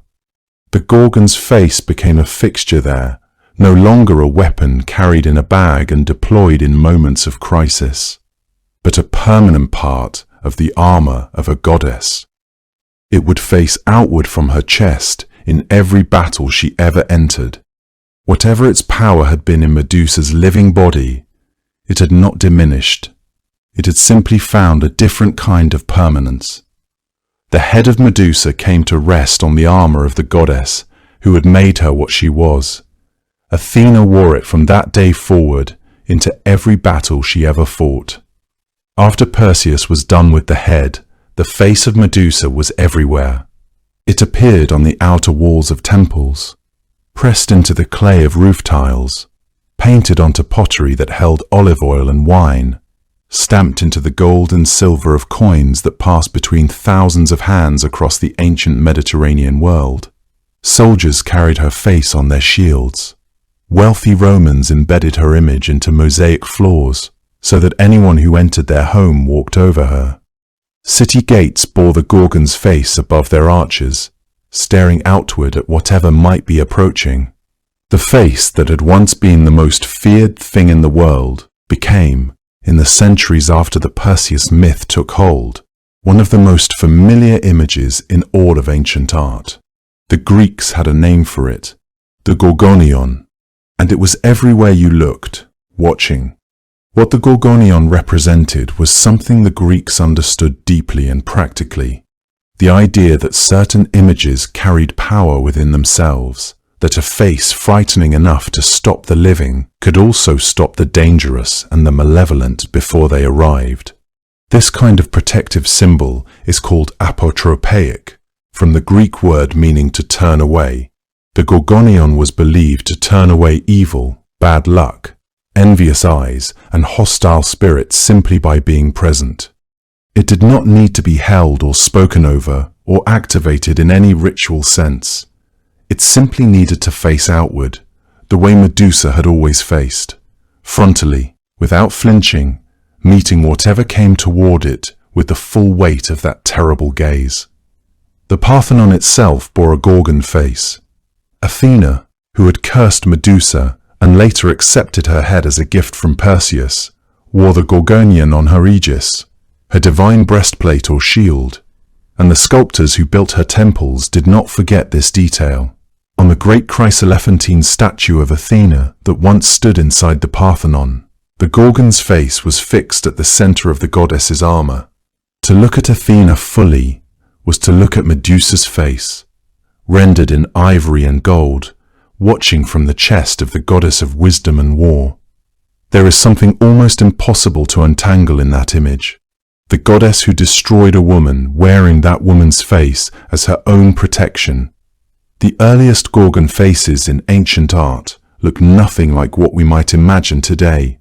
In the Archaic period, roughly the 7th and 6th centuries before the Common Era, the Gorgonion was a deliberately disturbing image. The face was rendered frontally, full-on, never in profile, with enormous wide eyes, a protruding tongue, tusks curving up from the lower jaw, and a broad, grimacing mouth that seemed to be caught mid-roar.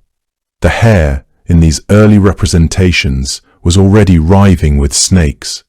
Some versions showed wings rising from the temples, and the whole composition was designed to be unsettling in the most immediate, visceral way possible.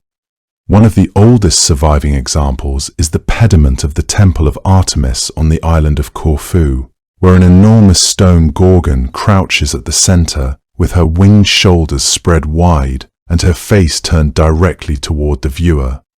She is not beautiful. She is not meant to be. She is meant to hold you in place. That is the strange origin of the Gorgonian. It began as an image of something monstrous, and it was adopted as a protective symbol precisely because it was monstrous. The logic is almost tender in its way. If the Gorgon's face could turn men to stone, then having that face on your shield or above your door meant that whatever came for you would encounter that gaze first. Over centuries, however, the face changed. As artistic styles in ancient Greece moved from the stiff, frontal compositions of the archaic period toward the more naturalistic and emotionally nuanced work of the classical and Hellenistic periods, the Gorgonian began to soften. The tusks disappeared. The protruding tongue became less exaggerated. The grimace eased into something more ambiguous. And eventually, particularly as Ovid's version of Medusa's story, with its tragic backstory of beauty violated and punished, gained wider circulation, the Gorgon's face became genuinely beautiful. The snakes remained, but they were rendered with a kind of elegance. The expression became serene, almost sleeping, as if the face in stone were simply resting. The most well-known example of this transformation in art is what scholars call the Rondinini Medusa type, named for a particular ancient relief now housed in Munich. In that image, Medusa's face is calm, almost luminous, with the snakes coiled gently around her head like a strange crown rather than a writhing threat. She looks sorrowful more than fearsome. She looks, perhaps, like someone who has been through a great deal and has finally been allowed to be still. People wanted that face near them. They pressed it into gold jewelry and wore it around their necks. They set it into rings. They had it painted on the walls of rooms where they ate and slept and raised their children. The image that had once been designed to stop you cold became something you might reach out and touch for comfort, the way you might hold any familiar and protective thing. Medusa had become something useful, something protective. And if there was sorrow in that, the Greeks who carved her face into marble and pressed her image into gold did not seem to dwell on it. The head was wrapped and carried and used and given away, but the blood had its own story, one that spread across the land beneath Perseus's flight path and left permanent marks on the world. When Perseus lifted into the air and turned toward home, he carried the kibyssus bag close against his side, the head of Medusa sealed inside it. Below him, the Mediterranean world unrolled in long stretches of blue water and pale coastline. And then came Libya, the vast, sun-bleached expanse of North Africa, a land the ancient Greeks imagined as both distant and deeply strange, a place where the ordinary rules of the world grew thin. According to Ovid, and later the Roman poet Lucan, it was over Libya that the bag shifted, or the blood seeped through, or simply the nature of what Perseus carried refused to be entirely contained. Drops of blood fell from the severed neck and tumbled down through the warm air toward the desert below. Wherever they struck the sand, something rose. Serpents, many of them, of many kinds, came writhing up from the places where Medusa's blood met the earth. Lucan, in his Pharsalia, catalogued them with a kind of grim relish, naming species after species, the asp, the dipsas, the amphisbaena that could move in either direction, the basilisk, the hemorrhoids. He presented Libya's abundance of venomous snakes as a direct consequence of that single flight, that single wound. Ovid made the same claim more briefly in the Metamorphoses, noting that the fertile drops seeded the Libyan sands, and that the earth, receptive as it always is, brought forth serpents in response. It is worth pausing on what this image means. Medusa, in Ovid's telling, had her own hair transformed into snakes as part of her punishment. The serpents on her head were the sign of her ruin, the most visible mark of what Athena had made her. And now, in death, Her blood generated more serpents, scattering them across an entire landscape. There is something almost inexhaustible about this. The transformation imposed on her body had not simply ended when Perseus's blade fell. It had spread outward, seeding the world with the same creature that had been her curse. The snakes of Libya, in this tradition, carry Medusa's history inside them without knowing it. They are her continuing presence in the world, born not from cruelty, but from blood, from the same generative power that had produced Pegasus and Chrysaor from that same wound. However, the serpents of Libya represent only one branch of what Medusa's blood was said to carry. There is another tradition, older in its roots and quieter in its telling, that concerns the physician Asclepius, the god of healing, son of Apollo, the figure who would eventually become so skilled at his art that he could undo death itself. According to this tradition, Athena collected blood from Medusa's body after the beheading. She drew it from 2 different places and kept it in 2 separate vials. The blood taken from the veins on Medusa's left side carried the power to restore life, to call back the dead, to reverse what death had done. The blood taken from the right side was lethal, capable of killing instantly. Athena gave both vials to Asclepius, and he used them, the left side blood, to perform his legendary resurrections, raising men from death who had no business being alive again. This detail appears in various ancient sources, including the mythographer Apollodorus, and it situates Medusa's blood at the very center of one of Greek mythology's most charged stories, the story of a healer who grew too powerful and whom Zeus eventually struck down with a thunderbolt for disturbing the balance between life and death. What this means for how we understand Medusa is significant. Her blood was not simply corrosive or dangerous, it contained within itself a complete opposition, life and death held in the same body, available from the same source depending only on which side you drew from. She was, in this sense, a threshold figure in the most literal way imaginable. Not merely transformed, not merely monstrous, but constitutionally dual, carrying destruction and resurrection in the same veins, unable to be reduced to one or the other. This duality echoes everything the myth has shown us about her. She was born mortal among immortal sisters. She was beautiful before she was terrible. She was violated before she was cursed. She was feared and she was mourned. Even the manner of her death was generative rather than simply final, producing from the same wound both a winged horse associated with poets and a golden warrior of enormous power. And now her blood, separated into its 2 natures, went on to define the limits of medicine itself, because Asclepius used the life-giving portion too freely, and the gods decided that the boundary between living and dying was not meant to be so easily crossed. Soon after Asclepius was struck down by Zeus for his resurrections, the Greeks understood that some thresholds are not meant to be held open. Medusa's blood had made that possible, had given a mortal healer access to the one power the gods reserve for themselves.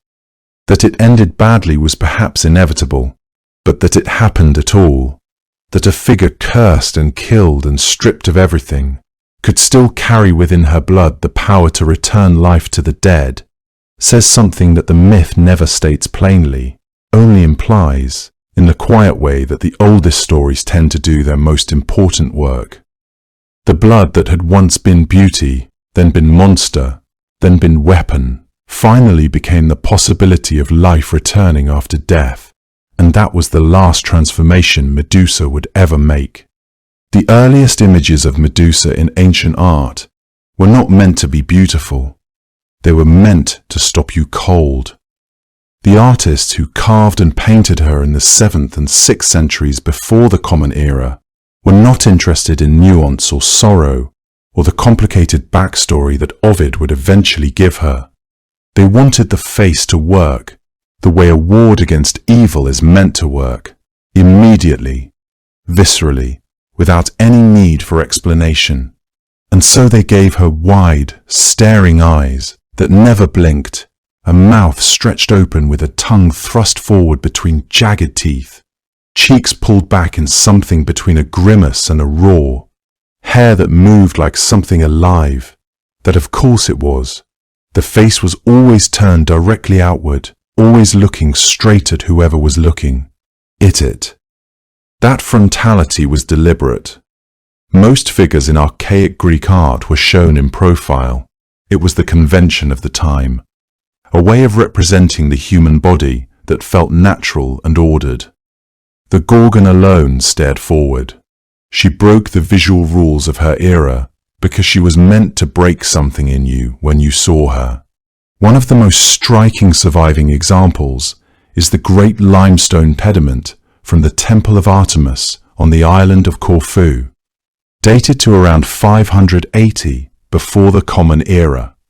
The Gorgon there is enormous, positioned at the very center of the temple's triangular roofline, flanked by her offspring, Pegasus on one side, a crouching figure on the other, and surrounded by scenes of divine conflict. She is running, or perhaps flying, her legs bent in what is called the kneeling running pose that Greek artists used to suggest swift motion. Her wings are spread. Her face is the face the era demanded. Huge eyes, a protruding tongue, tusks curling upward from her lower jaw. She is not a woman wearing a frightening expression. She is the expression itself, made stone and given a body to carry it. The scale alone communicated something important to whoever approached the temple. This was not a decorative motif, not a pretty border to frame the architecture. It was a boundary. You saw her, and you knew that what lay beyond her was protected and that you were being warned. However, the centuries that followed brought a slow and remarkable softening. It did not happen all at once. It was not a clean progression. There were terrifying Gorgon faces painted on Greek pottery well into the classical period, still wide-eyed and wild-tongued, still serving their apotropaic function on wine vessels and storage jars and shields. But alongside that tradition, something else was gradually developing. As Greek sculpture moved through the classical period and into the Hellenistic era, figures became more naturalistic, more emotionally expressive, more individualized. The gods stopped looking like forces of nature in human shape and started looking like humans who happened to be divine. And Medusa, caught in that same cultural current, began her long transformation back toward the face she had worn before the curse. By the time the Hellenistic world was producing its finest sculpture, some artists were rendering Medusa not as a monster at all, but as a sleeping woman, beautiful even in death, the serpents in her hair curling gently rather than rearing to strike. The piece known as the Rondanini Medusa, a Roman marble copy of what is believed to have been a Hellenistic original, now held in Munich, shows a face of extraordinary quietness. The eyes are closed, the features are regular and fine, the mouth is slightly parted, as if in the middle of a breath that will not come. She looks like someone who has been overtaken by sleep in the middle of grief. The snakes framing her face are almost decorative, almost gentle in their arrangement. There is nothing here that is meant to frighten you. The artist seems instead to be inviting you to feel something for her. Not revulsion, not vigilance, but something closer to pity. It is a radical departure from the Corfu pediment. It reflects a world that had been living with Ovid's telling, or with the emotional currents that Ovid's telling would eventually crystallize into words. Eventually, the Renaissance brought Medusa's face into a new set of hands. Those hands were drawn to the contradiction at the heart of her story. Leonardo da Vinci, according to Giorgio Vasari's account, painted a Gorgon's head on a shield when he was still a young man in Florence, a work that Vasari described as so terrifying that Leonardo's father recoiled when he saw it.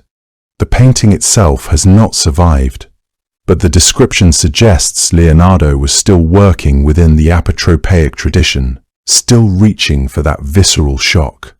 Caravaggio, painting his Medusa in 1597 on a convex wooden shield, itself an homage to the ancient tradition of the Gorgon on a warrior's armor, found something different. His Medusa is clearly in the moment of her death, her expression caught between horror and astonishment, her mouth open, her eyes wide, blood flowing from the severed neck. She is terrifying, yes, but she is also unmistakably suffering. Caravaggio did not give her tusks or a protruding tongue or the blank staring mask of the archaic period. He gave her a human face in the worst moment of its existence. That face has never quite let anyone who has seen it go. By the time the Renaissance painters were done with her, Medusa's face had traveled all the way from nightmare to something closer to grief. There is a thread in the ancient tradition that pulls Medusa out of the Greek world entirely and places her in Africa. It is not the dominant thread. It is not the one that most people encounter first when they come to the myth of Medusa, but it runs through the ancient sources with a quiet persistence that deserves careful attention. The Greek historian and mythographer Diodorus Siculus, writing in the 1st century before the Common Era, recorded a tradition that had nothing to do with violated priestesses or the curse of an offended goddess.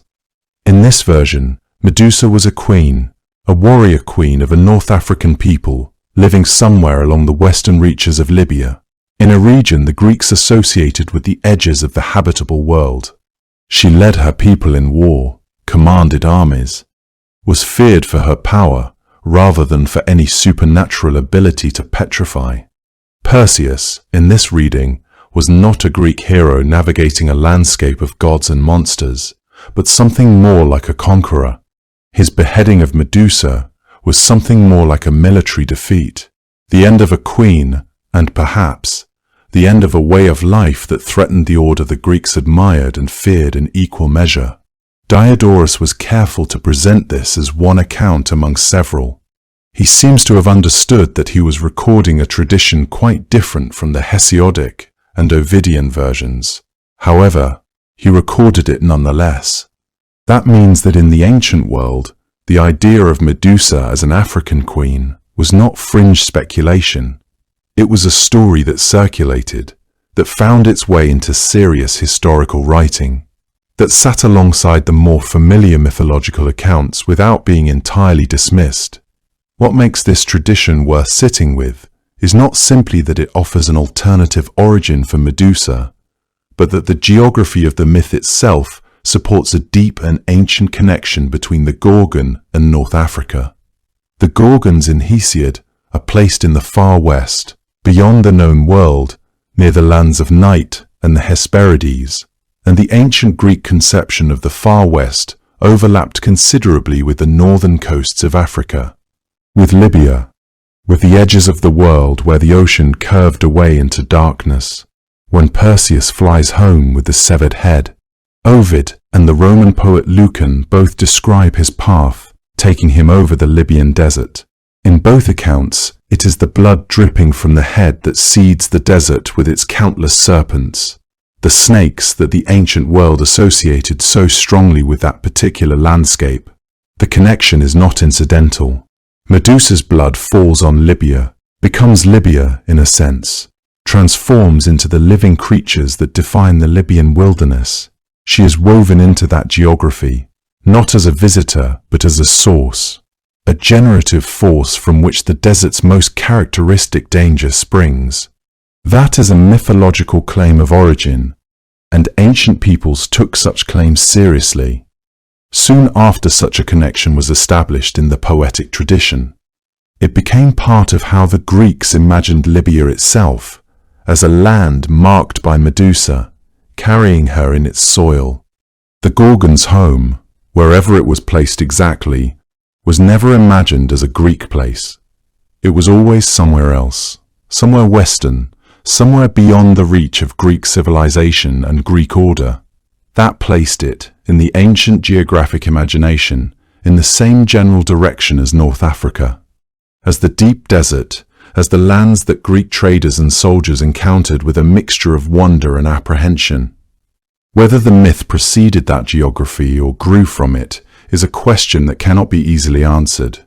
Ancient narratives and ancient geography shaped each other constantly, each providing justification and texture for the other, so that by the time any writer committed the story to papyrus, the two had already become inseparable. The tradition recorded by Diodorus may reflect genuine memories of cultural encounter, of Greek contact with powerful North African peoples, whose warrior queens or priestesses left impressions strong enough to be mythologized.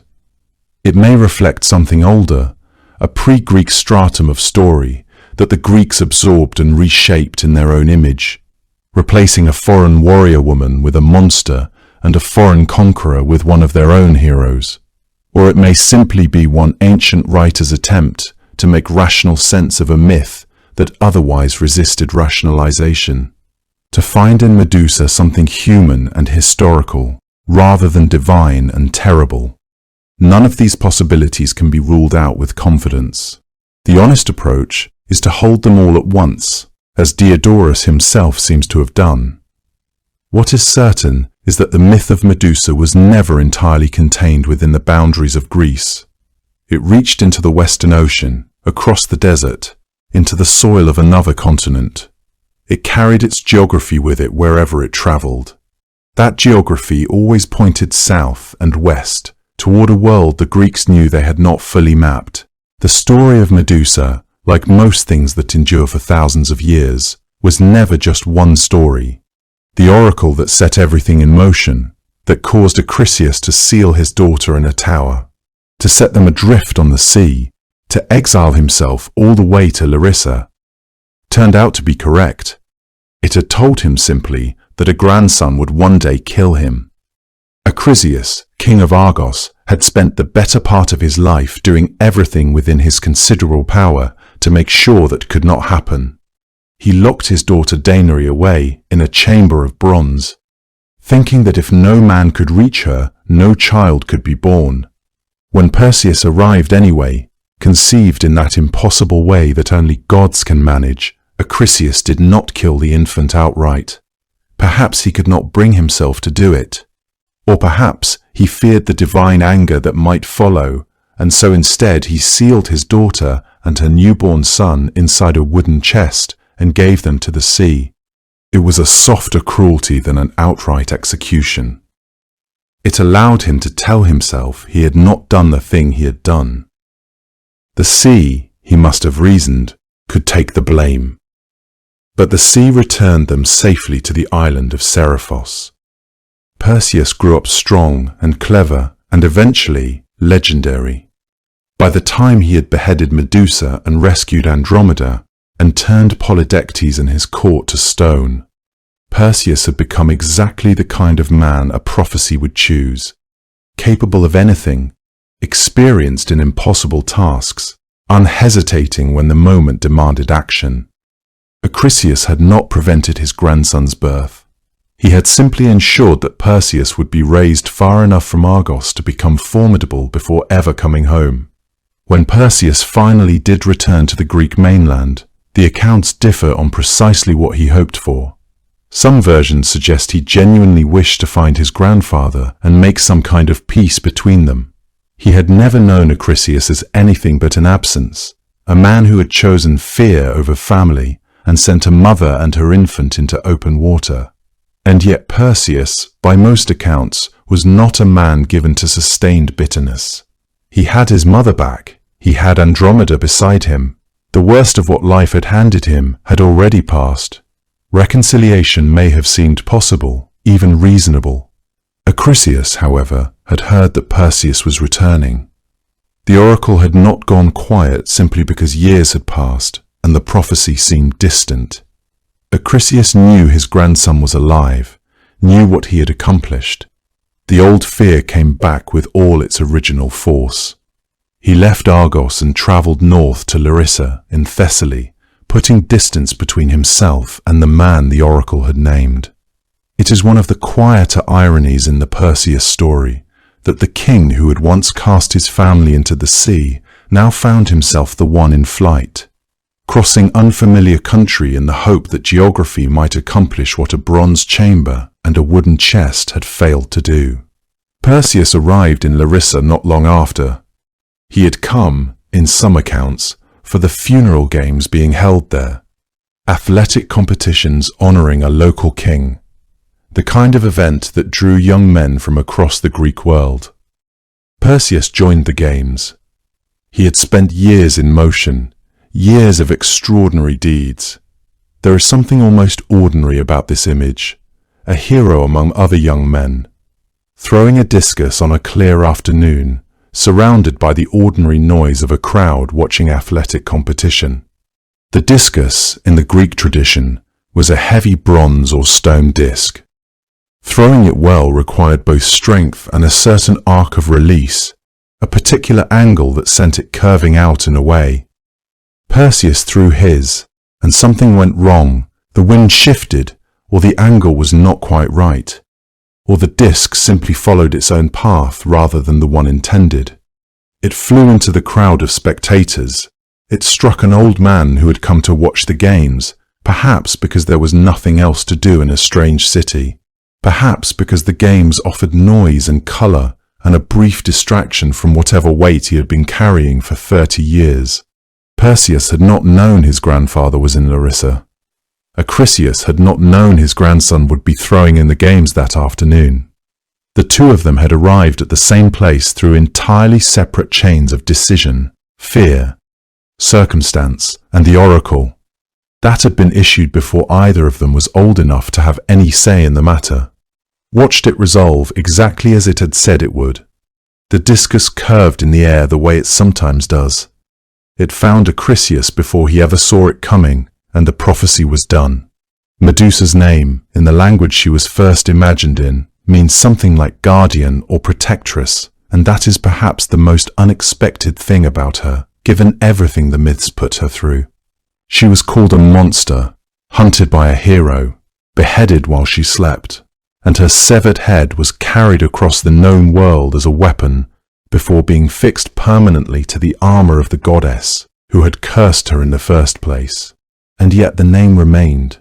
The Greeks kept it, generation after generation, pressing her face into gold coins and carving it above temple doorways and painting it onto the prows of warships, because they understood something about her that the violence of the myth tends to obscure, that she had always been, at her deepest root, a figure of protection, the Gorgonian, that frontal face with wide eyes and coiling hair, sometimes wild and grotesque, sometimes serenely sorrowful, appeared on the walls of cities and the breastplates of soldiers, not because the Greeks wanted to be reminded of something terrifying, but because they believed the face itself could ward off harm.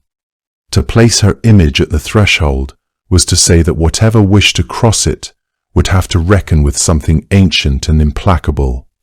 She had been a priestess in a sacred space, and she had lost that space, and all the safety it once offered, and then her own face became a sacred space, a boundary, a place where danger stopped.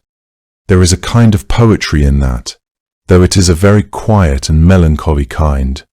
Ovid gave her back the beauty she had lost in a way, by giving her back the story that explained why she deserved to be mourned rather than merely feared. His account, that she was a woman violated in a holy place and then punished for surviving it, moved through centuries of reading and retelling, and left its mark on how the Western world has imagined her ever since. She became a figure of tragedy as much as terror, and artists felt the difference. The early archaic Gorgon, all tusks and tongue and brazen outstretched hands, gave way over centuries to the classical face, still powerful, still dangerous in its implication, but composed now, the eyes closed or the expression distant, as though she were dreaming rather than shrieking. The Rondinini Medusa, carved in stone sometime in the Hellenistic period, shows a face that is genuinely beautiful and genuinely sad, the snakes quiet around it, the whole thing more like an elegy than a warning. This transformation reflected how people's understanding of the myth changed over time. Older, archaic versions presented her straightforwardly as a creature to be destroyed. But as centuries passed, listeners and readers grew more attuned to injustice embedded within the story. What began as a simple heroic narrative gradually revealed itself to contain something more troubling. Medusa's punishment for an act committed against her, not by her, began to seem less like justice and more like cruelty. Her transformation became less a tale of necessary destruction and more a meditation on what the body becomes when violence has marked it. This reinterpretation shaped how subsequent artists and writers would approach her story. Later traditions kept finding new things inside the story, the way old stories tend to allow. Benvenuto Cellini cast his bronze Perseus in Florence in the 16th century, and the figure stands there still in the Loggia dei Lanzi, holding the head aloft, the body of Medusa fallen beneath his feet. And yet even in that triumphant rendering, the face of Medusa retains a kind of dignity, a stillness that feels less like defeat and more like rest. Caravaggio painted her on a shield, the mouth open, the expression caught between horror and something like surprise, the snakes still writhing as though they hadn't yet understood what had happened. These were not simply images of a monster destroyed. They were meditations on transformation, on beauty, on the question of what we do with power that has been taken from someone and placed in other hands. Writers across the centuries return to her for the same reasons, because the myth contains, at its center, a set of questions that don't resolve themselves neatly and don't ask to. What does it mean when innocence is punished and power goes unanswered? What does it mean that the thing made to isolate and destroy became, in the end, a shield? What does it mean that her name, through all of it, still carried the word for protector? Those questions were alive in the ancient world, and they remain alive, and that is why Medusa persists in a way that many simpler myths do not. Her story is not a lesson with a clear moral at the end. It is something more like a wound that has been looked at honestly, from many different angles, across a very long time. The face on the temple wall was there to guard against harm. The face on the coin was there to remind you of something old and true about the world. The face in the poem was there because the poet had not forgotten that a person was once behind it. Someone who had tended an orchard or lit a lamp in a quiet temple. Someone whose hair had once been hair and whose eyes had once been eyes that could look out at the world without turning it to stone. She is still there, on shields and temple walls, and ancient coins worn smooth by handling, her face turned outward, watching. We will follow the tale of Psyche and Eros, a story about love, trust, sacrifice, and transformation that has captivated hearts and minds for nearly 2,000 years. This is a myth that teaches us about the nature of the soul, the power of love to change us, and what it means to trust when we cannot see or fully understand. Tonight, we will begin at the very beginning, with a girl whose beauty became the envy of a goddess. There once lived a king and queen who had 3 daughters, and among all the maidens in the land, the youngest daughter was beyond compare. Her name was Psyche, and her beauty was so extraordinary that it seemed to come from somewhere beyond the mortal world itself. People would travel from distant kingdoms just to catch a glimpse of her, spending days and weeks journeying across mountains and through forests just to stand in her presence for a few brief moments. This was not the kind of beauty that faded in certain light, or that only appeared beautiful when you were looking at her from far away. No, her beauty held up under the closest scrutiny, in the brightest sunlight, and even in the quiet moments when she was alone with her own thoughts. When Psyche walked through the marketplace, merchants would pause in their work, their hands stilling as they watched her pass. When she appeared at festivals, the musicians would become distracted, their playing sometimes faltering as their eyes followed her through the crowd. The people of her father's kingdom spoke of her in hushed, reverent tones, as though discussing someone who was more than ordinarily human. They whispered about the way she moved, with a grace that seemed to flow from her like water, and about her face, which held not just beauty, but also a kind of gentle wisdom that made people feel seen and understood when she looked at them. Artists came from faraway cities seeking to paint her or sculpt her likeness, hoping to capture even a fraction of her essence in marble or pigment. Some succeeded in creating beautiful works, but none of them managed to truly capture what made Psyche extraordinary. It was as though her essence was something that could not be frozen in time or confined to a single medium. Her beauty existed in motion, in the way she tilted her head when listening to someone speak, in the warmth of her smile, in the kindness that seemed to radiate from her very being. The crowds that gathered to see her grew so large that her father, the king, eventually had to limit access to her. People were coming in such numbers that daily life in the kingdom was being disrupted. Merchants abandoned their shops, farmers left their fields, and nobles neglected their duties in hopes of catching a glimpse of the king's youngest daughter.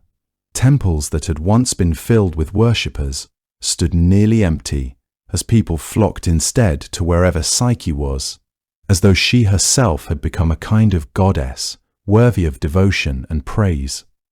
This unprecedented attention troubled some and delighted others. Psyche's two older sisters, who were themselves lovely and accomplished, watched this phenomenon with complicated feelings. They were beautiful too, and they had expected to be the ones receiving marriage proposals from the finest princes and nobles in the realm. Instead, they found themselves fading into the background whenever their younger sister appeared.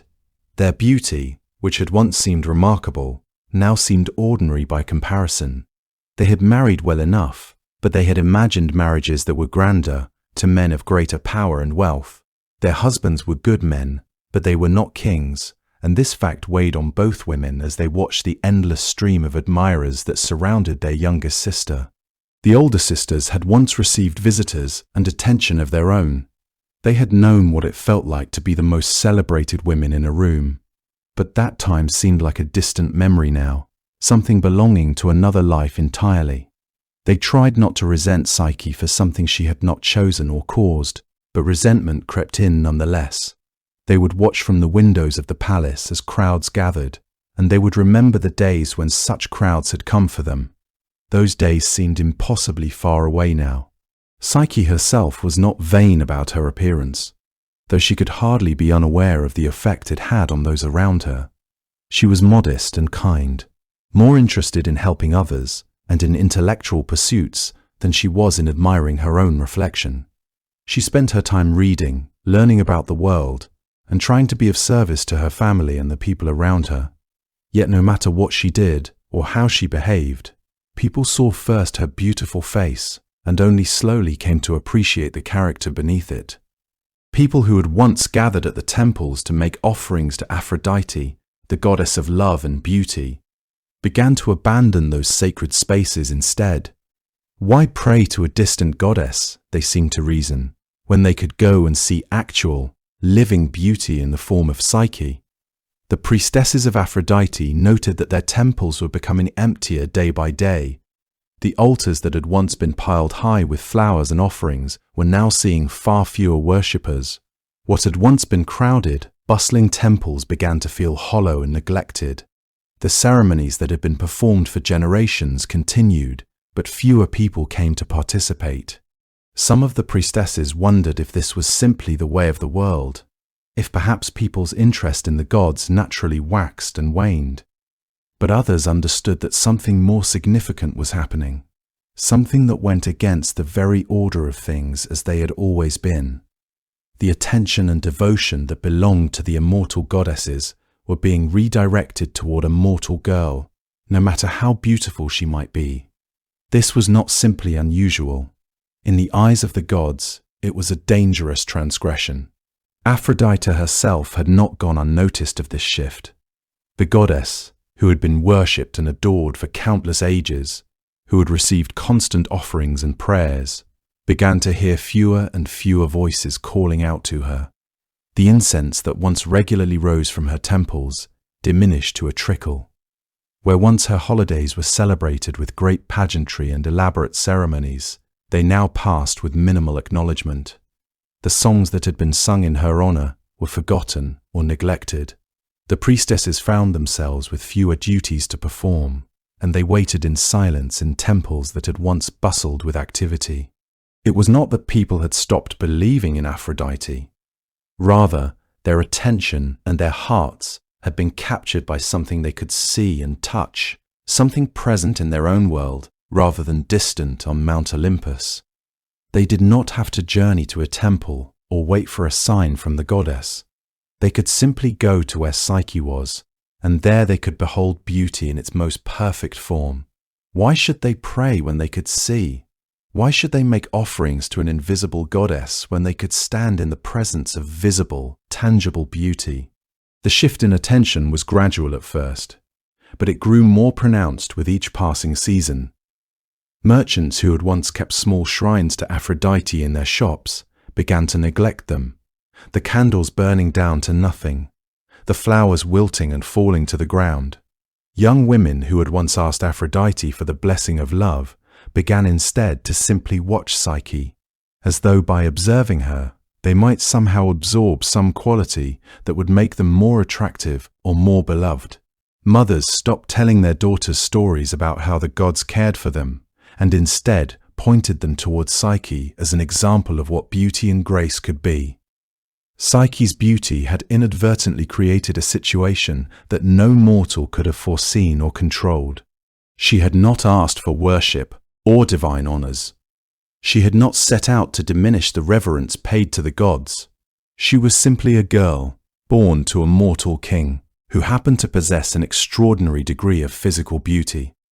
And yet her very existence, her mere presence in the world, had disrupted the established order in which gods and goddesses received the devotion they expected and believed they deserved. This was something that could not be tolerated by the divine powers, especially not by Aphrodite, who had for so long been considered the supreme embodiment of beauty and love itself. Aphrodite's anger, when it came, was not a sudden explosion, but rather a slow burn that grew hotter and hotter until it could no longer be contained. She was not simply angry about the loss of worship, though that was certainly part of it. She was wounded in a deeper way, her pride damaged, her position as the undisputed goddess of beauty threatened by a mere mortal. This girl, this Psyche, had no right to receive such attention, such reverence, such love from mortals who should have been grateful for the gift of being able to love and appreciate beauty at all. The very ability to see Psyche's beauty came from Aphrodite's blessing of the world and of humanity itself. How dare a mortal girl turn that gift against the goddess who had given it? It was this situation that eventually reached the ears and heart of Aphrodite herself, and the goddess's response would set in motion a chain of events that would transform not only Psyche's life, but also the life of her divine son. Aphrodite, the immortal goddess of love, whose power had shaped the fates of countless mortals and gods alike, found herself consumed by an emotion that was both familiar and foreign to her. She was furious. More than that, she was wounded, for she had been cast aside by the very people she had blessed with the ability to love and appreciate beauty. The goddess descended from Mount Olympus, her golden chariot pulled by white doves, and she made her way to the kingdom where Psyche lived. She did not come in peace. She did not come to celebrate or to acknowledge the remarkable beauty of the mortal girl. No, she came with a fury that only a slighted goddess could feel, and she had already decided what she would do. She would use her most powerful weapon against Psyche. She would call upon her son, Eros, the god of love himself, armed with his golden arrows that could make anyone fall in love with anyone else. This would be her revenge. Eros was often described as the disobedient child of Aphrodite, beautiful beyond measure, with magnificent wings that allowed him to fly from place to place. He was mischievous and playful, delighting in causing romantic chaos among mortals and gods alike. He had never questioned his mother's orders in the past, and she did not expect him to question this one. She commanded him to go to the mortal kingdom and to use his arrows on Psyche in such a way that the girl would fall desperately in love with the most despicable, wretched creature that could be found. A slave, perhaps, or a beggar, or some other unsuitable man whose company would humiliate and ruin her. This, Aphrodite believed, would be the perfect punishment.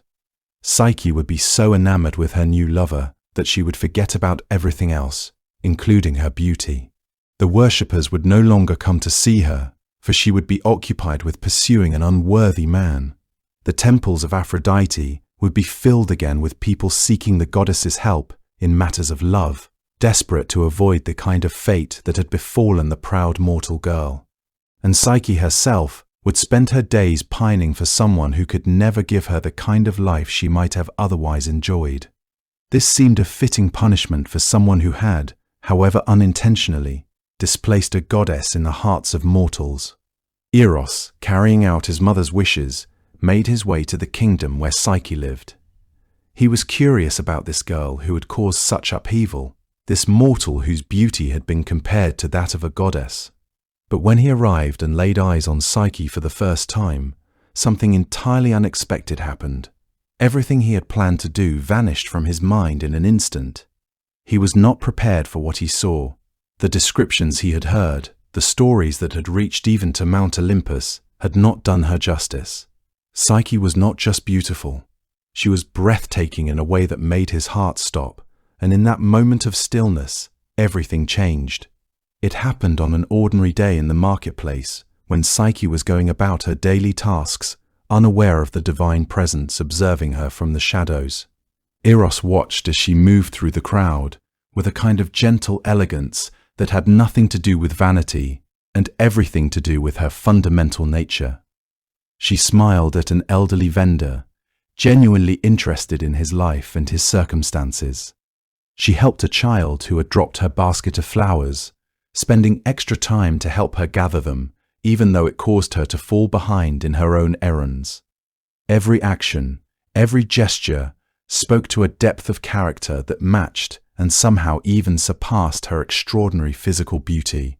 For the first time in his entire existence, Eros experienced something that was not directed by his mother's will or his own capricious whims. He felt love, real love, the kind of love that made him vulnerable and uncertain. He had spent his whole life causing others to fall in love with his arrows, watching from a distance as mortals and gods alike became entangled in the complexities of romantic attachment.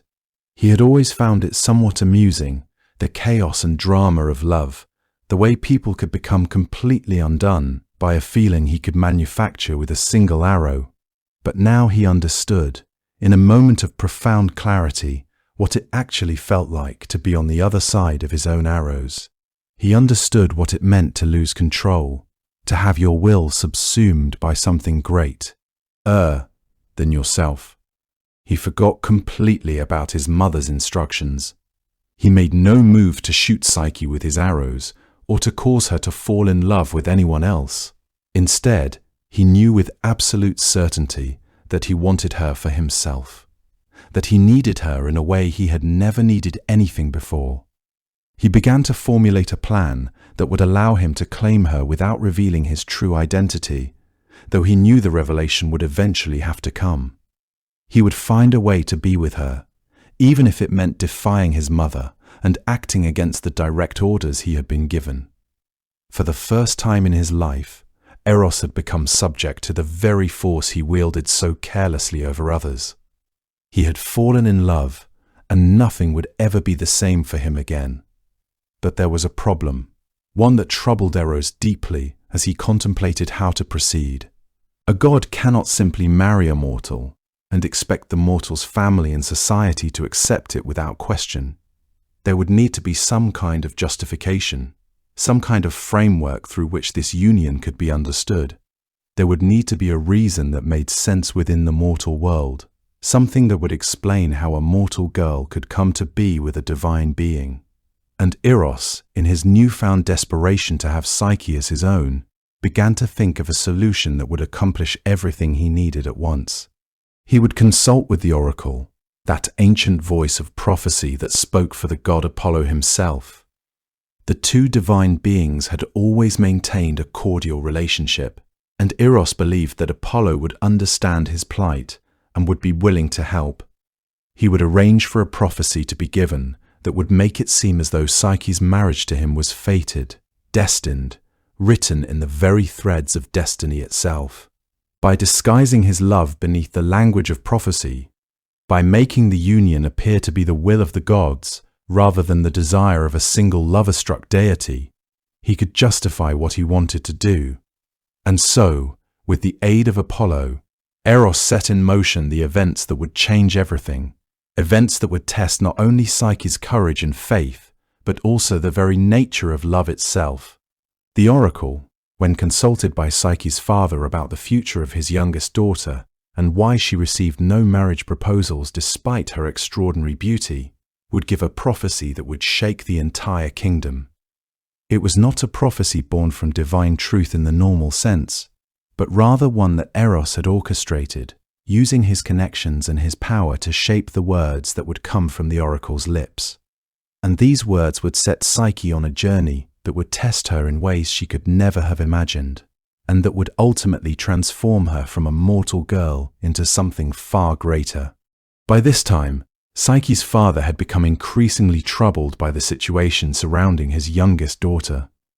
Princes and nobles came from across the known world seeking her hand, yet she remained unwed.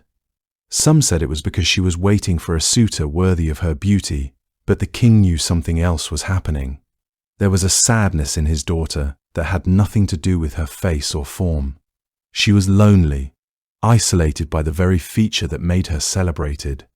No one could see past her beauty to know her as a person. No one could speak to her without becoming flustered or tongue-tied.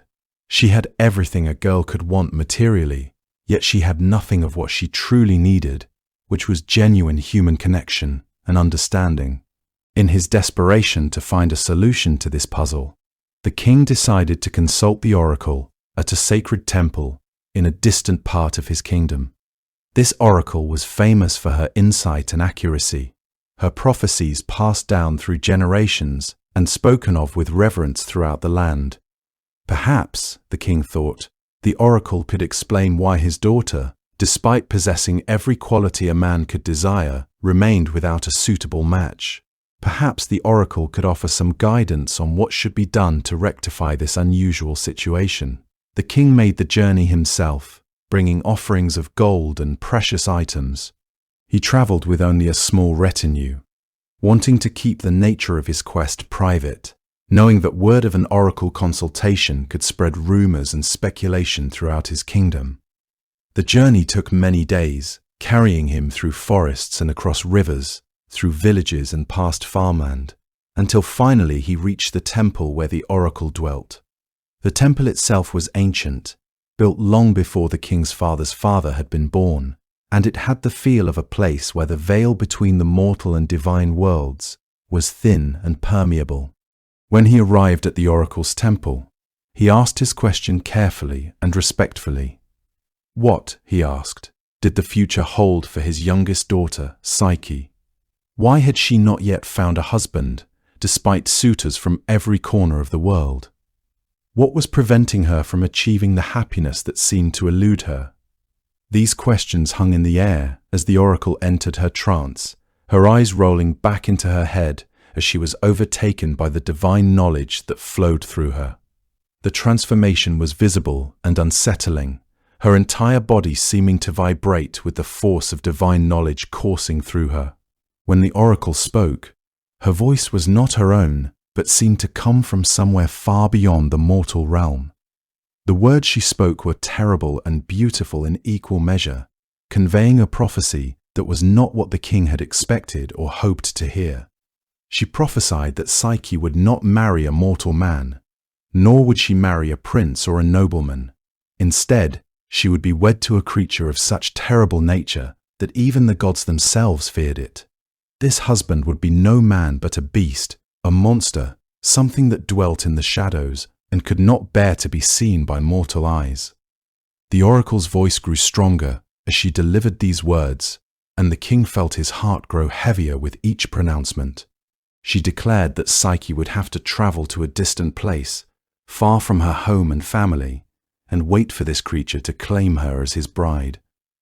She would not be in a palace, but in some remote location where mortals rarely ventured, where the boundary between the civilized world and the wild unknown grew thin. And most importantly, the oracle warned, Psyche could never, under any circumstances, look upon the face of her future husband. If she did, terrible consequences would follow, not just for her, but for everyone she loved. When the oracle's trance broke and she returned to her normal state of consciousness, she seemed bewildered and exhausted by the experience, as though the prophecy had drained something essential from her. The king, unable to find words adequate to his despair, asked if there was any way to change this fate, any action he could take to protect his daughter from this terrible destiny. The oracle shook her head slowly. The prophecy had been given, she said, and prophecies given through her could not be undone or altered. The future had been revealed, and the only choice that remained was whether to accept it or to resist it, though resistance would only delay the inevitable.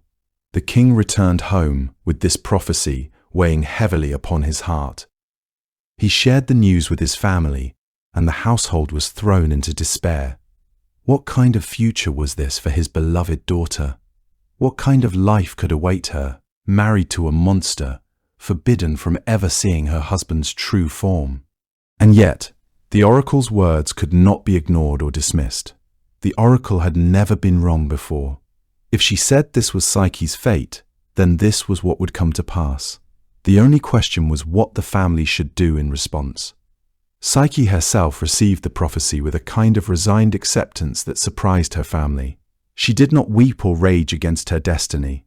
Instead, she seemed to understand that this was her burden to bear, the price of her extraordinary beauty and the disruption it had caused. Perhaps, she thought, this was how she could finally be of service, how she could finally matter for something other than her face. She prepared herself mentally and spiritually for what was to come, gathering what few possessions she felt she needed for the journey ahead. As the day of her departure approached, the entire kingdom fell into a strange kind of mourning. It was as though they were mourning the loss of someone who had not yet died, though everyone understood that Psyche might never return home. The people who had once crowded around her just to catch a glimpse of her beauty now lined the streets to bid her farewell, some weeping openly at the thought of losing her.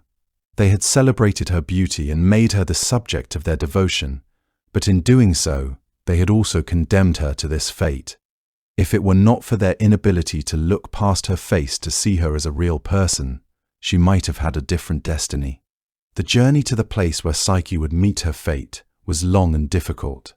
According to the oracle's instructions, she was to be taken to a cliff overlooking a deep valley, where she was to be left alone to await her mysterious husband.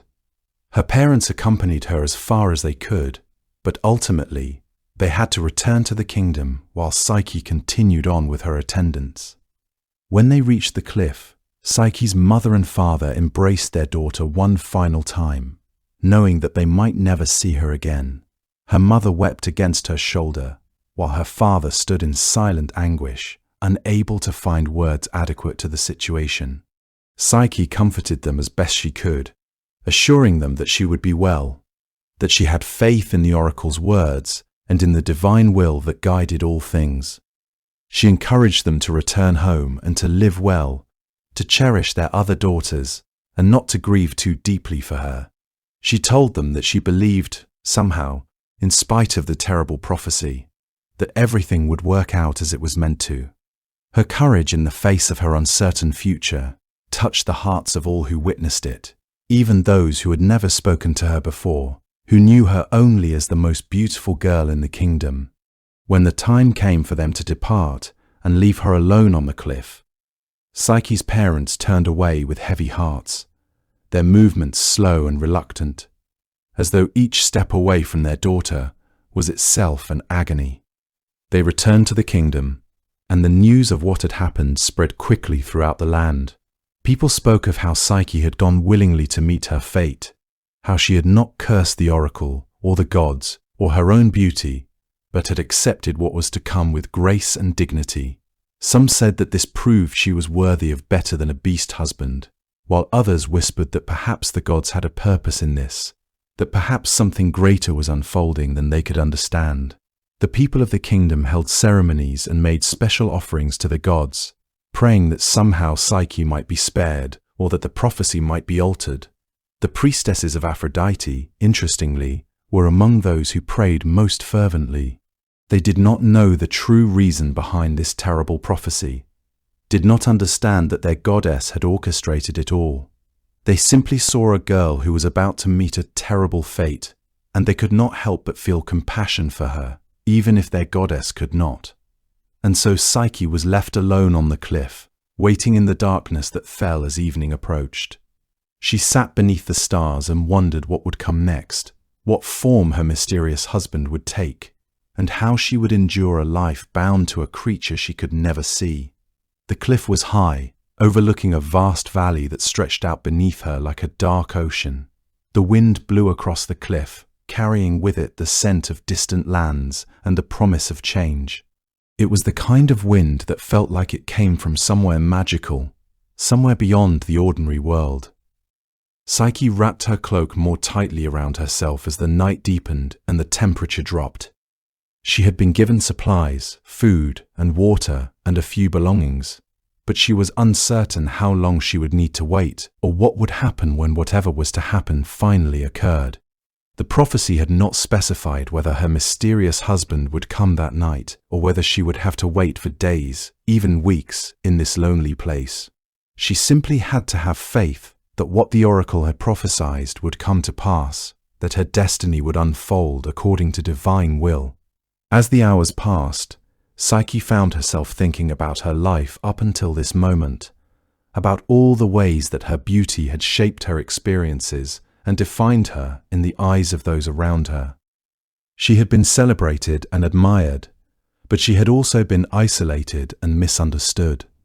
Now, facing an unknown future with a creature she would never be allowed to see, she wondered if perhaps this strange fate might offer her something her previous life never could. Perhaps, she thought, this mystery might give her the opportunity to be known and loved for something other than her appearance. She did not know it yet, but her real journey was only just beginning, and it would transform her in ways she could never have imagined. As the hours passed, Psyche found herself thinking about her life up until this moment, about all the ways that her beauty had shaped her experiences and defined her in the eyes of those around her. She had been celebrated and admired, but she had also been isolated and misunderstood. Now, facing an unknown future with a creature she would never be allowed to see, she wondered if perhaps this strange fate might offer her something her previous life never could. Perhaps, she thought, this mystery might give her the opportunity to be known and loved for something other than her appearance.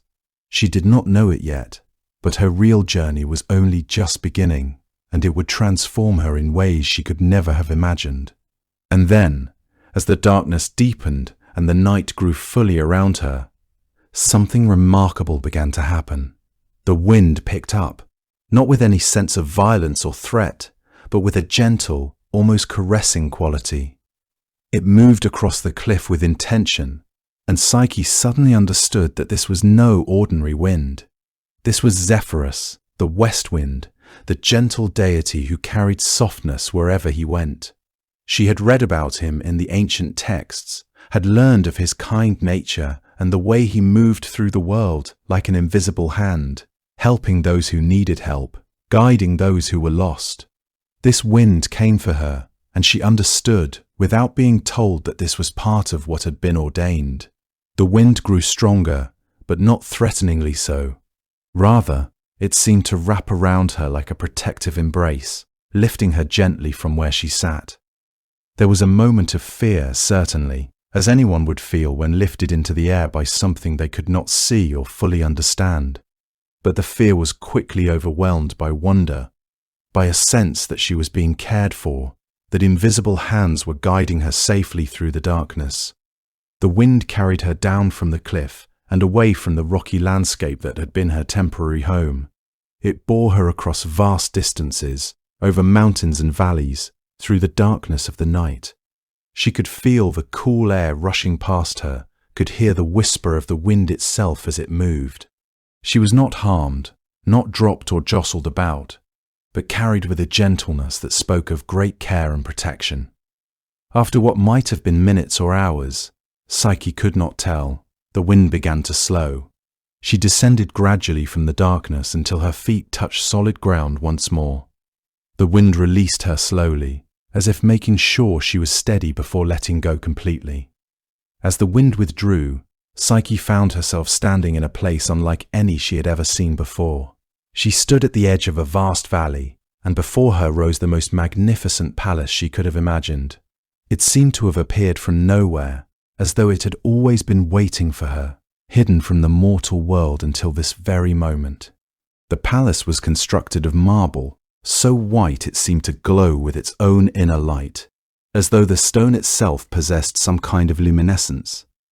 The columns that held up the grand entrance were carved with such intricate detail that Psyche could have spent days simply studying a single one, tracing her fingers along the grooves and curves of figures and vines and abstract patterns.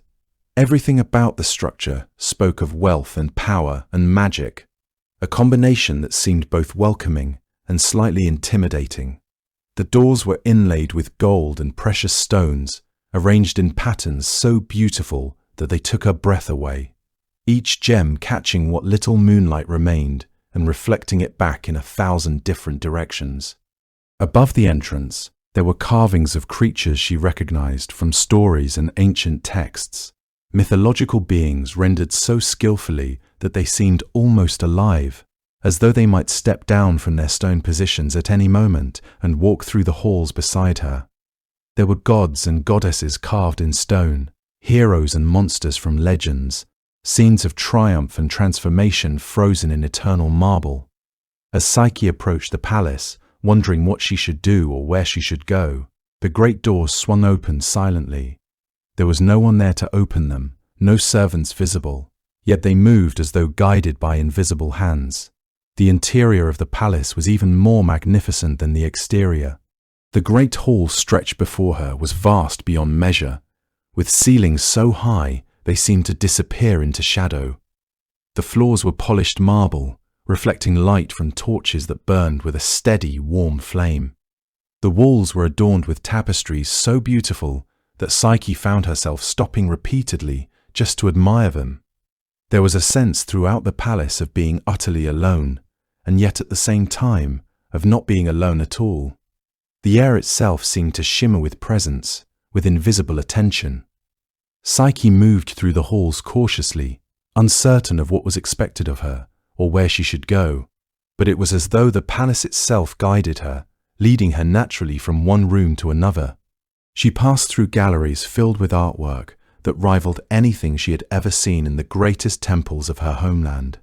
She found herself in a library where books and scrolls were arranged in careful order, and she longed to spend time there learning and reading.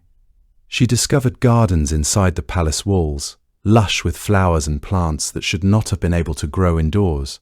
Yet there they were, flourishing in the warm, gentle light that seemed to come from nowhere and everywhere at once. Eventually, Psyche found herself in a bathing chamber, and somehow she understood that this was meant for her. The chamber itself was like something from a dream, with columns of pale stone and a pool of such proportions that it seemed impossible it could exist within a single room. The water was the most luxurious she had ever felt, warm and scented with flowers and precious oils that seemed to relax every muscle in her body. As she sank into the water, she could feel the tension and fear beginning to drain from her body, like water draining from a vessel. The stone beneath her feet was smooth and warm, and there were steps leading down into the pool so gradually that she could enter at her own pace, moving deeper and deeper into warmth and comfort.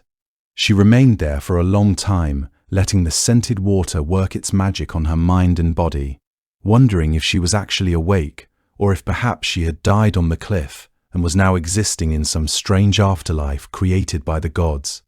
The experience of bathing in such a place felt almost like a dream, so perfect, so luxurious, so carefully designed for her comfort. After her bath, Psyche found herself in a dining hall where a feast had been laid out.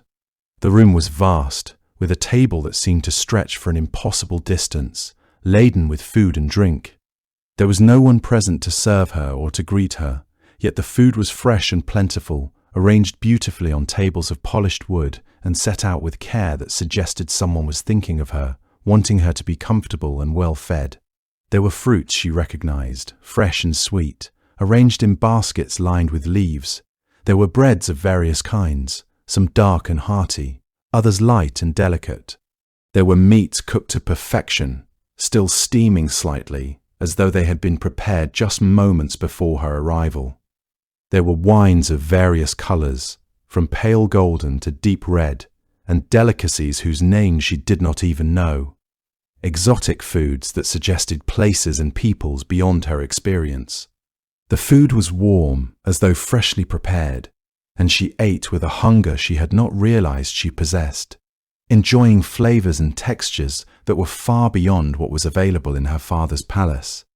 As she ate, she became aware of music playing somewhere in the palace, distant and beautiful, played by instruments she could not identify, created by hands she could not see.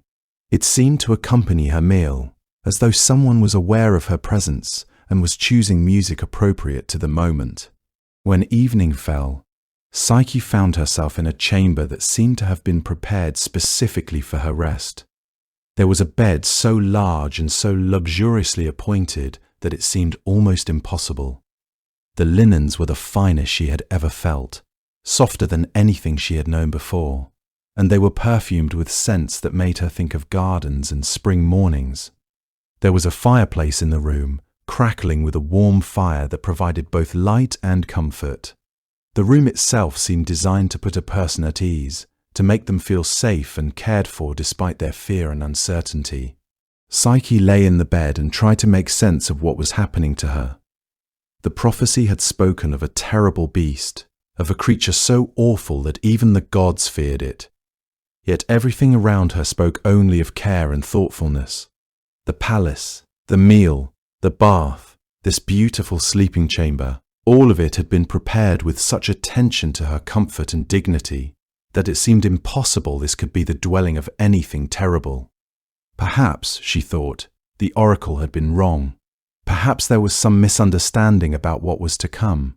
Or perhaps the prophecy was true, but its meaning was not what she had feared. She did not know, could not know, what the night would bring. As darkness settled fully over the palace, as the fire burned lower and the rest of the world seemed to fade away, Psyche heard the sound of footsteps approaching her chamber. Her heart began to race and her breathing quickened. This was it, she thought. This was the moment when she would finally meet her mysterious husband. She had no idea what form he would take, what he would look like, what his voice would sound like. She had no idea whether the prophecy's warning about not being able to look at his face meant he would enter in darkness, or whether he would simply make some kind of prohibition and she would have to obey it in defiance of every instinct that told her to see, to understand, to know. The door to her chamber opened, and someone entered. It was too dark to see clearly, for Psyche had deliberately refrained from lighting the remaining candles in her room. The figure approaching was tall, and she could hear the sound of movement, could sense a presence, but could not make out details or features. She felt a moment of fear, of primal uncertainty about what was approaching her in the darkness, but then she heard a voice, warm and gentle, and so filled with tenderness that her fear dissolved almost immediately. The voice belonged to a man, and he spoke to her with such care, such obvious love and concern for her well-being, that Psyche found herself responding to him without hesitation or resistance. He told her that he meant her no harm, that she was safe with him, that he had arranged everything she had experienced that evening because he wanted her to feel cared for and cherished. He told her that he loved her, that he had fallen in love with her the moment he had seen her, and that he would spend the rest of their lives together making her happy. He spoke of her not in terms of her beauty, which surprised her, but in terms of her character, her kindness, her capacity for compassion and understanding. He saw her, or so it seemed, not as the most beautiful woman in the world, but as a person, a soul, a being of depth and value. And then, without ever fully revealing himself to her, without ever allowing her to see his face or his true form in the darkness, he came to her in the bed. What followed was an experience unlike anything Psyche could have imagined. She felt loved in a way she had never felt before, cherished and desired not for her appearance, but for her essential self. In the darkness, with her inability to see him, there was a kind of freedom, a way of connecting that did not depend on visual attraction or the usual ways that people came to know one another. There was only sensation, only the feeling of being wanted and cared for, only the experience of giving herself to someone who seemed to value her completely. When morning came, her mysterious husband left her, disappearing as silently as he had come. Psyche found herself alone once more, but the loneliness felt different now. It was not the harsh, isolating loneliness she had felt before, surrounded by people who saw only her face. This was a loneliness mixed with anticipation, with the knowledge that he would return to her again when darkness fell. She spent the day exploring the palace more thoroughly, finding new wonders around every corner. The invisible servants continued to attend to her needs, providing food and drink, keeping the fires burning, maintaining the gardens and the rest of the palace. Days passed in this strange but not unpleasant existence. By day, Psyche had the palace to herself, with the invisible servants attending to her needs but never appearing before her. She could hear them sometimes, hear the faint sounds of their work, could sense their presence in the way that tasks were completed, as if by magic. A cup of water would appear when she felt thirsty. Fresh flowers would replace wilted ones in the vases throughout the palace. Her clothing would be cleaned and folded and returned to her chambers, as though handled by hands she could not see. She spent her days reading in the library, discovering the wisdom of ancient philosophers and the poetry of great writers. She walked through the gardens, discovering new paths with each journey, enjoying the sensation of walking barefoot through soft grass. She admired the artwork hung in the halls, paintings and sculptures that depicted scenes both familiar and strange. The palace was designed to provide her with everything she could need during the long hours of daylight when she was alone. But when evening came, when darkness fell and the torches were lit with flames that burned bright and warm, her mysterious husband would return. It was as though the palace itself came alive differently in his presence. The shadows seemed less threatening, the silence less oppressive. They would share a meal together in the dining hall, and though he usually kept to the shadows, making no move to reveal himself to her in full light, she could hear him, could feel his presence with certainty. They would talk for hours, long into the night, and Psyche found herself growing to love him through his words, through his obvious care for her, and his genuine interest in everything about her. He asked her questions about her life, about her family, about her thoughts and feelings and beliefs. He listened to her with complete attention, as though everything she said was the most important thing he had ever heard. He would encourage her to speak, to share her memories and her dreams, to tell him about the things she loved and the things that frightened her. As the weeks passed, Psyche shared things with him she had never shared with anyone. She spoke of her loneliness before the palace, of how isolated she had felt despite being surrounded by admirers. She told him how it felt to be defined entirely by her appearance, to have her intelligence and character overlooked. She spoke of her hopes and fears, of what she wanted to accomplish in her life. With each conversation, she found herself falling more deeply in love with him, not despite his refusal to reveal himself, but somehow because of it. He would hold her when she was frightened by the vastness of her new life, comfort her when she was sad about her family, celebrate with her when she experienced joy or made a small discovery in the palace that delighted her. He would make love to her with a tenderness and passion that made her feel more alive than she had ever felt before, seen and valued and cherished in a way that no one had ever made her feel. In those intimate moments, there was no need for sight, no need to see his face or understand his appearance. There was only the sensation of being loved completely, of giving herself to someone who valued every part of her, not just the physical, but the emotional and spiritual as well. And when morning came, he would leave her, disappearing into the shadows as the light began to creep into the palace. The loneliness would return, yes, but it was a loneliness she could bear, because she knew he would come back to her when the sun set again, that they would share another evening together, another night of conversation and connection and physical closeness. Weeks became months in this pattern. Psyche began to understand that she was truly happy in a way she had never been before. The fear that accompanied her new life began to fade. The prophecy's warnings seemed less relevant as she came to know her mysterious husband, to trust him.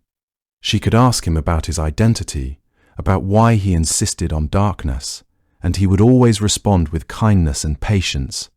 He would never offer the answers she sought, but he would assure her that it was important they respect his one condition. He explained there were reasons she could not yet understand, reasons that had to do with forces beyond their control. It was a love built on something other than physical appearance, something other than the superficial beauty that had defined Psyche's entire life. It was a love based on genuine connection, on the knowing of each other's souls in a way that transcended the normal ways that people came to know one another. In the darkness of their nights together, with no visual distractions, no ability to judge or be judged based on appearance, there was a purity to their connection that seemed rare and precious. It was as though they knew each other completely, not in the physical sense of seeing and being seen, but in the deeper sense of understanding and being understood. And yet, despite this, despite her happiness and her growing love for him, despite the completeness she felt in their connection, there was a part of Psyche that remained unsatisfied, a part that harbored questions and doubts. The human mind, it seems, cannot help but want to understand, to see, to confirm that what we believe to be true is actually as we imagine it to be. She began to miss her family more acutely as weeks turned into months. She missed her parents, wondered if they were well, if they thought of her, if they had accepted her fate, or if they continued to mourn her as lost. She missed her sisters too, despite the complications in their relationships.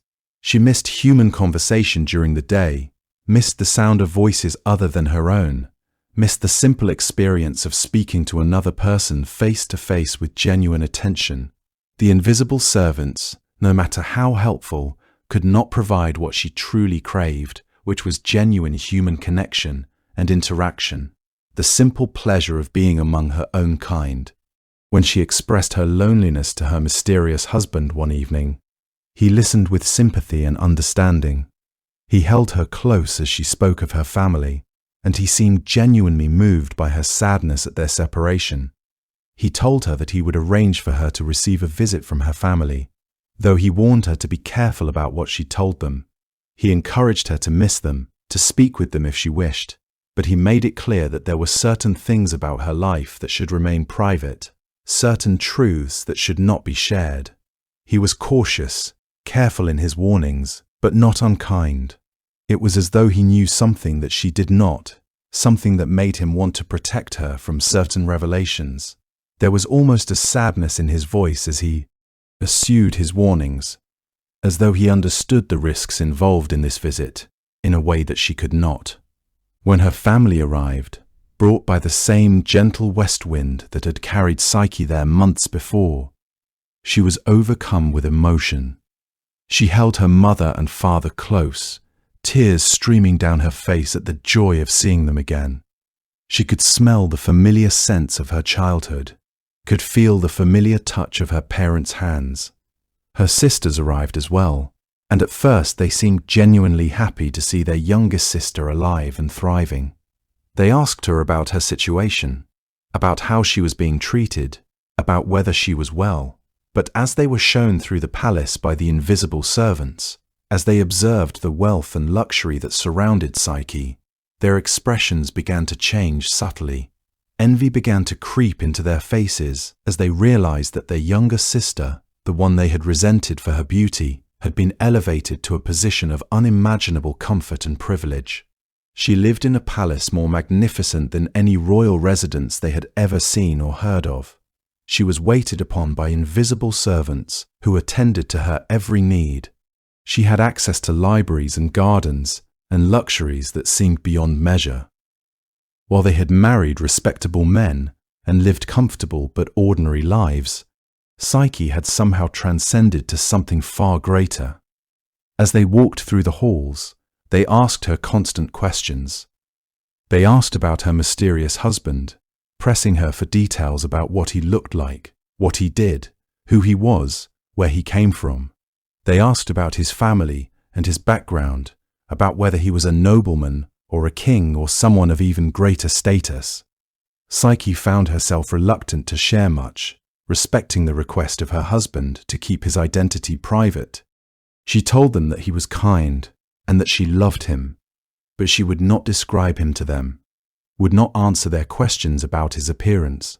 This refusal seemed to frustrate her sisters, and Psyche could see in their expressions that they were working through some kind of puzzle, trying to understand the situation, trying to make sense of why someone married to a person in such a beautiful palace would refuse to discuss that person.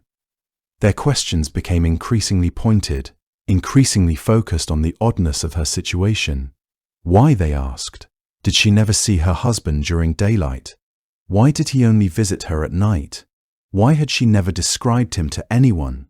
These questions, asked with seemingly innocent concern, began to plant seeds of doubt where none had existed before. They suggested that his behavior was unusual, that it was not how a normal husband would behave, that there must be something he was hiding from her. Before they left, her sisters pulled her aside into a private chamber. They expressed concern about her situation, pointing out the oddness of her husband's refusal to reveal himself, his insistence that she not see him. They suggested to her that this was strange behavior, that perhaps her husband was hiding something from her, something terrible that would explain the oracle's prophecy about a terrible beast. They reminded her of what the oracle had said, of how the prophecy had warned of a creature so awful that even the gods feared it. They told her that a truly loving husband would not refuse to show himself to his wife, that his refusal to let her see him in daylight suggested deception. They painted a picture of danger and possibility, suggesting that he might not be human at all, that he might indeed be the beast that the prophecy had warned about, that his love and tenderness might be a deception designed to keep her compliant and unquestioning. They told her stories, or at least what they claimed to be stories, about gods and monsters who had deceived mortal women, who had hidden their true nature in order to take advantage of them. They suggested that her husband might be using her, that his apparent love might be a performance designed to keep her in the dark, literally and figuratively. They told her that she had a right to know the truth about the man she had married, that any decent husband would allow his wife to see him in full light. They suggested that when he returned that evening, she should light a lamp while he slept, and finally see for herself what her husband truly looked like. Only then, they said, could she know if she was truly safe, if the danger the oracle had prophesied was real. Psyche found herself increasingly troubled by their words. She had been content before their arrival, secure in her love and her trust in her husband, but their suggestion planted a seed of doubt in her mind. And doubt, once planted, begins to grow like a weed in a garden, spreading and multiplying until it chokes out the flowers that once grew there.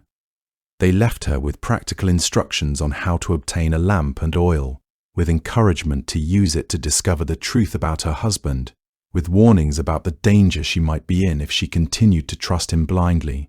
They painted a picture of herself as naive and foolish for trusting someone who refused to show her his true face. When they departed, carried away by the west wind, Psyche found herself alone once more, but this time her solitude was deeply disturbed by questions and fears she had not felt before. The contentment that had characterized her months in the palace seemed to have evaporated like morning dew under the heat of her sister's words. She found herself questioning everything, wondering if her husband's tenderness was genuine or if it was a performance, wondering if his insistence on darkness was born from love or from deception. As evening approached and she heard her husband's footsteps approaching her chamber, Psyche felt anxiety rising in her chest for the first time since arriving at the palace. She had never felt this way before when he came to her. The seed of doubt that her sisters had planted had taken root and was beginning to grow, spreading through her mind like poison through clear water. She loved him, she was certain of that, but she also wanted to know him completely, to understand him, to verify that what she believed about him was actually true. The prohibition against seeing him, which had seemed romantic and spiritual when she trusted him completely, now began to seem like a secret, like something he was hiding from her, something he did not want her to know. That night, as he lay sleeping beside her after they had made love, Psyche found herself unable to sleep. She lay awake in the darkness, listening to the sound of his breathing, feeling the warmth of his body next to hers. The breathing was steady and even, the breathing of someone in deep sleep. She knew where the lamp was, in an alcove near the door, ready to be lit. She knew how to light it, had done so many times. She knew she could do it without being detected, could quickly return it to its place before he woke. She could see him, just for a moment, just to confirm that he was not the terrible beast of the prophecy. That was all she wanted, just confirmation, just the peace of mind that came from knowing the truth. Her mind argued with itself throughout the long hours of the night. Part of her argued that her husband would not have insisted on this prohibition if he did not have a good reason, that she should trust him and respect his wishes. But another part of her, the part that her sisters had awakened, argued that a truly loving husband would not ask her to trust him blindly, that he would not hide himself from her, that his refusal to show himself was suspicious and warranted investigation. She thought about the prophecy, about the warning that she would marry a terrible beast.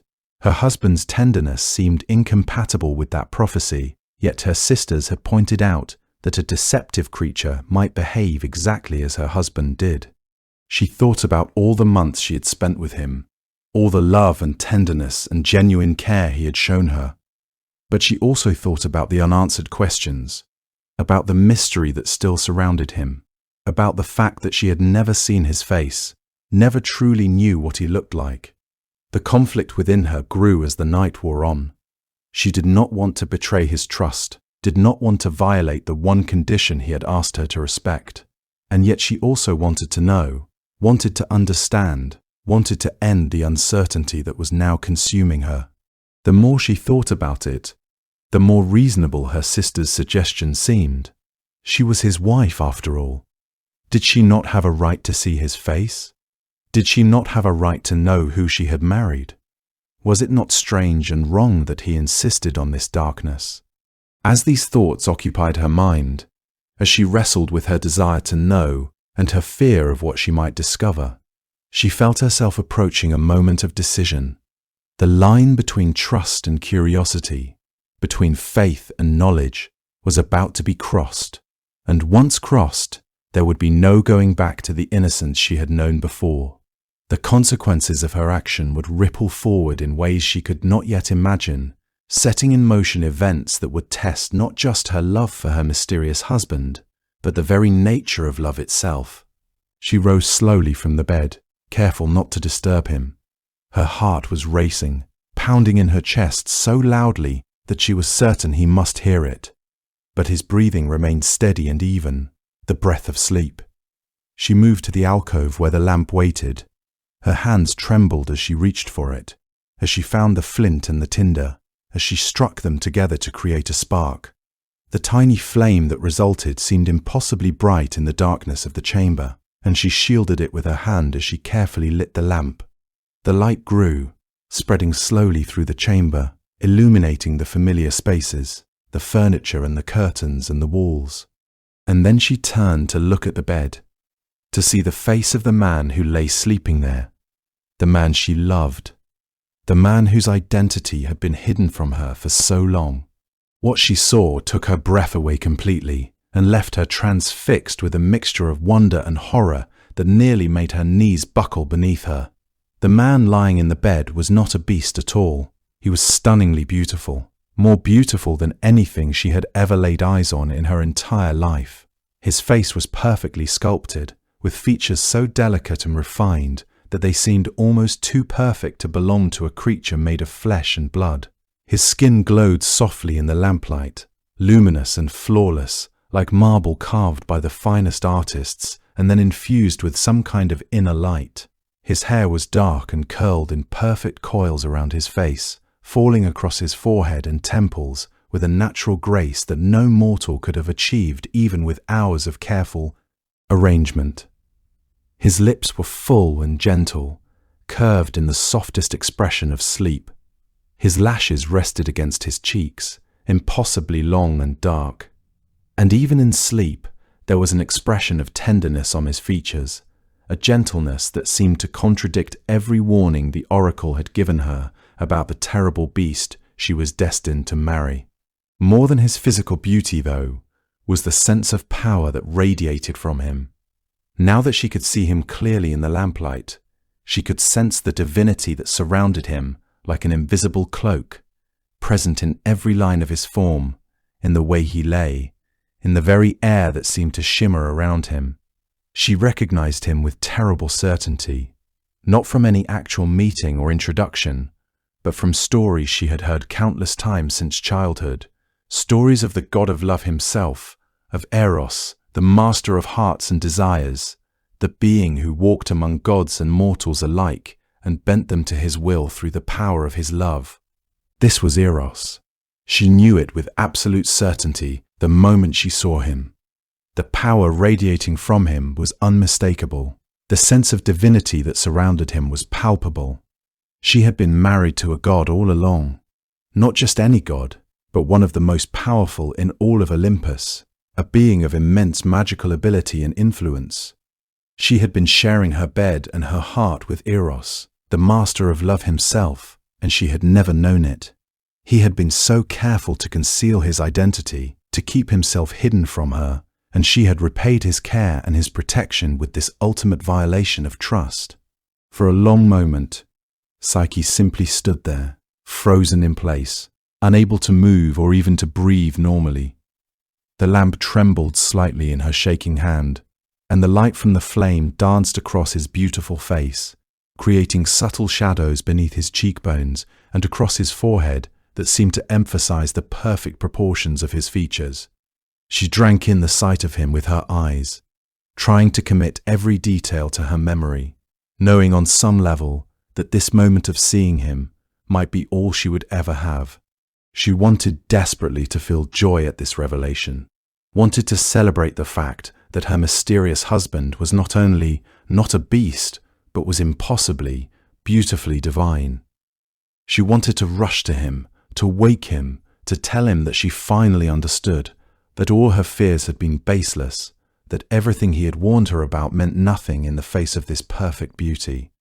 She wanted to tell him that she had been stupid and foolish to doubt him, that her sisters had been wrong, that she loved him more than she had ever loved anything in her life. But as she stood there, as she looked at his peaceful face and took in the reality of who he was, another realization began to settle over her like a heavy blanket.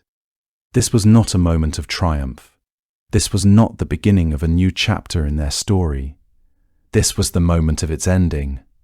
She could feel it in her bones, could feel the wrongness of what she had done settling in her chest like ice. Yet underneath the wonder and the joy, she felt something darker and more complicated creeping into her chest like cold water seeping through cracks. A horrible realization began to dawn on her, spreading through her mind like poison through clear water, staining everything with the knowledge of what she had done. She had betrayed his trust in the most fundamental way possible. She had violated the one sacred condition he had asked her to respect, the one boundary he had drawn around their relationship with such careful clarity and emphasis. He had trusted her with his identity, had asked her to love him without knowing who he was, had set up the entire arrangement of the palace and the invisible servants and the darkness specifically so that she could learn to trust him completely, to love him, without needing verification or confirmation. And she had failed him in the moment when it mattered most. In a single moment of doubt, in a single act of curiosity, she had undone all of that. The seeds that her sisters had planted in her mind had taken root and grown like weeds until she could no longer resist the need to see, the need to know, the need to verify with her own eyes what her heart should have been content to accept on faith. And now, as she looked at his sleeping face, as she took in the perfect beauty and the palpable divinity of the man she loved, she understood the full weight of her transgression in a way that made her feel sick with shame and regret. She had thrown away something precious and irreplaceable. She had destroyed the trust that had been the foundation of their love. The lamp in her hand was suddenly unbearably heavy, as though the weight of her betrayal had physically manifested itself in the small vessel she was holding. Her hands were shaking so badly that she could barely maintain her grip on it. Her breathing was shallow and rapid, her heart pounding so violently that she thought it might burst from her chest. She stood there, caught between the desire to continue looking at his beautiful face and the terrible knowledge of what she had done. And then it happened, the moment that would change everything. In her anxiety and her trembling, as she swayed slightly on her feet, overcome by the weight of what she was doing and what she was seeing, one drop of hot oil spilled from the edge of the lamp. It fell downward in the still air of the chamber, falling in what seemed like slow motion, even though it took only an instant. The drop glowed orange in the lamplight as it descended toward the sleeping form of the man she loved, the god she had married without knowing his true identity. It landed with a small sizzle on his shoulder, a small burn of heat on skin that had never experienced pain or discomfort before. The contact of the hot oil woke him instantly and violently. Eros gasped sharply, his entire body going rigid with shock and pain, and his eyes flew open immediately, his beautiful eyes suddenly alert and aware. For just an instant, there was confusion on his face, confusion about where he was and what had happened to wake him so suddenly and painfully. For a suspended moment in time, his eyes met hers across the darkness of the room.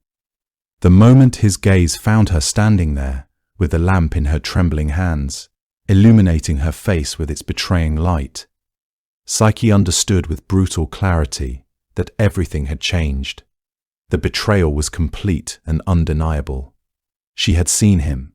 She had violated the sacred trust that held their love together, the trust that he had worked so carefully to build with her over the months they had spent together.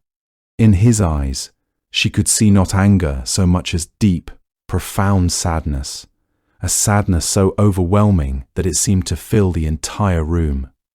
It was the sadness of someone who had taken an enormous risk by loving her, who had tried so hard to protect something precious and had seen it shattered despite all his careful efforts. It was the sadness of disappointment, of hopes destroyed, of trust betrayed by someone he had believed in and cherished completely. Eros rose from the bed without speaking a single word. He moved slowly, his beautiful face becoming a mask of sorrow and resignation as he stood and faced her across the distance of the chamber. He looked at her with an expression that seemed to hold 1,000 unspoken words, all the things he wanted to say but could not, all the pain and loss that her single act of betrayal had caused. And then, without any explanation, without any recrimination or accusation, without even giving her the chance to speak or to beg for forgiveness, he moved toward the window with a slow, deliberate grace. Psyche found herself saying his name over and over again, her voice breaking as she realized what was happening, as she understood that this was the moment when everything would be taken from her. She begged him to forgive her, to stay, to understand that she had acted out of love, out of a human need to know him completely. She told him that she had never meant to hurt him, that she loved him more than anything in the world, that the moment she saw his face she realized she had made a terrible mistake. But he did not respond to any of her desperate pleas. He did not turn back to look at her again. He did not acknowledge her words in any way. He simply moved toward the window with the determination of someone who had made a decision and would not be swayed from it. And then, as he reached the window, Eris's form seemed to shimmer and transform before her eyes. In a burst of brilliant light and feathers, his wings became visible, revealing his true divine nature completely. They were beautiful and powerful and achingly sad. Wings that spoke of freedom and flight and transcendence. They spread wide with a grace that took her breath away, white and luminous and perfect, each feather seeming to glow with its own inner light. The wings unfolded fully, revealing their impossible span, their majesty making clear to her exactly what he was, exactly what she had betrayed. He rose into the air with these magnificent wings, lifting himself effortlessly, and for just a moment he looked back at her one final time. Their eyes met across the distance of the room, and in that look, Psyche saw everything. She saw all the love he had felt for her, all the hope he had carried for their future together, all the vulnerability he had shown her in the darkness, and all the pain and sorrow of her betrayal. It was a look that contained 1,000 words of recrimination and loss, a look that seemed to hold the weight of everything that could never be. And then he turned away, spreading his wings fully, the movement both graceful and final. He launched himself from the window into the darkness of the night, leaving her behind forever. Psyche cried out his name and ran after him, her feet bare on the cold stone floor, the lamp still in her hand. She reached the window just in time to see him disappearing into the shadows, his form silhouetted against the faint light of the stars. She called his name into the darkness, her voice raw with desperation and anguish, but there was no answer, no response, no possibility of being heard or heeded. He was gone. He had left her. The man she loved, the God she had married, the being who had shown her what it meant to be truly loved and cherished, had departed into the night and left her alone. The palace, which had seemed so magical and perfect just moments before, with its marble halls and golden doors and invisible servants attending to her every need, suddenly felt empty and cold and wrong. The warmth that had characterized her months of residence here, the sense of being cared for and protected and loved, evaporated like morning mist under the heat of the sun. The invisible servants did not appear to light the torches as evening deepened. The fires in the hearths began to burn lower and lower, providing less and less warmth. The walls seemed to press in around her, no longer protective but suffocating. The air grew cold and stale. The light began to fade as the magic that had sustained the palace started to crumble like sand through an hourglass.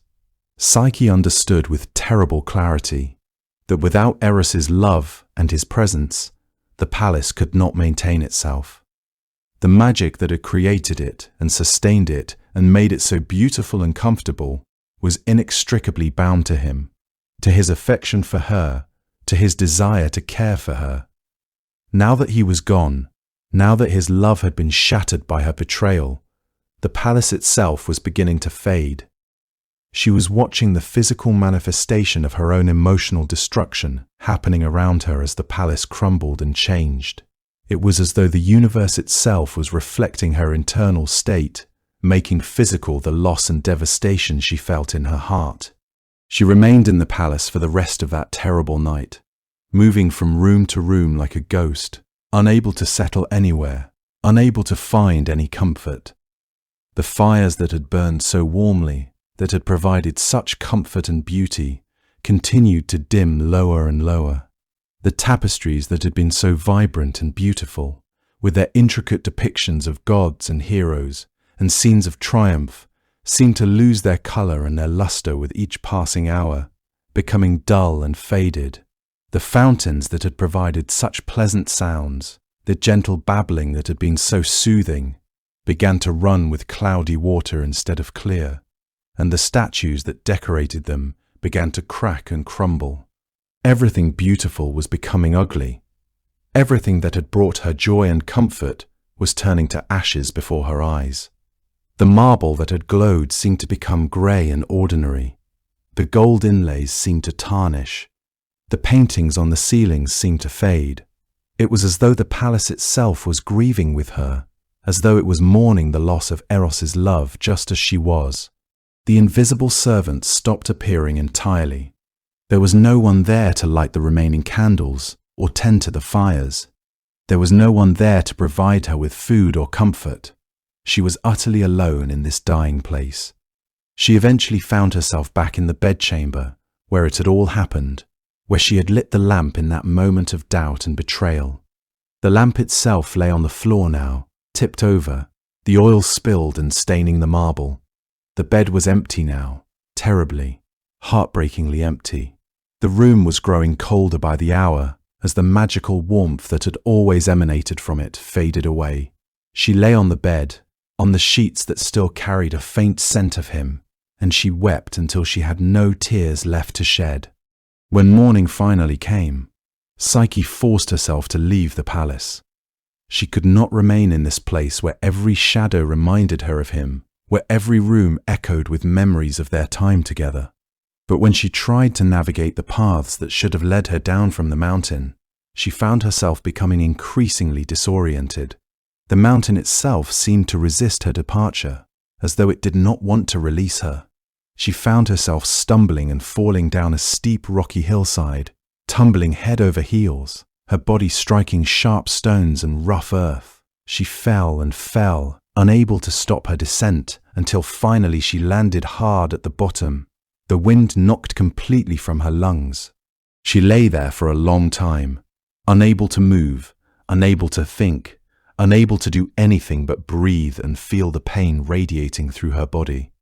When she finally managed to stand, she found herself in a valley far from any sign of civilization. She had no money, no resources, no clothes beyond the simple garments she wore, which were now torn and dirty from her fall. She had no food, no shelter, no way to survive in this harsh world. The world that spread out before her was vast and hostile and completely indifferent to her suffering. The sky above was grey and overcast. The landscape around her was rocky and barren, offering nothing in the way of comfort or assistance. She was a princess without a home, a mortal woman stripped of everything that had protected and sustained her. She was a goddess's rival, cast out into the mortal world by powers far greater than her own, with nothing but her own resourcefulness and her desperate, almost futile hope of finding Eros again and somehow convincing him to forgive her. She had no idea where he had gone, no way to track him, no means of reaching him. But she could not give up. She would not give up. To give up would be to accept that what they had shared was truly over, and she could not bear that thought. For a time after leaving the palace, Psyche wandered in a daze, barely aware of where she was going or what she was doing. Days blended into nights, and nights blended into days. She had shattered something precious and irreplaceable, and she could not stop replaying the moment in her mind over and over again, like a song that played endlessly in her head. The look of sadness on Eros's face haunted her every waking moment and invaded her dreams. The way he had left without speaking, without allowing her to explain or apologize or ask for forgiveness, was almost worse than any angry words or accusations could have been.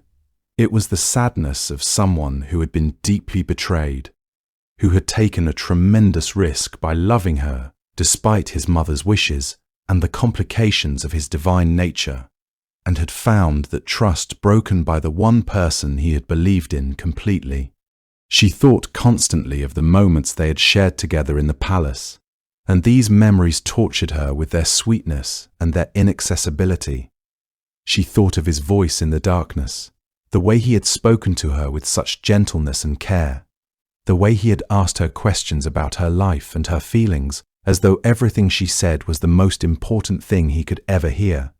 She thought of how he had listened to her with complete attention, never interrupting, never dismissing her concerns, never making her feel that her thoughts or feelings were unimportant.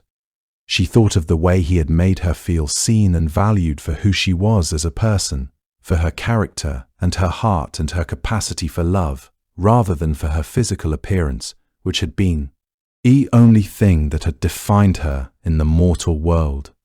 She thought of how he had held her during those nights, how his touch had communicated a depth of care and affection that transcended the physical.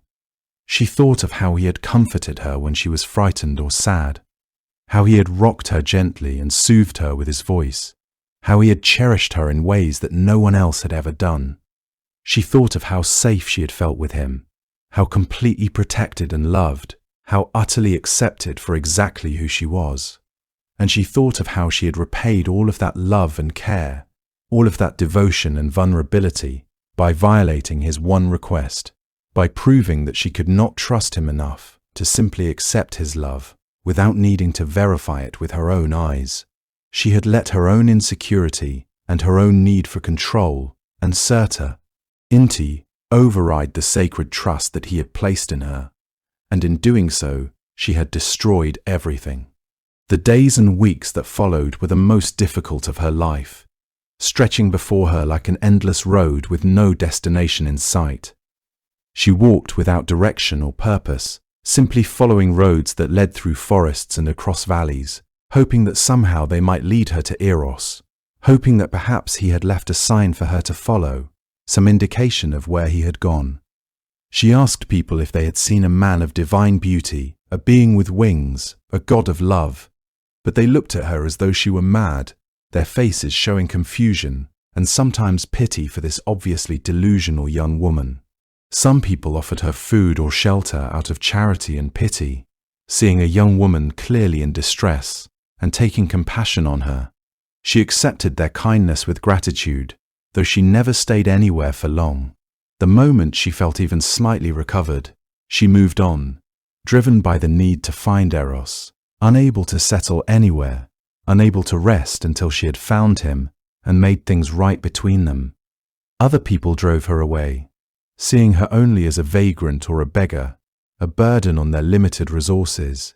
They did not want her troubles, or her sad story, or her obvious desperation. She slept in fields and under trees.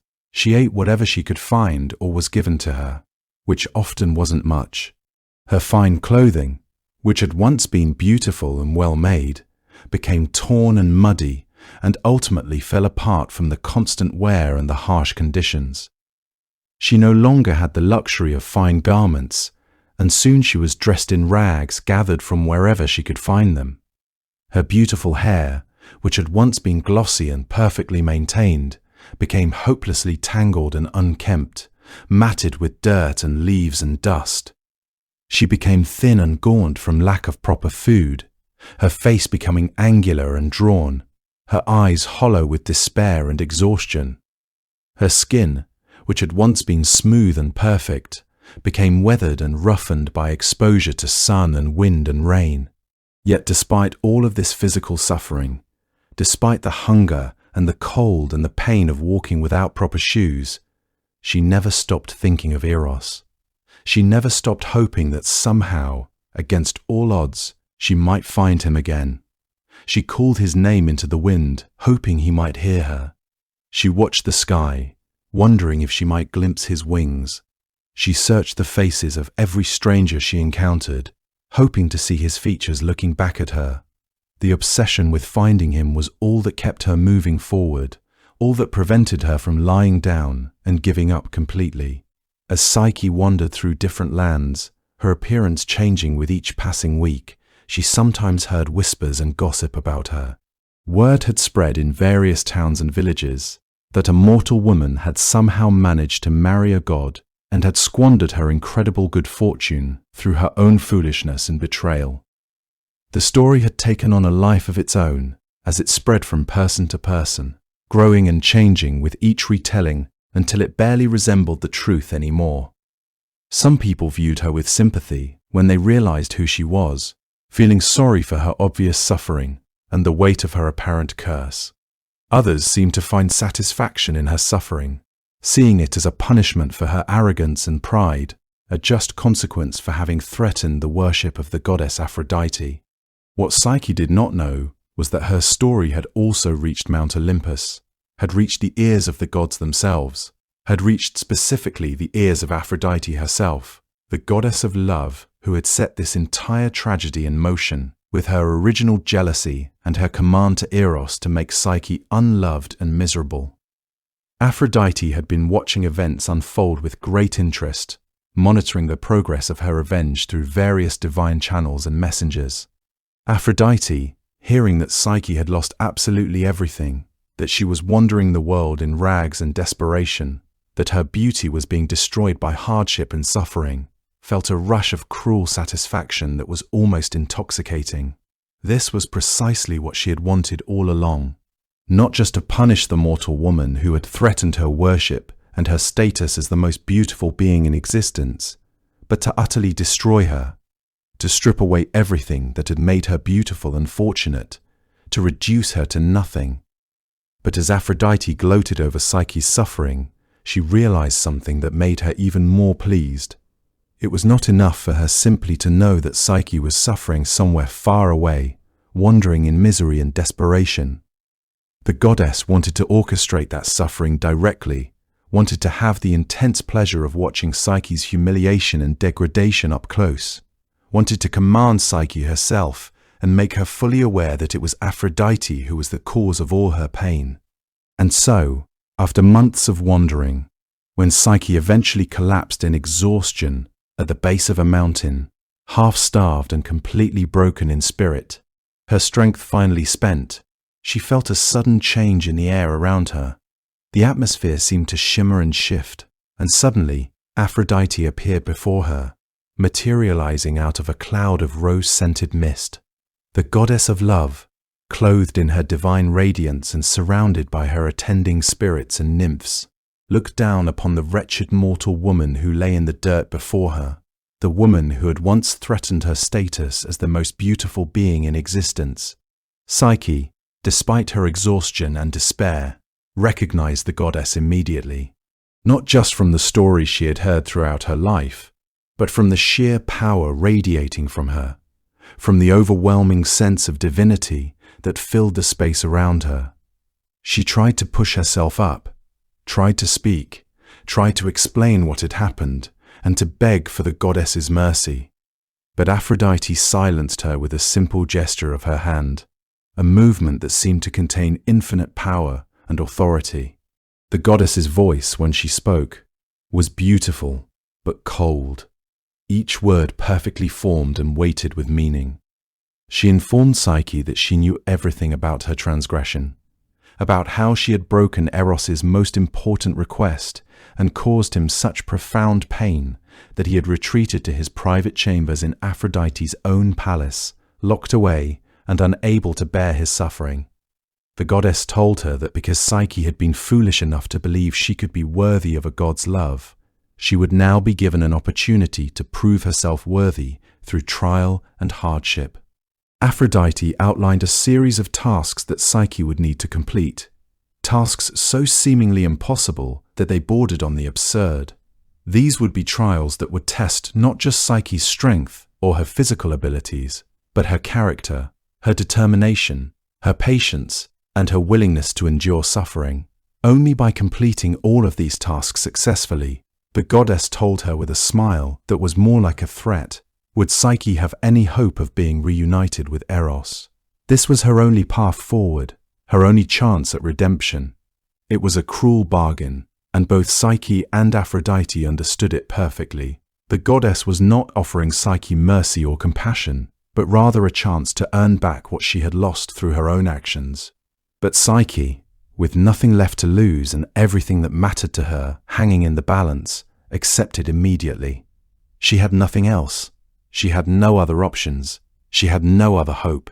She was willing to endure anything, to face any trial, to suffer any hardship, to prove that her love for Eros was genuine and worth fighting for. As she accepted, something shifted within her.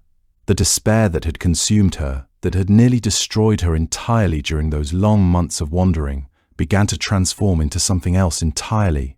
It transformed into resolve, into determination, into a kind of fierce strength that surprised even herself. She had made a terrible mistake. Yes, a mistake that had cost her everything. but she could still try to make it right. She could still show Eros that her love was worth more than her curiosity, that she was willing to suffer and to struggle endlessly if it meant winning back the chance to be with him again. She could prove to him that her love was real and lasting and true. And so, standing before Aphrodite in her exhaustion and desperation, in her torn clothing and her hunger and her physical pain, Psyche found within herself a resolve and a strength that she did not know she possessed. She would complete whatever tasks the goddess set before her, no matter how impossible they seemed. She would prove herself worthy of Eros's love through her actions and her determination. She would endure whatever suffering was necessary, and somehow she would find her way back to him, no matter what it took or how long it required. Aphrodite, hearing that Psyche had lost absolutely everything, that she was wandering the world in rags and desperation, felt a rush of cruel satisfaction that was almost intoxicating. This was precisely what she had wanted all along, the complete destruction of the mortal woman who had dared to threaten her status as the most beautiful being in existence. But now, as she laid out the terms of Psyche's servitude before her, the goddess found herself growing even more satisfied. She would not simply let Psyche waste away in poverty and suffering. Instead, she would orchestrate that suffering directly, commanding Psyche herself and making her fully aware that every trial, every hardship, every moment of pain was a direct result of Aphrodite's will. The goddess wanted Psyche to understand exactly who had caused her downfall and why. She wanted Psyche to feel the weight of divine power pressing down upon her with every breath she took. Aphrodite made it clear that Psyche would now serve in her household as a slave. She would perform tasks that no mortal woman should ever be asked to perform, tasks that would test her strength, her mind, her character, and her will to survive. Only by completing these tasks successfully, tasks so difficult that they bordered on the impossible, would Psyche have any hope of redemption. This was not mercy. This was not forgiveness. This was carefully orchestrated punishment disguised as an opportunity. Aphrodite made certain that Psyche understood the gravity of her situation. One mistake, one failure, one moment of weakness, and everything would be taken from her permanently. She would never see Eros again. She would never have the chance to make things right between them. She would be cast out, abandoned, left to die alone in the world, with no hope of redemption whatsoever. Aphrodite's mansion was grand beyond measure, filled with treasures and art and every luxury that wealth and divine power could provide. Yet Psyche found herself confined to the servant quarters, a small, cold room with stone walls and a simple pallet of straw for sleeping. She was given rags to wear instead of fine clothing, and her meals consisted of the cheapest, most basic food available. She was worked from dawn until dusk, performing menial tasks under the watchful eye of Aphrodite's other servants, creatures who delighted in tormenting her whenever they could. They mocked her for her fallen status, for the fact that she had once been a princess and a goddess's consort, only to fall so far. They made her life as difficult as possible in small, cruel ways. They spilled things she was meant to clean. They moved items so she could not find them. They deliberately gave her incorrect instructions to watch her fail. Yet despite all of this, Psyche endured. She did not give up. She did not surrender to despair, though there were many moments when despair seemed like the only rational response to her circumstances. She kept going because she had made a commitment to herself. She had told Eros, in her heart, if not in words, that she would prove herself worthy of his love. She would show him that her feelings for him were genuine and deep and true. She would complete whatever tasks Aphrodite set before her, no matter how difficult or seemingly impossible they might be. She would do this not because she expected forgiveness or because she believed the situation could be salvaged, but because she needed to try. She needed to attempt the impossible, because the alternative was to accept that what they had shared was truly gone forever, and she could not bear that thought. Days passed, and then weeks. Psyche lived a strange half-life, working in Aphrodite's household by day, dreaming of Eros at night. She thought constantly of those months in the palace, of his voice in the darkness, of the way he had made her feel seen and valued and loved. She thought of the moment when she had betrayed him, when she had allowed her curiosity to override her trust, and she lived with the ache of that mistake constantly. Every morning when she woke, the first thought that crossed her mind was a thought of him. Every night before sleep took her, she whispered his name into the darkness, hoping that somehow he might hear her, might know that she still loved him with every fibre of her being. It was during these long days of servitude that Aphrodite finally summoned Psyche to receive her tasks. The goddess appeared before her in all her glory, dressed in fine linens and jewels, her beauty radiating with such intensity that Psyche had to look away. Aphrodite explained, in a voice that was almost cheerful, that Psyche would be given a series of tasks to complete. These tasks would demonstrate whether Psyche had learned her lesson, whether she possessed the character and determination necessary to be worthy of a god's love. Aphrodite did not seem to expect Psyche to succeed. Rather, she seemed to be looking forward to watching Psyche fail, to watching her become increasingly desperate and broken as she struggled against impossible odds. The goddess smiled as she explained the first task, and that smile contained all the malice and cruelty that a divine being could muster. The first task was to sort an enormous pile of mixed seeds by morning. In a vast storehouse within Aphrodite's mansion, a mound of grain lay in a heap. Wheat, barley, millet, lentils, beans, and various other seeds, all mixed together in a chaotic jumble. The pile was so enormous that it would have taken a team of people many days to sort it properly. Aphrodite gave Psyche a simple container and told her that she had until dawn to sort the entire pile into separate categories. If even a single seed remained unsorted, or if the seeds were incorrectly separated, Psyche would be punished.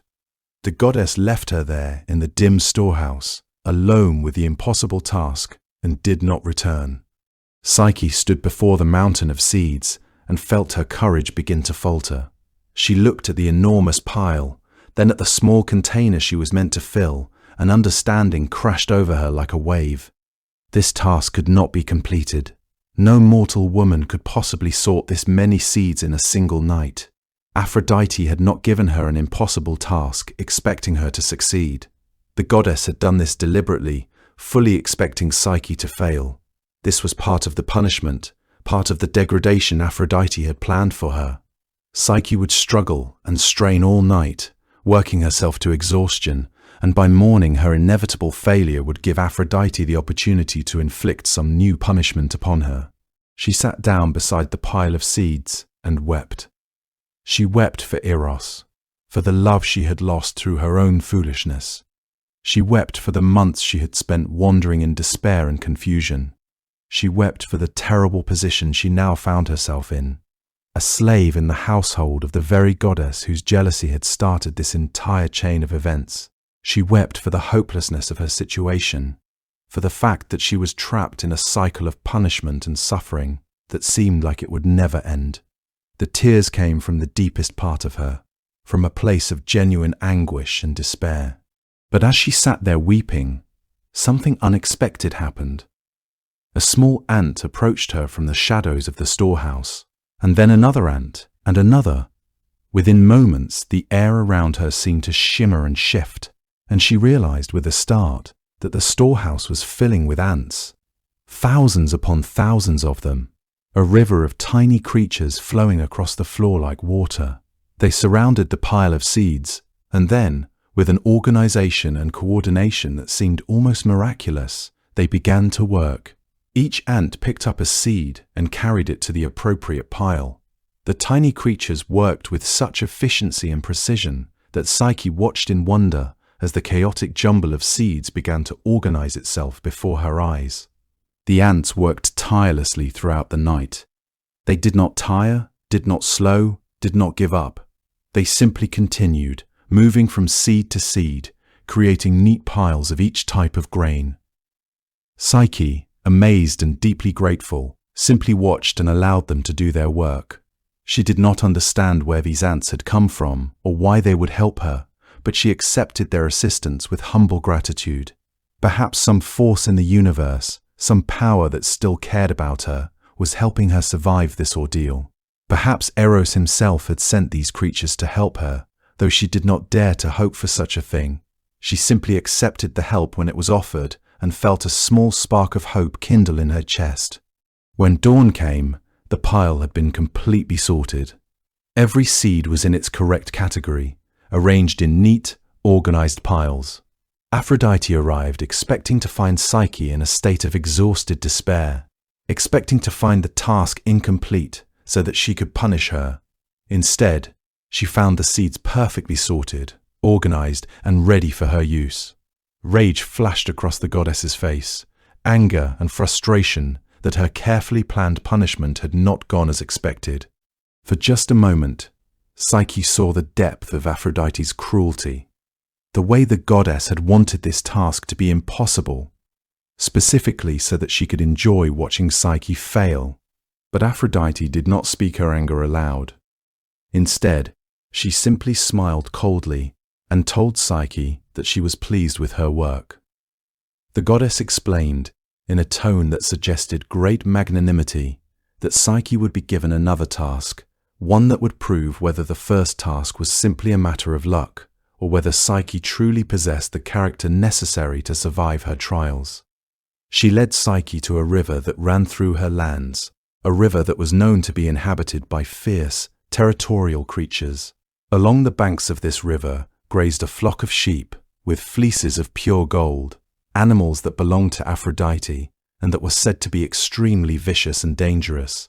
These were no ordinary sheep. They were divine creatures, given to Aphrodite as gifts by other gods, and were known to attack with ferocity anyone who came near them. Aphrodite's task was clear. By the following evening, Psyche was to gather all of the golden fleeces from these sheep and bring them to the goddess, not by shearing the animals, which was dangerous, but by collecting the fleeces that the sheep shed naturally as they moved through the landscape. The goddess warned her that the sheep would attack if they felt threatened, and that Psyche should take great care not to anger them. Then Aphrodite left her there beside the river, watching as her servant faced yet another seemingly impossible task.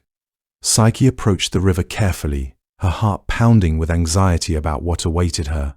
But as she neared the water, she heard a voice, a reedy voice, like the sound of wind moving through tall grass, spoke to her from the river itself. A spirit of the river, or perhaps some other divine being, told her that she should not attempt to approach the sheep directly. Instead, she should wait until afternoon, when the sheep would rest in the shade and become drowsy and less aggressive. Then, while they slept, she could safely collect the fleeces that had been caught on the branches and bushes as the animals grazed, fleeces that hung from the thorns and twisted branches where they had been snagged. Psyche followed this advice and waited in hiding until the afternoon heat drove the sheep to seek shelter. While they rested, she moved carefully through the landscape, collecting the golden fleeces from the bushes and branches. By evening, she had gathered a substantial amount of the precious material, enough to show that she had made a genuine effort to complete the task. When she brought the fleeces to Aphrodite, the goddess was once again surprised and displeased to find her task completed. Another failure in her plan to break Psyche's spirit. The third task proved even more dangerous and difficult. Aphrodite commanded Psyche to bring her water from a specific river that flowed down from a distant mountain. This river, the goddess explained, was guarded by monsters and dangerous spirits that would not allow mortal beings to come near the water. Furthermore, the river was nearly impossible to reach, requiring a climb through treacherous terrain. Aphrodite made it clear that Psyche must bring back the water by the following day, which meant she would need to begin immediately and travel throughout the night. Psyche set off on her journey, climbing through rocky terrain and forests, making her way toward the distant mountain where the river flowed. She was exhausted from her previous tasks, hungry and weak from the poor food that had been her diet in Aphrodite's household. But she did not stop. She could not stop. To stop would be to fail, and failure was not an option. As she climbed higher and higher, the air grew colder, and darkness fell around her. She climbed by starlight, moving carefully along narrow paths, her feet bleeding from the sharp rocks beneath her. By the time she reached the river, she was nearly dead with exhaustion. She sat by the water's edge, gasping for breath, wondering how she was possibly going to gather this water and bring it back to Aphrodite without being attacked by the monsters that supposedly guarded it. And once again, as she sat there in despair, help came to her. An eagle, enormous and powerful, descended from the sky. The great bird carried a vessel in its talons, and as Psyche watched in amazement, the eagle filled the vessel with water from the river and brought it to her. The bird then lifted her onto its back and carried her down the mountain, setting her gently on the ground near Aphrodite's home. When she presented the water to Aphrodite, the goddess's rage was barely contained. Psyche was succeeding where she was supposed to fail. The carefully orchestrated punishment was not working as planned. The goddess gritted her teeth and delivered the final task, the one that Aphrodite was certain Psyche could not possibly complete. This final task required Psyche to travel to the underworld itself. She was to seek out Persephone, the queen of the realm of the dead, and ask for a small box of beauty ointment. According to Aphrodite, this ointment was necessary for the goddess to maintain her own divine appearance, and she had been too busy to fetch it herself. Psyche was to bring the box back sealed, without opening it under any circumstances, no matter what temptation or curiosity might drive her to do so. The journey to the underworld was known to be one way for most mortals. The dead did not return to the world of the living, but Aphrodite seemed unconcerned with this small detail, explaining the task as though it were as simple as any of the others. Psyche accepted the task with a heavy heart. She understood that this task was different from the others. The previous tasks had been difficult and seemingly impossible, but at least she had remained in the world of the living, had been able to find help from the natural world and from mysterious divine beings who seemed to take pity on her. But this task would require her to enter a realm from which mortal souls could not return. Even if she managed to complete the task, even if Persephone agreed to give her the box of beauty ointment, she would have no way to return to the world of the living. She would be trapped in the underworld forever, separated from Eros, not just by distance or anger, but by the very fabric of death itself. Yet Psyche did not hesitate. She did not ask for clarification or plead for a less impossible task. She simply accepted the challenge and began making her way toward the entrance to the underworld. She traveled for many days, following directions that seemed to lead her ever downward, through increasingly dark and barren landscape. The sky grew darker, the air grew colder, and the world around her became grey and lifeless. She passed the graves of mortals and the monuments to the dead. She heard the voices of spirits calling to her, trying to convince her to abandon her quest and join them in eternal rest. Finally, she reached the banks of the river Styx, the river that separated the world of the living from the world of the dead. A ferryman waited there, a figure shrouded in darkness, ready to transport souls across the water. Psyche approached him and asked for passage across the river. The ferryman, seeming to sense that she was not truly dead, but was instead a living mortal, demanded payment. Psyche had no coins, no treasures, nothing of value to offer him. But as she stood there uncertain, a voice spoke to her, offering her direction. She should find coins, the voice told her, enough to pay the ferryman for her passage. Through some miracle or divine intervention, Psyche found the coins and paid the ferryman. She crossed the river Styx and entered the underworld proper, stepping into a realm of shadow and eternal darkness. The landscape around her was desolate and empty, filled with the shades of the dead going about their eternal routines. She made her way through this bleak landscape, searching for the palace of Persephone and Hades, the rulers of this dark realm. When she finally reached the palace and was brought before Persephone, Psyche found the queen of the underworld to be more sympathetic than she had expected. Persephone listened to Psyche's request for the box of beauty ointment, and rather than refusing outright, she seemed to understand the difficult position that the mortal woman was in. Persephone had herself experienced the difficulties of being caught between worlds, of being caught in situations not entirely of her own making. She agreed to give Psyche the box of beauty ointment, but she issued a strict warning. She made it absolutely clear that Psyche must not open the box, must not look inside, must not touch the contents in any way. The box was meant for Aphrodite alone, and to open it would be to invite disaster. Psyche promised that she would not open the box. She swore solemnly before Persephone that she understood the importance of this condition. She took the box from the queen of the underworld, and somehow, through means she did not fully understand, she found herself transported back to the world of the living. The journey that was supposed to be one way had somehow allowed her to return. When she presented the sealed box to Aphrodite, the goddess seemed almost disappointed that Psyche had actually succeeded in this task as well. The final impossible trial had been completed. Aphrodite had no more tasks to give, no more ways to orchestrate Psyche's failure. Yet the goddess was not finished with her torment.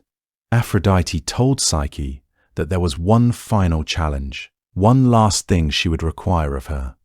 Before Psyche would be released from her servitude, before she could hope to return to Eros and seek his forgiveness, she would need to use the beauty ointment herself. Aphrodite explained that she wanted Psyche to become beautiful again, to restore her appearance to something approaching her former glory. Only then would Psyche be worthy of standing before a god and asking for his forgiveness. This final instruction, seemingly innocent on its surface, contained a terrible trap. As Psyche made her way back to her small servant's quarters, as she held the sealed box in her hands, her mind began to work on the problem before her. Aphrodite had told her to use the beauty ointment, had told her to become beautiful again. But the box was sealed, and she had been instructed not to open it under any circumstances. These two instructions seemed to contradict each other. How could she use the ointment without opening the box? How could she become beautiful again without looking inside? The temptation grew stronger with each moment that passed. She held the box in her hands and felt the weight of her exhaustion, the weight of everything she had endured over these long trials. She had completed every task that Aphrodite had set before her. She had proven her determination and her character. She had faced monsters and travelled to the underworld itself and returned. She had done everything that had been asked of her, and she had succeeded where failure had seemed certain. Surely, she thought to herself, surely she had proven herself worthy by now. Surely she deserved to know what was inside this box. Surely she deserved to see the beauty ointment that Persephone had given her, to understand what it contained. The curiosity that had betrayed her once before began to whisper to her again. The same impulse that had driven her to light the lamp and see Eris's face in the darkness of their bedchamber was rising up inside her again. She had learned her lesson once, had she not? She had suffered for her curiosity, had paid an enormous price for her lack of trust and obedience. Surely she would not fall into the same trap again.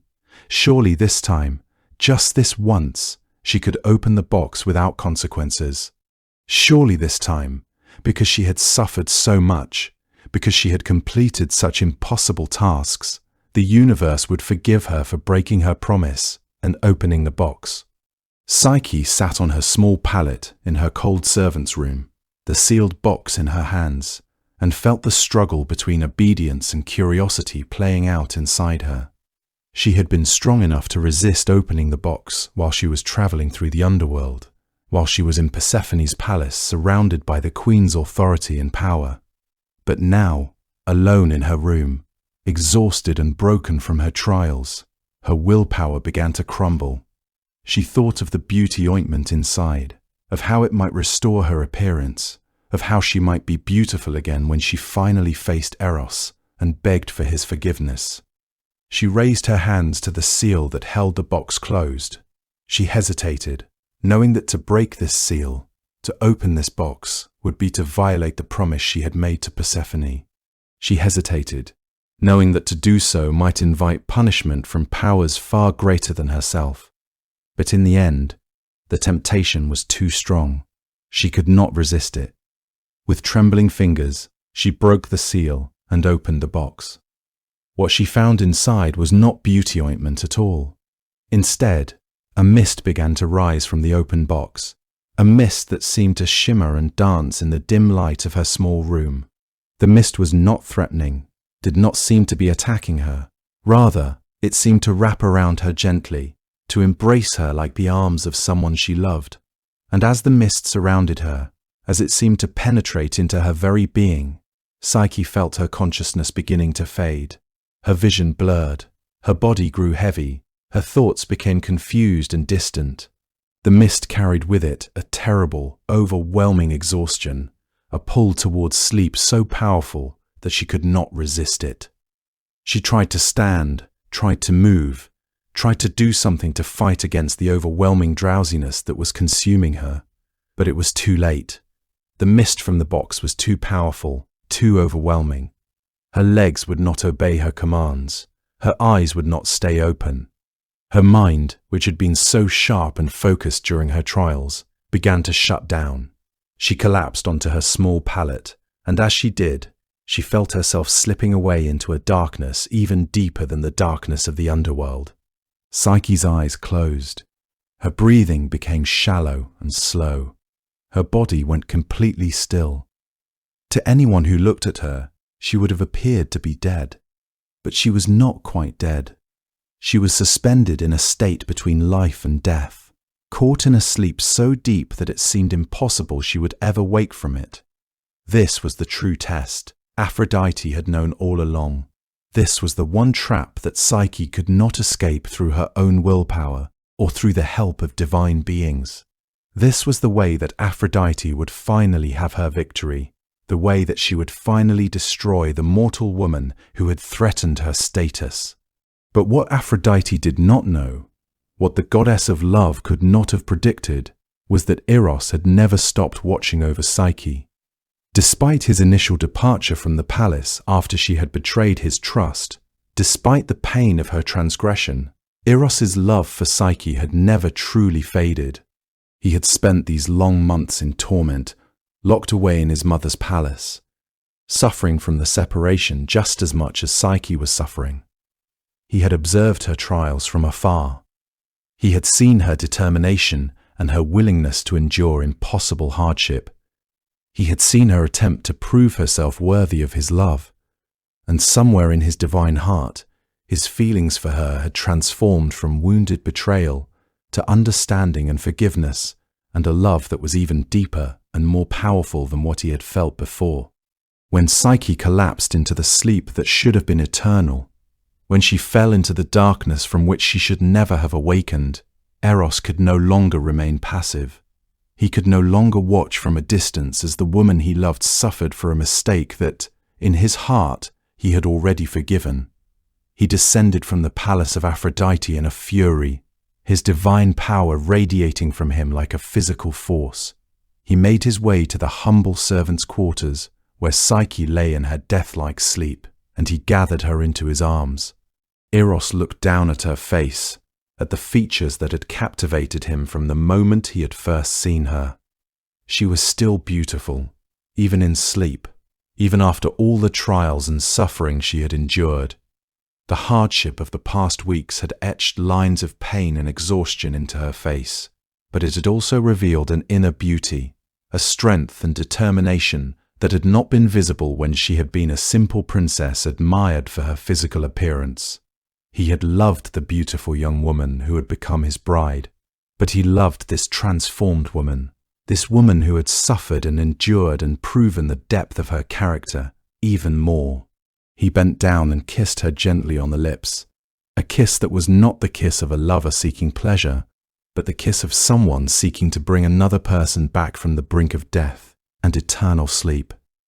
The kiss contained all the love he had ever felt for her, all the forgiveness for her betrayal, all the hope for their future together. And as his lips touched hers, as the pure love he felt for her poured into her through that single gesture, Psyche began to wake. Her eyes fluttered open. For a moment, she was confused and disoriented, not sure where she was or what had happened.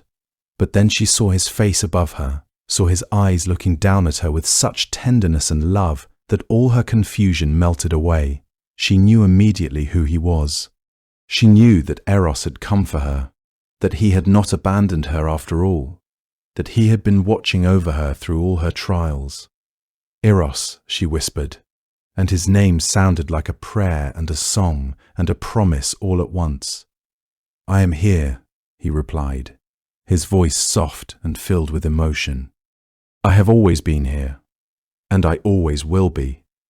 Eros helped Psyche to her feet, and together they ascended from Aphrodite's household, rising up toward Mount Olympus itself. Eros brought his beloved before Zeus, the king of the gods, and he made an impassioned plea before the assembled pantheon. He asked Zeus to make Psyche immortal, to grant her the gift of godhood so that she could live with him for all eternity, so that she would never again be subject to the mortal condition that made her vulnerable to suffering and death. Zeus, looking upon the love that Eros displayed for Psyche, upon the trials that Psyche had endured and overcome, granted the request. He fed Psyche ambrosia, the food of the gods, which transformed her mortal body into an immortal one. Her physical form became incorruptible and eternal, no longer subject to the weakness and decay of mortal existence. She became a goddess in her own right, her status elevated to match that of Eros, her soul achieving the transformation that her name had always symbolized. Aphrodite, witnessing this transformation and this triumph of love over her carefully orchestrated vengeance, was forced to accept that her plan had failed. The mortal woman she had sought to destroy had not been destroyed, but had been elevated beyond her reach. Psyche and Eros were united in a marriage that could never be broken, a love that had been tested and refined through suffering and trial, and that had emerged stronger and more true than ever before. And so the greatest love story in all of Greek mythology reached its conclusion, not with the simple reunion of two lovers, but with the transformation of their love into something eternal and divine. Psyche had learned the true nature of trust and faith, and the willingness to surrender control and certainty in the face of genuine love. Eros had learned that love required not just the power to command emotions, but the willingness to forgive and to cherish, even when trust had been broken. Together, they had discovered that love was worth any price, that it was worth suffering and trials and the complete transformation of one's very being. And in achieving that understanding, they had found something far more precious than simple happiness. They had found transcendence, immortality, and a connection so deep and true that it could bind a mortal soul to a divine being for all eternity.